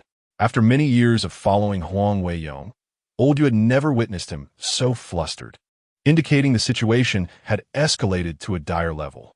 Should the mission fail, his own life would likely be in jeopardy. Search! Old Yu lowered his voice, commanding. Knock on doors where you can, force entry where you cannot. Leave no floor unchecked in this building. Understood. The group acknowledged, ready to proceed. When Old Yu suddenly called out, wait. Everyone halted, perplexed by his interruption. Without further ado, Old Yu strode towards the door, declaring he would begin the search outside. Meanwhile, Lin Yan concealed himself behind the door, his breath steady, yet his gaze piercing as he observed the approaching group. He swiftly gestured to Su Yingxiu, urging her and Zhao Gang to enter the room without delay. Lu Shuichin appeared anxious. Lin Yan lowered his voice to soothe her. Auntie, please go inside and do not worry. Su Yingxiu furrowed her brows in concern. What if they recognize you? Lin Yan's lips curled into a calm smile, though his eyes glimmered with an unyielding resolve. Then, they can only blame their misfortune. Rest assured, I'll be fine. He cast a resolute gaze at Su Yingxiu, who bit her lower lip before turning and hastily making her way toward the bedroom. Deep down, she understood that they were left with only 2 guns and a scant supply of ammunition. Remaining here would only render her a burden to Lin Yan. Zhao Gang strode forward, patting Lin Yan on the shoulder. Be cautious. Lin Yan nodded in acknowledgement. Suddenly, a series of urgent knocks echoed through the air. Lin Yan tucked the loaded handgun into his pocket and slowly approached the door. As it swung open, a gaunt face appeared before him. The visitor, with sunken cheeks and an upright posture, possessed a piercing gaze that seemed capable of penetrating the very soul, instilling a sense of dread in the hearts of ordinary folk, who would scarcely muster the courage to meet his eyes. Whom do you seek? Lin Yan inquired, maintaining a calm demeanor laced with just the right amount of curiosity. The old fisherman scrutinized him with a gaze as sharp as a blade, appraising him from head to toe, before gravely asking, Has anyone been here? Lin Yan shook his head. No, I'm alone in the house. The old fisherman pressed on. Have you seen anyone from the opposite door? Shwe, Lin Yan replied, a genuine smile illuminating his face, having not seen her for several days. Through this exchange, he was fairly certain that the other party was unaware of his appearance. Step aside. The old fisherman abruptly thrust Lin Yan aside and strode into the room. In an instant, 7 or 8 armed men in black surged in from the corridor. Alert! Danger 1 meter ahead! Danger! Alert! Danger 1 meter ahead! Danger! The system alarm blared suddenly. Lin Yan furrowed his brow. Just then, one of the black-clad men approached, aiming his weapon at Lin Yan. Don't move if you wish to stay alive. Lin Yan's expression turned icy, exuding an aura of peril. Yet he remained silent. The old fisherman stood in the center of the living room, his gaze intense as he directed the others to commence their search. 4 rooms were present, 3 doors ajar, with only the innermost master bedroom firmly locked. Sir, this door is locked. A black-clad man twisted the doorknob vigorously, but to no avail, quickly calling out to the old fisherman in the living room. Upon hearing this, the old fisherman's brow furrowed tightly, and he barked an order, open it. The armed man promptly shoved Lin Yan forward and hurried to the bedroom door. Open the door. Lin Yan nodded, slowly reaching into his pocket. At that moment, a panicked voice erupted from another bedroom. Sir, it's bad. A multitude of military vehicles has arrived downstairs. What? The old fisherman's expression shifted dramatically, as if struck by lightning. Fearing what he dreaded had come to pass, he realized that the longer they delayed, the greater the uncertainty. Yet he had not anticipated the military's arrival would be so swift.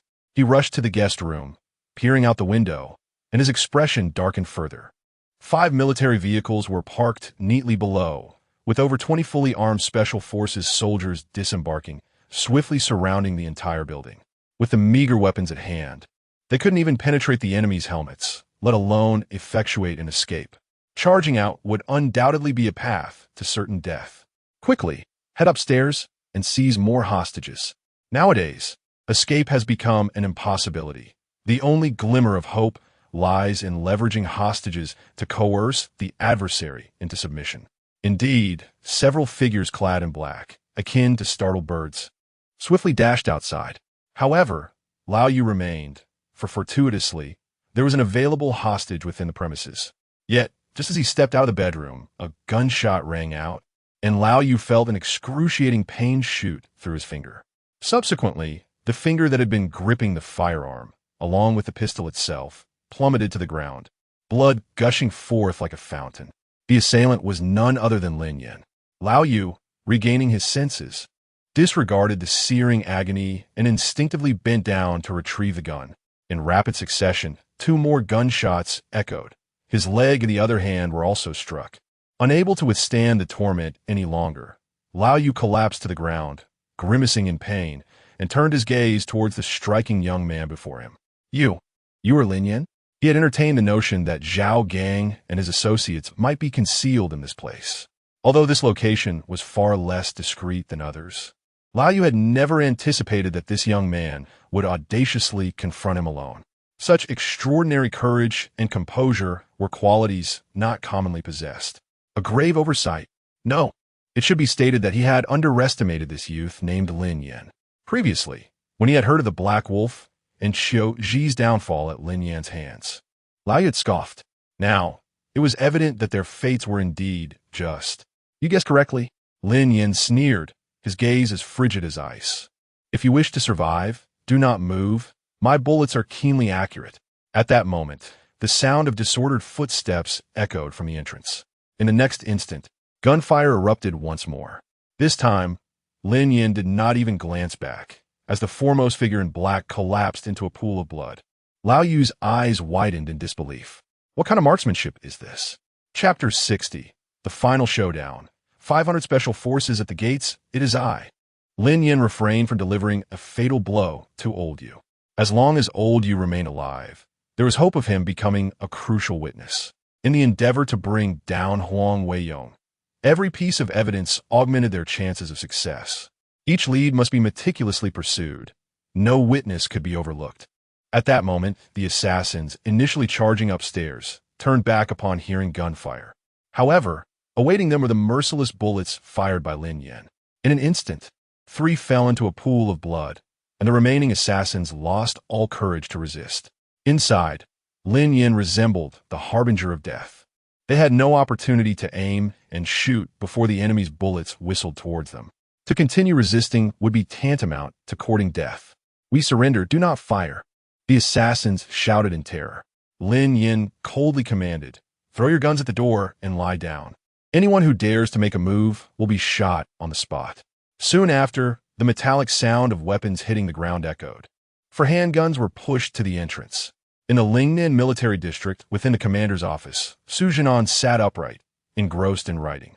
With his dragon-like brows and tiger-like eyes, he exuded an aura of rectitude. Commander! A young officer burst in, flustered and forgetting to knock. Gunshots were heard at Tianyu Garden. What did you say? Su Jinan slammed his pen onto the table, rising abruptly, and inquired urgently, Where's Xiao Xue? The officer shook his head, speaking rapidly. Captain Shin reports that gunfire has erupted on the 15th floor. The shooters are unidentified, and Xiao Xue's situation is unclear. They are rushing upstairs. Damn it! Su Jinan's eyes widened in fury, his thunderous roar resonating throughout the office. Huang Weiyong, you dare to act recklessly at my doorstep. He then commanded sternly. Tiger Tooth Special Operations Battalion and Red Fox Special Operations Battalion, assemble fully armed and head straight to the Provincial Public Security Bureau. Yes, Commander. The officers saluted and hurried away.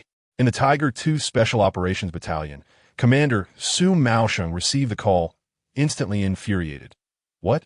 That scoundrel Huang Weiyong dares to lay hands on Xiao Xue? Su Maosheng, a long-standing subordinate of Su Jinan, had watched Su Yingxue grow up. In his eyes, she was as dear as his own daughter. Not only would he not tolerate gunfire directed at her, but he would not even allow anyone to speak ill of her. At that moment, his heart ached with a desire to storm the provincial bureau and teach Huang Weiyong a lesson. Ending the call, Su Maosheng bellowed at the communicator. Sound the emergency assembly call immediately. In just a few minutes, over 200 special forces swiftly gathered, fully armed, and boarded military vehicles, racing towards the provincial bureau. In the Red Fox Special Operations Battalion, Commander Meng, who strode out of the equipment room upon receiving the order, cursing under his breath, "Damn it. That dog Huang Weiyong dares to harm Xiao Xue. If I don't demolish the Provincial Bureau today, I'll cease to be Meng." "Commander, what happened?" A company commander hurried over to inquire. "Emergency armed assembly for the entire battalion." Meng Hu roared. "Understood." The company commander pressed on. "Are you bringing ammunition?" Meng Hu shot him a glare and retorted, "What nonsense! What kind of armed assembly would it be without ammunition? Blank rounds?" The commander probed further. "We are not just going to fight. We are on a mission. Bring live rounds." Meng Hu's roar reverberated, causing discomfort to the eardrums. The only mission that warranted their deployment with live ammunition was an anti-terror operation, and this time, the target was the Public Security Bureau of Lin Yan Province. In the office of the deputy director at the Binhai City Public Security Bureau, the door was abruptly flung open with a resounding bang against the wall. Zhang Donghai appeared at the threshold, hands clasped behind his back, his expression grave and exuding an air of lethal seriousness. Wang Wenxin and Huang Wenxuan, startled by the sudden commotion, turned in unison towards the entrance. "Director, what is happening?" Wang Wenxin inquired, rising in confusion, while Huang Wenxuan wore a tense expression of bewilderment. Zhang Donghai stepped forward, his voice low and commanding. "Deputy Director Wang, we suspect that you have colluded with criminal forces for personal gain. We are initiating an investigation against you. Please cooperate." With that, he gestured behind him, and several officers swiftly advanced, encircling Wang Wenxin. "Deputy Director Wang, please come with us." "What law have I broken? On what grounds do you arrest me?" Wang Wenxin shouted in a panic. "You have no authority over me.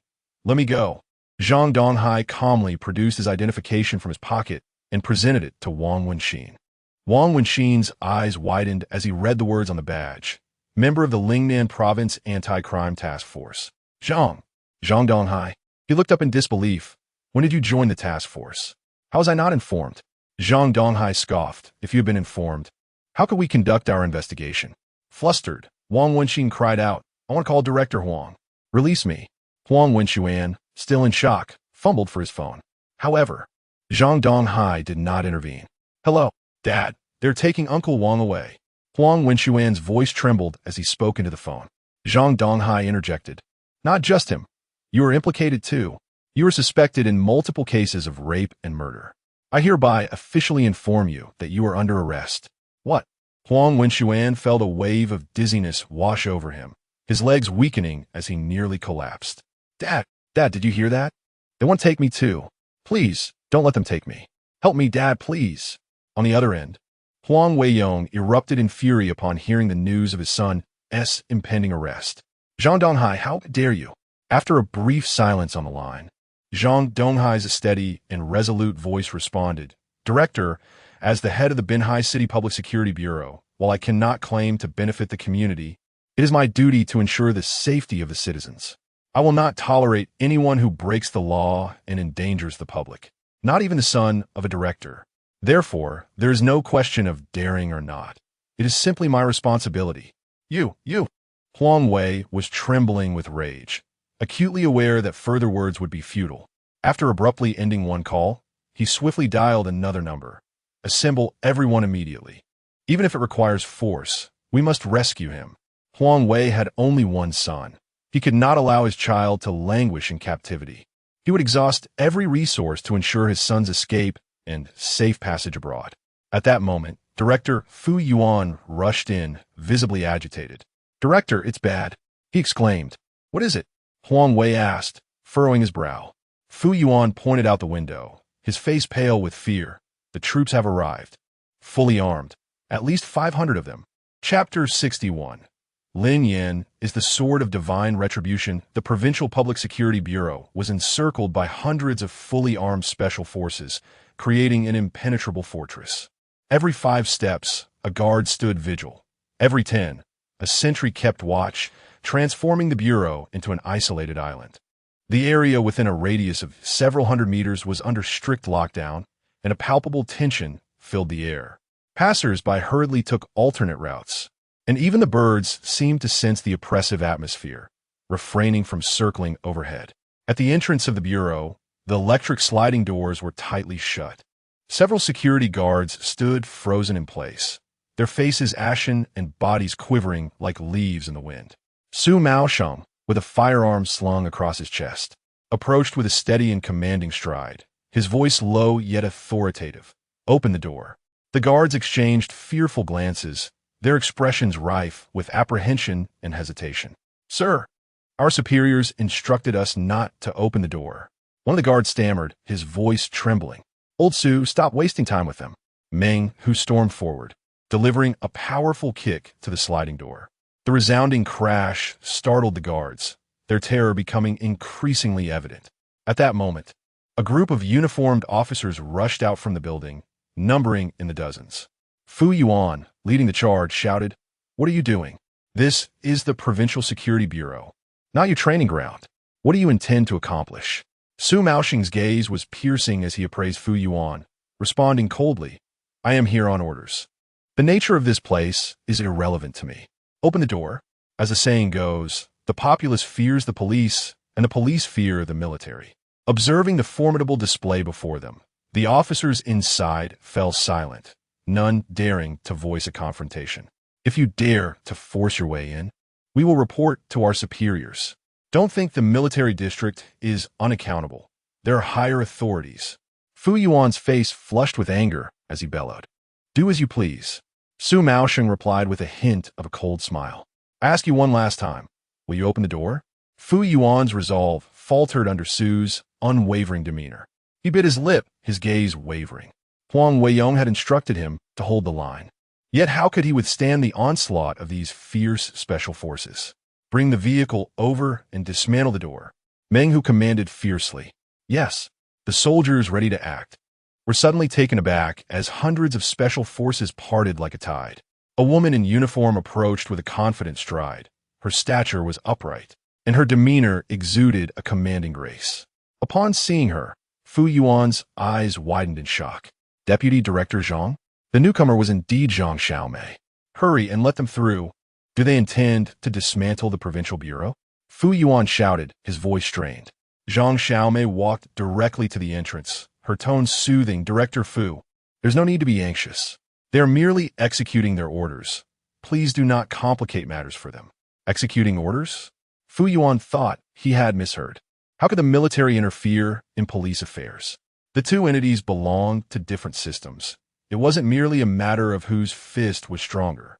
With a calm smile, Zhang Xiaomei produced her credentials. Fu Yuan adjusted his glasses and leaned in to scrutinize the words before him. The supervisory group leader, Zhang Xiaomei. He lifted his gaze towards Zhang Xiaomei, who wore an enigmatic smile. You're the leader of the supervisory group?" Zhang Xiaomei nodded slightly. "Can we proceed now?" Upon hearing this, Fu Yuan felt his legs weaken, nearly stumbling to the ground, seemingly unable to comprehend the reality before him. Zhang Xiaomei shifted her gaze to the security captain standing nearby and said calmly, "Open the door." "Igrigalles." The security captain, confused by their unspoken exchange, felt compelled to comply with Deputy Director Zhang's command. He hastily pressed the remote, and the retractable door began to open slowly. Zhang Xiaomei stepped forward, producing a stack of documents, and stated in a solemn tone, "Director Fu, we suspect you're implicated in multiple cases of bribery, rape, and conspiracy. Please accompany us for an investigation." As her words fell, several soldiers immediately advanced, supporting the limp Fu Yuan. Zhang Xiaomei then turned and walked steadily towards the office building, followed closely by Meng, Hu, and Su Maosheng, with a team of special forces trailing behind. They ascended to the 6th floor and approached the slightly ajar office of the director. Zhang Xiaomei raised her hand and knocked. "Knock, knock, knock." "Come in," came the deep voice of Huang Weiyong from within. Upon entering, their eyes met, and Huang Weiyong displayed no surprise. Instead, a faint smile of resignation appeared on his face. "I always believed the supervisory group was under my surveillance, yet I never anticipated that the true supervisory group had been right beside me all along." Having risen from humble beginnings to this position, he had weathered countless storms, the memories of which had faded. The moment he saw Zhang Xiaomei enter, he knew he had utterly failed. There was no need to struggle, nor any point in doing so. For standing before him was not merely a leader or a formidable rival, but the very vessel he had long sought to board, an insurmountable mountain regardless of his power.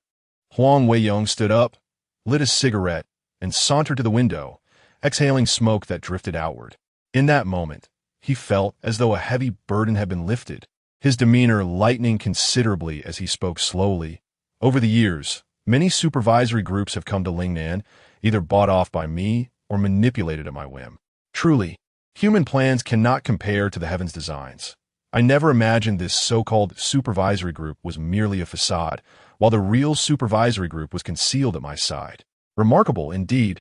I was further taken aback that you opted not to draw personnel from above to lower my defenses, but instead sought military assistance. Everything unfolded unexpectedly. However, were it not for that young man named Lin Yan, your operation would not have been so smooth nor so swift. To be honest, I feel somewhat wronged. Zhang Xiaomei's voice remained calm, yet resonant. What is done by man is seen by heaven. It is not that retribution does not come, but rather that the time has yet to arrive. The number of lives stained by your hands, perhaps you yourself cannot recall.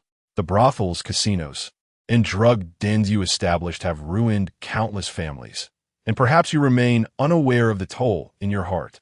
As a guardian of the realm, wielding a sword to protect the people, you have tragically turned its blade upon your own citizens. Divine retribution shall not spare you, nor shall the law. Perhaps Lin Yan is the very sort of heavenly punishment dispatched upon you. Your doom has arrived. Huang Wei inhaled deeply, a bitter smile crossing his face as he contemplated. Alas, once a person embarks upon an irretrievable path, there is no turning back. My sole regret lies in my failure to guide my son properly, allowing him to tread the same forsaken road. I, Huang Wei, am unworthy to face my ancestors. With these words, Huang Wei discarded the cigarette, but in his hand, and leaped down, devoid of any lingering attachment or hesitation. Chapter 62. Returning home with Su Yingxue to meet my parents at Tianyu Garden, the soldiers who arrived swiftly managed the scene. The surviving assassins were taken away, while the injured, including old Yu, were sent to the hospital. A robust man entered the house, searching anxiously until his gaze landed on Su Yingxue, at which point he let out a heavy sigh of relief. Uncle Shun, Su Yingxue exclaimed. The soldiers were of the same generation as her father, hence she addressed them as uncle. Although Shenlong appeared to be in his early 30s, he responded with, "It's all right, it's all right." He nodded, clasped his hands together as if in gratitude, and promptly took out his phone to make a call. "Hello, please inform the commander that Xiao Shui is safe." After hanging up, Shenlong noticed Lin Yan standing nearby. He furrowed his brow and inquired, "Did you take care of these individuals?" Lin Yan nodded. "Excellent marksmanship." Shenlong's large hand clapped Lin Yan's shoulder. "If you were in my unit, I would ensure you ascend to a higher rank." Lin Yan smiled modestly, but remained silent. "What is the matter? Can you elevate my status to SS level?" Shenlong praised him, to which Lin Yan humbly replied, "I merely had good fortune." "Huh." Shenlong laughed heartily. "Let us grab a drink together sometime." At that moment, Zhao Gang emerged slowly from the room, casting a complex glance at Lin Yan. With words unspoken, Lin Yan understood and nodded slightly, assuring him, "Rest assured, I will fulfill my promise." Shao Gong nodded vigorously, expressing gratitude before hastily departing under the escort of soldiers. Lin Yan turned to Su Yingxue and teased, "Having accomplished such a significant feat, I believe a reward is in order, no?" Su Yingxue placed a hand on her forehead, hesitating. "A reward? You haven't officially been promoted yet, but it should be soon. I understand your impatience, but try not to rush." Lin Yan proposed, "How about a personal reward?" A glint of mischief flickered across his face. "Personal?" Su Yingxue inquired curiously. "What kind of reward do you desire?" "To be my girlfriend for a day, to accompany me home," Lin Yan stated. "A girlfriend for a day? Why?"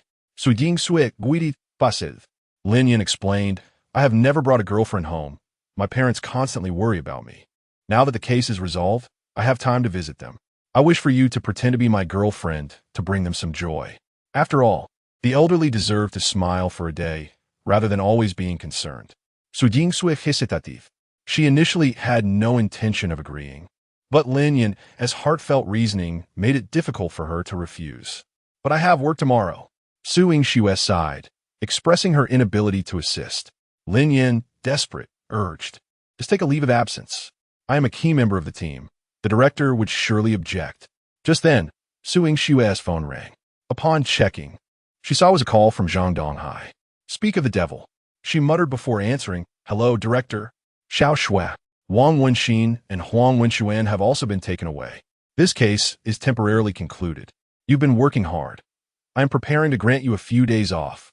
Indeed, the matter concerning Lin Yan's formal employment status is nearly settled.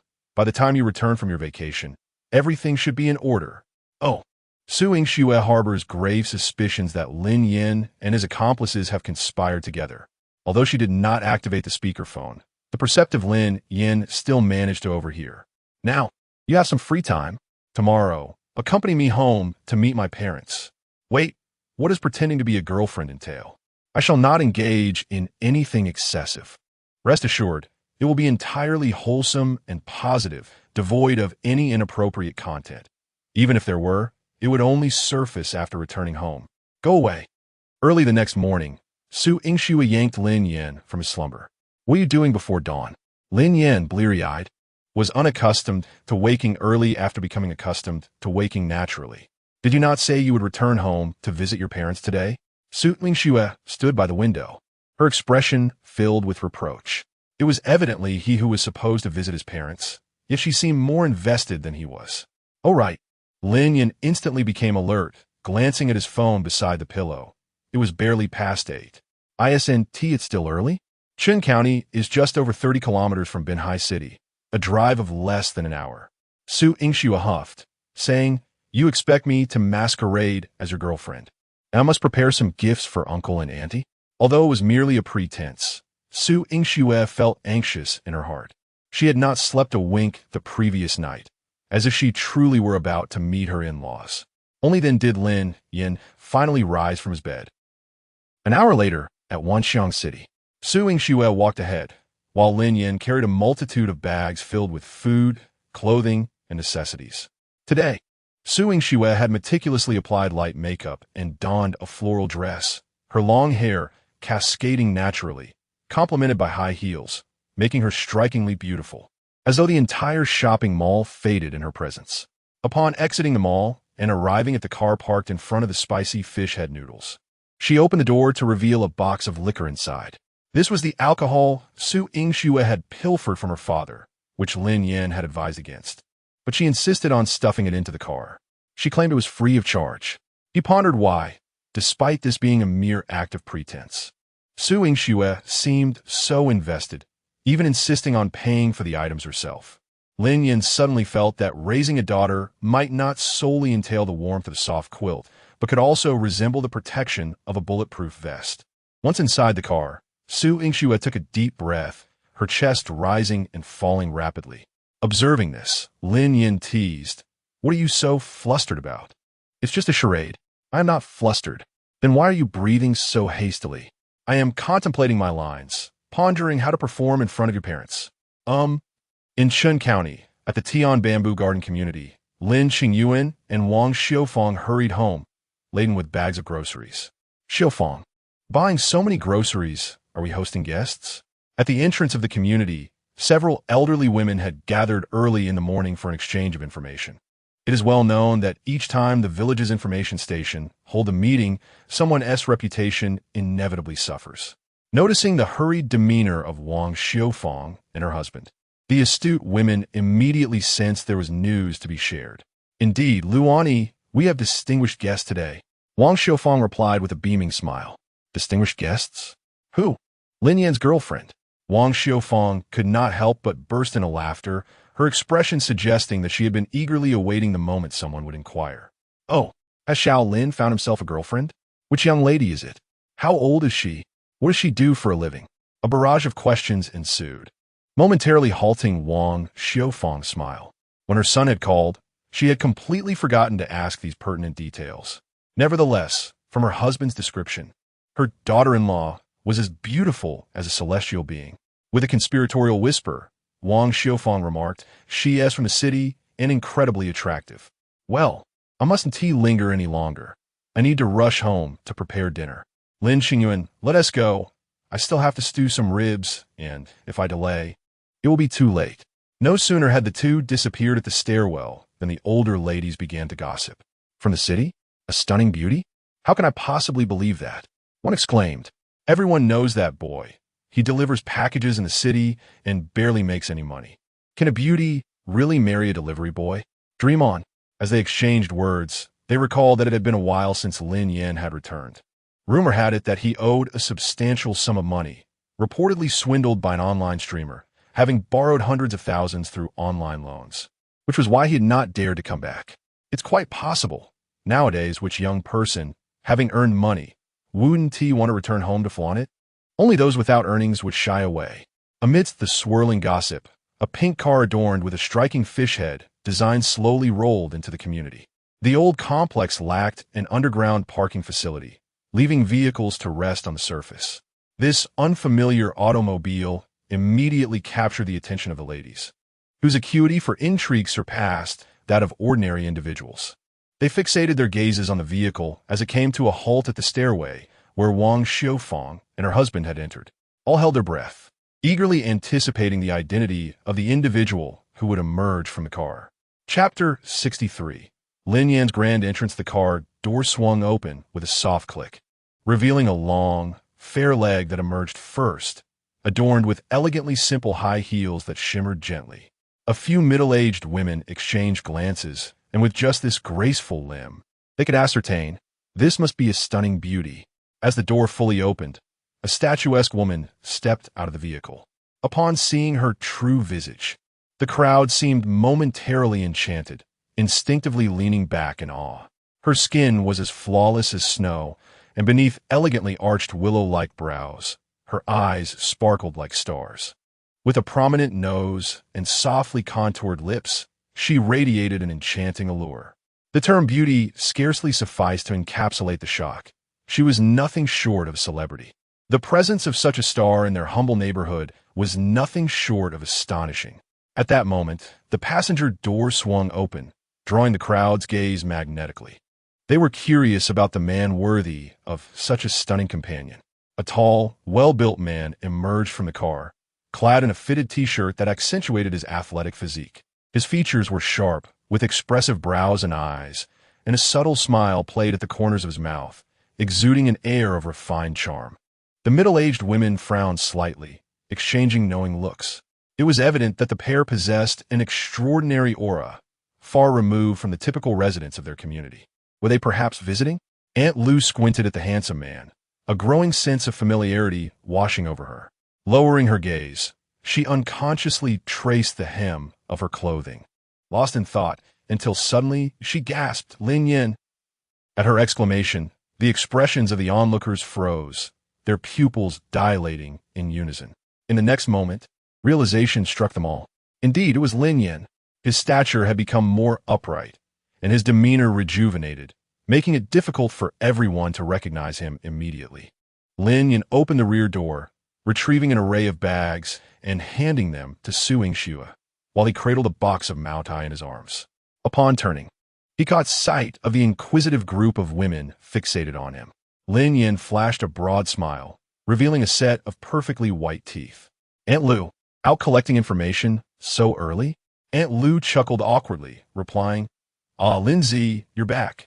Suing Xue felt her heart racing like a trapped rabbit. She had never been to her partner's home before and felt anxious seeing Lin Yan greeting others, fearing she might come across as impolite. Thus, she beamed a sweet smile and chirped, "Hello, aunties." Upon hearing this, Aunt Lou nearly stumbled, instinctively placing a hand over her chest. She had often boasted about her daughter-in-law's beauty and capability in front of Wang Xiaofang. But now, in comparison to the stunning girl before her, her own daughter-in-law seemed utterly eclipsed. "Oh dear, we should refrain from discussing this with Xiaofang in the future. She will surely flaunt it before us. With such a beautiful daughter-in-law, I would show off too."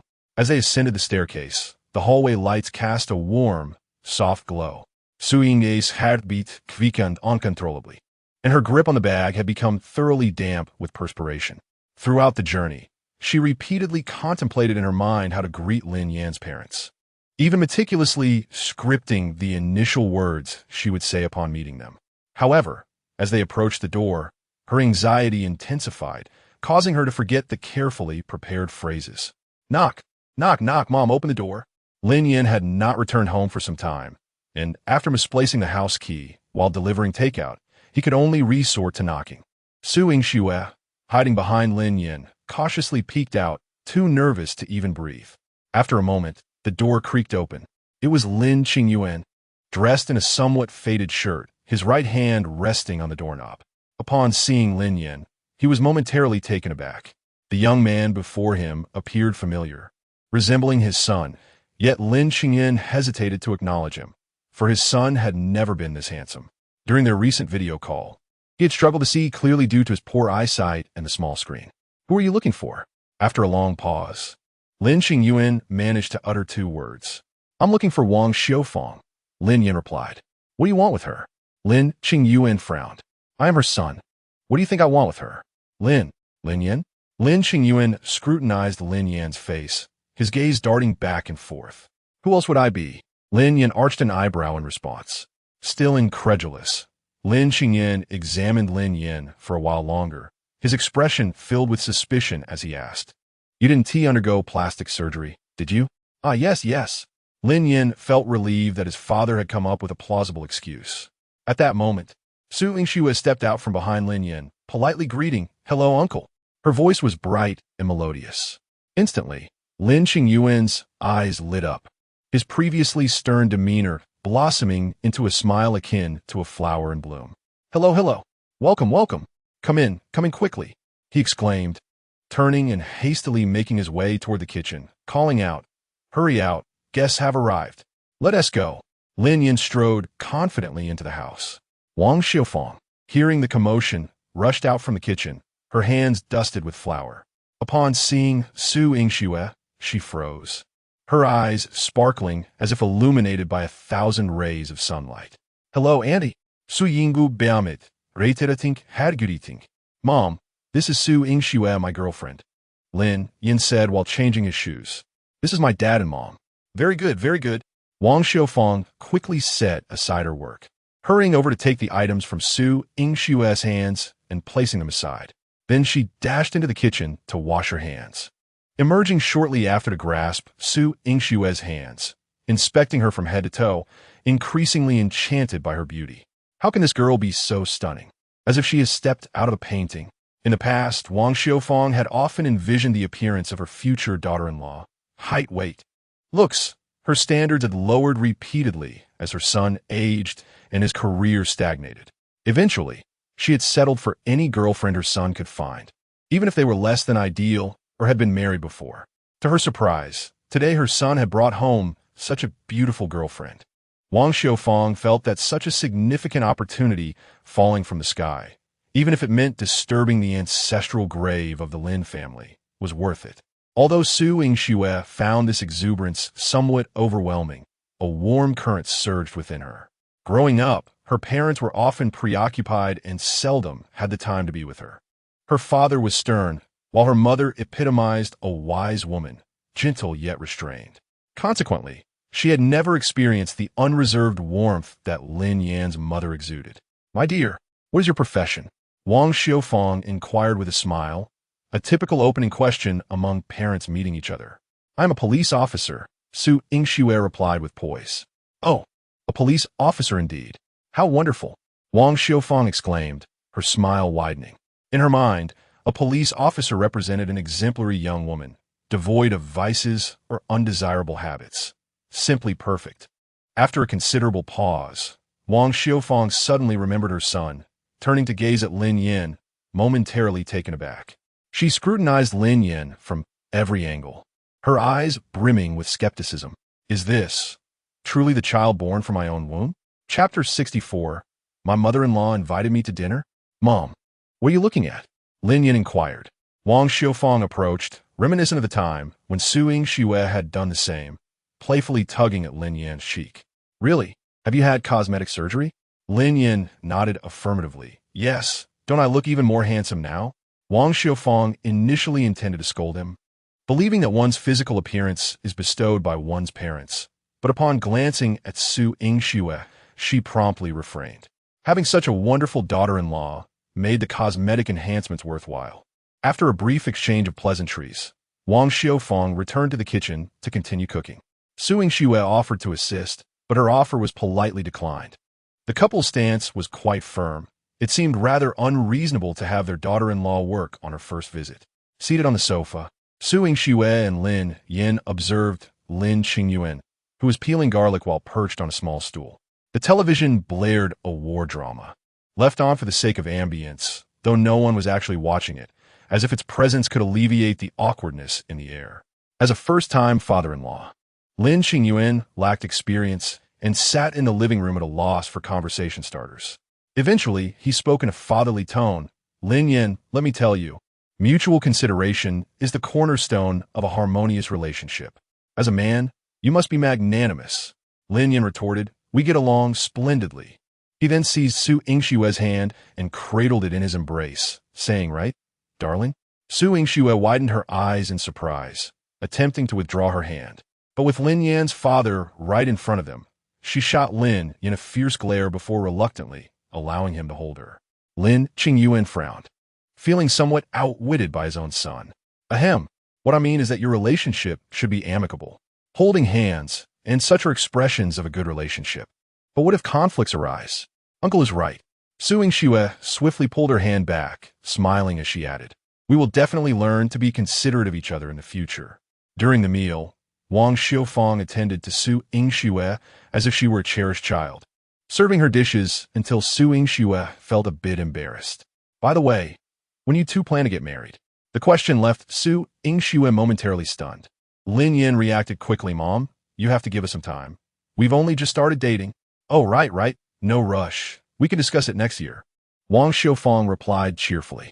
Su Yingxue forced a smile, thinking, Annie, you're overthinking. This is all pretend. The dinner proceeded in a warm and harmonious atmosphere, and Lin Yan could hardly recall the last time his parents had been this joyful.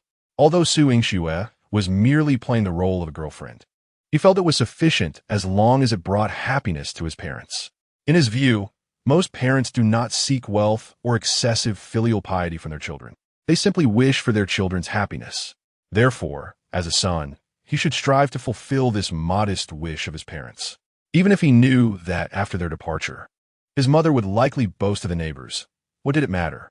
The older generation values face and emotional satisfaction, and, as children, it is only natural to endeavor to provide that.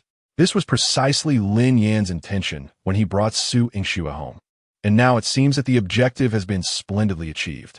After dinner, Lin Yan engaged in conversation with his father, absorbing his wisdom on navigating life's intricacies, while Su Yingxue found herself caught in a casual chat with Wang Xiaofang.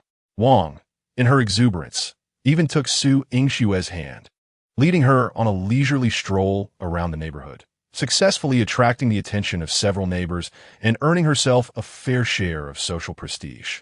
After their meal, Lin Yan and Su Yingxue bid farewell to their parents and returned to Binhai.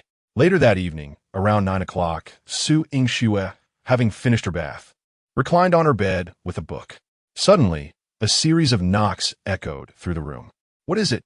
She asked, her brow furrowing slightly. The knocker could only be Lin Yan. Come in if you have something to say. A flicker of satisfaction crossed Su Yingxue's face. She had previously instructed that Lin Yan was not to enter her bedroom without permission. He had remembered to knock. Lin Yan entered, a mischievous grin plastered on his face. What is the matter? Su Yingxue raised an eyebrow at him. Lin Yan responded with a chuckle. What do you think? Our agreement is to be a couple for a day, and you've only fulfilled half of it. It's not over yet. Su Yingxue's eyes widened in surprise as she instinctively pulled the covers closer around her. What do you intend to do? Lin Yan rubbed his hands together, declaring, Of course, we're going to do what couples do. In truth, his underlying aim was to seize the opportunity to fulfill his system task. Otherwise, who knew how long he would have to wait? Su Yingxue swiftly sat upright, seizing a pillow as a makeshift weapon, warning, don't come any closer, or I want to hold back. However, Lin Yan had mentally prepared himself for a potential thrashing and lunged at her. Yet, Su Yingxue was no slouch either. With a deft backward somersault, she leaped off the bed. Thus began a playful chase within the confines of the room, reminiscent of a whimsical battle between Beauty and the Beast. Ultimately, Lin Yan found himself unceremoniously ejected from the room. The following day, Su Yingxue returned to her parents' home, as she hadn't visited in quite some time. The holiday provided a perfect opportunity to reconnect with them. With her departure, Lin Yan found himself at a loss, unable to pursue his system strategy. His days turned to gaming, indulging in delicious food, and waking naturally at leisure. After several days of this monotonous existence, he realized how profoundly dull life could be without Su Yingxue's presence. However, a week later, while scrolling through short videos, Lin Yan stumbled upon a news report. The former director of the Public Security Bureau of Lingnan Province, Huang Weiyong, had committed suicide out of fear of prosecution. The verified charges against him included murder, drug production, leading an organized crime syndicate, illegal detention, and coercing women, totaling over 30 offenses. Some of these were earlier crimes that had resurfaced. Huang Wenxuan faced charges of intentional homicide and rape, while Wang Wenxin was implicated in bribery and concealment of crimes, among numerous other allegations. In addition to those already apprehended, several officials connected to Huang Weiyong voluntarily surrendered to authorities. The Lingnan Province's anti-crime task force initiated a thorough investigation across the province. Though Lin Yan had never met Huang Weiyong, he experienced a peculiar sensation, as if their paths had crossed in some inexplicable manner. It was precisely upon reading this news that Lin Yan gained a deeper understanding of his transgressions. To be frank, the punishment seemed hardly excessive. In the afternoon, Su Yingxue unexpectedly called, requesting his presence in the provincial capital for a commendation conference. Whether he would receive an award was of little consequence to Lin Yan. What truly mattered was the potential for a monetary reward. Naturally, he agreed to go. After a separation of 10 days, Lin Yan finally reunited with Su Yingxue at the high-speed train station. She remained as stunning and conspicuous as ever. "Wife, did you miss me?" Lin Yan inquired with a grin. Unquestionably, he was met with her signature eye roll. How annoying. However, Lin Yan sensed that she appeared less resistant than before. Could this signify a progression in their relationship? Yet, the absence of any system notification indicated that the advancement was perhaps not as significant as he had hoped. "Have you tidied up the house? Is it a mess?" he asked. "Of course not. I'm a very tidy person." Lin Yan spoke truthfully. Even the small room he previously inhabited was always in immaculate order. "When I return to inspect, if you dare to lie," Su Yingxue concluded, turning to head outside. Once in the car, Lin Yan asked, "Will there be a monetary reward at the commendation conference?" Su Yingxue turned back, disdain evident in her gaze. "Why do you only see money and not honor?" Lin Yan replied earnestly, "Money can buy delicious food. Honor cannot." Su Yingxue was rendered speechless. While there would indeed be some financial reward, given his current status as an ordinary citizen, he lacked the qualifications for any accolades, and could only expect a token of encouragement. However, the exact amount remained unknown to her. Hearing this, Lin Yan's face lit up with joy. He harbored no disdain for any sum, as long as he could witness his bank balance steadily increasing. "Then let's hurry," he urged. "What are you thinking? The commendation conference is scheduled for tomorrow morning." Wouldn't it be better for me to come tomorrow?" Lin Yan frowned and queried. Su Yingxue let out a sigh, turning to him with a serious expression. "My mother has invited you to our home for dinner." "What?" Lin Yan was taken aback. Chapter 65. The mother-in-law's astonishing proposal. To his surprise, his mother-in-law had invited him to dinner. He had only ever known her as a formidable figure within the provincial department, and he was completely unaware of her appearance. Why would she suddenly wish to host him? "Are you reluctant to go?" Su Yingxue's penetrating gaze bore into him. "Of course I will go." He had accompanied Su Yingxue home once before under the guise of her boyfriend, and this time he would consider it a return of the favor. But what role should he assume? Boyfriend, or perhaps husband? Su Yingxue shot him a fierce glare. "Dream on. Just a regular colleague." "That's unacceptable," Lin Yan protested. "How can your mother lack any sense of boundaries? inviting a mere colleague to her home. ISNT such treatment typically reserved for sons-in-law. Honestly, how many male colleagues or classmates has your mother ever invited over? Su Yingxue rolled her eyes at him as she started the car. You are the only one. From elementary school until now. No other male had ever dined at her home. This was a first. Should I bring something? Lin Yan inquired tentatively. Not necessary. Su Yingxue replied nonchalantly. My mother doesn't accept gifts. Lin Yan gave her a thumbs up. Our mother as principals are commendable. There is no need to worry about her being corrupt. A few minutes later, Su Yingxue drove into the military compound, navigating smoothly through the gates. The sentries cast curious glances at Lin Yan, who occupied the passenger seat. Su Yingxue was a goddess among the soldiers, and the sight of her bringing a male companion home was quite the rarity. After parking the car, Lin Yan followed Su Yingxue into the house. It was a somewhat old-fashioned residence, complete with front and backyards. Impeccably clean and steeped in an ambience reminiscent of the 1980s. The walls were adorned with numerous old photographs and medals. The dining table was already set with several dishes. Su Yingxue walked directly into the kitchen, where Zhang Xiaomei, donned in an apron, was carefully ladling the braised ribs from the clay pot into bowls. She was tall and graceful. Though time had etched some lines on her face, her youthful beauty still shone through, exuding an air of competence and elegance with every movement. Mom, he is here. Upon hearing her daughter, Zhang Xiaomei's expression brightened immediately.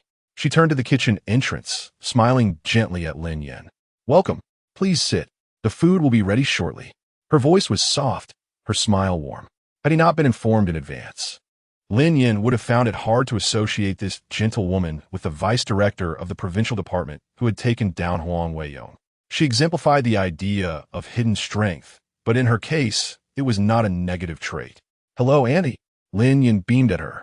For some reason, upon meeting Zhang Xiaomei, he instinctively tempered his usual sharpness and irreverence, becoming more docile. Zhang Xiaomei nodded slightly, and then told Su Yingxue, Don't linger here causing a fuss. Go out and chat with him for a while.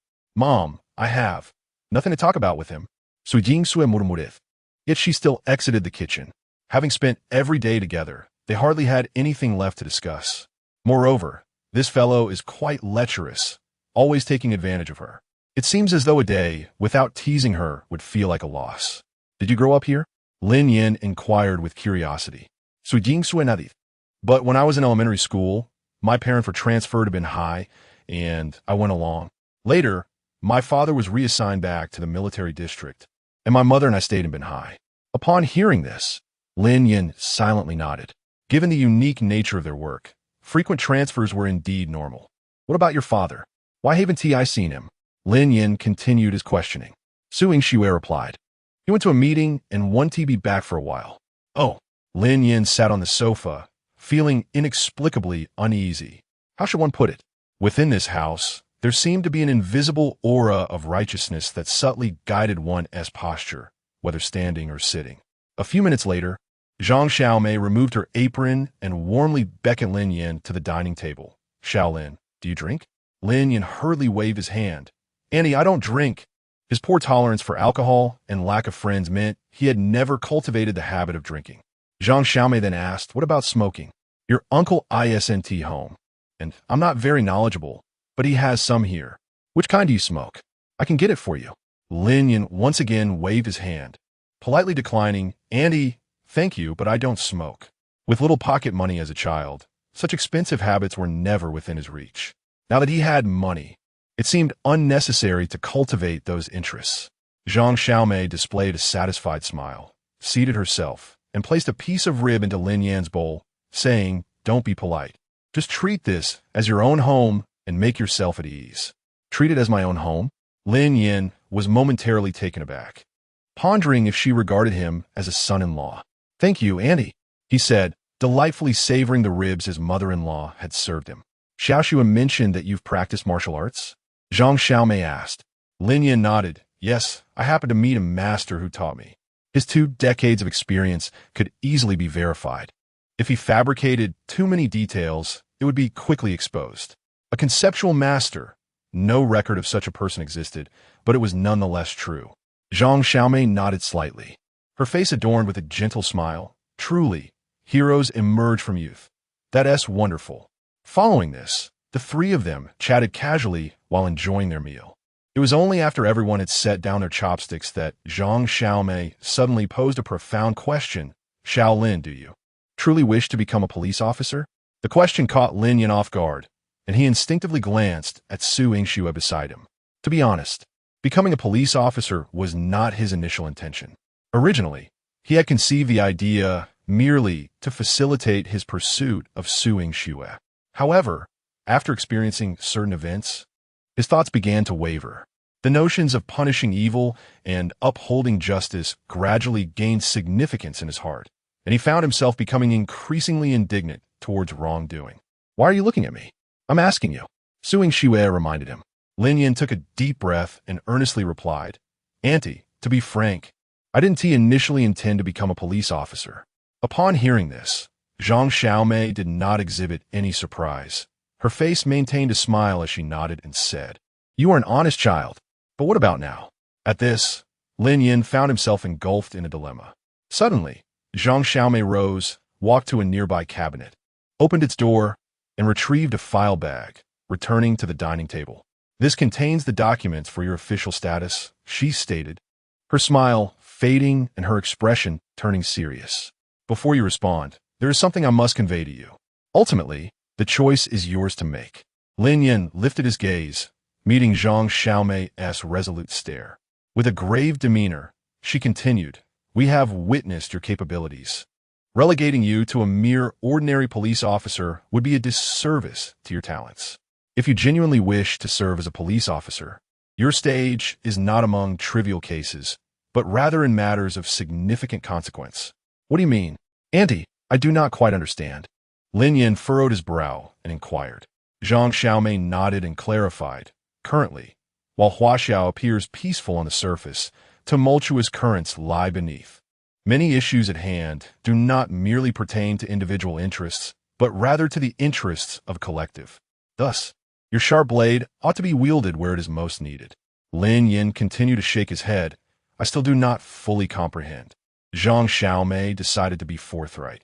If you are willing to become a police officer, a guardian wielding a keen edge, we shall assign you an important mission. What mission? Lin Yan pressed further. Chapter 66. Does alcohol truly induce recklessness? Zhang Xiaomei shook her head. I cannot divulge that information just yet. In terms of capability and status, you are currently the most suitable candidate. You need only understand that once this case is resolved, it will save countless families. Apologies, Andy. Upon hearing this, Lin Yan instinctively wished to decline. He was merely an ordinary citizen, never envisioning himself as a superhero. This sudden, immense responsibility felt unbearable, and he dared not accept it. The good days had only just begun. He had no desire to invite trouble upon himself. After all, he had previously solved cases only when he felt confident. From her tone, it seemed this matter was exceedingly complex. Lin Yan was not hesitating. He simply did not wish to wade into murky waters. You need not respond immediately. Take your time to ponder it. In 3 days, convey your decision to Xiaoxue. Zhang Xiaomei once more donned her characteristic smile. Allow me to offer you some reassurance. Regardless of your choice, Auntie believes you to be an exceptional young man and will not interfere with your relationship with Xiaoxue. Even if you decline, you will always be welcome in our home. As they journeyed back to Binhai, Su Yingxue drove attentively while Lin Yan sat in the passenger seat, her words echoing in his mind. What could this important task possibly be, cloaked in such mystery? Just tell me, what is this task? Lin Yan could not restrain his curiosity. Su Yingxue sighed in exasperation. Do you think I know? How could matters my mother researches possibly be disclosed to a mere junior officer like me? She spoke no falsehood. Some matters were classified. Even family members could not share them. Growing up in such a household, Su Yingxue had long since adapted by the age of 8. She could recite the confidentiality rules with ease. However, do not put too much pressure on yourself. My mother stated that everything is ultimately your decision. Even if you choose to remain an ordinary officer, that is perfectly acceptable. After all, the opportunity for formal recognition is something you earn through your own merit. She will not use it to coerce you. I understand, Lin Yan nodded. In truth, he held a favorable impression of Zhang Xiaomei. She was knowledgeable and gracious, empathetic and exceptionally wise, making interactions with her feel like a breath of fresh spring air. Her high position was indeed a testament to her formidable abilities. Upon returning to Binhai, the two did not allow this matter to create any distance between them, continuing their playful banter as usual. Su Yingxue followed her routine of going to and from work, while Lin Yan refrained from visiting the police station, still contemplating whether to pursue a career in law enforcement. 2 days later, Su Yingxue unexpectedly called, asking Lin Yan to come to the city bureau, claiming there was good news. Lin Yan initially thought he was being summoned to serve as free labor once more, only to discover he was there to receive a prize. In the office of the chief, Zhang Donghai sat behind his desk, beaming with a smile, gesturing for Lin Yan to take a seat. "Sit down, let's discuss this." Lin Yan eyed him warily. "Chief, Su Yingxue sent me to collect the award." "Where is it?" Zhang Donghai chuckled as he opened a drawer, retrieving an envelope and a certificate, pushing them toward Lin Yan. "You have assisted the police in solving major cases multiple times, providing us with invaluable support. Although your current status does not permit you to receive accolades, we cannot remain indifferent. I have submitted a report to my superiors, advocating for your reward. A sum of 100,000 yuan may seem trivial compared to your merits, yet it symbolizes the public's recognition of your contributions, which is profoundly significant." 100,000? Lin Yan's eyes widened in astonishment as he gazed at the envelope, a glimmer of excitement sparkling within them. In that moment, he felt that all his previous endeavors were worthwhile. No medal could rival the numerical balance in his bank account. A fair exchange, indeed. "Wait, Director." Lin Yan suddenly recalled something and inquired, "I've seen on television that those who act heroically are honored with award ceremonies. Why is it so simple in my case? Devoid of any ceremonial splendor?" Zhang Donghai chuckled and explained, "Those are merely formalities. You are different from them and do not require such embellishments." "Why am I not in need of them?" Lin Yan silently grumbled. Was it possible? He recalled Zhang Xiaomei's words and sensed they were intentionally concealing their identities, wishing to keep him out of the public eye. Why must it be so? Were they deliberately withholding my identity to make me an undercover agent? "If I receive a reward, what about Xiaoxue?" Lin Yan asked. Zhang Donghai replied, "First-class merit, and she will be promoted to the captain of the criminal investigation team." "Wow!" Lin Yan exclaimed, somewhat taken aback. Though he was unaware of the specific criteria for first-class merit, he understood that it was quite an impressive accolade. Observing his expression, Zhang Donghai smiled and said, "The cases you solved are of great significance. First-class merit is well-deserved. Does she receive a reward as well?" "Yes." "How much?" 10,000. Upon hearing that figure, Lin Yan exhaled in relief. In comparison, the 100,000 yuan he received was indeed a better deal. Aside from the reward, Zhang Donghai did not discuss anything else with him. After departing from the police station, Lin Yan headed straight to the bank to deposit his money. Who still carries cash these days? It could be chewed by rats or stolen by thieves. What a heartache that would be.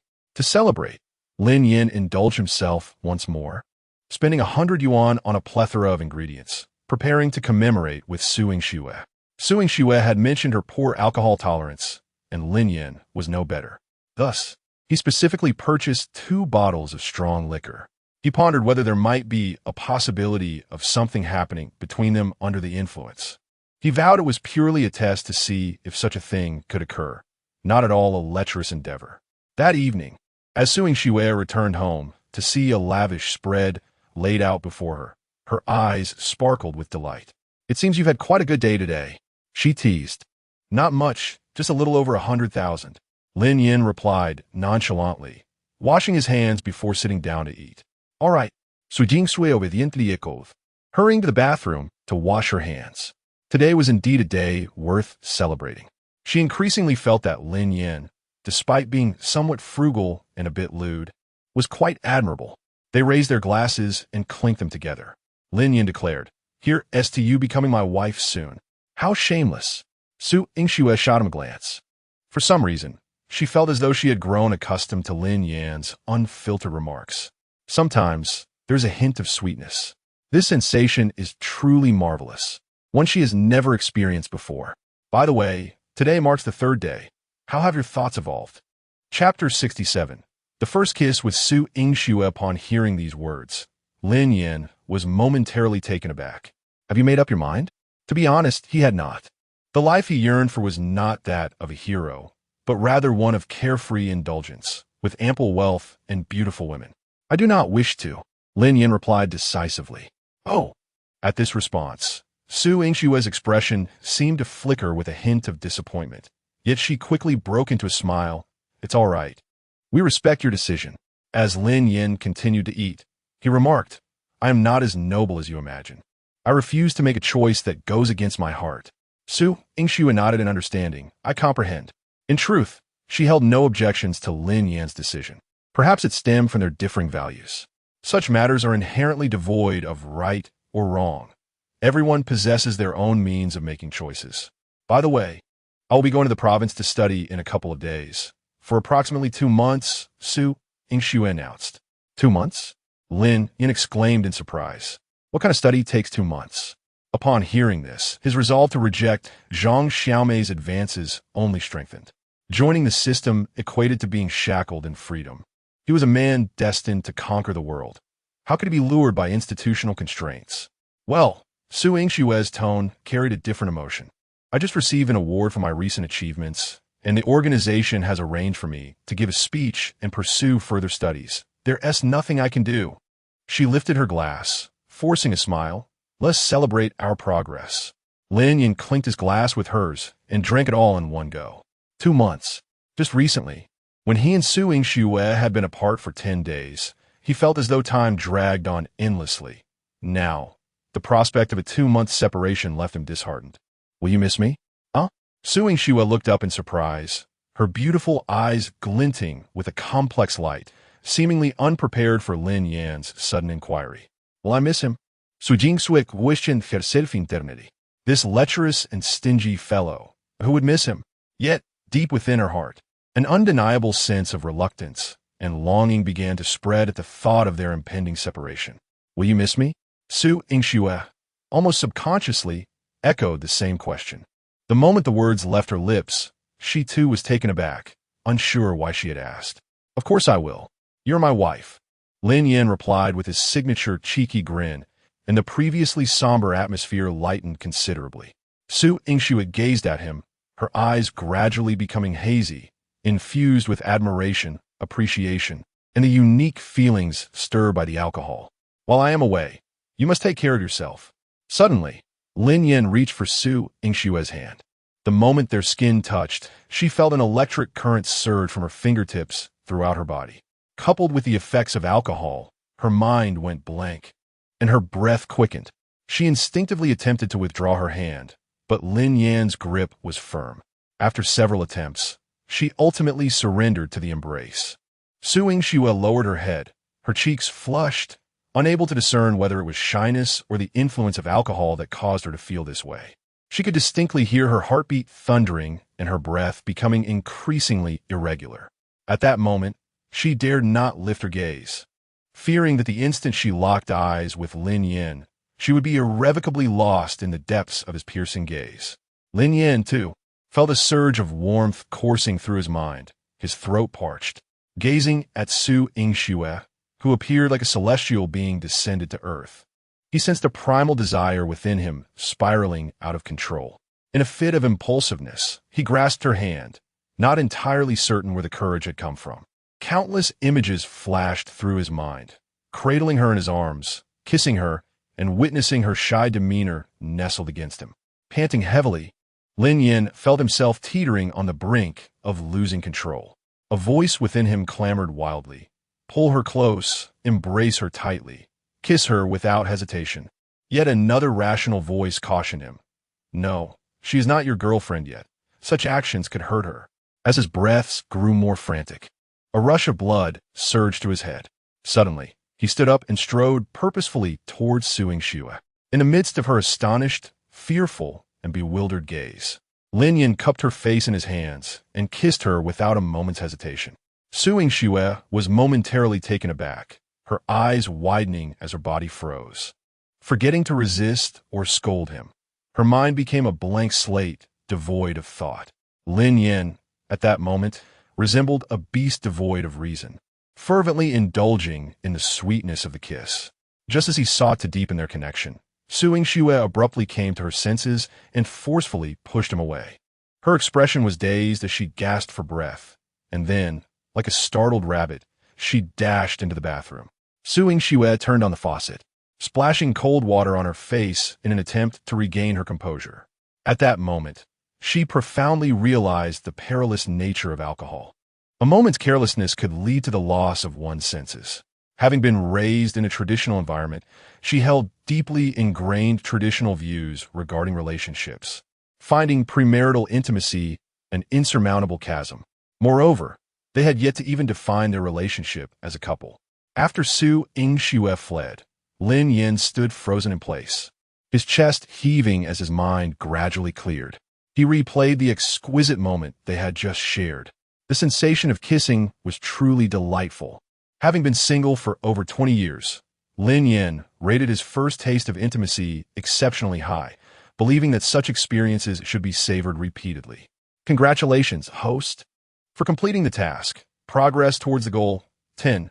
Reward for the task, 150. 000 yuan. Current progress, 60. Unlocked entry. A top-tier driver. Your driving skills have reached an unparalleled level. Even the most skilled drivers would pale in comparison. The Wuling Hongguang at your feet is no longer just a van. It transforms into the divine vehicle of Wuling. Task: confess to Su Yingxue and persuade her to become your girlfriend. Lin Yan gazed at the task, his brow furrowing instantly. According to the introduction on the progress chart, one must achieve at least 70 progress to have a chance of successfully confessing. With only 60 attained, how could this task not be a bug? Hello, system, your task is incorrect.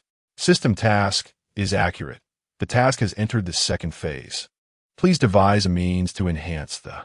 It was at this moment that Lin Yan realized the absence of the term novice before the task. This signified that even upon completion of the task, the system would no longer augment the... From 60 to 100, he was entirely reliant on his own efforts. Lin Yan felt an immediate pang akin to the loss of paternal affection. However, he found solace in having obtained an A-grade attribute. Although he possessed a Driver S license, he had rarely driven before. Now, with this attribute, he could relish experiences that others could not. Fortunately, the notification from his bank card arrived just in time, ushering him into a joyful moment. The industrial and commercial bank card with the last four digits, 8,238, received a transfer of 10,000 yuan at 1605 on September 9th. Balance, 410,732. 00 yuan. Industrial and commercial bank. With the reward from the Public Security Bureau and the fund from these two tasks combined, Lin Yan's savings had surpassed 400,000. Indeed, the further one progressed the greater the rewards became. At merely 60, one could only imagine the sum at 100, potentially amounting to several million. Lin Yan found himself lost in a reverie. Moments later, Su Yingxue emerged from the bathroom, her hair damp, her delicate face flushed like a ripe apple. Unable to meet Lin Yan's gaze, Lin Yan began to speak, but was interrupted by Su Yingxue. I'm fine. It was merely the effects of alcohol. Do not overthink it. Chapter 68. Lin Yan's mission. As the words fell, an immediate stillness enveloped the air, and an awkward atmosphere spread between the two, as if even their heartbeats could be distinctly heard. Despite Lin Yan's usual eloquence, he, like Su Yingxue, was a novice in matters of the heart, this being his first kiss as well. I can consider your mother's proposal. Lin Yan abruptly shattered the silence. What? Su Yingxue looked up, incredulous. You agreed? Lin Yan shook his head, speaking earnestly. I merely stated that I could consider it, but that does not signify complete agreement. I have my conditions. Su Yingxue regained her composure instantly, her gaze sharpening. Speak. Lin Yan's expression grew serious as he articulated each word carefully. I can get a try, but I do not wish to participate in an official capacity as a police officer. Furthermore, I have a prerequisite. If I determine that the risks are too great or beyond my capabilities, I reserve the right to withdraw at any time. Upon receiving the task from the system, Lin Yan realized that to swiftly advance Su Yingxue's progress, he would need to embrace risk. This was preordained when the system designated Su Yingxue as the target, for her character dictated that the process would not be smooth sailing. I can relay your thoughts to my mother. Su Yingxue picked up the phone, relaying his words verbatim in Lin Yan's presence. Moments latte. She placed the phone down and regarded Lin Yan. She said yes. Lin Yan nodded. Well then, the meal is finished, and we have nearly finished the drinks. Let us call it a night and wash up before sleeping together. All right, Su Yingxue instinctively replied, but immediately felt something amiss. What does wash up and sleep together even mean? This LSP is being inappropriate again. That night, both struggled to find solace in sleep. Lin Yan tossed and turned, repeatedly contemplating whether the door to the next room was locked. If it wasn't, another kiss? Su Yingxue, on the other hand, was restless, her mind replaying the embarrassing image of Lin Yan's forceful kiss as she shut her eyes. The following day, Lin Yan and Su Yingxue returned to the military district. Zhang Xiaomei remained her hospitable self, possessing the admirable trait of never discussing serious matters at the dining table, ensuring the ambience remained light. Once everyone had laid down their chopsticks, she finally directed her daughter, Xiaoxue, please go to the entrance of the courtyard and buy me a pomelo. I haven't had one in ages, and I'm quite craving it. Su Yingxue understood her mother's intention without needing further explanation and rose to exit. Only after her figure disappeared from the courtyard did Zhang Xiaomei slowly speak. This is the protocol. Don't take it to heart, little Lin. Lin Yan nodded respectfully, replying, Annie, I understand. Zhang Xiaomei inclined her head slightly and continued, we can agree to your thoughts. What we value is your capability, not your identity. Our goal is to protect this hard-won peace and prosperity and safeguard the lives and properties of the citizens. As long as we can achieve this goal, we do not care whether the person executing it is in a police uniform. Lin Yan nodded once more. As long as you all can agree, that is sufficient. Aunt, please tell me what you need me to do. Zhang Xiaomei rose and approached the drawer, retrieving a document which she presented to Lin Yan. We suspect that the Jiqiang Group is involved in transnational smuggling, telecom fraud, and online gambling among other illicit activities. Are you asking me to go undercover? Lin Yan inquired, recalling the countless crime dramas he had watched, where such plots were commonplace. Zhang Xiaomei shook her head slightly. It's not merely about being an undercover agent. The owner of Jiqiang Group, Bai Jian, is worth billions. Ostensibly, he manages legitimate businesses such as import-export trade, hotels, and real estate. But our investigations reveal that the Jiqiang Group is clandestinely engaged in numerous illegal operations. These activities occur abroad, making evidence collection exceedingly difficult. Moreover, Bai Jian is inherently suspicious, and an ordinary undercover agent would never have the opportunity to get close to him. Thus, we require an exceptionally capable individual to undertake this task. Upon hearing this, Lin Yan furrowed his brow. What do you expect me to do? Zhang Xiaomei extracted a photograph from a file and handed it to Lin Yan. He took the photo, which depicted a pure and beautiful young woman, radiating exceptional charm and elegance, clearly the epitome of a campus beauty. Her name is Bai Mengyao, the only daughter of Bai Jian, currently studying at Nanda University. Recently, Bai Jian has encountered conflicts with competitors and suspects they may target his family. Consequently, he seeks a highly skilled personal bodyguard for his daughter. Given our arrangements, your current identity is clean, your skills are commendable, and you are in need of financial support, making you an ideal candidate for Bai Jian without raising any suspicions. So you want me to act as her bodyguard, gain Bai Jian's trust, and subsequently obtain evidence? Lin Yan asked. Zhang Xiaomei's expression turned serious. Bai Jian has navigated the business world for many years. He is cunning and suspicious. Being merely a bodyguard is far from sufficient. Furthermore, their illegal operations are conducted abroad, and even if we capture Bai Jian, these activities may continue under other partners. It is crucial to understand that the majority of their victims are citizens of our nation, resulting in a loss of national assets. Lin Yan felt a sense of confusion. The situation was far more intricate than he had imagined. Zhang Xiaomei candidly stated, our plan is for you to approach Bai Jian through Bai Mengyao. 3 days later, in the capital of Lingnan province, Nandu, the Jiqiang Group's equestrian venue in the suburbs was filled with a dozen burly men, all eager and ready for interviews. Lin Yan was among them. These individuals included retired elite soldiers, champions of combat sports, and top-tier professional bodyguards. A week prior, the Jichang Group had advertised a personal bodyguard position online, offering an annual salary of 1 million, with a double salary bonus upon successful completion of the contract. Such generous terms naturally attracted a highly qualified pool of candidates. Applicants were expected not only to possess agility, but also to demonstrate a professional bodyguard's crisis awareness and protective spirit. Essentially, they needed to be both formidable fighters and vigilant in recognizing danger, willing to sacrifice themselves to safeguard their employer.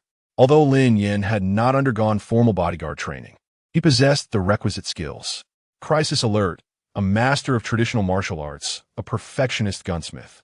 Undoubtedly, should he desire, he could ascend to the pinnacle of bodyguarding in the world. Moments later, a secretary clad in a tailored uniform approached, exuding professionalism as she cradled a folder. With a warm smile, she announced, "Thank you all for your patience. We shall now proceed to the assessment phase, consisting of 2 parts. Each segment will be scored individually, with a maximum of 10 points. Only the individual with the highest cumulative score will have the opportunity for employment." Chapter 69, Is Being Handsome a Mistake? How can it be that despite ranking first, one still only has a chance of being hired? Shouldn't they be placed directly on the job? Someone inquired with confusion. The secretary maintained a professional smile and patiently elucidated, "This is merely a preliminary assessment. Whether one is hired ultimately hinges on the opinion of our young miss." What? The crowd exchanged glances, with some expressing their discontent. The young miss's opinion? Are we to judge solely on appearance? This is absurd. A bodyguard should be evaluated based on their skills, not their looks. Upon hearing this, all eyes turned to Lin Yan, who stood at the periphery. He was undoubtedly the most handsome among them, with striking features and an extraordinary aura, starkly contrasting with the muscular men surrounding him. Sensing the unfriendly gazes directed at him, Lin Yan inwardly scoffed. Is being handsome truly a fault? The secretary continued, "The first round will consist of a combat assessment, with pairs drawn by lot. The victors will receive points. The first place earns 10 points, second place 8, third place 6, fourth place 5, and fifth place 4, while the rest will be eliminated." Lin Yan found the assessment criteria to be quite reasonable. After all, a personal bodyguard must possess not only formidable skills, but also a range of other capabilities. For one could never predict when a client might be in peril. Upon announcing the rules, the secretary produced a lottery drum. Contestants bearing the same number would form a team and determine the outcome through combat, proceeding to the next round. Lin Yan drew number 4, pairing him with a man who claimed to have spent 5 years as a mercenary abroad. The man had a rugged appearance, his face marked by rough features. And upon seeing Lin Yan's draw, he immediately cast a taunting glance, a derisive smile playing on his lips, as if victory were assured. Soon after, the secretary led everyone to a pre-constructed arena, where a professional referee stood ready. After outlining the rules, the first match commenced between 2 contestants who had drawn number 1, one being a martial arts champion, the other a Sanda champion. The moment they entered the ring, an intense confrontation unfolded. Lin Yan noted that their prowess far surpassed that of ordinary fighters. They were true experts, engaging in rapid exchanges of blows without hesitation. Before long, it was Lin Yan's turn to enter the fray. To be candid, no one held high hopes for him. His appearance hardly suggested a professional fighter. In the public's perception, one could not be both extraordinarily handsome and a skilled combatant. The mercenary stood opposite him, provocatively beckoning with a finger, brazenly licking his lips, exuding an air of arrogance. Lin Yan merely chuckled derisively, unfazed. "If you refuse the opportunity one present, do not blame me for being unmerciful." With a thunderous shout, the mercenary charged, propelling himself forward with a powerful leap, aiming a sweeping kick at Lin Yan. At that critical moment, Lin Yan sprang into action, his movements ghostly and elusive, easily evading the incoming strike. He then launched a fierce shoulder charge into the mercenary's abdomen. The immense force sent the mercenary flying, unable to be halted by the ropes at the edge of the arena, crashing heavily to the ground outside. "By heavens!" someone exclaimed from the audience. The onlookers stared in disbelief at Lin Yan, astonished that this seemingly delicate, handsome man was, in fact, a hidden master. Without a doubt, Lin Yan triumphed in the first round, securing the maximum score of 10 points. The second round of assessment focused on professional skills and crisis awareness. In a confined space, various ambush and assassination scenarios had been meticulously arranged in advance, designed to evaluate the contestants' immediate reactions and crisis alertness. The four individuals preceding Lin Yan scored 5, 6, 6, and 2 points respectively. A wave of despondency swept over the group as they lamented the unfairness of the rules. Who could possibly react instantaneously to such premeditated attacks? Even movies would shy away from depicting such scenarios. Indeed, if anyone were to achieve a perfect score under these conditions, I would broadcast myself eating excrement. It seems that a score of 6 is considered commendable. Coupled with my previous score of 8, there remains a glimmer of hope. Please follow me. The secretary smiled as she approached Lin Yan. He nodded and followed her. What do you think he will score? Someone mused. He practices martial arts. How could he possibly understand risk assessment and crisis awareness? 2 points would be generous. It's about par for the course. Lin Yan trailed behind the secretary into a sealed environment. Dim yellow lights barely pierced the darkness, illuminating a winding corridor that resembled an intricate maze. The secretary walked ahead in silence, while Lin Yan furrowed his brow, sensing something amiss. Indeed, the system's sharp alarm blared in his mind. Warning. Danger detected 3 meters to the right. Warning. Danger detected 3 meters to the right. In an instant, Lin Yan reacted with remarkable speed, leaning forward and launching himself like a cheetah to shield the secretary beneath him. Almost simultaneously, a shadow darted from an adjacent room, wielding a toy knife and striking fiercely at the position the secretary had just occupied. Sir, you may rise now. The secretary, unperturbed and calm, spoke from beneath Lin Yan. Oh, Lin Yan snapped back to reality and got up, casting a second glance at the secretary. Amid the earlier tension, he had indeed noted her remarkable physique.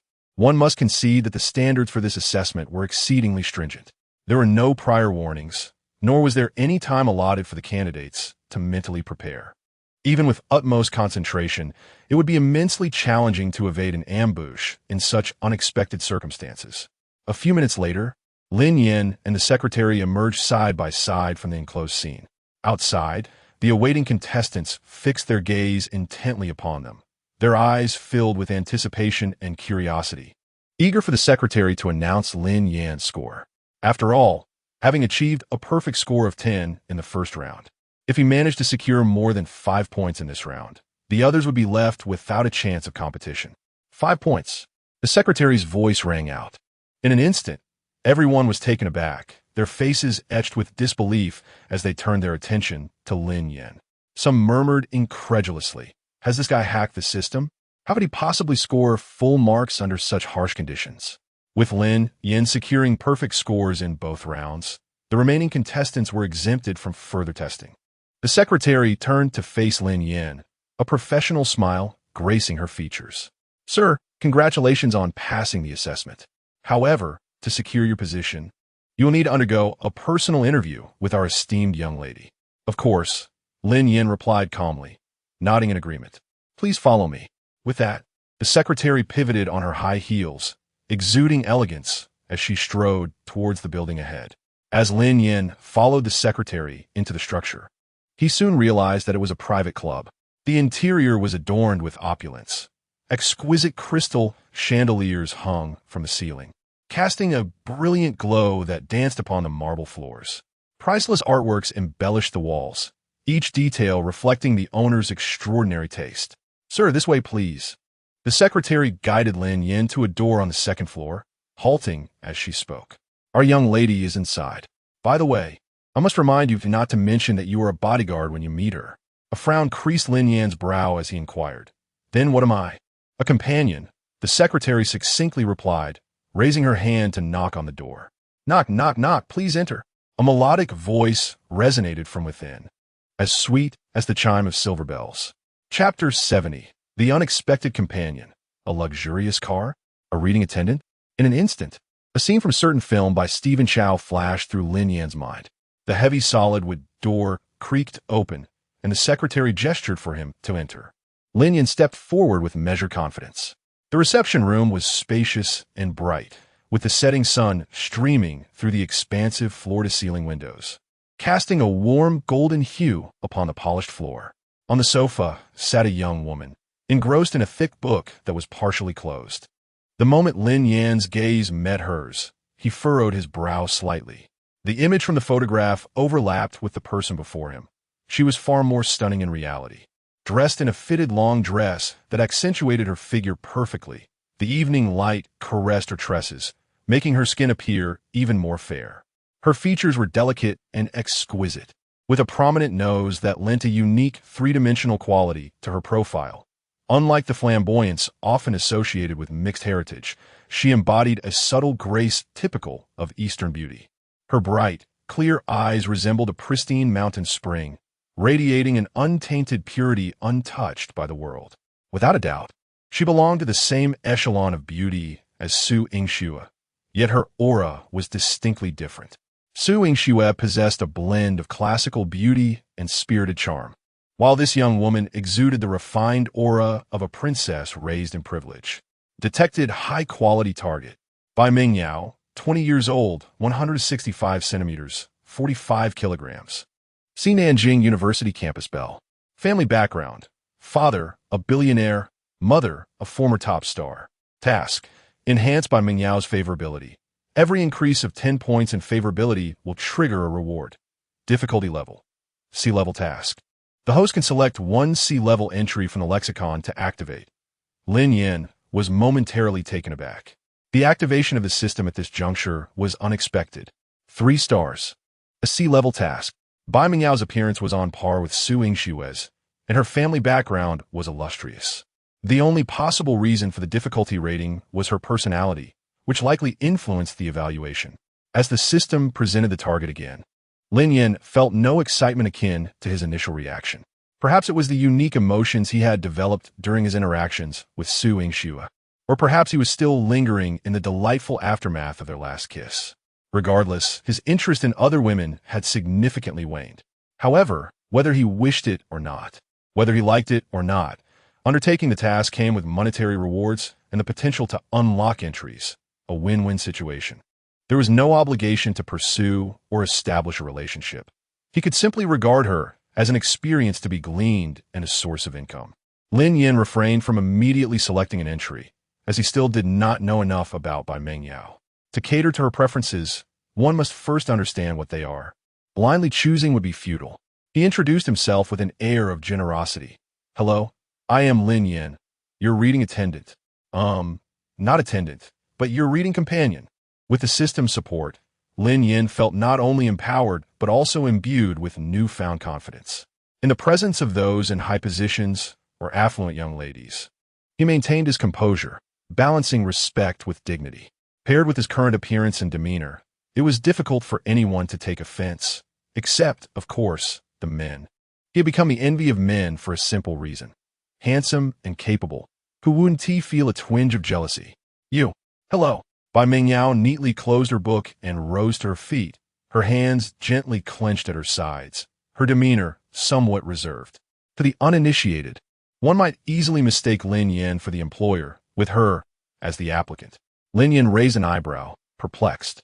Before arriving, he had mentally prepared himself to contend with a headstrong princess. Yet, to his surprise, she exhibited such courtesy, even exhibiting a hint of social anxiety. There's no need to feel anxious, Lin Yan said, graciously taking a seat beside her and gesturing to the space next to him. Bai Mingyao did not respond verbally, but her body complied, sitting down with an upright posture, her gaze drifting, avoiding Lin Yan's eyes. The secretary had mentioned that he was required to conduct the interview in person, prompting Lin Yan to ask bluntly, "So, have I qualified?" Confidence, he believed, was a man's greatest allure. The more submissive one appeared in the presence of women, the more they risked being underestimated. In the company of a beautiful woman, it was essential to be both generous and self-assured. However, confidence should not be mistaken for arrogance, as the latter could yield counterproductive results. Bai Mingyao's delicate, Fair hands clutched her skirt tightly at her thighs, producing a faint sound akin to a whisper. Lin Yan couldn't help but smile knowingly. He did not presume that Bai Meng Yao was captivated by his looks. A girl of her caliber would undoubtedly have no shortage of handsome suitors. Her insistence on a personal interview likely stemmed from her social anxiety. If the companion reader were unpleasant to her, how could they coexist day in and day out? Thus, Lin Yan surmised that Bai Meng Yao felt a sense of comfort in his presence, and nothing more. Very well, Lin Yan declared, rising to open the door. The secretary awaited him outside, adjusting her black-framed glasses and greeting him with a professional smile. "Mr. Lin, have you passed?" Lin Yan smirked, of course. The secretary nodded with a smile. "Excellent. Please hold on." She swiftly returned to the room and announced, "Mr. Lin, we now need to sign a contract that outlines your remuneration, regulations, and confidentiality agreement." "Not an issue," Lin Yan affirmed with a nod. The secretary retrieved the contract from her folder, detailing that Lin Yan's primary responsibility would be to ensure Bai Meng Yao's personal safety around the clock, as well as to escort her to and from school and assist with her daily life. In addition to his standard salary, expenses incurred during work hours for meals and transportation would be reimbursed, excluding certain personal expenses, with a contract duration of 1 year. Without hesitation, Lin Yan signed his name. The secretary then produced another document, stating, "This is the young lady's daily schedule and routine. It is generally as follows, although there may be occasional changes. Should she need to alter her plans, you are to contact me, and I will report to the employer." Lin Yan did not respond immediately. Instead, he examined the contents of the schedule. Mondays began with a 7 a.m. wake-up call, leaving at 8 a.m. and arriving at school by 8:30 a.m. Saturdays included piano and violin lessons at home, followed by painting in the afternoon. Weekend mornings were reserved for dance practice, with vocal lessons in the afternoons. The weekdays primarily revolved around school, while the weekends were filled with various extracurricular classes, all taught by top-tier private instructors. From this timetable, it is evident that Bai Meng Yao was raised within the confines of her ivory tower, leading a life where every need was effortlessly met, devoid of personal agency. Everything unfolded in a routine manner, seemingly lacking the essence of her own existence. "Does my work commence now?" Lin Yan inquired, raising an eyebrow. The secretary handed him a key, stating, "Indeed, Mr. Lin, the moment you affix your signature, your duties began. Subsequently, you are to escort the young lady home, where the housekeeper has arranged accommodation for you." As Lin Yan took the key and glanced at it, he was taken aback to discover it was the key to a double R vehicle. Chapter 71. Assassination Attempt. "This is my business card, containing all my contact information." Lin Yan took it and glanced at it. "Life Assistant, Li Xiaoyan. According to the terms of the contract, if there are no discrepancies in the work after 1 month, we will first pay 2 months' salary. Please add me as a friend later, and I will send you my home address. The car is parked outside." "All right." Lin Yan turned and returned to the room, tilting his chin towards Bai Meng Yao. "Let us go." "Oh." Bai Meng Yao quickly got up and trotted a few steps to catch up with Lin Yan, resembling a well-behaved little rabbit. Upon exiting the club, a row of luxury cars greeted their eyes. Porsche's Mercedes-Benz S. The most dazzling of all was undoubtedly the black Cullinan. Lin Yan twitched his lips. This model starts at a price of at least $8 million. In Chun County, that equates to nearly 20 apartments.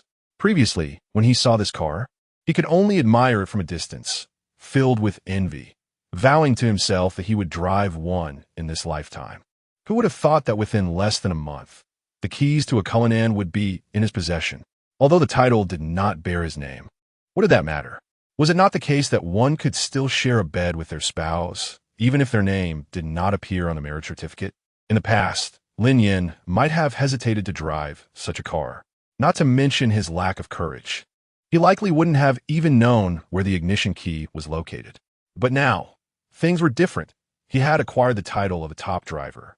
The performance specifications of various vehicles, their torque horsepower, would all materialize in his mind with just a thought perfectly integrated into his muscle memory. He opened the door and got in. The solid sound of the door closing exuded an air of luxury. Fastening his seatbelt, he turned on the ignition, and the twin-turbo V12 engine roared like a beast. "Where is everyone?" Lin Yan prepared everything and glanced sideways, only to find the passenger seat vacant. Turning his head, he discovered Bai Mengyao standing dazed by the rear door. Lin Yan rolled down the window, puzzled, and asked, "Why are you just standing there?" Bai Mengyao remained silent, staring at him with a look of astonishment in her eyes, reflecting her surprise at his question. The sound of high heels clicking hurriedly down the stairs echoed as the secretary rushed to Bai Mengyao's side, opening the car door with a respectful demeanor, just as Lin Yan had seen on television. "Ah, did I overlook something?" Lin Yan realized belatedly.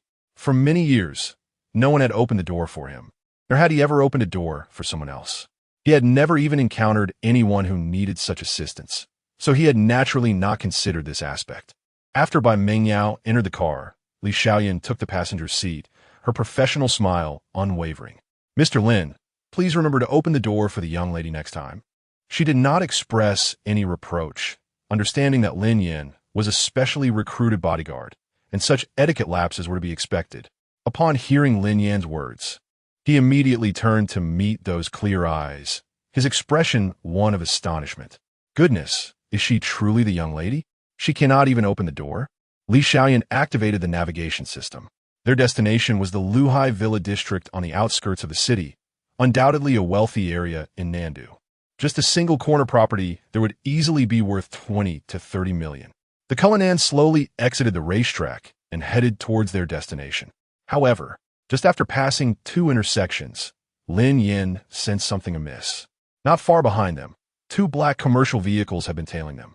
Judging by their speed and proximity, it was evident they were being followed.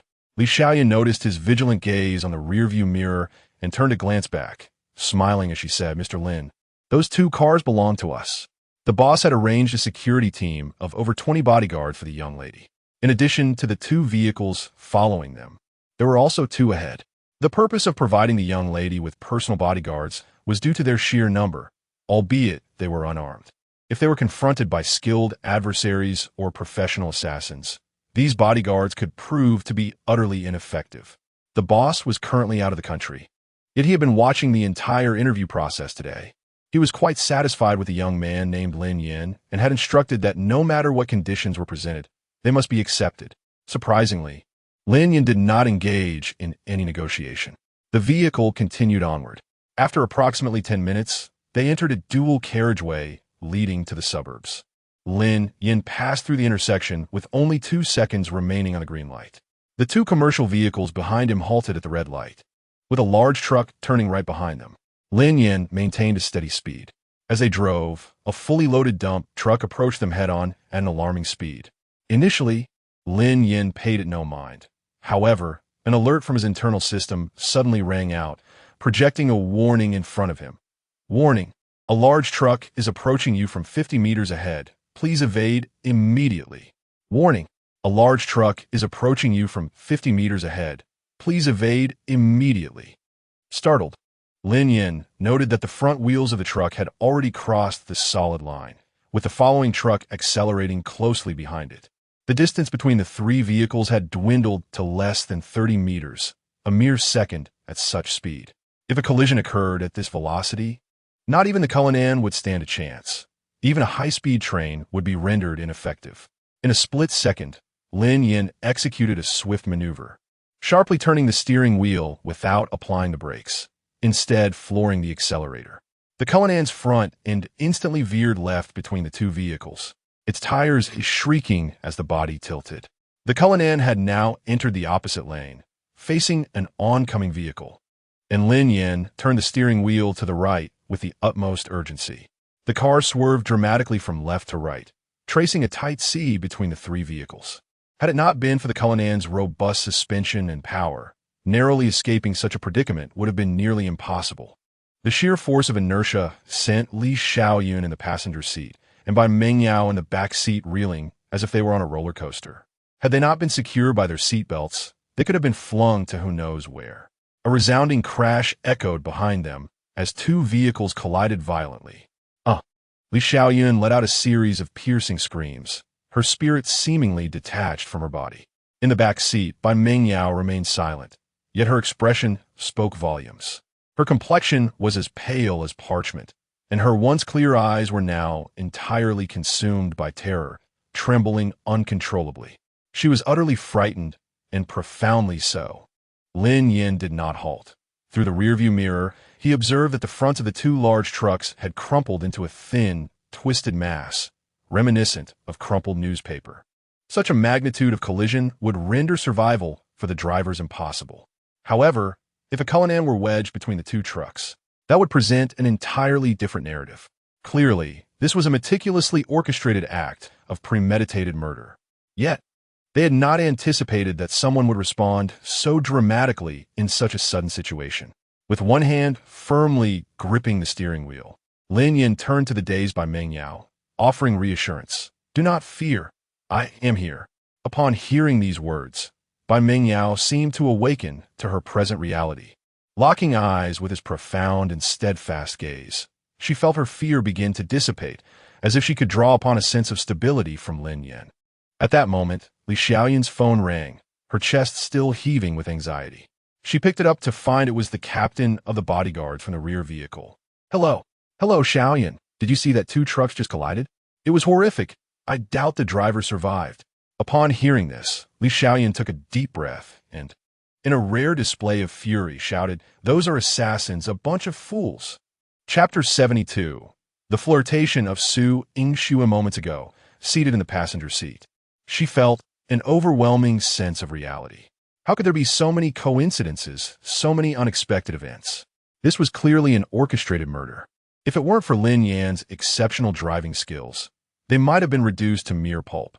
Li Xiaoyan hung up the phone and turned to Lin Yan, sincerely expressing her gratitude. He had not only successfully rescued the young lady, but had also saved her life. Without delay, Li Xiaoyan made another call. "Hello, boss. We just encountered." She recounted the entire incident without omitting a single detail. "Yes, understood, boss." After hanging up, she looked at Lin Yan once more, announcing, "The boss says he will reward you with 1 million. Please provide me with your card number shortly." 1 million. Upon hearing this figure, Lin Yan's eyes widened in astonishment, even more than when the system issued an alarm. The system was indeed miserly. He silently lamented. But so what? The system's tasks could yield valuable entries, while wealthy bosses seemed incapable of such feats. And yet, those entries were priceless. For the remainder of the journey, Lin Yan drove swiftly, ensuring to keep a safe distance from any other vehicles. Whenever possible, he would overtake or evade. Meanwhile, Li Xiaoyan continuously offered psychological reassurance to Bai Mengyao. 10 minutes later, the Cullinan turned into the Luhu Villa area. The security personnel instantly stood at attention, saluting respectfully. Lin Yan pressed the horn in acknowledgement. Upon arriving at a grand villa by the lake, the automatic doors opened, and the butler along with the servants awaited their arrival. As the vehicle came to a halt, the butler approached to open the door. Seeing Bai Mengyao's dazed expression, he paused momentarily before inquiring, "Miss, what has happened?" Li Xiaoyan hastily exited the car, stating, "The young lady has experienced a bit of fright. Let us hurry and escort her back to her room." The group swiftly ushered Bai Mengyao into the villa. Lin Yan parked the vehicle in its designated spot. A servant approached him, bowing respectfully, "Greetings, please follow me." The servant led him to a guest room on the 3rd floor, just a wall away from Bai Mengyao's room, an arrangement that was quite sensible. In case of any emergencies, he could provide timely protection. It would be imprudent to house them in the same room if they were to live together for a year. Bai Jian would likely be cradling a grandchild. The room's decor was a testament to the owner's noble status, exuding luxury without descending into ostentation. This, ironically, made Lin Yan, who was accustomed to the simplicity of poverty, feel somewhat out of place. Soon, the psychologist arrived, tasked with providing psychological intervention for Bai Mengyao. Meanwhile, Lin Yan reclined on the bed, engrossed in his phone. Although he was a personal bodyguard, he enjoyed more freedom than others in security. This was evident from Li Xiaoyan's demeanor. Furthermore, he had just saved Bai Mengyao. Her life was worth far more than a mere million. Su Yingshu had departed for her studies 2 days prior. Previously, for reasons unknown, their exchanges had been sparse. Even during her 10-day stay at home, it was the same. Yet, Su Yingxue would occasionally message him to remind him to tidy up and to update him on the progress regarding the Qianzhou and Huang Weiyong cases. Though their conversations were infrequent, the two individuals maintained a consistent connection. Now, with the sudden cessation of communication, Lin Yan felt an emptiness within, especially after their last encounter. Where they shared a kiss, he found himself akin to an addict, frequently reminiscing and feeling regretful. He pondered why he and T acted differently in that moment, promising himself to perform better next time. Shuaizhu, what are you up to? Laughing. JPG. Unlike other undercover agents, Lin Yan did not need to constantly conceal his identity. For the terms of his contract did not prohibit the use of personal communication devices. Without his consent, no one possessed the ability to scrutinize his phone. Thus, he boldly reached out to Su Yingxue.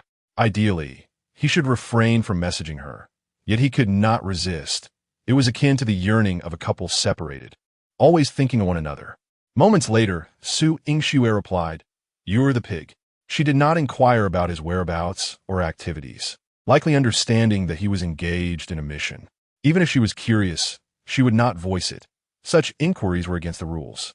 Lin Yan responded, "What are you doing?" Su replied, "I just finished my speech and am about to eat." "Have you eaten?" Lin Yan replied, "I'm a bit hungry. I want to eat, but I can't." Sighing. JPG. Su asked, "Can't eat? What do you want?" Lin Yan cheekily replied, "I want to eat you." Ahaha. JPG.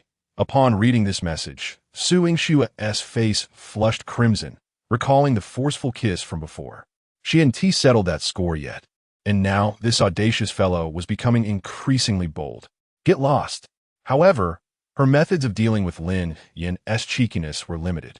Resorting to playful banter, she retorted, "Get lost. You've stooped to flirting now." Lin Yan responded, "All right, I'll roll myself into a ball and roll over to you." Su shot back, "Stop being ridiculous. Seriously, wherever you are and whatever you're doing, be sure to stay safe. Understood?" Upon reading her message, a knowing smile graced Lin Yan's face. The beauty of words lies in how different individuals can express the same sentiment, yet evoke entirely distinct emotions. Su Yingxue was genuinely concerned for him, independent of any mission, purely caring. "Woman, you are becoming increasingly adept at winning my favor," Lin Yan murmured, sending a godded emoji in response. At that moment, Li Feng approached and called out to Su Yingxue, "Xiao Shui, let us go eat." As the captain of the coastal city's criminal police, he had also benefited from Lin Yan's influence, receiving a second-class merit award. The case involving Huang Weiyong was monumental, and after bringing him down, nearly all officers involved were recognized for their contributions, including Zhang Donghai, who, as a member of the supervisory team and the head of the Coastal Public Security Bureau, received a first-class merit award. Oh, Su Yingxue hastily tucked away her phone, her heart racing, for Lin Yan's words were far too explicit. If anyone else were to see them, it would be disastrous. With his seasoned experience, Li Feng noticed her flustered demeanor and teasingly remarked, "Are you chatting with your Lin Yan?" Couples in the throes of passionate love often exhibit such behavior. I remember when I was with your sister-in-law. We wished we could tether ourselves to one another. It is quite natural indeed. No, that is not the case. Captain, please do not misinterpret. Su Yingxue seemed to have her innermost feelings exposed, vehemently denying the implication. Li Feng shared a knowing smile, remaining silent. Su Yingxue hurriedly added, "Captain, it is not as you imagine." Li Feng replied with a chuckle, "I understand, let us go, let us dine," though he claimed to comprehend. Su Yingxue could discern from his expression that his understanding was askew.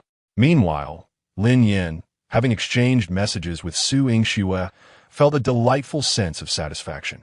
Despite encountering peril today, he had secured a reward of 1 million. Coupled with the substantial sum already in his account, he considered himself quite affluent. Over 1 million. With a bit more saving, he could even purchase a new home for his parents. Suddenly, a knock echoed through the room, prompting Lin Yan to rise and open the door. Li Xiaoyan stood at the threshold, extending her phone towards him. "The boss is looking for you." Chapter 73. Did Lin Yan really speak to the boss like that? Lin Yan instinctively furrowed his brow, hesitating for a moment before reaching for the phone and slowly bringing it to his ear. A deep and authoritative voice resonated from the other end. exuding an undeniable pressure. "I am Bai Jian. I am Lin Yan," he replied promptly. As soon as his words fell, Li Xiaoyun, standing nearby, froze, a flicker of astonishment crossing her eyes. If she or anyone else had received this call and heard the name Bai Jian, they would have instantly shifted to a tone of utmost respect. "Hello, boss. How may I assist you?" Yet, here he was, daring to respond with the same tone. Truly, a young bull unafraid of tigers. After a brief silence, Bai Jian's voice came through again. "Hello, Lin Yan. I am Bai Mingyao's father. I'm immensely grateful for your efforts in saving her today. Rest assured, you will receive every bit of the reward you deserve." "All right," Lin Yan responded decisively. Bai Jian continued, "The purpose of this call is to make you a promise. As long as you can ensure Mingyao's safety, I will provide you with unexpected rewards in the future." When Lin Yan topped the two evaluations, Bai Jian had sent someone to investigate his background.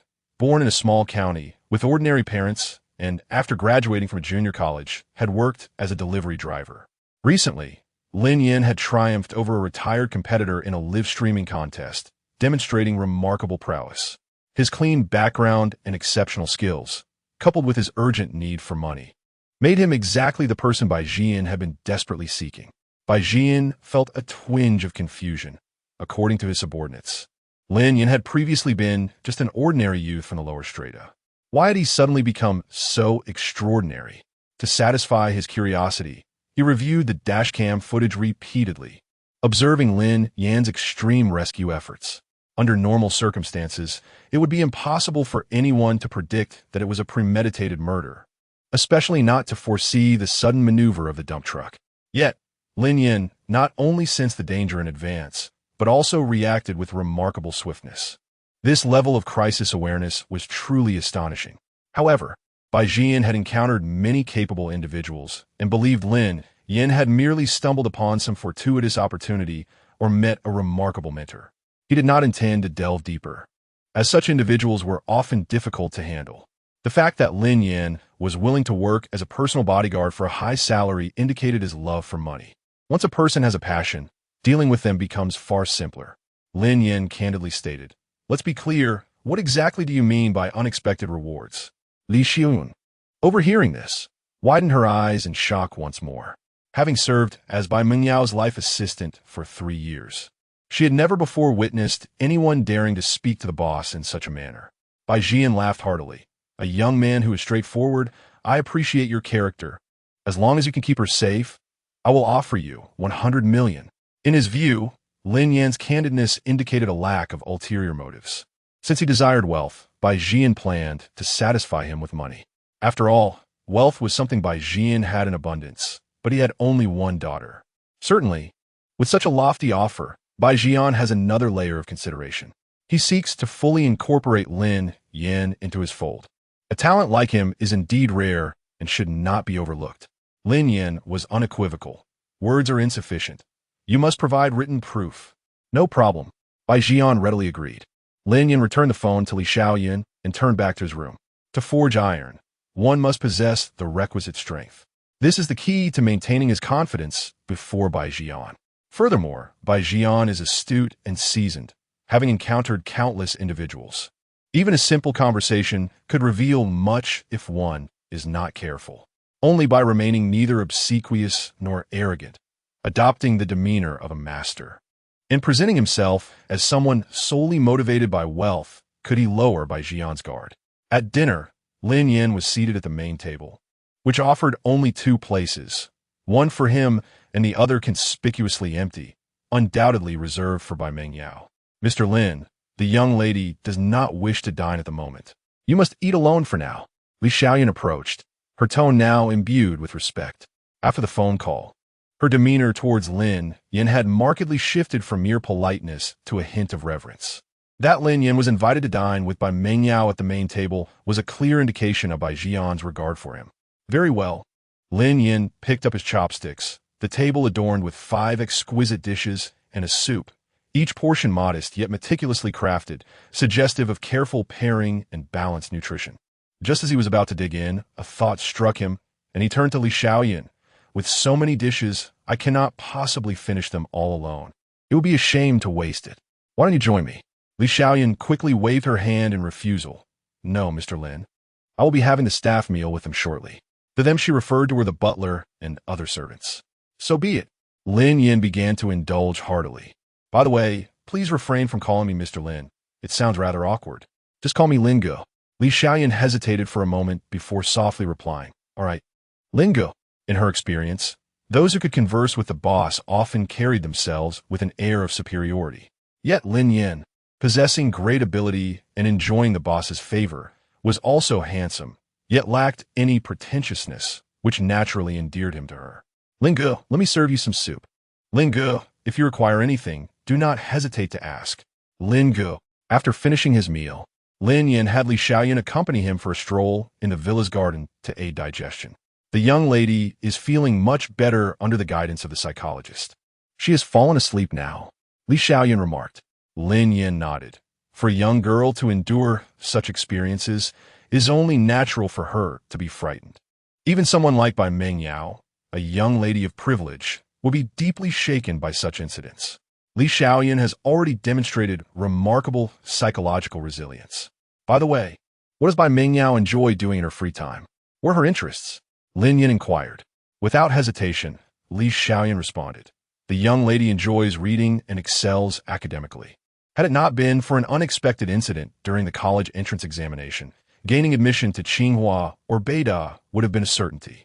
In addition, she possesses a profound affection for music, instruments, and dance, with a particular fondness for jazz dance. However, her instructor seldom permits her to indulge in it, as the focus predominantly lies on practicing Latin and standard ballroom dances. Miss sings remarkably well. At this juncture, a glimmer of excitement sparkled in Li Xiaoyan's eyes, as if to convey, once you hear her, you will undoubtedly be astonished. All right, I understand.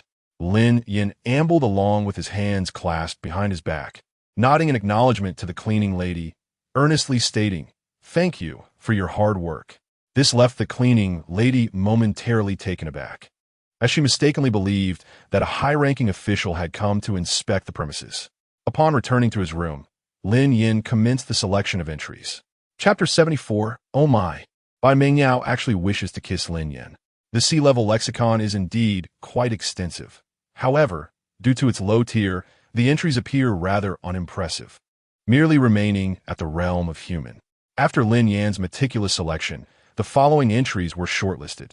Sea-level celestial songstress, with enhanced organs such as tonsils and vocal cords. She possesses the ability to produce enchanting sounds that could captivate one entirely, capable of securing a championship in I Am a Singer, yet lacking overwhelming dominance. Sea-level literary critic, capable of providing profoundly insightful commentary at the mere mention of a book title or article source. Sea-level instrument virtuoso, mastery over all musical instruments, each at an expert level, yet lacking the capacity for absolute superiority. Sea-level small-town scholar, a fierce competitor among the best, excelling in all examinations and consistently ranking among the top 3 in school, effortlessly gaining admission to prestigious institutions. From the insights provided by Li Xiaoyan, it appears that these entries resonate well with Bai Mengyao's interests. Nevertheless, Lin Yan found himself in a quandary. Should he opt for the celestial songstress to perform a duet with Bai Mengyao, or should he choose the small-town scholar to outshine her? The small-town scholar was swiftly dismissed for a simple reason. He was merely an accompanying reader, not an active participant, and with a system in place, he would be reduced to mediocrity. Such a scenario lacked excitement. The literary critic was also ruled out, as this entry served little purpose outside of impressing Bai Mengyao during her reading sessions. After much internal struggle, Lin Yan ultimately settled on the instrument virtuoso, primarily because he believed playing an instrument exuded more charm than singing. Setting aside the system, Lin Yan pulled out his phone and sent a message to Su Yingxue. Darling, what are you up to? Su Yingxue replied instantly, What the hell? Don't call me that. Anger. JPG. Lin Yan, you still haven't answered my question, my dear. Su, just finish showering. And don't call me my dear either. Lin Yan, how about a glimpse of those lovely legs? Su, get lost. After sending her message, Su Yingxue gazed at the screen and smiled. For some reason, she found herself not entirely averse to Lin Yan's playful banter. In fact, she found it rather amusing. Since Lin Yan's arrival, Suing Xue had noticed a significant shift in her attitude. To be candid, she had harbored a slight aversion to men in the past. Perhaps it stemmed from her childhood, when she was considered adorable and desired affection from others. As she matured into the beauty that others described, she became the object of countless affections during high school and police academy, pursued by suitors of all kinds and backgrounds. Gradually, she developed a certain immunity to boys, seldom engaging in conversation or interaction with them, let alone contemplating romantic relationships. Thus, when she first encountered Lin Yan, she felt a similar detachment. However, as time passed, she began to realize that beneath his brash exterior lay a kind and compassionate heart, coupled with unparalleled abilities. Suing Xue was unaware of when she had begun to grow accustomed to his playful teasing. The memory of their last kiss occasionally resurfaced in her mind. During the days of their separation, she felt an emptiness within her. Once her tasks were completed, she would immediately check her phone to see if Lin Yan had sent her any messages. Both of them had tacitly avoided discussing anything related to their mission. They conversed for a while before Suing Xue logged off to sleep. The following morning, Lin Yan was awakened by Li Xiaoyun's gentle call. Glancing at the time, he noted it was only 7:30 a.m. Rubbing the sleep from his eyes, he rose to wash up.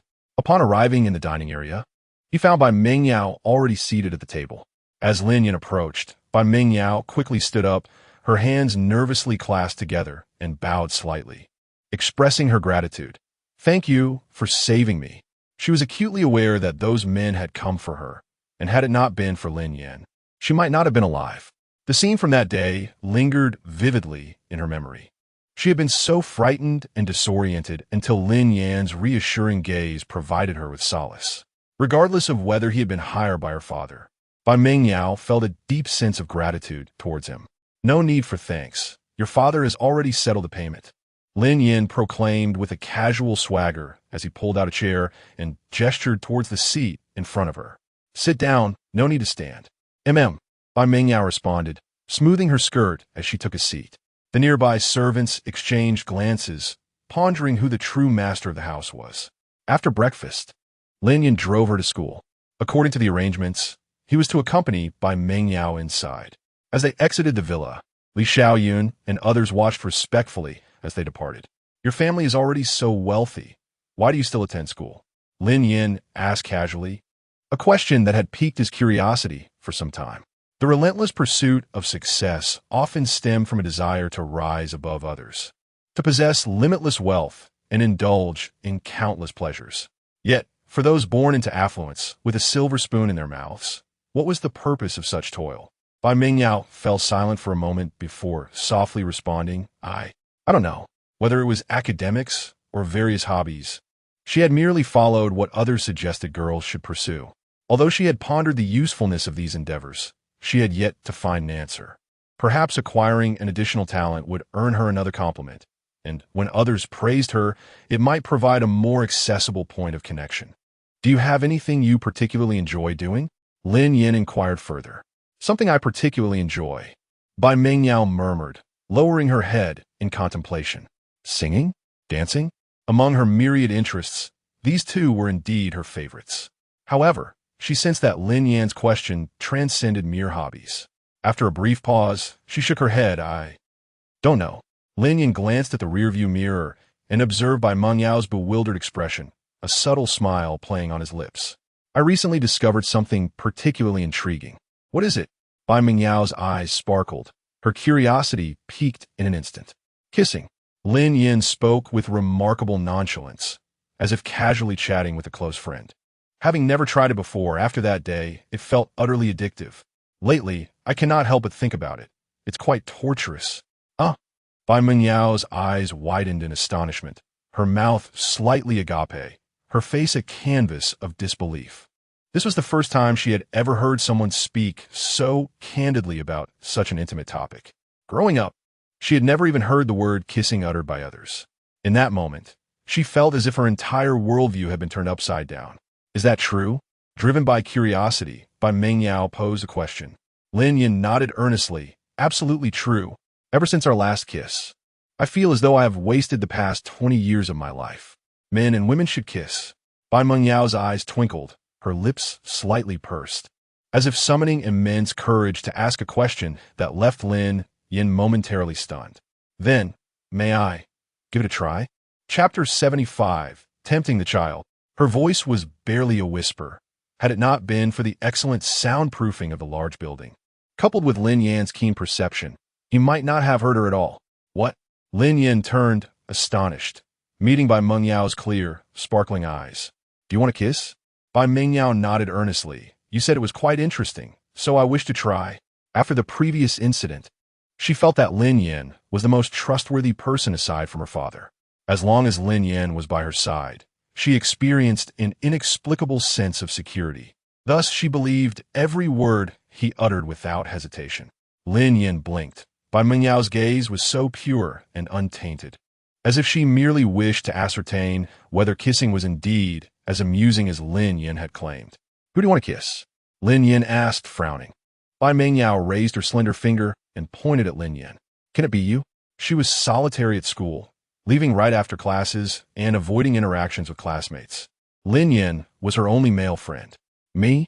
Lin Yan, while driving, pointed incredulously at himself. What kind of thought process does this girl possess? Is this something one can simply try? He had kissed Su Yingxue because they shared a foundation of feelings, and he had only known Bai Mengyao for a few days. No way. Lin Yan decisively declined. The only person he wished to kiss was Su Yingxue. All right, Bai Mengyao responded, somewhat dejected, lowering her head.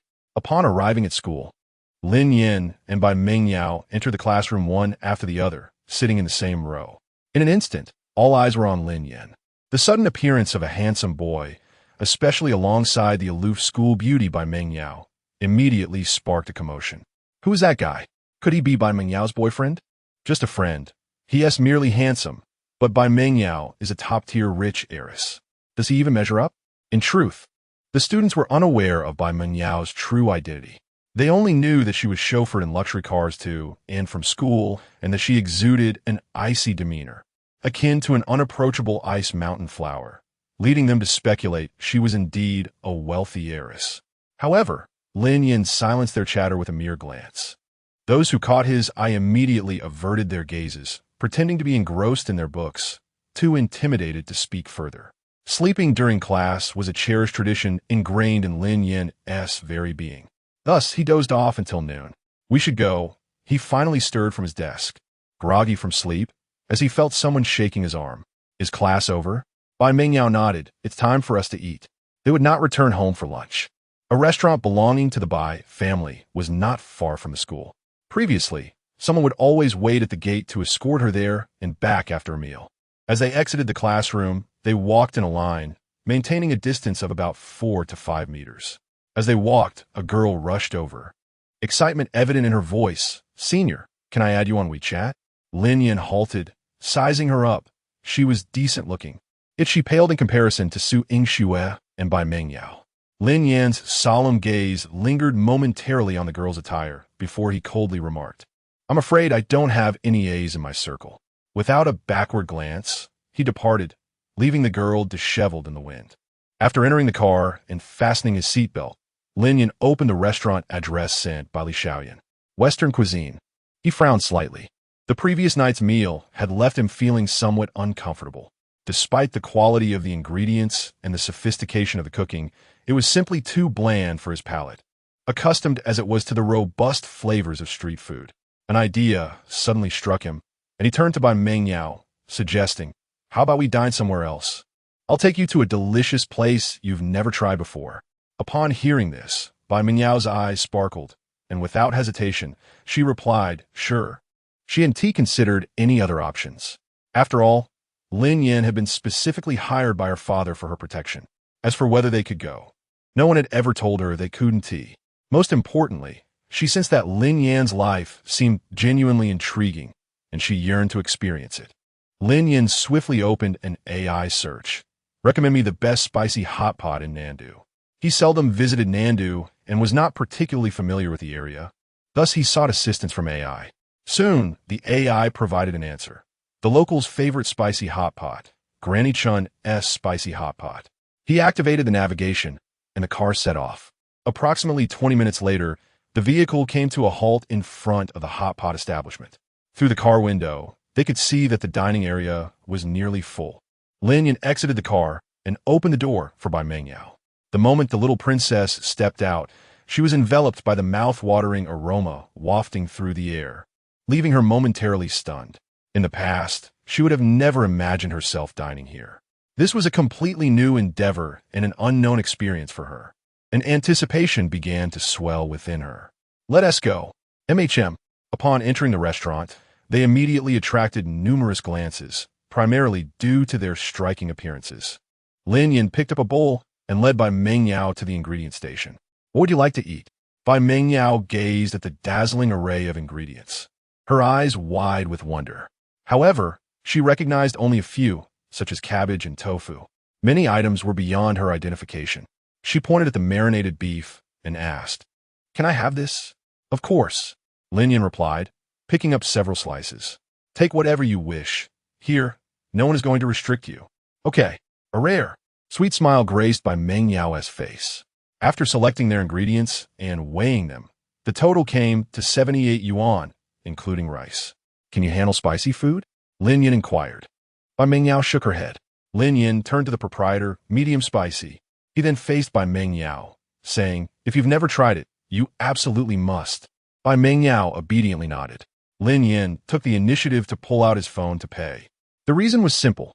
Bai Mengyao did not possess a mobile phone. Indeed, she had no phone, as her every engagement was managed by someone else. Therefore, she certainly had no money. A little over 10 minutes later, a large bowl of vibrant, red oil-laden spicy hot pot was served. Lin Yan rubbed his hands together in anticipation.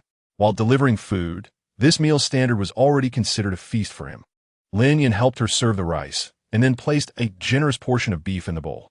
"Eat." Bai Mengyao nodded, then picked up her chopsticks, bringing the beef to her lips and gently taking a small bite. The flavors unfurled in her mouth, rendering her momentarily speechless. She widened her eyes and gazed at Lin Yan. "How is it?" Bai Mengyao found herself at a loss for words. It was numbing and spicy, as if something was dancing on her tongue. The sensory explosion felt as if it connected to the crown of her head. She felt as though she had discovered a new continent, akin to opening Pandora's box. Eagerly, she took another bite. Lin Yan wore a knowing smile, amused by her delight. Meanwhile, Chen Lili and her colleagues had come to Nandu for a promotional event regarding medical aesthetics and cosmetic surgery. It was lunchtime, and the organizers did not provide meals, leaving them to fend for themselves. Thus, upon hearing from other colleagues that Grandma Chen's spicy hot pot was quite exquisite and not far away, Chen Lili decided to give it a try. From a distance, she spotted a Cullinan parked in front of the hot pot restaurant. Ordinary girls might show little interest in cars, but Chen Lili was an exception. To assess a man's strength and taste, one often looks beyond attire to luxury vehicles and exquisite watches. The Cullinan, valued at over 8 million, was a vehicle she had only dreamed of driving. My goodness! Chen Lili quickened her pace, only to deliberately slow down as she approached the car. Her gaze drifted to the interior, her eyes filled with longing. "Lily, stop staring. You'll starve," a colleague urged. Chen Lili replied, "You go ahead and get the ingredients. I'll be right there." She wished to linger a moment longer, hoping to encounter the owner. Such an opportunity was not one to be missed. Just then, Lin Yan and Bai Mengyao emerged from the restaurant, having finished their meal. Chapter 76. The Art of Finger Snap. Lin Yan discovered a woman standing by the passenger door, and he frowned slightly. "Hiss, this silhouette, this physique, this hairstyle. Why does it feel somewhat familiar?" Cough, cough. He retrieved his car key and unlocked the door. Chen Lili was startled for a moment, glanced up, saw no one, and then turned away. Their gazes met. Suddenly, the atmosphere fell into silence. Chen Lili blinked repeatedly, sensing that this handsome man was strikingly familiar. The name seemed to linger on the tip of her tongue, yet she could not articulate it. Lin Yan's forehead instantly furrowed into a frown. He recognized Su Yingshue's exquisite best friend at a glance. However, it perplexed him that such a vast place as Lin Yan could produce such a coincidental encounter. It would have been one thing to run into her under normal circumstances, but if she dared to speak ill, he would have to confront her directly. Yet now, he was accompanied by Bai Jian's daughter, What if Chun Lily spoke out of turn? It's you. Chun Lily suddenly realized, raising her hand in astonishment to point at him. Lin Yan. His hairstyle had changed, his attire transformed, and most critically, he had become remarkably more handsome. The metamorphosis was so profound that she initially thought she had mistaken him for someone else. However, her attention was swiftly diverted by the beauty standing behind Lin Yan. Upon seeing Bai Mengyao, Chun Lily felt as though her eyes might pop out. Bai Mengyao was stunningly radiant, standing there like an exquisite flower in full bloom. She exuded an air of sophistication that was unattainable for someone like Chun Lily, who merely pretended to be a socialite. No, how could such a girl be with someone as impoverished as Lin Yan? Chun Lily quickly discerned the crux of the matter. Not long ago, she had heard her friend mention that this person had become an auxiliary police officer. At that moment, Chun Lily had been relieved that her judgment had not faltered. Was there truly any distinction between delivering takeout and being an auxiliary officer? The latter merely sounded more palatable. He was not a formal police officer. How had he suddenly transformed into someone so dashing and ended up with a woman of such caliber? Chun Lily felt a wave of frustration wash over her, akin to encountering an ex who had seemingly fared better since their separation. No, he couldn't possibly have used his looks to deceive this beautiful woman. Could he? Suddenly, a thought struck her. Nowadays, there were numerous fraudsters, particularly online, crafting perfect personas to ensnare wealthy women. It had to be the case. Thus, she spoke up. Lin Yan, you didn't go on to become an auxiliary. Lin Yan anticipated trouble. Fortunately, he had prepared in advance, crumpling a piece of tissue into a ball. Just as her words were about to take form, before the word police could escape her lips, with a snap of his fingers, the paper ball accurately shot into Chun Lily's mouth. Her expression froze momentarily. Cough, cough, cough, boo, move aside, move aside. Lin Yan promptly approached, pushed Chun Lily aside, opened the car door, and beckoned to Bai Mengyao. Get in. MHM. Bai Mengyao responded like a little kitten, obediently climbing into the car. Lin Yan returned to the driver's seat, igniting the engine and accelerating away. Was this car truly his? Chun Lily felt a sudden buzz in her head, an overwhelming shock that nearly caused her to choke on the crumpled paper lodged in her throat. How could he have transformed into such a dashing figure, driving a Cullinan? Could this truly be Lin Yan? After a moment, Chun Lily regained her composure, extracted the paper from her throat, and hurriedly messaged her best friend. At the Luhu Villa, Li Xiaoyan wore a worried expression as she quickly sent a message to Lin Yan. Brother Lin, why haven't you returned yet? The restaurant just called to say that Miss didn't show up for dinner. This news alarmed her greatly. Once she sent the message, she immediately reported to Bai Jian. She dared not conceal such matters. If anything went awry, the consequences would be dire for her. Upon learning of the situation, Bai Jian promptly ordered someone to check the vehicle surveillance footage. Fortunately, no mishaps had occurred. Lin Yan had merely taken her out for a meal. Bai Jian had no intention of reprimanding Lin Yan. He believed that Lin Yan's audacity stemmed from his complete confidence in ensuring his daughter's safety. In contrast, other security personnel would likely prefer to remain cooped up at home all day. This exemplified the distinction in capability. Lin Yan's unconventional approach only reinforced Bai Jian's belief that this young man was worthy of cultivation and entrusted with significant responsibilities. The reasoning was simple. Such individuals possess remarkable skills, yet lack guile and ulterior motives. As long as their desires are met, they are more than willing to serve. Bai Jian, having risen from humble beginnings to achieve his current stature and establish his family business, had mastered the art of winning hearts. Therefore, besides entrusting him with the protection of his daughter, Bai Jian also planned to assign him a substantial task. On the way back to school, the two remained silent. However, Lin Yan sensed something amiss. Bai Mengyao, seated in the back, had flushed cheeks, tightly pressed lips, and a rigid posture, as if she were suppressing something. Are you unwell? Lin Yan inquired curiously. Bai Mengyao shook her head slightly, her face tinged with embarrassment. I have a stomachache. Lin Yan quickly deduced it must be due to the spicy street food she had consumed. This young lady, unaccustomed to such fare, likely found her digestive system struggling to cope. It's all right. You'll get used to it after a few more times. He reassured her. Yes, Bai Mengyao nodded. then sadly added, but I need to use the restroom. Oh, is that so? Lin Yan glanced at the navigation, suppressing his concern. We'll be at school shortly. Bai Mengyao pitifully replied, but I only use the restroom at home. Her life was meticulously scheduled, and even her restroom habits were no exception. The sanitary conditions of public restrooms were inadequate for her standards, hence she always returned home for such matters. Can't you manage just a little longer? Lin Yan asked, frowning. Having endured various harsh conditions at his grandmother's rural home during childhood, he was no stranger to adversity. What is the big deal? Didn't we used to go outdoors?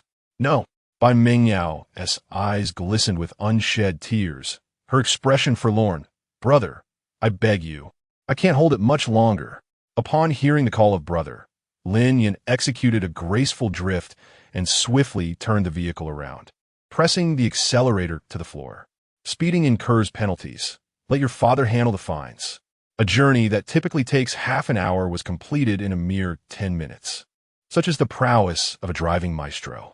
Lin Yan mused that one day, when he tires of undertaking missions, he could pursue a career as a race car driver, casually racking up a few world championships for enjoyment. Such talent as his is utterly wasted in the role of a mere chauffeur. While awaiting Bai Mengyao, his phone suddenly rang. An unfamiliar number, likely from overseas. Lin Yan furrowed his brow slightly, hesitating for a moment before ultimately answering. Hello. The voice that greeted him was that of Bai Jian. Chapter 77. Trouble arises. My wife is jealous who? Lin Yan inquired with a brisk tone. I am Bai Jian. What is the matter? Bai Jian's tone softened as he said, There's a lucrative opportunity available. Would you be interested?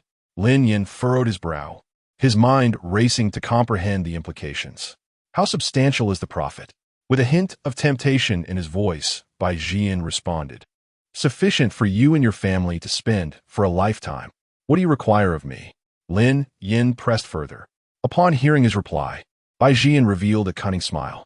As he had anticipated, while Lin Yan possessed significant strength, he was also easily manipulable. The key was to speak of wealth. Assist me with a task. Bai Jian's voice suddenly turned serious.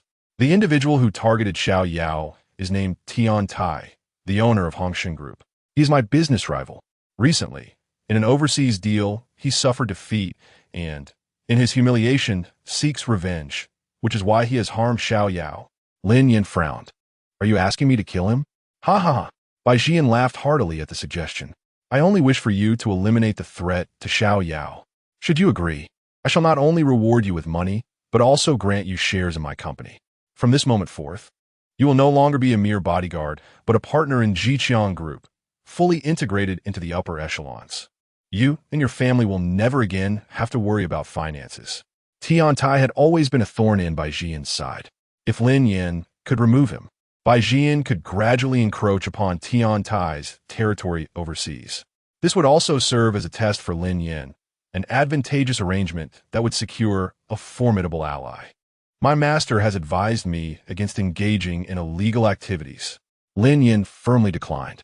He understood that Bai Jian was likely probing him. Eliminating Tian Tai would serve as his initiation, and it was also the best opportunity to ingratiate himself with Bai Jian. For this reason, he chose to refuse decisively. Dealing with such a cunning individual required maintaining one's own persona. Acting too hastily could easily arouse suspicion. No worries. Take your time to contemplate. Reach out whenever you have made a decision. Bai Jian said cheerfully.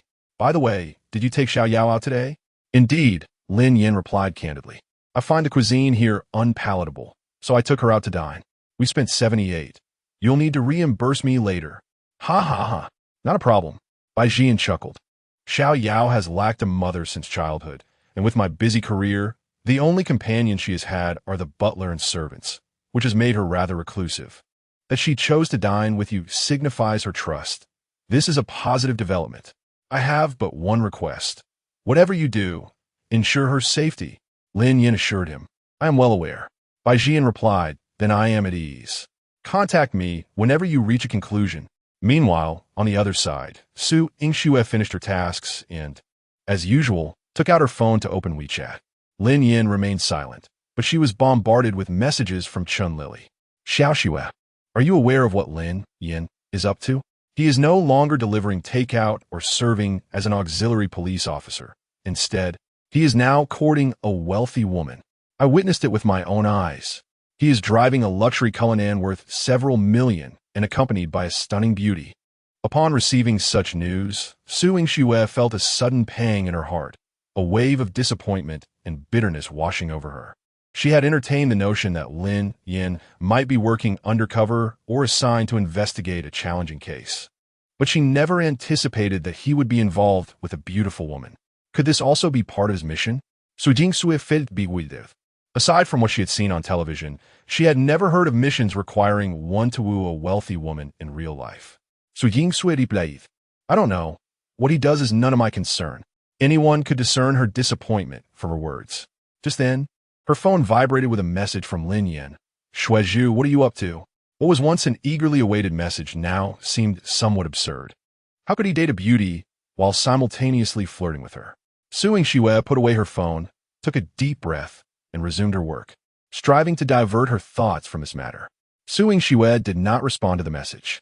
Yet the system replied, by Mengyao's favorability increased by 10 points, current favorability 10, reward 50, 000 yuan.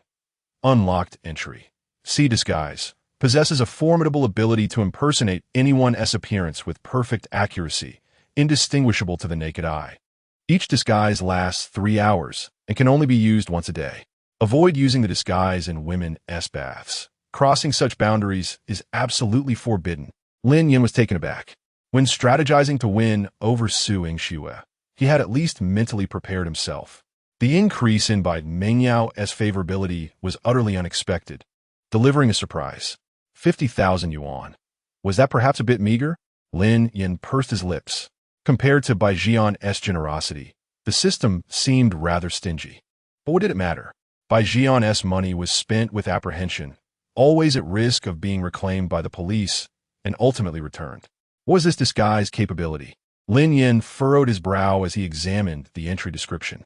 He truly could not fathom how this would be of use to him at present. Would disguising himself make him more handsome? He was already quite dapper, so that hardly seemed necessary.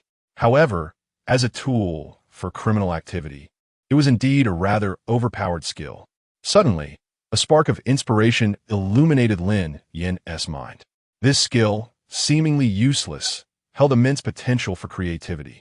Just imagine if he were to disguise himself as an enemy to commit nefarious acts, or perhaps take on the guise of celebrity to engage in some scandalous antics, like Kun. Wouldn't that be immensely entertaining? It seemed that this was its sole practical application. The system could synthesize entries, so he could save the useless ones for later. The following days passed in tranquility. Aside from Su Yingxue's silence, nothing else occurred. Lin Yan speculated that Chun Lily must be meddling. However, there was no other course of action available now. He could only patiently coax her. As the weekend swiftly approached, it was 10 o'clock in the morning when Lin Yan strolled leisurely in the courtyard. A luxury vehicle glided gracefully into the villa. The door swung open, revealing a man clad in a suit, exuding an air of poise. He appeared to be in his early 30s, radiating a star-like charisma. Li Xiaoyan hastened towards him, her face adorned with a professional smile. Hello, Teacher Wu. The young lady is already waiting upstairs.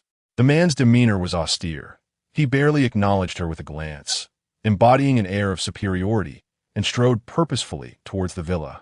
Li Xiaoyan pouted, evidently displeased by his attitude. Lin Yan approached her and inquired, Who is this person? With a sigh, Li Xiaoyan replied, Who else could it be? The young lady's piano instructor, the renowned pianist from Lingnan, Wu Qian. Wu Qian? A piano teacher? Lin Yan mused as he observed Wu Qian's retreating figure, furrowing his brow.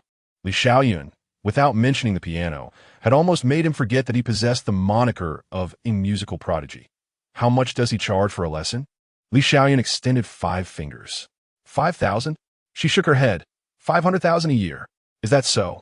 Lin Yan's eyes widened in disbelief. Isn't that extortion? With that, he quickened his pace to follow. Chapter 78. Apologies, I am a piano prodigy within the villa. There exists not only a dedicated dance studio, but also a private piano room. Bai Mengyao, adorned in an elegant white gown, has long awaited in the piano room. The gentle morning light filters through the glass, casting its glow upon her, rendering her as enchanting as a fairy stepped out from a painting, pure and flawless. Upon seeing Wu Qian, Bai Mengyao immediately rises from her seat, her hands gracefully resting on her abdomen as she slightly bows. Teacher Wu, her etiquette is perfectly measured, devoid of any excess. Wu Qian nods slightly, his previous cold demeanor softening into a warm smile. Good morning, Xiaoyao. How did you fare with the piece I asked you to practice last week? Play it for me. Bai Mengyao responds affirmatively and resumes her seat, her slender, alabaster fingers gliding over the keys as a melodious tune swiftly fills the room. Lin Yan leans against the doorframe, observing the scene before him. It must be said, Bai Mengyao possesses not only an innocent disposition, but also remarkable talent in other realms. In the past, Lin Yan could merely discern whether the music was pleasing to the ear, incapable of evaluating technicality and musicality. However, things have changed. With the newfound knowledge of musical prodigy, he can easily distinguish quality. Bai Mengyao is currently playing Stravinsky's Petrushka, a piece of considerable difficulty. Lin Yan mentally rates her performance around a 7, particularly as she had only begun her studies the previous week. While a score of 7 is not daunting, attaining a 9 or even a 10 would require extraordinary talent. Lin Yan believes that although Bai Mengyao may not reach perfection, her chances of scoring a 9 are quite promising. This newfound ability allows him to identify a person's innate talent through their music and technique. Lingo, what are you doing here? Can you actually understand it? Li Xiaoyan approaches, whispering in Lin Yan's ear. Of course. I have practiced for 2.5 years. Lin Yan replies confidently. Is that true? Li Xiaoyan expresses skepticism. Given Lin Yan's prowess in physical activities and driving, she naturally categorizes him as a rough-and-tumble type, suggesting that he might not excel in more refined pursuits, such as music or art. Do I seem like a liar? Lin Yan retorts, his gaze drifting to Li Xiaoyan's form-fitting skirt and her shapely legs. He frowns and adds, you should consider wearing black next time. What? Li Xiaoyan looks puzzled. Lin Yan raises an eyebrow, smiling. Lin Ge prefers black stockings. Li Xiaoyan is momentarily taken aback, realizing just how blunt he truly is. As the performance concludes, Wu Qian applauds. Xiaoyao, your progress is remarkable. At that moment, Bai Mengyao turns her gaze, which drifts past Wu Qian to rest upon Lin Yan at the door. Her expression carries a hint of surprise, mingled with anticipation, as if she wishes to hear him say something. Wu Qian follows her line of sight, and his smile vanishes instantly. Having visited the villa numerous times, this is the first occasion he has encountered this individual. Moreover, this person seems to wander freely within the villa, igniting an inexplicable sense of unease within Wu Qian, which swiftly transforms into disdain and aversion. He turned his gaze towards Bai Mengyao and asked with a smile, Xiaoyao, do they also wish to learn the piano? This inquiry, though seemingly innocuous, was in fact a subtle dismissal, unmistakably indicating, uninvited guests, please depart. Bai Mengyao shook her head, replying no. Oh, Wu Qian nodded upon hearing her response, then turned to Li Xiaoyan, speaking coldly. Xiaoyao needs to concentrate on her piano practice. I kindly ask the unrelated individuals to leave the piano room. All right, Li Xiaoyan, merely a modest secretary, dared not protest. She tugged at Lin Yan's sleeve, whispering, Brother Lin, let us go. They're asking us to leave. Why should we leave? Lin Yan remained unmoved. To put it broadly, he was Bai Mengyao's personal bodyguard, and it was his duty to be present whenever outsiders were around, to prevent any unforeseen incidents. On a smaller scale, he found Wu Qian's arrogant demeanor quite distasteful. Moreover, he was curious to discern the level of skill that warranted a fee of 500,000 for lessons. Knowledge knows no hierarchy. The truly accomplished are the best teachers. If he were to fall short of their capabilities, the money would be better earned by himself.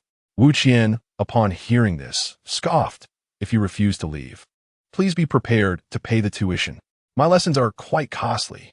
His face bore an air of arrogance and pride, adding, oh, and let me remind you, piano is not for everyone. It's best to think it through, lest you struggle and blame my teaching. At this, Lin Yan merely chuckled, choosing not to engage in further dialogue. He took out his phone and opened a search app, typing, "What is Wu Qian's profession?" The search results read, "Wu Qian, a renowned pianist from Lin Yan province, awarded third place in a national piano competition." Is this all? Lin Yan turned his phone around, revealing that not even being nationally renowned was sufficient to justify his self-proclaimed title as a pianist. Wu Qian, rather than being incensed, laughed. "So, you possess some understanding of the piano?" "Somewhat," Lin Yan shrugged. "Then, how about you perform for us?" Wu Qian pointed to the piano with a provocative tone, challenging him to showcase the skills of a master. In this small realm of Lin Yan, there were few who could instill fear in him, and he knew them all. This nameless individual before him dared to speak boastfully. This was an opportune moment to let him embarrass himself. Wu Qian feigned interest in Lin Yan's piano skills, but his true intention was to see Lin Yan humiliate himself in front of Bai Mengyao. "Very well," Lin Yan replied, "but what if I play better than you?" Wu Qian smiled faintly. "Confidence is admirable, but overconfidence is not. I state this clearly. If you play better than I do from now on, Xiao Ya will be taught by you, and the lesson fees will belong to you. I shall never set foot in this villa again." "Agreed, that's your promise." Lin Yan strode purposefully towards the piano, and upon seeing this, Bai Mengyao understood and gracefully stepped aside. She said nothing, but in her heart, she believed that if Lin Yan claimed he could play, he surely could. Li Xiaoyan watched this scene in astonishment, thinking, no way. Is he really going to go through with it? If he plays poorly, it will be quite the embarrassment. As Lin Yan placed his hands upon the piano keys, a multitude of musical notes flickered through his mind, beginning to arrange and combine as a series of renowned compositions emerged. Observing his prolonged stillness, Wu Qian's lips curled slightly. "If you found that last piece too challenging, fret not. I permit you to select a simpler one." "Unnecessary," Lin Yan retorted, and without hesitation, he pivoted, positioning his hands in a reverse manner upon the keys, adopting the stance of a blind pianist. Bai Mengyao's eyes widened in astonishment. While she too could play blindfolded, it was only with relatively simple pieces. She had never witnessed anyone perform blindfolded with a composition as complex as Petrushka. Though Li Xiaoyan lacked knowledge of the piano, she recognized the skill involved in such an execution. To play in reverse, and with one S back turned, was this not more challenging than playing with one S eyes closed? Wu Qian, witnessing this, furrowed his brow, a sense of trepidation creeping in. Could he truly possess such talent? It seemed implausible. He had just boldly wagered against Lin Yan, having never heard of such a person before. If he indeed possessed such prowess, he would surely not remain entirely unrecognized. At that moment, Lin Yan gradually closed his eyes. In the next instant, his 10 fingers began to dance upon the piano keys. Chapter 79. Master, may I sit in? Lin Yan's fingers rhythmically danced upon the keys, the intricate notes of Petrushka flowing like a gentle stream into the ears of the audience. Wu Qian furrowed his brows momentarily. A master's touch reveals all. One can ascertain a pianist's proficiency by merely observing the moment they strike the keys. The distinction between aimless playing and genuine artistry is immediately apparent. It became evident that Lin Yan was not boasting. He not only played, but did so from memory. The piece was exceedingly challenging, Petrushka. The prowess of his opponent was becoming increasingly apparent. However, Wu Qian remained undaunted. This was merely the beginning, and the true difficulty of the composition lay ahead. Upon hearing the music, Bai Mengyao's delicate brows knitted together, a flicker of surprise shimmering in her beautiful eyes. She had never anticipated that Lin Yan not only played the piano, but did so at such an impressive level, far exceeding her expectations. The most astonished of all was Li Xiaoyan. She gaped in disbelief at Lin Yan, who sat on the stool, effortlessly pressing the keys. "Is it truly you, Lin? Are you genuinely this talented? A master of both words and martial arts? Are you here to outshine everyone?" As the piece gradually escalated to its climax, each of Lin Yan's fingers seemed to be imbued with life. They danced across the keys like agile Latin dancers, leaping and twirling in a mesmerizing display. The onlookers were left spellbound. Bai Mengyao's lips parted slightly, her eyes wide with astonishment. Having studied this piece for an entire week, she was acutely aware of its complexities. Yet Lin Yan's performance, executed from memory, surpassed the rendition she had heard from Wu Qian by at least 1 or 2 levels. How could this not leave her in shock? At that moment, Wu Qian stood utterly stunned, his expression akin to witnessing the national football team triumph in the World Cup. Is this something an ordinary person could achieve? No, it cannot be. Such a possibility is unfathomable. The skill Lin Yan had just demonstrated was at least of international master caliber. Currently, no more than 3 individuals within the country could contend with him. How could such a person remain obscure?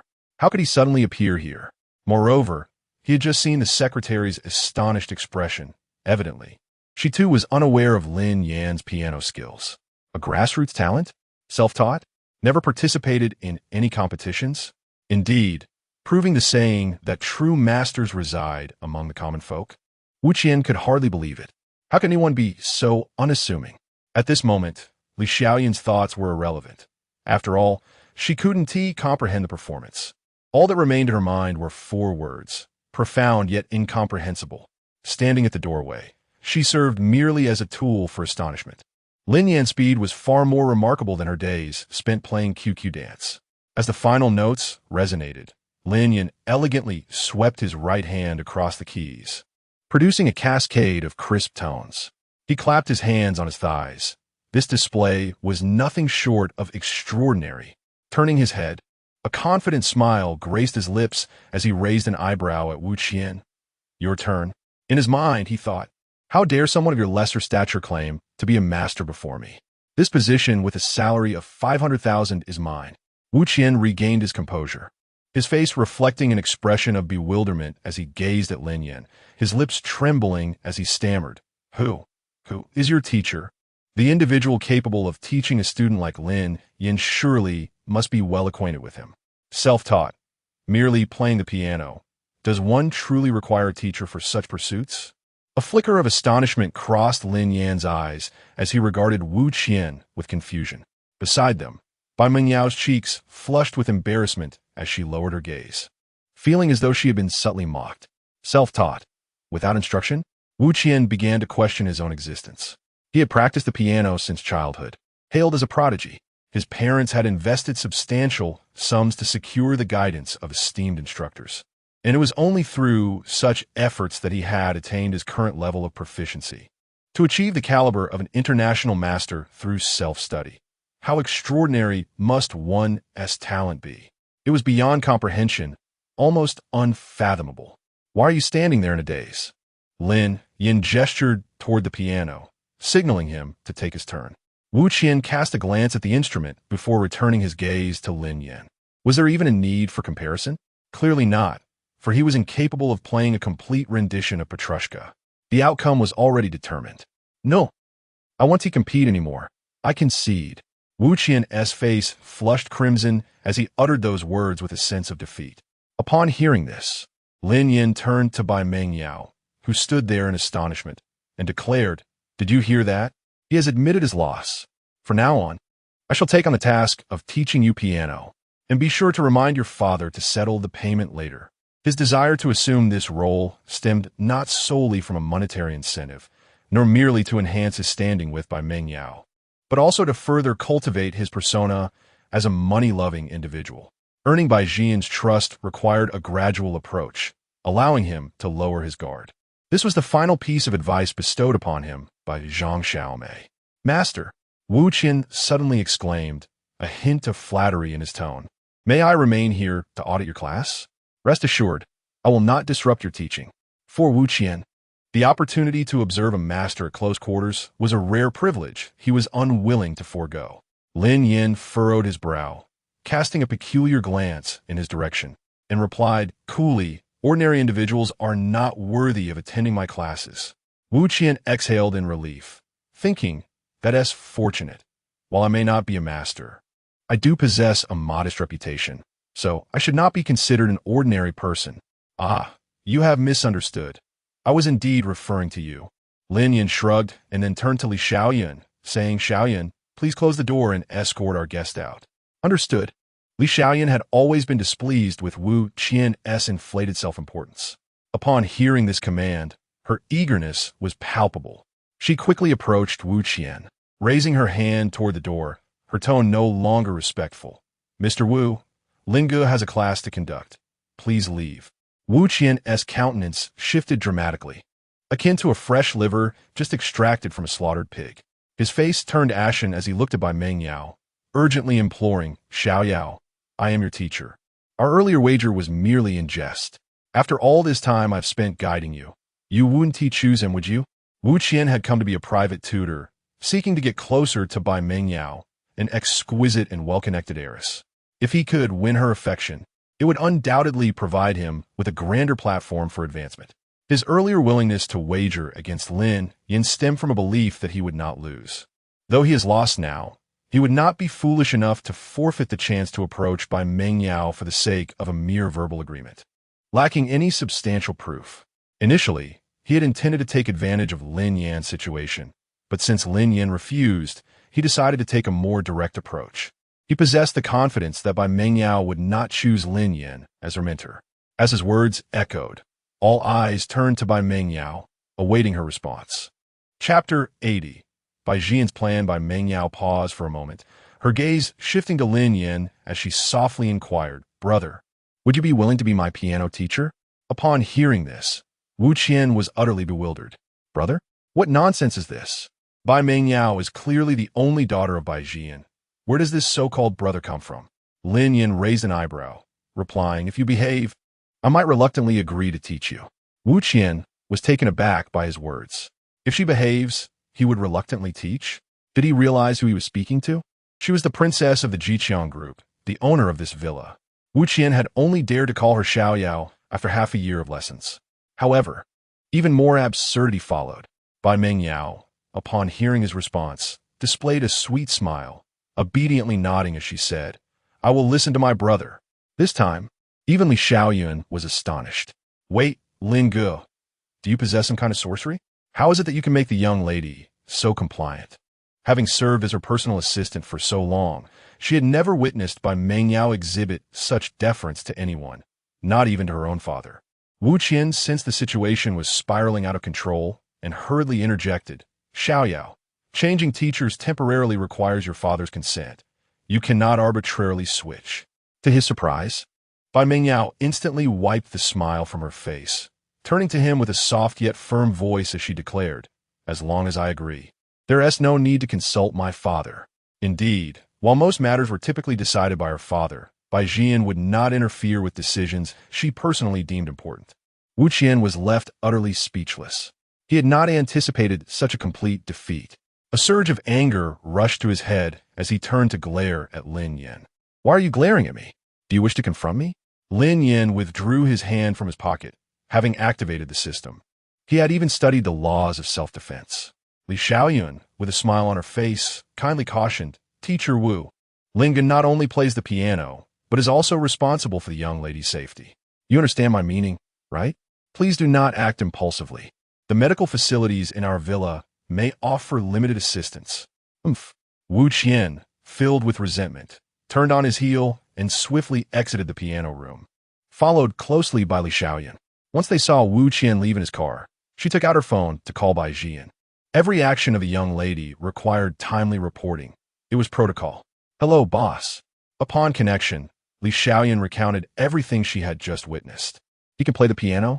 Bai Jian was astonished, and his intrigue regarding Lin Yan deepened.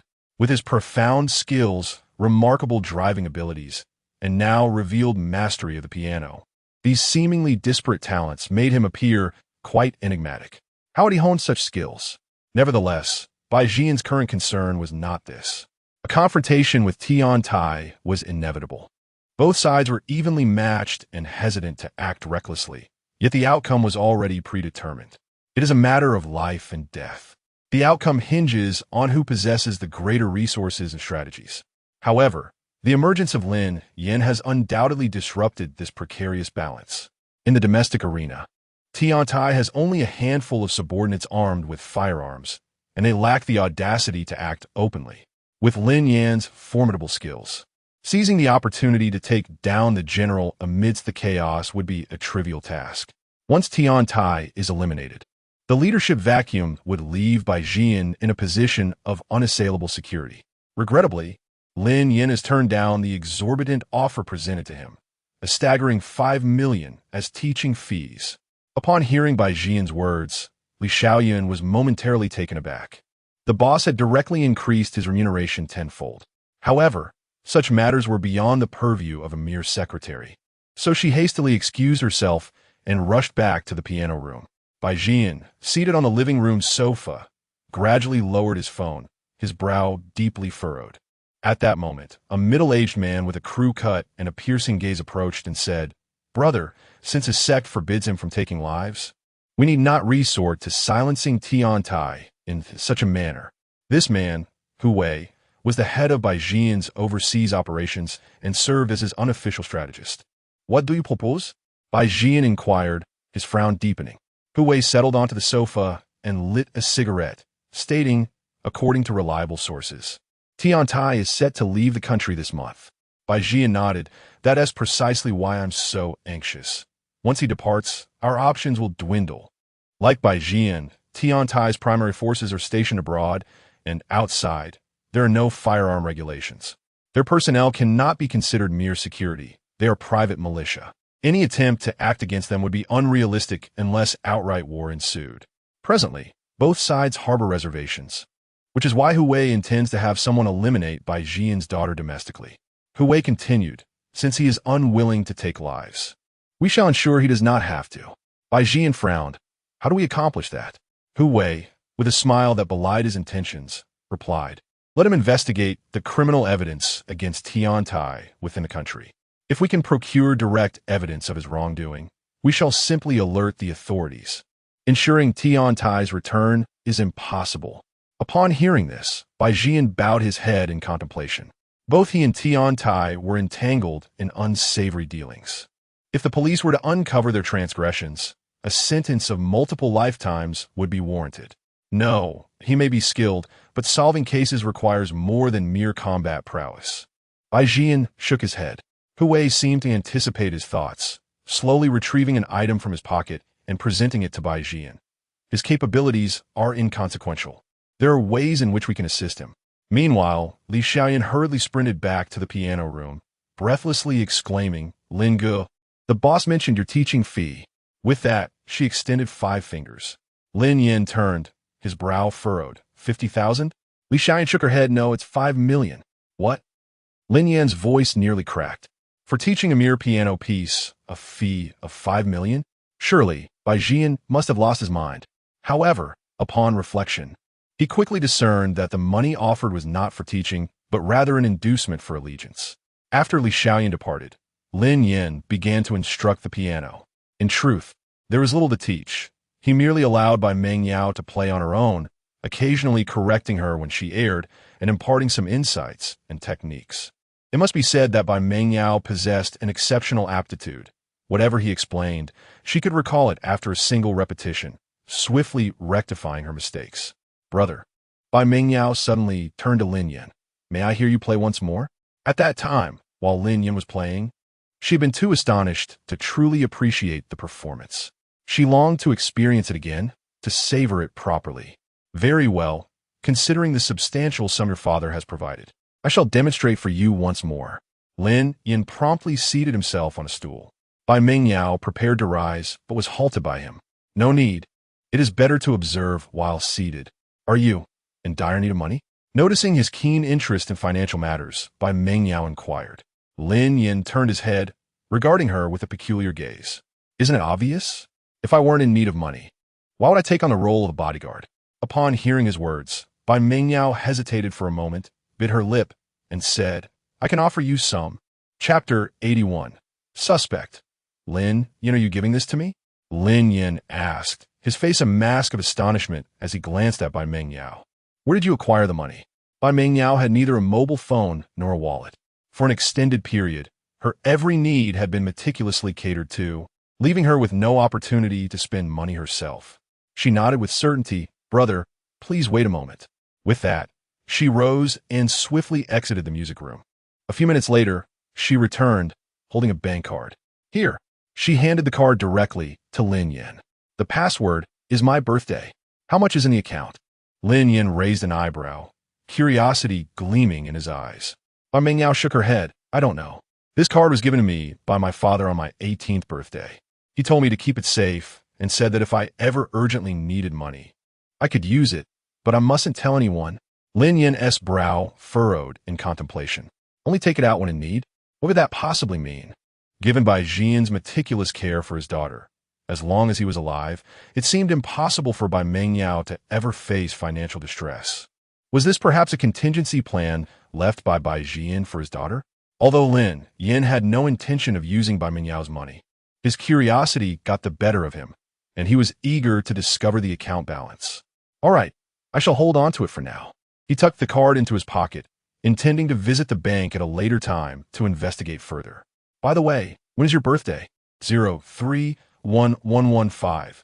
Later that evening, Lin Yan lay in bed, sending numerous messages to Su Yingxue, yet they vanished into the void, eliciting no response.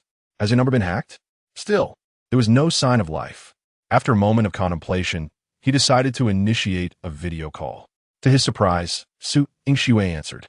In the frame, it appeared she had just emerged from the shower, clad in pajamas with damp hair, her face adorned with a mask. Speak your mind, she said, her tone frosty, reminiscent of a couple embroiled in a silent standoff. Why haven't you replied to my messages? Lin Yan pressed. Am I obligated to respond to every message you send? She retorted. Is it that Chun Lily has been bad-mouthing me in front of you? What does that have to do with me? Though she feigned indifference. After these past few days, she had come to a realization. Lin Yan was likely indeed on a mission. The luxury car and the beautiful women might all be part of his assignment. However, in that moment of emotional turbulence, her rationality had been clouded, and she felt an overwhelming sense of betrayal. Su Yingxue was puzzled by her own emotional outburst, recognizing it was uncharacteristic of her. Yet, even with the understanding that Lin Yan might be fulfilling a task, she still felt a twinge of discomfort. How could she articulate this feeling? It was akin to the sensation of one's husband being sent by his boss to entertain a beautiful client. While she recognized it as work, she found it impossible to accept calmly. Lin Yan asserted confidently, how can it not concern you? Everyone in our community knows you are my girlfriend. You cannot deny it. Su Yingxue vehemently denied. That's not true. That simply won't do. You've tarnished my reputation, and you must take responsibility. Upon hearing this, Lin Yan chuckled, for he recognized that Su Yingxue's anger had dissipated. It seemed that soothing a girl was not as challenging as he had anticipated. Generously, Lin Yan sent a red envelope, saying, during my absence, treat yourself to some delicacies. Su Yingxue replied, no, you've worked so hard for your money. Keep it for yourself. Just don't be stingy with yourself. Work hard for my money? Lin Yan couldn't help but laugh. Earning money had never been easier for him. He teased, though. I've heard that wives typically manage the finances. Don't you want me to hand over my salary card? Without a moment's hesitation, Su Yingxue retorted, absolutely not. I can earn my own money and spend it as I please. Seizing the opportunity, Lin Yan pressed, so, you admit I'm your husband now? Only then did Su Yingxue realize her cheeks flushed, and she exclaimed, go to hell. With that, she decisively hung up the video call. Lin Yan gazed at the chat window, a grin spreading across his face. Judging by Su Yingxue's reaction, he was quite close to fulfilling the system's task. Encouraged, he thought to himself, keep it up. At that moment, the phone rang. Lin Yan frowned. It was Bai Jian calling. Hello, Lin Yan. Have you taken a break yet? Not yet. What's up? I'd like to discuss something with you. Don't worry, this time it's not about sending you on a killing spree. A week later, on October 15th, Su Yingxue had a day off and returned to Benhai. Upon arriving home, she first tidied Lin Yan's scattered slippers and then stripped the bed linens for washing. Dust had settled on the dining table, and after meticulously cleaning the house, she finally departed. Although she still had over a month left in her studies, she didn't want Lin Yan to feel uncomfortable upon returning to a messy home. Driving to Huangfeng Town, subordinate to Benhai, she inquired until she located a secluded courtyard.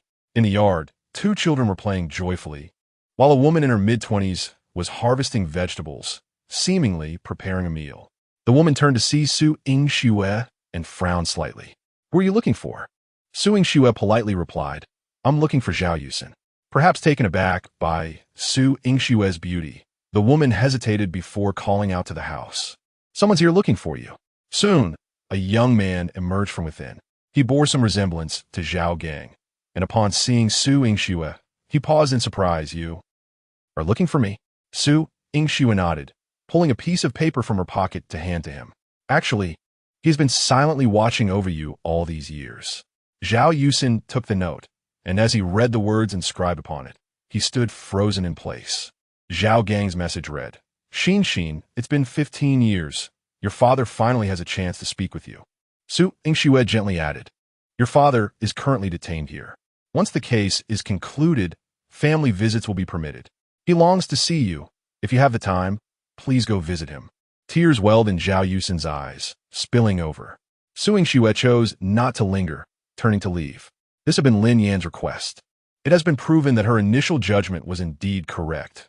Lin Yan, while appearing cynical on the surface, possesses a kind and just heart. Just as Su Yingxue was about to depart after getting into the car, her phone vibrated incessantly. Upon retrieving it, she discovered an explosion of messages in the group chat for her study class. Driven by curiosity, she clicked to enter. Police report. This afternoon at the South City train station, a man was apprehended by railway police while dragging a suitcase containing human remains. The individual has been taken into custody, and the investigation is currently underway. Su Yingxue furrowed her brow slightly. She scrolled upwards to review the chat history. Soon after, a somewhat blurred photograph caught her eye. Su Yingxue was instantly taken aback, for the suspect depicted in the image was none other than Lin Yan. Chapter 82. Lin Yan's interrogation. How could it be him? Su Yingxue stood there in a daze, only gradually regaining her senses. The slanting rays of the setting sun fell upon her, yet her hands and feet felt icy. Her breath coming in rapid gasps, as though she had just completed a marathon, her heart threatening to burst from her chest. A wave of profound unease compelled her to tremble as she retrieved her phone, dialing her mother, Zhang Xiaomei. Hello, Mom, did you see it? As soon as the words slipped from her lips, regret washed over her. As a deputy bureau-level official, how could her mother possibly be unaware of such a significant case? I saw it. Zhang Xiaomei's voice resonated from the receiver, steady and composed. Then, Su Yingxue hesitated.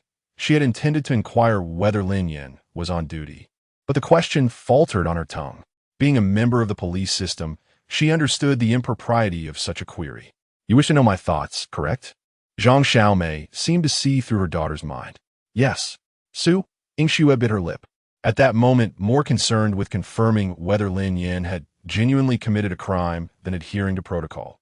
Otherwise, she feared she would be unable to savor her meals or find rest at night. Xiaoxue, let me ask you something. Mom, go ahead. Do you believe you have misidentified him? Su Yingxue felt her head spin and quickly clarified, Mom, we're not in that kind of relationship. I am merely worried about him. Zhang Xiaomei chuckled lightly, her laughter imbued with the unique affection of a mother. I understand. Just answer my question. Su Yingxue turned her gaze toward the yard from which Lin Yan had just emerged, his image vividly resurfacing in her mind. Normally, Lin Yan presented himself as careless and frivolous, often seeking trivial gains, his words laced with levity, and his actions frequently unreliable. Yet in moments of crisis, he always stepped forward, embodying a sense of justice and kindness. Taking a deep breath, Su Yingxue asserted with conviction, I did not see wrong. I believe he is a good person. Then, that is sufficient, Zhang Xiaomei advised earnestly.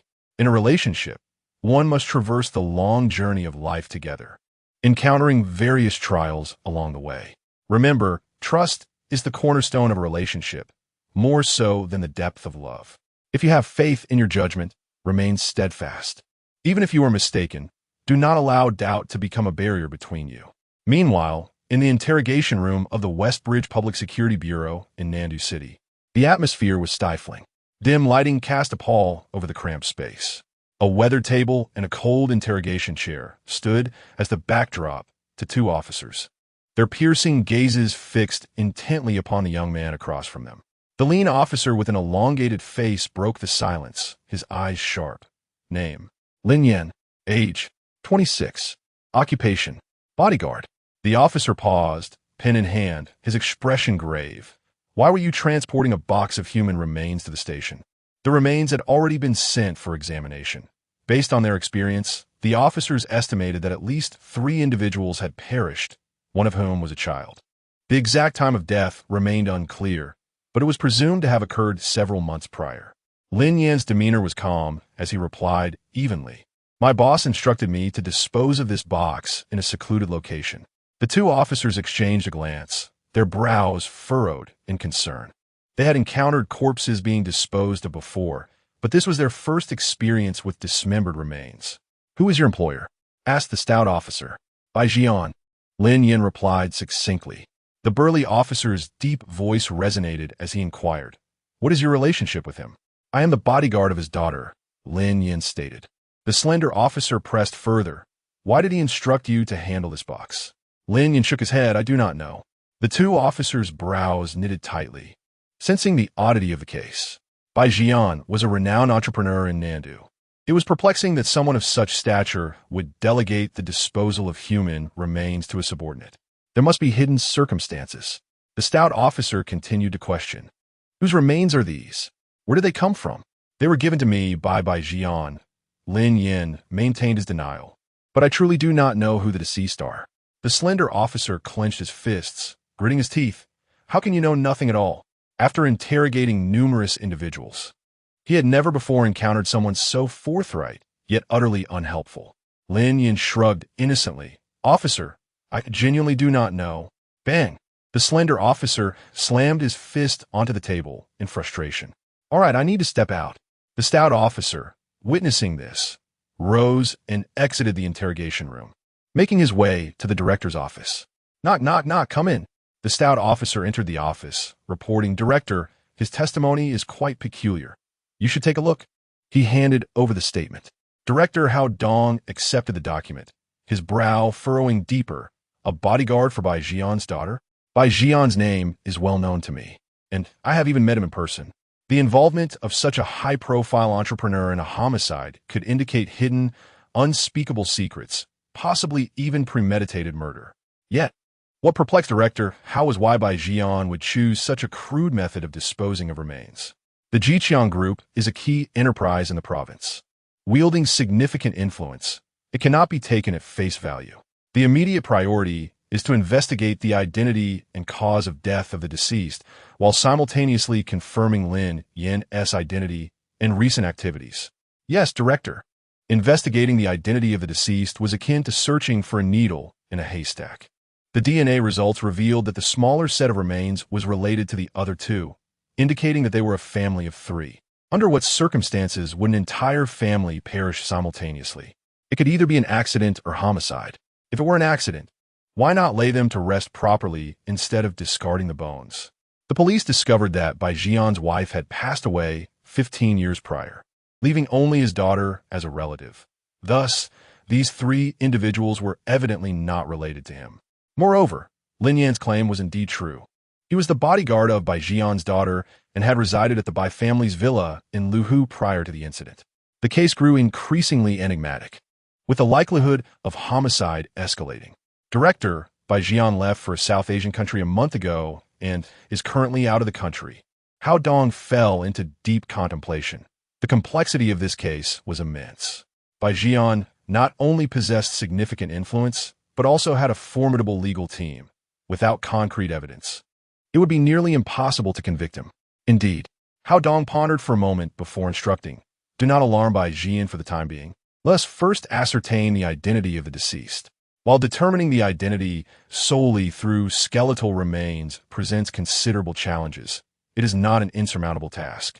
Based on carbon-14 dating, the time of death for the family of 3 is estimated to be between 5 to 8 months ago, with the entire family having been missing for approximately 6 months. Our investigative scope has been significantly narrowed by reviewing the reported cases across the province and conducting interviews. It is quite plausible that we may uncover the identities of the deceased. Should they prove to be from outside the province, we could resort to DNA comparisons, although this process is rather time-consuming. Thus, it is most efficient to commence our inquiries within the province. Chapter 83. undercurrents the following day. As Hao Dong arrived at the office, he was met with a new report. Over the past 6 months, there had been a scant number of missing persons reports in Lin Yan province, most of which were confirmed to be false alarms.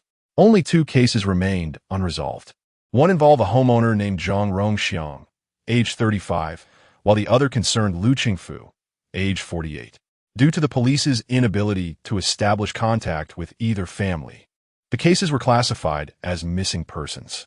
Hao Dong promptly dispatched a team to investigate the residences of both families. The officer assigned to Zhang Rongxiang's case interviewed his cousin. The cousin, slightly portly with a sun-kissed complexion, expressed concern when discussing his younger relative. Rongxiang lost his parents early on and ventured to Nandu in his early 20s. Within a few years, he had acquired a car and a house, even marrying and having children, which left many villagers envious. However, we remain unaware of the specifics of his occupation. The cousin maintained a close relationship with Zhang Rongxiang and frequently kept in touch. 5 months prior, he planned to visit Nandu and try to contact his cousin, only to find his phone switched off and all messages going unanswered. He also attempted to reach Zhang Rongxiang's wife, but her phone too went unanswered. Disturbed, the cousin reported the matter to the local public security bureau, but the police struggled to make progress due to a lack of leads. After all, without evidence suggesting the missing individuals were involved in a significant incident, it was challenging to mobilize substantial resources for the search. Meanwhile, the officer investigating Lu Qingfu's disappearance gathered information that indicated the family had traveled to Beijing years earlier. In previous years, they would return home for the Spring Festival, but this year they not only failed to return but also did not answer their phones. The individual who reported their disappearance was a friend of Lu Qingfu, who had lent him 5,000 yuan and was expecting repayment this year, but had since lost all contact. Considering all the available clues, the circumstances surrounding Zhang Rongxiang's family appeared most consistent with those of the deceased. At this juncture, the forensic results were also forthcoming. The skull of the adult male displayed evidence of blunt force trauma, while the child's rib cage bore knife wounds. The preliminary assessment indicated a horrific family massacre. The police swiftly collected DNA samples from Zhang Rongxiang's cousin for comparison, confirming that the deceased were indeed members of Zhang Rongxiang's family. The Xiqiao Street Public Security Bureau promptly reported to the provincial department, and the Nandu City authorities quickly mobilized a team of criminal investigation specialists, establishing a task force to formally investigate the massacre of Zhang Rongxiang's family. In the spacious, well-lit office on the top floor of the Hongshan Group's skyscraper, the leader of the company, Tian Tai, sat behind a solid wood desk. With a benevolent demeanor, he wore a well-tailored suit, exuding an air of cultured sophistication. Across from him, on a casual sofa, the general manager of Hongshan Group, Wen Xiaoyuan, lounged comfortably, his hair meticulously styled, a cigar nestled between his fingers, and a playful smirk gracing his lips. "It seems we have a predicament on our hands," he exclaimed. "What is the matter?" Tian Tai inquired, his brow slightly furrowing. When Xiaoyuan took a deep puff of his cigar, deliberately building suspense. "Do you know who was dragging a box of human bones at the Nandu train station yesterday? Can you guess?" "Who?" Tian Tai replied, intrigued. "Who else could it be but our old adversary?"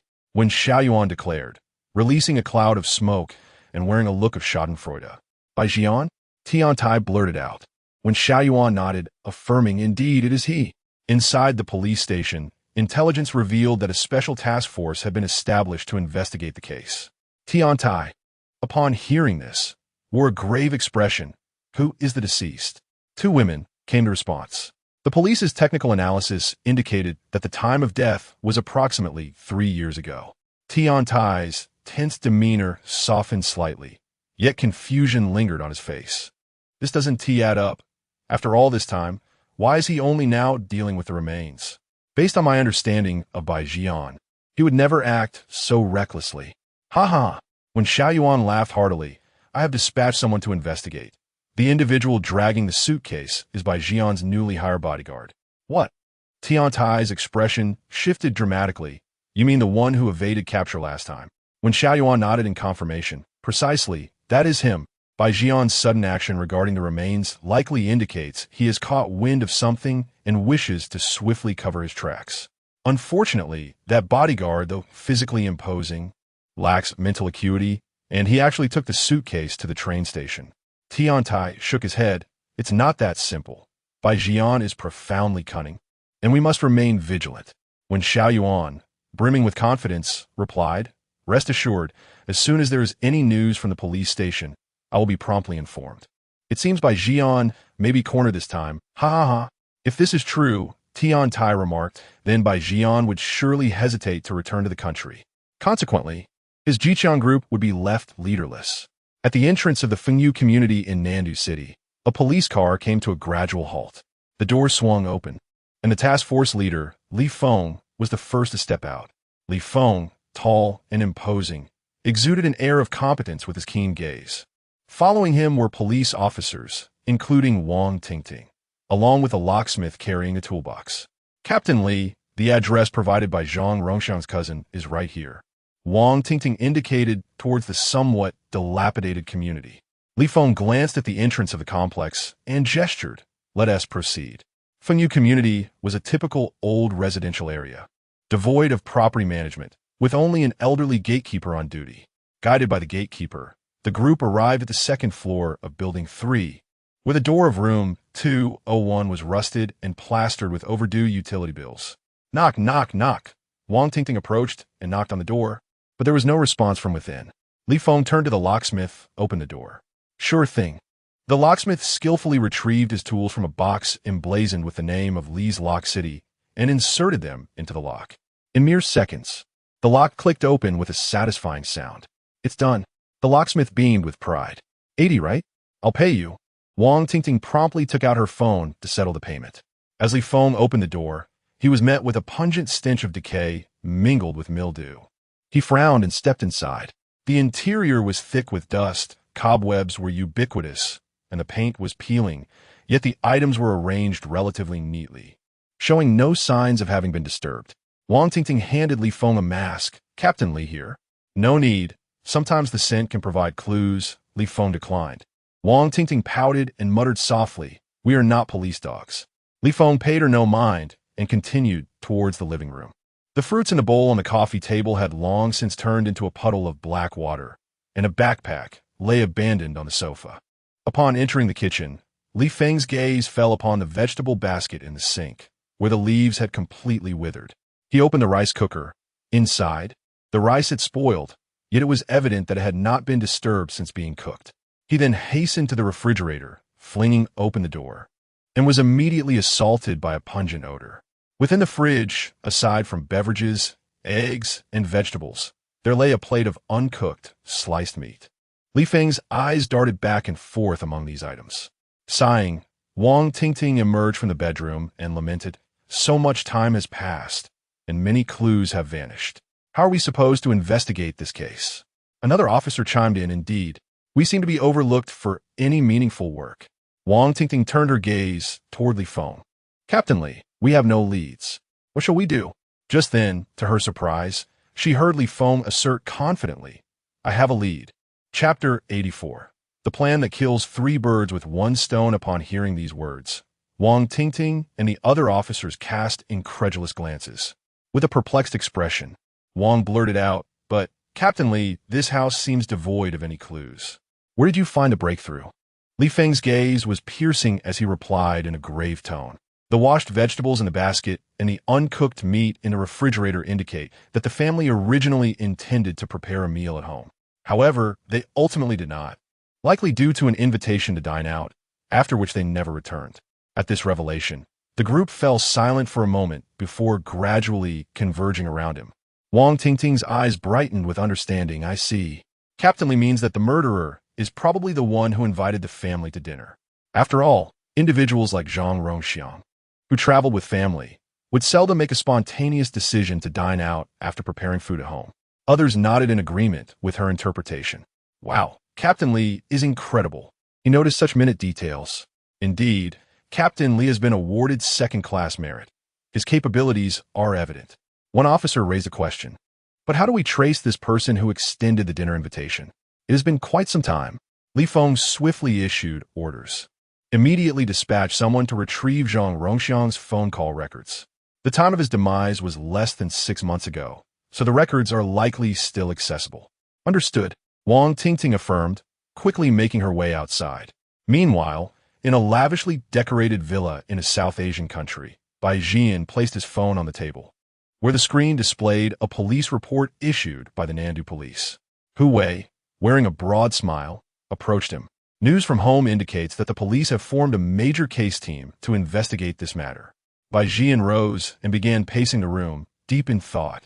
Merely conducting an investigation is insufficient.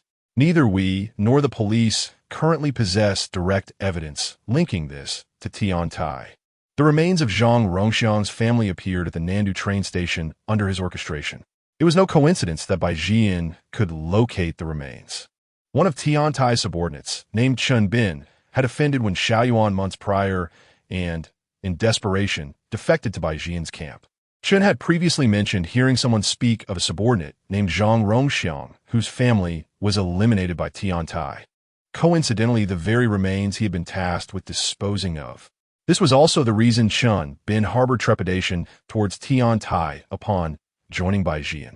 Bai Jian promptly dispatched someone to locate that individual and, with significant financial incentive, extracted information from him.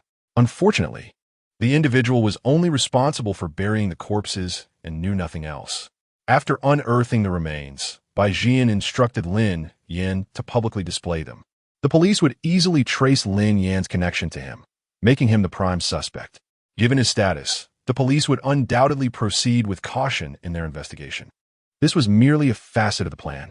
More crucially, only by drawing the police's attention towards himself could Bai Jian ensure that Tian Tai would let down his guard and refrain from interfering with the investigation's progress.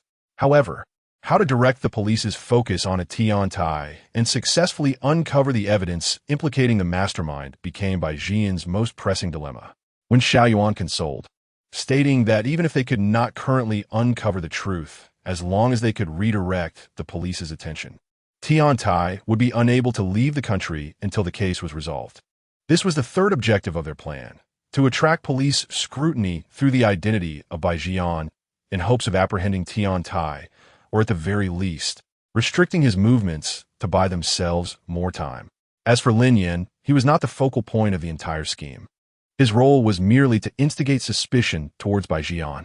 However, Bai Jian believed that since Lin Yan was willing to assist him once, there was potential for further cooperation. Dealing with such a stubborn yet capable young man required patience and strategy. They could not remain idle. Their team must discreetly aid the police in investigating leads. But it was imperative that Tian Tai remained oblivious to their efforts. Otherwise, they would undoubtedly face his furious retaliation. An hour later, Zhang Rongxiang's call log was delivered to Li Feng. He swiftly skimmed past the earlier entries, focusing on the last two. 5, 13, 17, 20. 189, 4, 5, 87. 5, 13, 19, 34. 1, 3, 5, 8, 5, 8, 8. The typical dinner hour for ordinary people generally falls between 6 and 7 o'clock. Li Feng promptly confirmed his previous deduction. While preparing dinner, Zhang Rongxiang's family received an invitation from the number beginning with 189, leading Zhang Rongxiang's wife to return the prepared meat to the refrigerator, leaving the dripping vegetables in the sink. The clues became increasingly clear. The murderer likely lurked behind these two numbers, and a conspiracy between the two could not be ruled out. Immediately investigate these two phone numbers. Li Fem Kumanda. Understood. Wang Tingting swiftly accessed the public security system for inquiries. Soon, the details of the two number holders appeared before the group. The user of the 189 number was Cheng Xinghua, aged 38, from Dazhou County in Lingnan Province, with multiple prior convictions for robbery and theft, having just completed his sentence a year ago. The owner of the 135 number was Jin Liang, a local from Nandu, 36 years old, with no criminal record. Captain Li. It seems this Cheng Xinghua is the prime suspect. Wang Tingting furrowed her brows. It is still too early to determine. Li Feng rose, surveying the officers in the room, and declared in a grave tone, "Find these two individuals with utmost urgency." Yes, the group responded in unison. This was the crucial lead in solving the case. Their success hinged on this moment. As Wang Tingting exited the office, she murmured, "Have you noticed how Captain Li's changed?" A tall, slender officer glanced back at the office and nodded. Indeed, he wasn't this formidable during the last assignment. It feels as though he is transformed completely. It's impressive. A glimmer of admiration flashed in Wang Tingting's eyes. I too wish to earn a second-class merit. But alas, I lack the capability. Captain Li is so remarkable. I hope we can share in his glory this time. The tall officer sighed. How can this case compare to the big catch of Huang Weiyong? If we manage to secure a commendation, that will be fortunate enough. Wang Tingting pouted, feeling deflated. After everyone had departed, silence enveloped the space. Li Feng glanced at the time and promptly left the task force, driving hastily towards the Nandu Detention Center. He presented the documents and credentials issued by the provincial department, gaining smooth entry into the facility, where he arrived at a lavish single cell designated for serious offenders. Li Feng retrieved a key and unlocked the door. Stepping inside the room, he swiftly shed his police uniform and donned the inmate's attire laid out on the bed, before proceeding into the bathroom. When he emerged once more, he had astonishingly transformed into the likeness of Lin Yan. Chapter 85. Miss, do you have feelings for Brother Lin? To my astonishment, the concept of disguise reveals itself to be rather extraordinary. When Lin Yan first employed the art of disguise, he too was taken aback. Initially, he believed that the system had granted him a rather useless ability, yet unexpectedly, it proved its worth in a critical moment. Lin Yan acquiesced to Bai Jian's demands. Agring, Dorstai eliminate Tiantoi. After accepting Bai Jian's proposal, Lin Yan discreetly contacted Zhang Xiaomei. Following deliberation, they resolved to eradicate both Bai Jian and Tian Tai in this operation. Thus unfolded the earlier scene where Lin Yan appeared at the train station with the remains of Zhang Rongxiang's family, subsequently being apprehended and taken into custody. In pursuit of evidence regarding Tian Tai's crimes, Lin Yan confided in Zhang Xiaomei about his ability to disguise himself. Although surprised, it seemed reasonable given Lin Yan's circumstances.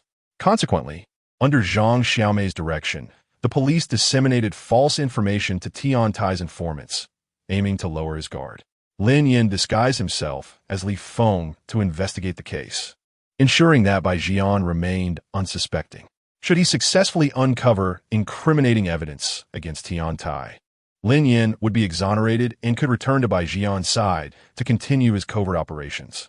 Unfortunately, the art of disguise was limited to 3 hours daily. Otherwise, the quest for evidence would progress more swiftly. Fortunately, the first day yielded results. Upon visiting Zhang Rongxiang's residence, Lin Yan attempted to utilize a tracking method, but alas, the passage of time had dissipated any trace, rendering the technique ineffective. If he could successfully locate the 2 individuals mentioned in the phone call, the investigation would advance rapidly. This was precisely why the dissemination of false information was crucial.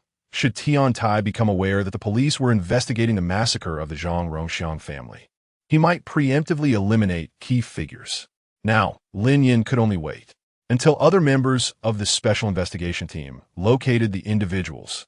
He would remain in disguise to continue his inquiry, unwilling to squander time. In a police vehicle en route to the detention center, Li Feng gazed at the video of himself, his eyes widening to the point of nearly losing his double eyelids. The director, "My goodness, this is astonishing." Following the establishment of the special investigation team for the Zhang Rongxiang massacre case, Li Feng naturally ascended to the position of deputy leader, with Zhang Donghai serving as the team leader. Simultaneously, he received a mysterious assignment, alternating shifts with Lin Yan. During investigation periods, Lin Yan would take the lead, while Li Feng would cover the remaining hours. Zhang Donghai chuckled, remarking that Lin Yan was an extraordinary individual, not to be judged by ordinary standards. Is it not remarkable? Eliminating Qiu Ji, capturing the Black Wolf, uncovering a factory drug production case, and a rape case, all while also apprehending Huang Weiyong. Had he not experienced these surreal events firsthand, Zhang Donghai would never have believed such absurdities. However, upon learning that Lin Yan declined to become an official police officer, he felt a twinge of regret. A talent such as this could undoubtedly become a formidable protector of the realm. Now, you shall lead the members of the special investigation team to thoroughly pursue the whereabouts of Cheng Xinghua and Lin Yan. Let Li Feng handle the more rudimentary tasks of locating individuals, while Lin Yan focuses solely on the technical aspects of the investigation. Li Feng nodded, stating that they had conducted background checks on Cheng Xinghua and Lin Yan. No connections were found between Cheng Xinghua and Bai Jian. However, it was noted that he had close ties with Tian Tai, frequently visiting hotels and clubs owned by Tian Tai. Zhang Donghai frowned upon hearing this and said, "Let us locate the person first." After Lin Yan was taken away by the police, Bai Mengyao temporarily refrained from attending classes. Given the complicated external circumstances, particularly following the recent assassination attempt via car accident, Bai Jian dared not take any chances in Lin Yan's absence. The current security team was adequate for home protection. Surely, Tian Tai would not dare to send armed men to attack. This was Huaxia, not South Asia. He lacked the audacity. On the second floor of the villa, in a warmly decorated pink princess room, Bai Mengyao sat by the bedside, her gaze vacant as she stared out the window. Lin Yan had been missing for 2 days. She had inquired with Secretary Li, but he was equally in the dark. A sense of unease gnawed at her heart, akin to a drifting leaf without a root, perpetually suspended and swaying, never finding a stable footing. Since their separation, her sense of security had waned, and she found it difficult to sleep soundly. During her piano practice today, she made several mistakes on pieces she usually played with ease. She could not fathom the reason behind this. A series of knocks on the door broke her reverie. Bai Mengyao turned her head and called, "Come in." The door opened to reveal Li Xiaoyan, who stood smiling and announced, "Miss, the meal is ready. You can come downstairs to eat." Bai Mengyao nodded, rising to approach the door, but suddenly halted and asked Li Xiaoyan, "Will my brother come back?" Upon hearing this, Li Xiaoyan's brow furrowed slightly. Although she was unaware of the reasons behind Lin Yan's abrupt departure, her perceptive nature led her to surmise some possibilities. The absence of a call from her employer to arrange for another bodyguard suggested that Lin Yan remained on duty, perhaps temporarily away due to other obligations. "Do not worry. Miss, Lin Gu will definitely return." "Really?" Bai Mengyao's eyes brightened at these words. Li Xiaoyan nodded reassuringly. "Rest assured." After a brief pause, curiosity overtook her, and she asked, "Mississippi, you wouldn't have developed feelings for Lin Gu, would you?" Under normal circumstances, she would not dare pose such a question to anyone else. Yet, after 2 years of interaction with Bai Mengyao, Li Xiaoyan had come to see her as an innocent girl sheltered within her ivory tower, devoid of complex thoughts, and unlikely to take offense at her inquiry. In truth, Li Xiaoyan often regarded her as a younger sister to cherish. Feelings. A flicker of confusion crossed Bai Mengyao's gaze. The term was familiar to her. She liked singing, she liked bananas. But the implications of liking were manifold, and its meaning could vary drastically depending on context. She found herself unable to grasp what Secretary Li meant by liking. It's the kind of liking that exists when two people are together.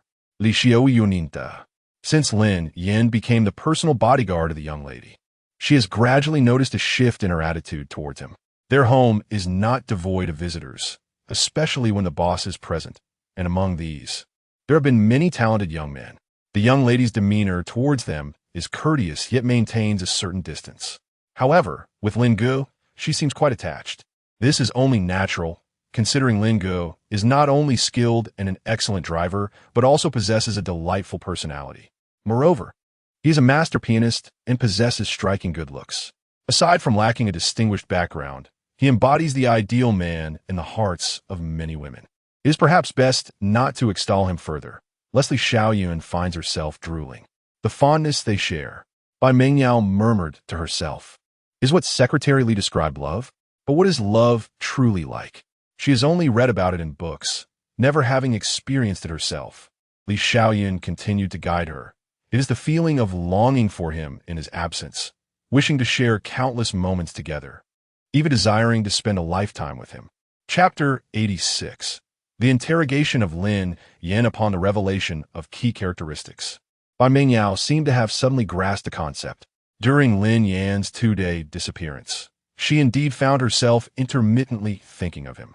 She longed to hear him impart knowledge about the piano and yearned to play alongside him. The notion of living together with him forever had never crossed her mind, yet she felt an undeniable desire for his presence to remain by her side. Meanwhile, the technical team of the Special Investigation Unit worked tirelessly, swiftly pinpointing Cheng Xingua's location. At 10:50 p.m. that evening, Cheng Xingua was spotted at the Nandu Conxiao Hotel, where he checked in. Upon receiving this intelligence, Li Feng acted decisively, mobilizing law enforcement to the hotel. Entering the hotel lobby, Li Feng presented his badge, prompting the front desk attendant to spring into action. They promptly checked Cheng Xingua's room number, 605. The team took the elevator to the 6th floor, and as they stepped out, Li Feng and his colleagues instinctively reached for their waists, deftly drawing their service weapons and chambering rounds. Given the suspicion that Cheng Xingua might be a murderer, presenting a substantial threat, they remained on high alert. Before they could approach room 605, a piercing female scream sliced through the door and into the corridor, reaching their ears. The hotel's inadequate soundproofing rendered the sound particularly jarring. Li Feng's brow furrowed instantly, while a look of disdain crossed Wang Tingting's face. To prevent Cheng Xingua from noticing any unusual activity, Li Feng discreetly signaled to the attendant, who promptly understood and used a spare key to unlock the door. As the electronic lock clicked open, Li Feng, weapon in hand, charged into the room, commanding, "Don't move." Inside, Cheng Xingua and a woman bending before him were frozen in shock at the sudden intrusion, slowly turning to face Li Feng, their eyes wide with disbelief at the sight of his gun.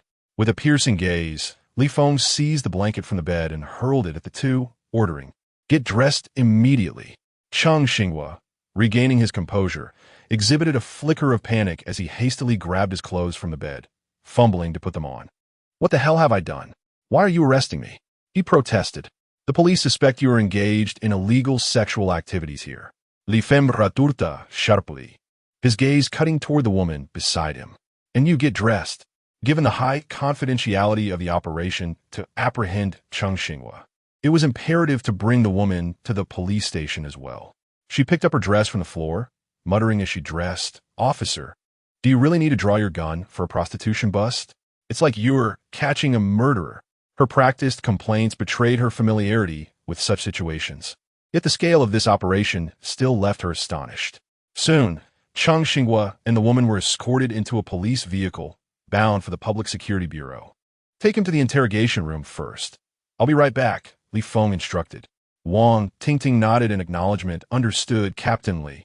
Half an hour later, at the door of the interrogation room, Wang Tingting, with a look of exasperation, lamented to the officer beside her, "This person is as obstinate as a stone, feigning ignorance to every question, utterly impervious." The officer sighed in resignation. For someone like him, a seasoned offender with a criminal record who has frequented the station countless times, he has long mastered the art of evasion. Extracting a confession from him is no simple task. Wang Tingting pursed her lips, jesting. Could it be that team leader Li has fallen into the toilet? It's been half an hour, and he is still not here. The officer shrugged, a bitter smile gracing his lips. Even if team leader Li were to arrive, it's unlikely we would make any headway. Such individuals will not readily speak unless presented with irrefutable evidence. No sooner had he spoken than Li Feng's silhouette appeared at the end of the corridor. Wang Tingting furrowed her brow, peering closely, and momentarily sensed an unusual aura about Li Feng. It was not his appearance that had changed, but rather his gait had become more composed, exuding a unique charisma. He stood taller, and his gaze was considerably more profound. "Stop dawdling. Come in and take the statement." Li Feng's voice resonated, deep and commanding. "Yes, team leader." Wang Tingting promptly followed suit. Inside the interrogation room, Lin Yan, disguised as Li Feng, leaned on the table, his gaze hawk-like, fixated on Cheng Xingua seated in the interrogation chair. Cheng Xingua, stout and resembling a small hill sunk into the chair, had a gleaming bald head and a face riddled with acne scars. His eyes darted nervously, avoiding Lin Yan's penetrating stare. Compared to the ruthless thugs Lin Yan had previously encountered, such as Zhao Gang and Xiu Ji, Cheng Xingua emanated a significantly diminished aura, resembling a frightened mouse instead. Do you know Bai Jian? Lin Yan inquired in a low, resonant tone that echoed within the confines of the room. Cheng Xinguo was taken aback. A flicker of confusion crossed his previously frantic expression as he pondered why Bai Jian was suddenly being mentioned in the context of a prostitution bust. He quickly shook his head, vehemently denying, "I do not know him." "And what about Tian Tai?" Lin Yan's gaze was fixed intently on Cheng Xinguo's face, searching for any hint of a crack in his composure. Upon hearing Tian Tai's name, Cheng Xinguo's body stiffened momentarily before he again shook his head, insisting, "I do not know him. How about Zhang Rongxiang?" The mention of this name seemed to electrify Cheng Xinguo. He instantly straightened his back, his eyes widening in alarm as he emphatically declared, "Officer, I do not know any of these people." "Is that so?" Lin Yan retrieved Cheng Xinguo's mobile phone from Wang Tingting, his eyes piercing as he queried, "Is this your phone?" Cheng Xinguo hesitated briefly before instinctively nodding. "Yes, it is mine." Lin Yan produced a call log, his long fingers pointing to the second-to-last number beginning with 189. "Call this number." "Understood," Wang Tingting replied, swiftly pulling out her own phone to dial. Moments later, the ringtone of Cheng Xinguo's phone suddenly erupted. Lin Yan's tone dropped, laden with pressure. "I shall ask you once more. Do you know Zhang Rongxiang?" Cheng Xinguo's heart sank, and a fleeting look of panic crossed his face as he stammered, I. Lin Yan rose, striding purposefully to Cheng Xinguo, presenting him with a list of call records, and coldly remarked, "This is the call log from the last day of Zhang Rongxiang's life. You are not unfamiliar with this number, are you?" Cheng Xinguo gazed at the number on the list, his complexion turning ashen, and he stuttered, "It is mine, but his death has nothing to do with me." "Then why did you falsely claim not to know him?" Lin Yan pressed, his tone growing increasingly stern. Cheng Xinguo fell silent once more, beads of sweat forming on his forehead. Lin Yan scoffed before continuing, "The last recorded call from Zhang Rongxiang was on May 13th. That day, his family intended to prepare a meal at home, but received a phone call, after which the three of them eagerly accepted an invitation. Unfortunately, it turned out to be a deadly trap. They went and never returned, meeting a tragic end at the hands of the murderer. And the person who made that call was you. Officer, do not make baseless accusations. I am not involved in this matter." Cheng Xinguo hastily denied. Lin Yan pointed to the camera in the interrogation room, coldly stating, "Every word you just uttered has been recorded. It is evident that you lied to the police during the interrogation, denying any acquaintance with Zhang Rongxiang. If this matter is unrelated to you, why conceal it? We will not wrong the innocent, but neither will we spare the guilty. Henceforth, we shall continue to gather evidence, and once the chain of evidence is complete." Lin Yan approached Cheng Xinguo, patting his shoulder, and spoke deliberately, "You are the murderer of Zhang Rongxiang's entire family. According to our nation's laws, there is no escape from a death sentence."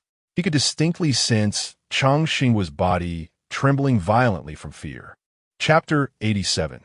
The true culprit emerges. Lin Yan possessed the attributes of a top-tier detective, with the ability to observe micro-expressions and subtle reactions as his hallmark skill. Through Cheng Xinguo's series of responses, Lin Yan formed a preliminary judgment in his mind. It was highly probable that Cheng Xinguo was not the murderer of the Zhang family. Yet he undoubtedly possessed knowledge of the underlying circumstances. Initially, Lin Yan questioned Bai Jian with the intent of observing Cheng Xinguo's demeanor and tone when he spoke the truth, using that as a reference to assess whether his subsequent answers were deceitful. It was evident that Cheng's later responses were fraught with lies. Lin Yan's subsequent remarks were designed to probe Cheng Xinguo's psychological resilience and scrutinize his reactions. When faced with questioning, Cheng instinctively lowered his head, his eyes darting rapidly. Lost in thought, he was attempting to devise a justification to prove his innocence. Typically, a genuine culprit would deny the accusation outright or display a palpable fear of death. Cheng, however, exhibited mere panic yet retained an air of confidence, suggesting he was most likely not the true perpetrator. "Officer, I truly did not commit murder. I'm not the one who killed him," Cheng Xinguo exclaimed hastily, his voice trembling slightly. Lin Yan pressed further. "Then who did kill him?" "I. How am I supposed to know who killed him? You cannot convict me based solely on a phone call, can you?" Cheng raised his voice. attempting to mask his inner turmoil. Lin Yan smirked. I have made it abundantly clear that, based on the current evidence, you are the sole suspect. Once the evidence chain is complete, your denial will be futile. Evidence does not speak on your behalf. Lin Yan, not being a formal officer of the law, eschewed conventional interrogation methods, driven solely by the aim of swiftly extracting clues from a suspect. He sought to instill psychological dread in Cheng Xinghua through logical reasoning, aiming to shatter his mental defenses with the specter of capital punishment. Cheng lowered his head once more, his brow furrowing deeply. Lin Yan continued to apply pressure. I understand the calculations running through your mind. Cheng, taken aback, raised his gaze with a flicker of confusion in his eyes. What am I thinking? Lin Yan scoffed. You are contemplating how to fabricate an excuse that both conceals the truth and absolves you of responsibility, allowing you to extricate yourself from this predicament. But you are woefully naive. If you are indeed the murderer, no matter your protestations, you cannot evade the long arm of the law. However, Lin Yan deliberately paused, tantalizing Cheng's curiosity. But what? Cheng swallowed hard, the panic on his face becoming increasingly pronounced. Lin Yan's words struck precisely at his innermost thoughts. He had indeed been pondering whether he could merely admit to soliciting prostitution, concealing other details to escape. Lin Yan continued, if you remain silent now, even if you did not commit the murder, once we identify the true culprit, you will still be regarded as an accomplice. You made the call, intentionally concealing and shielding the perpetrator, which will surely lead to severe penalties. If you confess now, there is the possibility of leniency due to your cooperation. Are you certain you wish to persist in your silence? Upon hearing this, Cheng Xinghua once again lowered his head in contemplation. Now in his 30s, a lengthy imprisonment would mean emerging into a world where he was already half buried. Moreover, with his previous experience of incarceration, he was acutely aware that life within those walls was far from the comforts of the outside. He was determined not to return. After a brief moment, Cheng Xinghua seemed to have made up his mind. He looked up at Officer Lin Yan and said, Officer, I will speak. Lin Yan turned to Wang Tingting and instructed, take notes. Yes. Wang Tingting swiftly picked up her pen, ready to record. Cheng Xinghua confessed, that day, it was indeed I who called Lao Zhang out for dinner. However, before we finished our meal, Jin Liang called him away. Lin Yan inquired in a low voice, who is Jin Liang? Jin Liang is one of the 12 warriors under Tian Tai, and he is also a superior of both Zhang Rongxiang and myself, Cheng Xinghua replied, retracting his neck and speaking softly. Lin Yan pressed further. So, Zhang Rongxiang was killed by Jin Liang? Cheng Xinghua did not respond immediately. His eyes flickered, but his expression almost confirmed the answer. After a moment, he continued.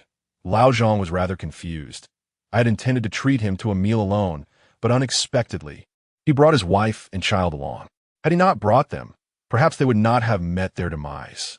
Lin Yan further questioned. Why did Jin Liang want to kill him? Cheng Xinghua sighed, because Lao Zhang embezzled a batch of goods from the company. What goods? Lin Yan asked. HLY. Cheng Xinghua replied. Lin Yan exchanged a shocked glance with Wang Tingting. Why did he embezzle? Cheng Xinghua explained. Lao Zhang has had a hard life, fighting for years. And just when he saw a glimmer of hope, his son was diagnosed with a heart condition. To fully treat it, he needed to purchase organs from the black market abroad and undergo a transplant, which required a substantial sum of money. In desperation, Lao Zhang resorted to embezzlement, but alas, he was discovered. Lin Yan pressed on. What company are you referring to? Cheng Xinghua, knowing he could not escape his fate, resolved to reveal everything to ensure his survival after his release. It is merely our nomenclature. In reality, it pertains to the illicit enterprises under Tian Tai, involving gambling houses, brothels, nightclubs, and drug trafficking. The reason is quite simple. Only when Tian Tai and his associates are apprehended can he ensure his safety. Otherwise, even if he serves his time, retaliation is inevitable. Thus, it is either silence or full disclosure. Lin Yan inquired again, where is Jin Liang now? Cheng Xinghua lamented. His whereabouts are erratic. At this hour, he is either indulging in debauchery at some club or relaxing at a mistress's residence. Lin Yan bowed his head in silence for a moment, then approached, took Cheng Xinghua's phone, and handed it to him. Call him now. Chapter 88. Jin Liang has fled out of this. Cheng Xinghua hesitated instinctively, or rather, he was engulfed by fear. The image of Jin Liang's ruthless demeanor lingered in his mind. In this moment, would a phone call to extract the other party's address fail to alert Jin Liang to his betrayal? Rest assured, if he were indeed a murderer, I would never let him go. Lin Yan's gaze was resolute, his tone unwavering. Setting aside legalities, a beast that spares not even children deserves a fate of 1,000 cuts. Cheng Xinghua looked up at Lin Yan, seeing his steadfastness and confidence. His initial trepidation diminished somewhat. He illuminated his phone screen, unlocked it, and navigated to the contact list, searching for the number saved as Liang Ge. His finger hovered over the dial key, hesitating to press it. Noticing this, Lin Yan continued, "Once you make this call, even if you achieve something, we will petition the court for leniency on your behalf." Upon hearing this, Cheng Xinghua gritted his teeth and pressed the dial key. Beep, beep, beep. After a few busy signals, a man's impatient voice came through. "What is the matter?" Cheng Xinghua switched to speakerphone, his tone shifting to one of caution. "Liang Ge, 2 friends of ours from out of town want to come by and pick up some meat. Get lost. Why didn't you come earlier or later? You choose now." "Well, I'm in a good mood." "Go fin ergo." Cheng Xinghua pressed on. "I checked with Ergo, and he doesn't have enough stock." "Damn it." Jin Liang cursed a few times before responding. "Hongshin Garden, Building 5, 15th floor, room 303.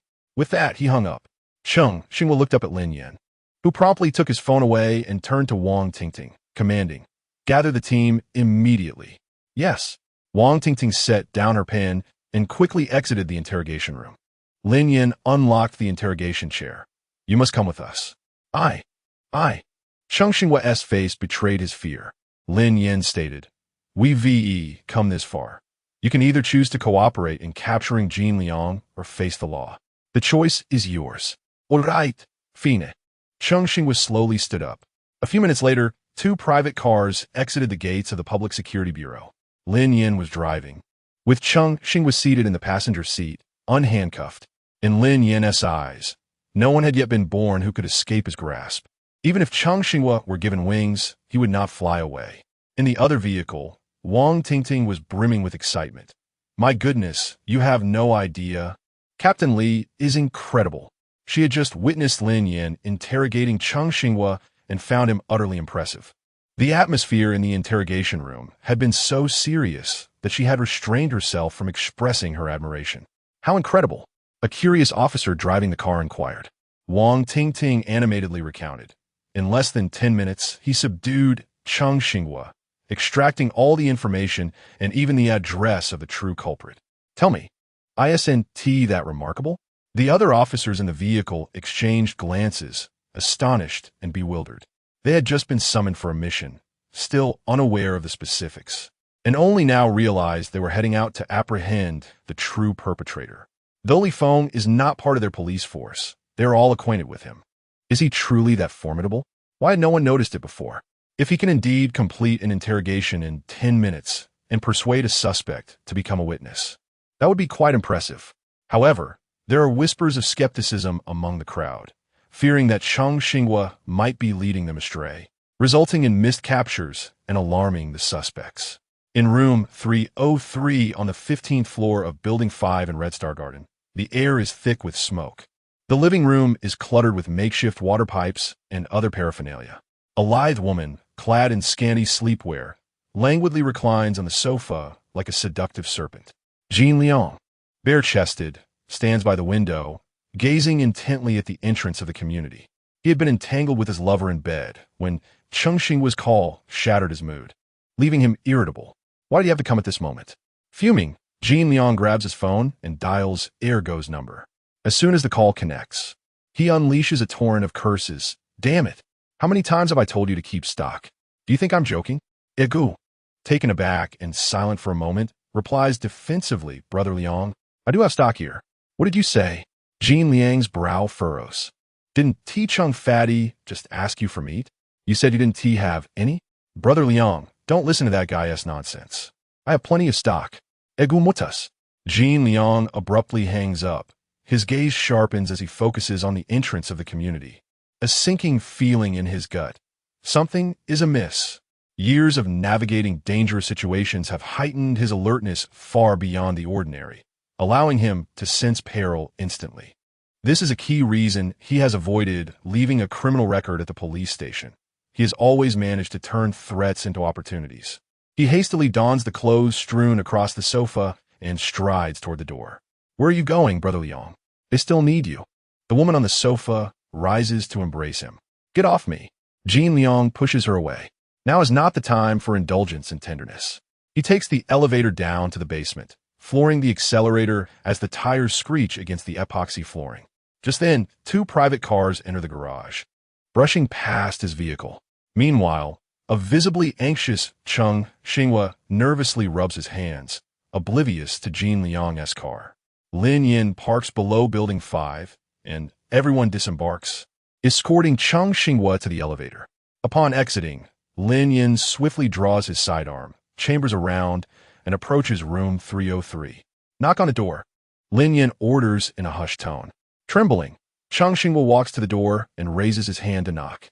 Knock, knock, knock, knock, knock, knock. After a brief moment, the door swings open, revealing the alluring woman in her revealing sleepwear.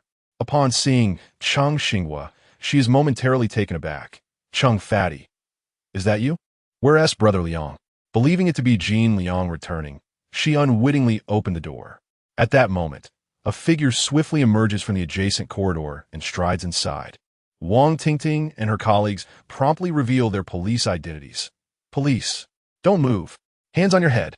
The woman was taken aback, her eyes wide with fear. Surrounded by an array of paraphernalia on the table, unable to defend herself, she could only crouch down and cover her head. Lin Yan swiftly searched through several rooms. Finding no one else, he approached the woman with urgency, his voice low and firm. "Where is Jean Liang?" "I don't know. I know nothing," she replied, shaking her head, her voice trembling with distress. Lin Yan's gaze fell on the lighter and the half-burnt cigarette in the ashtray. It was evident that Jean Liang had fled, and not long ago. The woman's breath carried only the scent of second-hand smoke and something foul. Clearly, this smoke was not of her doing. Wang Tingting furrowed her brow, pondering aloud. "It's strange. We didn't leak any information. How'd he know we were coming to apprehend him?" Another officer, exasperated, shrugged. "Such individuals are exceedingly cunning. Letting him escape this time will make it all the more difficult to catch him next." At that moment, Chung Xinghua's face turned ashen. Jean Liang's escape meant he must have known of the betrayal. Remaining at the station might keep him safe, but what about his family? Thinking of fleeing? Lin Yan scoffed. It won't be that simple. Chapter 89.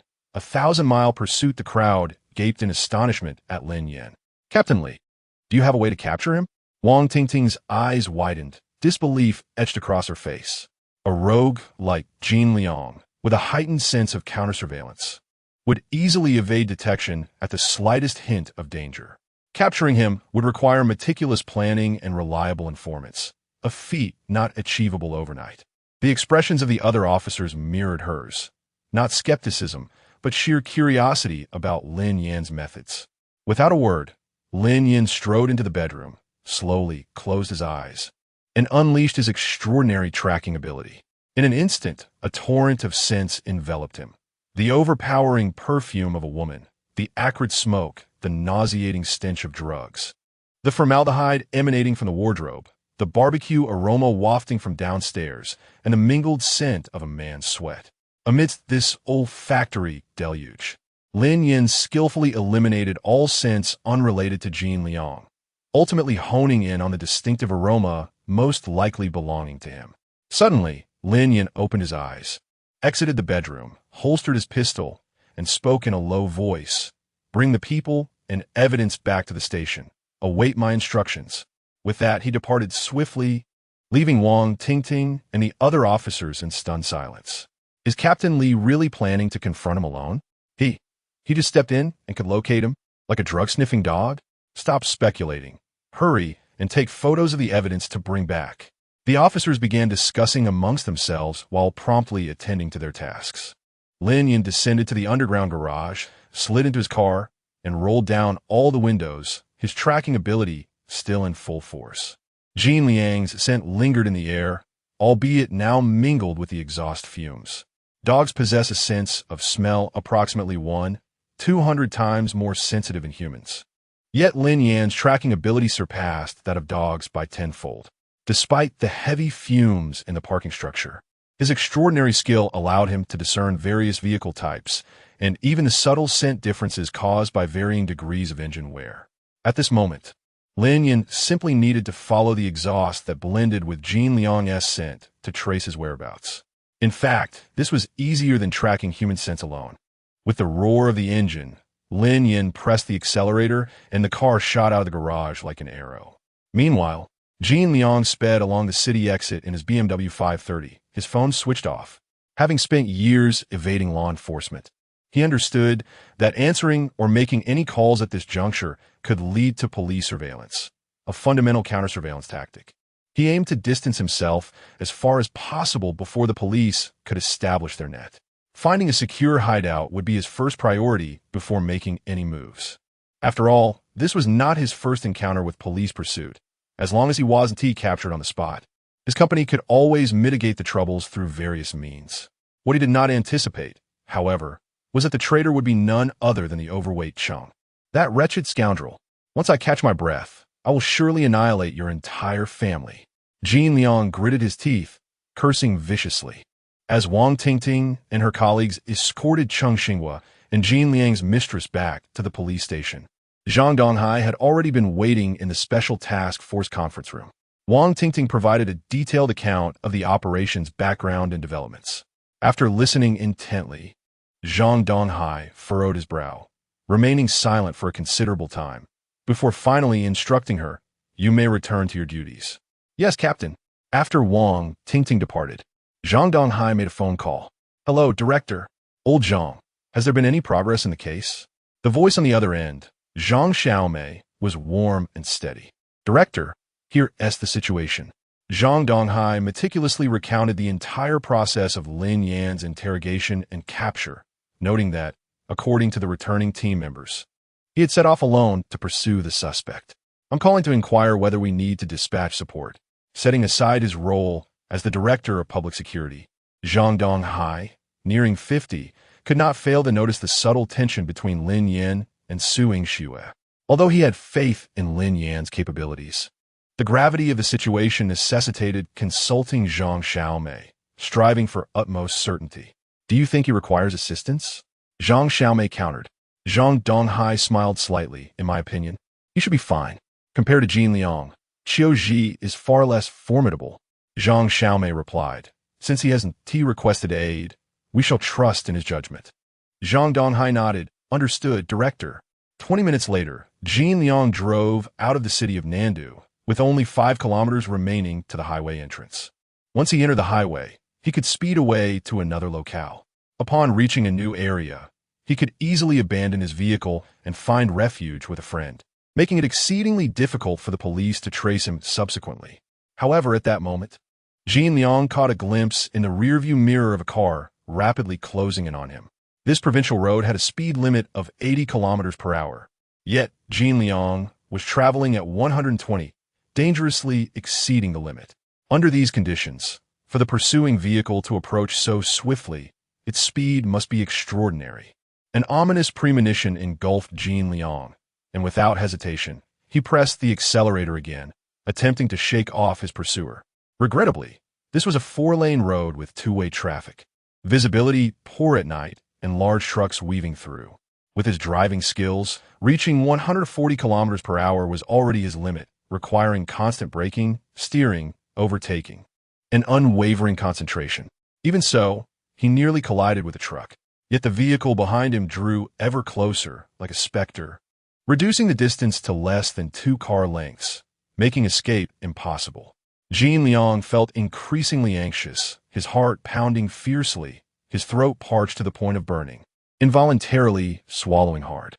At that moment, 2 large trucks appeared ahead, positioned perilously close to one another, seemingly poised to drive side by side. Should he be obstructed by these 2 trucks, he would inevitably have to decelerate, which would allow the vehicle behind to catch up. The only option was to risk a daring maneuver to overtake between the 2 trucks. Yet, With less than 10 meters separating the trucks, the space was perilously narrow, making the attempt exceedingly hazardous. Yet the terror that clung to him like a shadow sent chills down Lin Yan's spine, compelling him to escape with urgency. Gritting his teeth and steeling his resolve, he pressed the accelerator to the floor. A scream escaped his lips as the car's engine roared to life with a deafening growl. Surging forward once more, he deftly maneuvered the steering wheel, deftly veering the car through a perilous gap that barely allowed for a single vehicle to pass between two trucks. As the rear of his car swung past, the space between the two massive trucks closed, leaving no room for any other vehicle to squeeze through.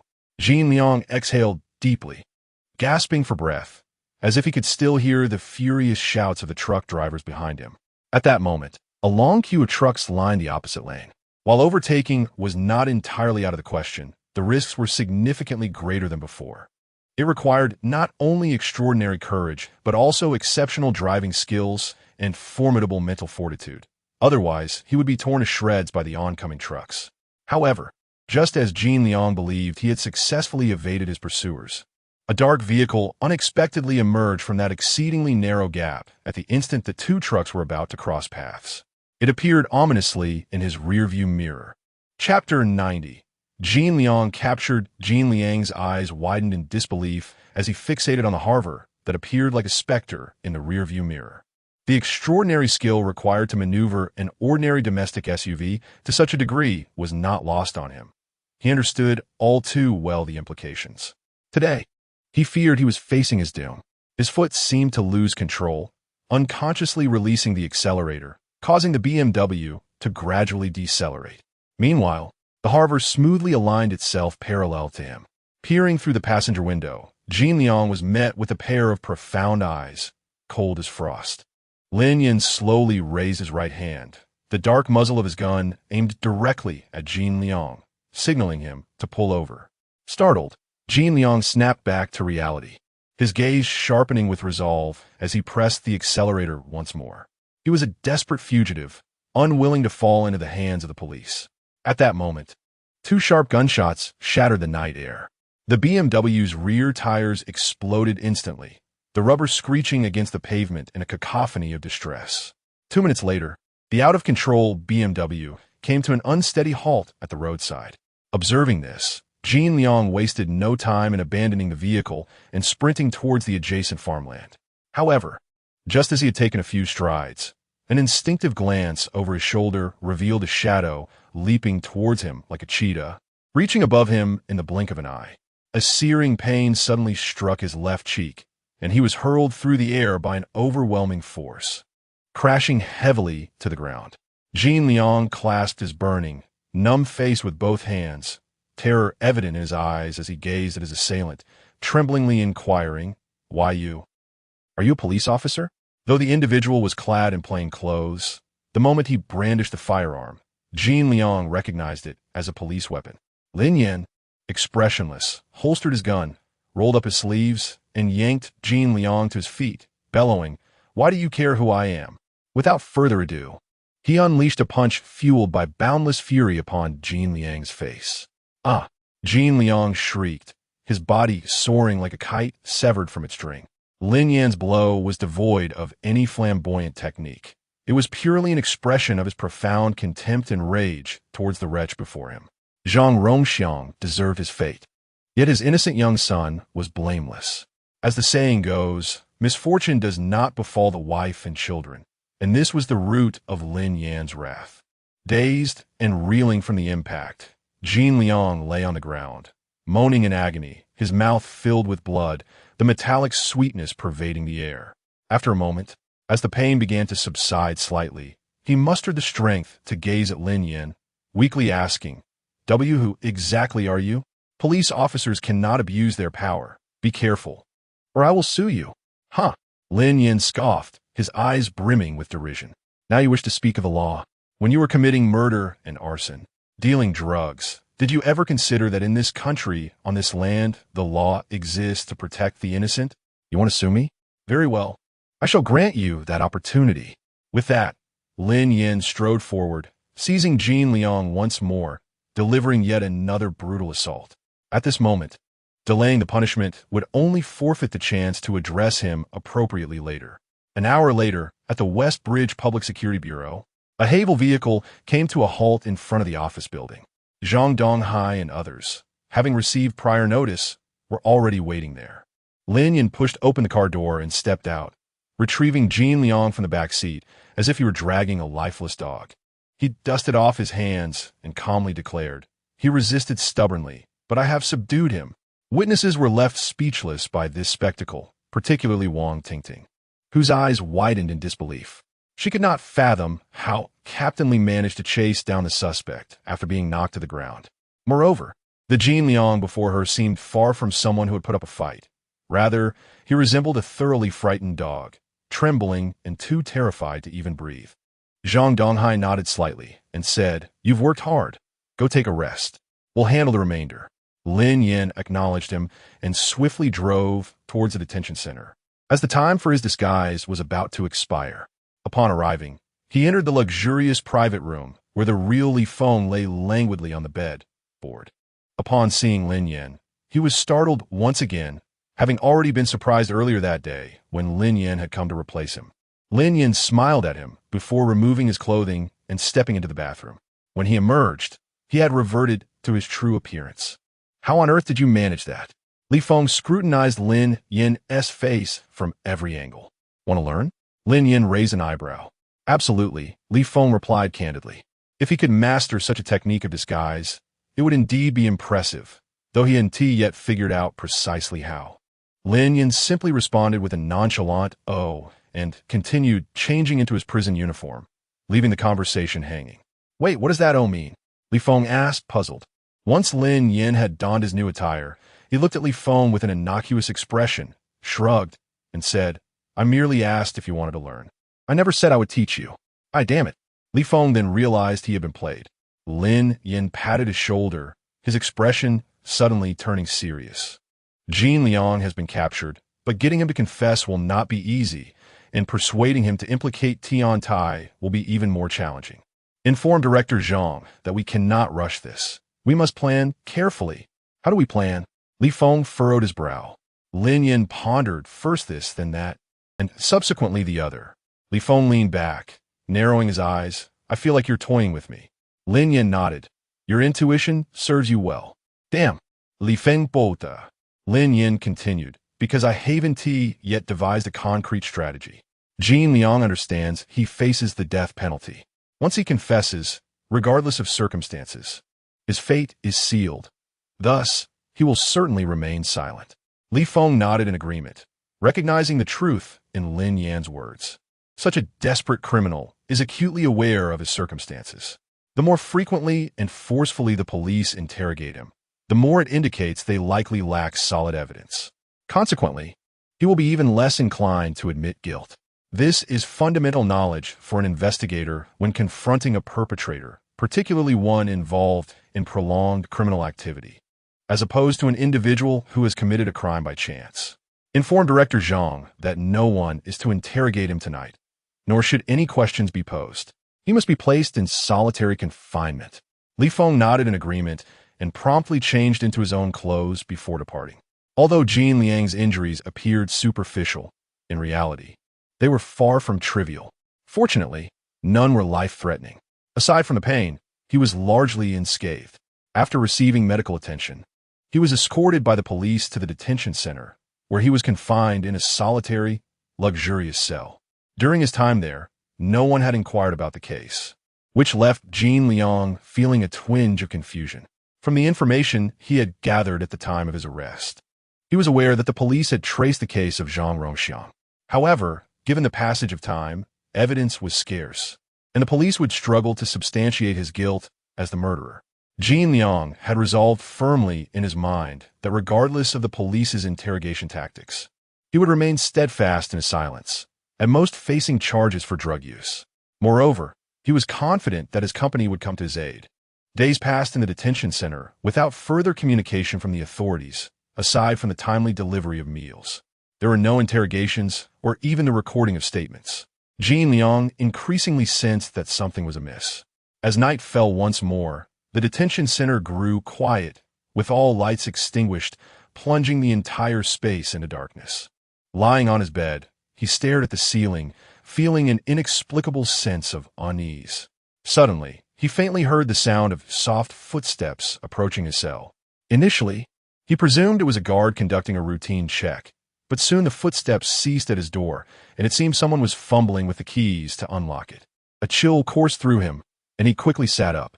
With a creak, the door slowly swung open, revealing a shadowy figure in the doorway. In a state of panic, Lin Yan groped for the light switch, and with a click, the dim light illuminated the cell.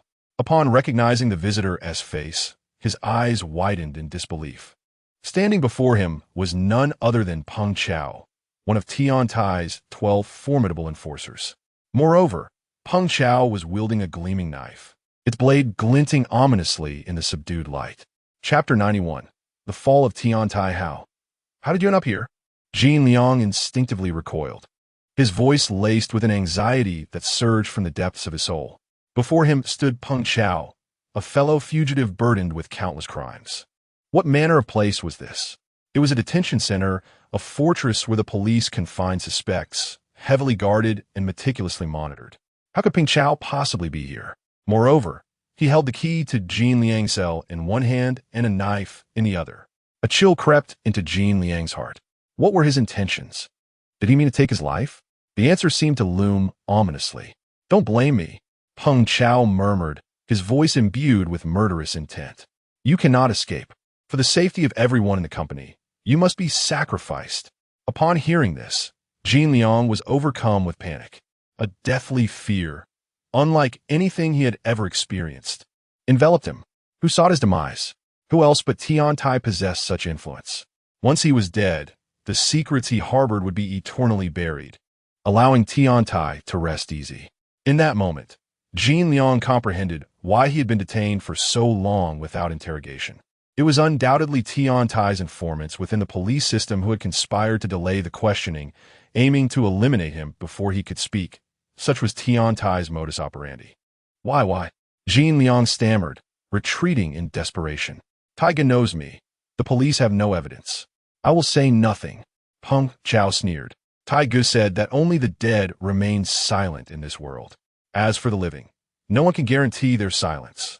With that, Peng Chao advanced, each step in his black sneakers echoing ominously against the concrete floor. The knife in his hand glinted menacingly in the dim light as he raised it slowly. Damn it, Tian Tai is not human. I never considered betraying him, yet he seeks to kill me. Lin Yan shouted frantically. Someone, help me. Just then, Peng Chao lunged forward, the knife slicing through the air with a chilling swiftness, aiming a ruthless strike without hesitation. In a state of panic, Lin Yan desperately sidestepped, narrowly evading the lethal blow. But Peng Chao, undeterred, swung the knife again. Each strike felt like the scythe of death itself, intent on claiming his life. Lin Yan screamed in agony as the blade grazed his arm, leaving a deep gash from which blood gushed forth. Ignoring the searing pain, he scrambled toward the door, shouting hoarsely, "Murder! Tian Tai wants to kill me." Suddenly, the lights in the detention center flickered on, their harsh brightness banishing the darkness. Guards rushed in from all directions. Help me! Help me! Someone is trying to kill me. Lin Yan's frantic cries echoed through the vast corridor. However, when he finally ensured his safety and turned back, the trace of Peng Chao had vanished, as if he had never existed. An hour later, Lin Yan sat on the interrogation chair, his right hand wrapped in thick bandages, a cigarette dangling from his lips, his face pale and shaken. Who wants to kill you? Zhang Donghai, seated across from him, asked gravely, his voice low. Lin Yan took a deep drag from his cigarette, his movements slightly trembling, then promptly uttered a name. Peng Chao. Who is Peng Chao? A subordinate of Tian Tai. Why does he want to kill you? He wants me to keep silent. Why does he want you silent? Upon hearing this, Lin Yan took another forceful puff, the tip of the cigarette glowing brightly, his lips quivering slightly as he inhaled deeply, then exhaled slowly. It seemed he had made a tremendous resolution, as he stated, because I know everything about him. On October 15th, at 11:05 a.m., at the pinnacle of Hong Sheng Group, Lin Yan had vanished. Tian Tai rose and walked to the immense floor-to-ceiling window, his brow furrowed, gazing out at the bustling yet somewhat restless city streets. Sunlight bathed his well-maintained yet subtly anxious face, an unsettling emotion quietly surfacing in his heart. When Xiaoyuan's expression was grim, his voice low, "I have already dispatched someone to investigate." Ergo mentioned that Jin Liang had called him a few days ago, saying that Cheng Pongzi was looking for him to procure goods. After that, he was never seen again. Is it possible that he has been apprehended by the police? Tian Tai turned, his eyes filled with concern. When Xiaoyuan shook his head, the wrinkles on his forehead deepening slightly. That should not be the case. According to the internal information I have received, the police are currently focused on investigating Bai Jian's case and should not have the bandwidth to look into us. Then where could Jin Liang have gone? Tian Tai pondered, resting his elbows on the table. He has always been cautious. The only possibility is that the police are searching for him, prompting him to hide. However, he would never be completely out of contact. In the past, when such situations arose, Jin Liang would find a way to reach out to me immediately, and then the company would figure out a solution. But this time, he has been missing for 2 to 3 days, which is exceedingly abnormal. During this critical period, Tian Tai could not help but think deeply. Just then, there was a knock on the office door. The two exchanged glances, and Tian Tai said in a low voice, "Come in." To his surprise, upon opening the door, it was the police who entered. Zhang Donghai, with a serious expression, raised a hand to display an arrest warrant. His voice booming and authoritative. "The police now suspect that you are involved in deliberate homicide, drug trafficking, illegal detention, and leading organized crime. You are under arrest." Tian Tai's heart sank suddenly, the color draining from his face. The cigar in Wen Xiaoyuan's hand fell to the ground with a thud, his eyes wide with disbelief. "In a luxurious villa in a certain South Asian country. Brother, I have good news, tremendous good news." Hu Wei hurriedly entered, his face alight with excitement. Bai Jian lifted his head, his brows slightly furrowed. "What good news?" Hu Wei settled beside him, presenting his phone. There was no sign at all. Tian Tai has been apprehended, and not just him. His entire network within the country has been dismantled in one fell swoop. As he spoke, a laugh escaped him. However, Bai Jian exhibited no trace of joy upon hearing this news. How long had it been since Lin Yan and the bone relics appeared at the train station? It was astonishing that the police had so effortlessly acquired evidence against Tian Tai. It seemed almost unbelievable and reeked of something suspicious. Could it be that the police had been investigating Tian Tai all along? Perhaps they had merely seized the opportunity presented by the Zhang Rongsheng massacre to ensnare him? A wave of unease began to wash over Bai Jian, creeping steadily into his consciousness. He rose and began to pace the room, his figure casting a heavy silhouette upon the resplendent, polished floor. "Brother, when shall we return to our homeland?" Hu Wei inquired. Bai Jian halted his steps, shaking his head, his eyes gleaming with caution. "There's no rush. Let us observe the situation before proceeding. A cautious approach is the key to enduring success." Chapter 92. The brother finally returns on the other side. Zhang Donghai and Li Feng hurriedly drove back to Benhai. After so many years as a criminal investigator, I must confess that I have never encountered someone as extraordinary as Lin Yan. His ideas are not only audacious, but he has also executed them flawlessly. It's simply outrageous. As Li Feng drove, he chattered incessantly. Zhang Donghai chuckled softly and remarked, "Let me tell you, after 30 years in the force, this is my first experience as well. If it weren't for Lin Yan's use of disguise as Peng Chao and the fabrication of the assassination scene to pry information from Jin Liang, it would have been an insurmountable challenge. And let's not even mention the downfall of Tian Tai. Although Lin Yan's methods do not adhere to standard procedures, he is not part of the law enforcement system. Sometimes flexibility is necessary, both for people and procedures. Now that Tian Tai has fallen, only Bai Jian remains. Lin Yan continues to lurk by Bai Jian's side, awaiting the opportune moment. Zhang Donghai gazed out the window at the rapidly passing scenery, as if he could see the sky over Lingnan gradually becoming clear and azure, the sunlight poised to shine unreservedly upon the land. In the military compound, Suing Shiwei enjoyed a day off, remaining indoors. For reasons unknown, during Lin Yan's absence, She felt an incessant unease, lacking the motivation to engage in any activity. Even the thought of stepping outside eluded her. Her mother, Zhang Xiaomei, was in high spirits, bustling about in the kitchen for quite some time, preparing several dishes that Su Yingxue typically relished. As the meal was served, the aroma wafted throughout the room. Zhang Xiaomei looked at her daughter and cheerfully urged, "Come on, eat up. Why are you in a daze?" Su Yingxue responded softly, picking up her chopsticks, yet she merely absent-mindedly stirred the white rice in her bowl, untouched by the dishes before her. At that moment, her phone on the table began to vibrate. Su Yingxue hastily set down her utensils and snatched up her phone. Her eyes filled with anticipation, but upon reading the message, her hope turned to disappointment. The group chat was ablaze with activity. Curious, she tapped in to discover a police report regarding Hongsheng Group. President Tian Tai of Nandu Hongsheng Group has been arrested for multiple serious crimes.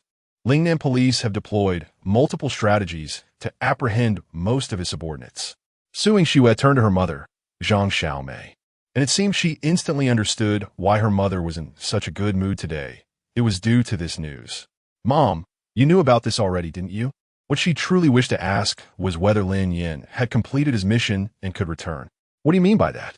Zhang Xiaomei replied with a smile, countering her daughter's inquiry. Su Yingxue flipped her phone around and presented the police report to her mother. Zhang Xiaomei squinted slightly, glanced at the message, and said with a smile, "Oh, I only found out about this today as well. I'm not on the front lines, so my information is not as current." Then Su Yingxue nearly blurted out her question, wondering if Lin Yan could indeed come back. However, the words caught in her throat, and she swallowed them back down. Zhang Xiaomei seemed to read her daughter's thoughts, setting down her utensils and saying meaningfully, "If love can endure the test of time, what does it matter if we are together every day? He will return safely." On the 6th day of Lin Yan's mysterious disappearance at the Eru Villa, Bai Mengyao sat in her room, her gaze lost as she stared at the villa's entrance. The afternoon sunlight streamed through the window, casting a gentle glow that outlined her somewhat fragile figure. This afternoon, Secretary Li and the driver had gone out on errands, the specifics of which were unclear to Bai Mengyao. Yet, an inexplicable premonition lingered within her heart. Her brother was returning. Moments later, a familiar vehicle slowly entered her line of sight, the villa's doors parting with a soft creak. Bai Mengyao sprang to her feet, her heart racing with anticipation. She yearned for the door to swing open, revealing the one person she had missed day and night. Reality did not disappoint her. As the car came to a halt, Li Xiaoyun eagerly leapt from the front passenger seat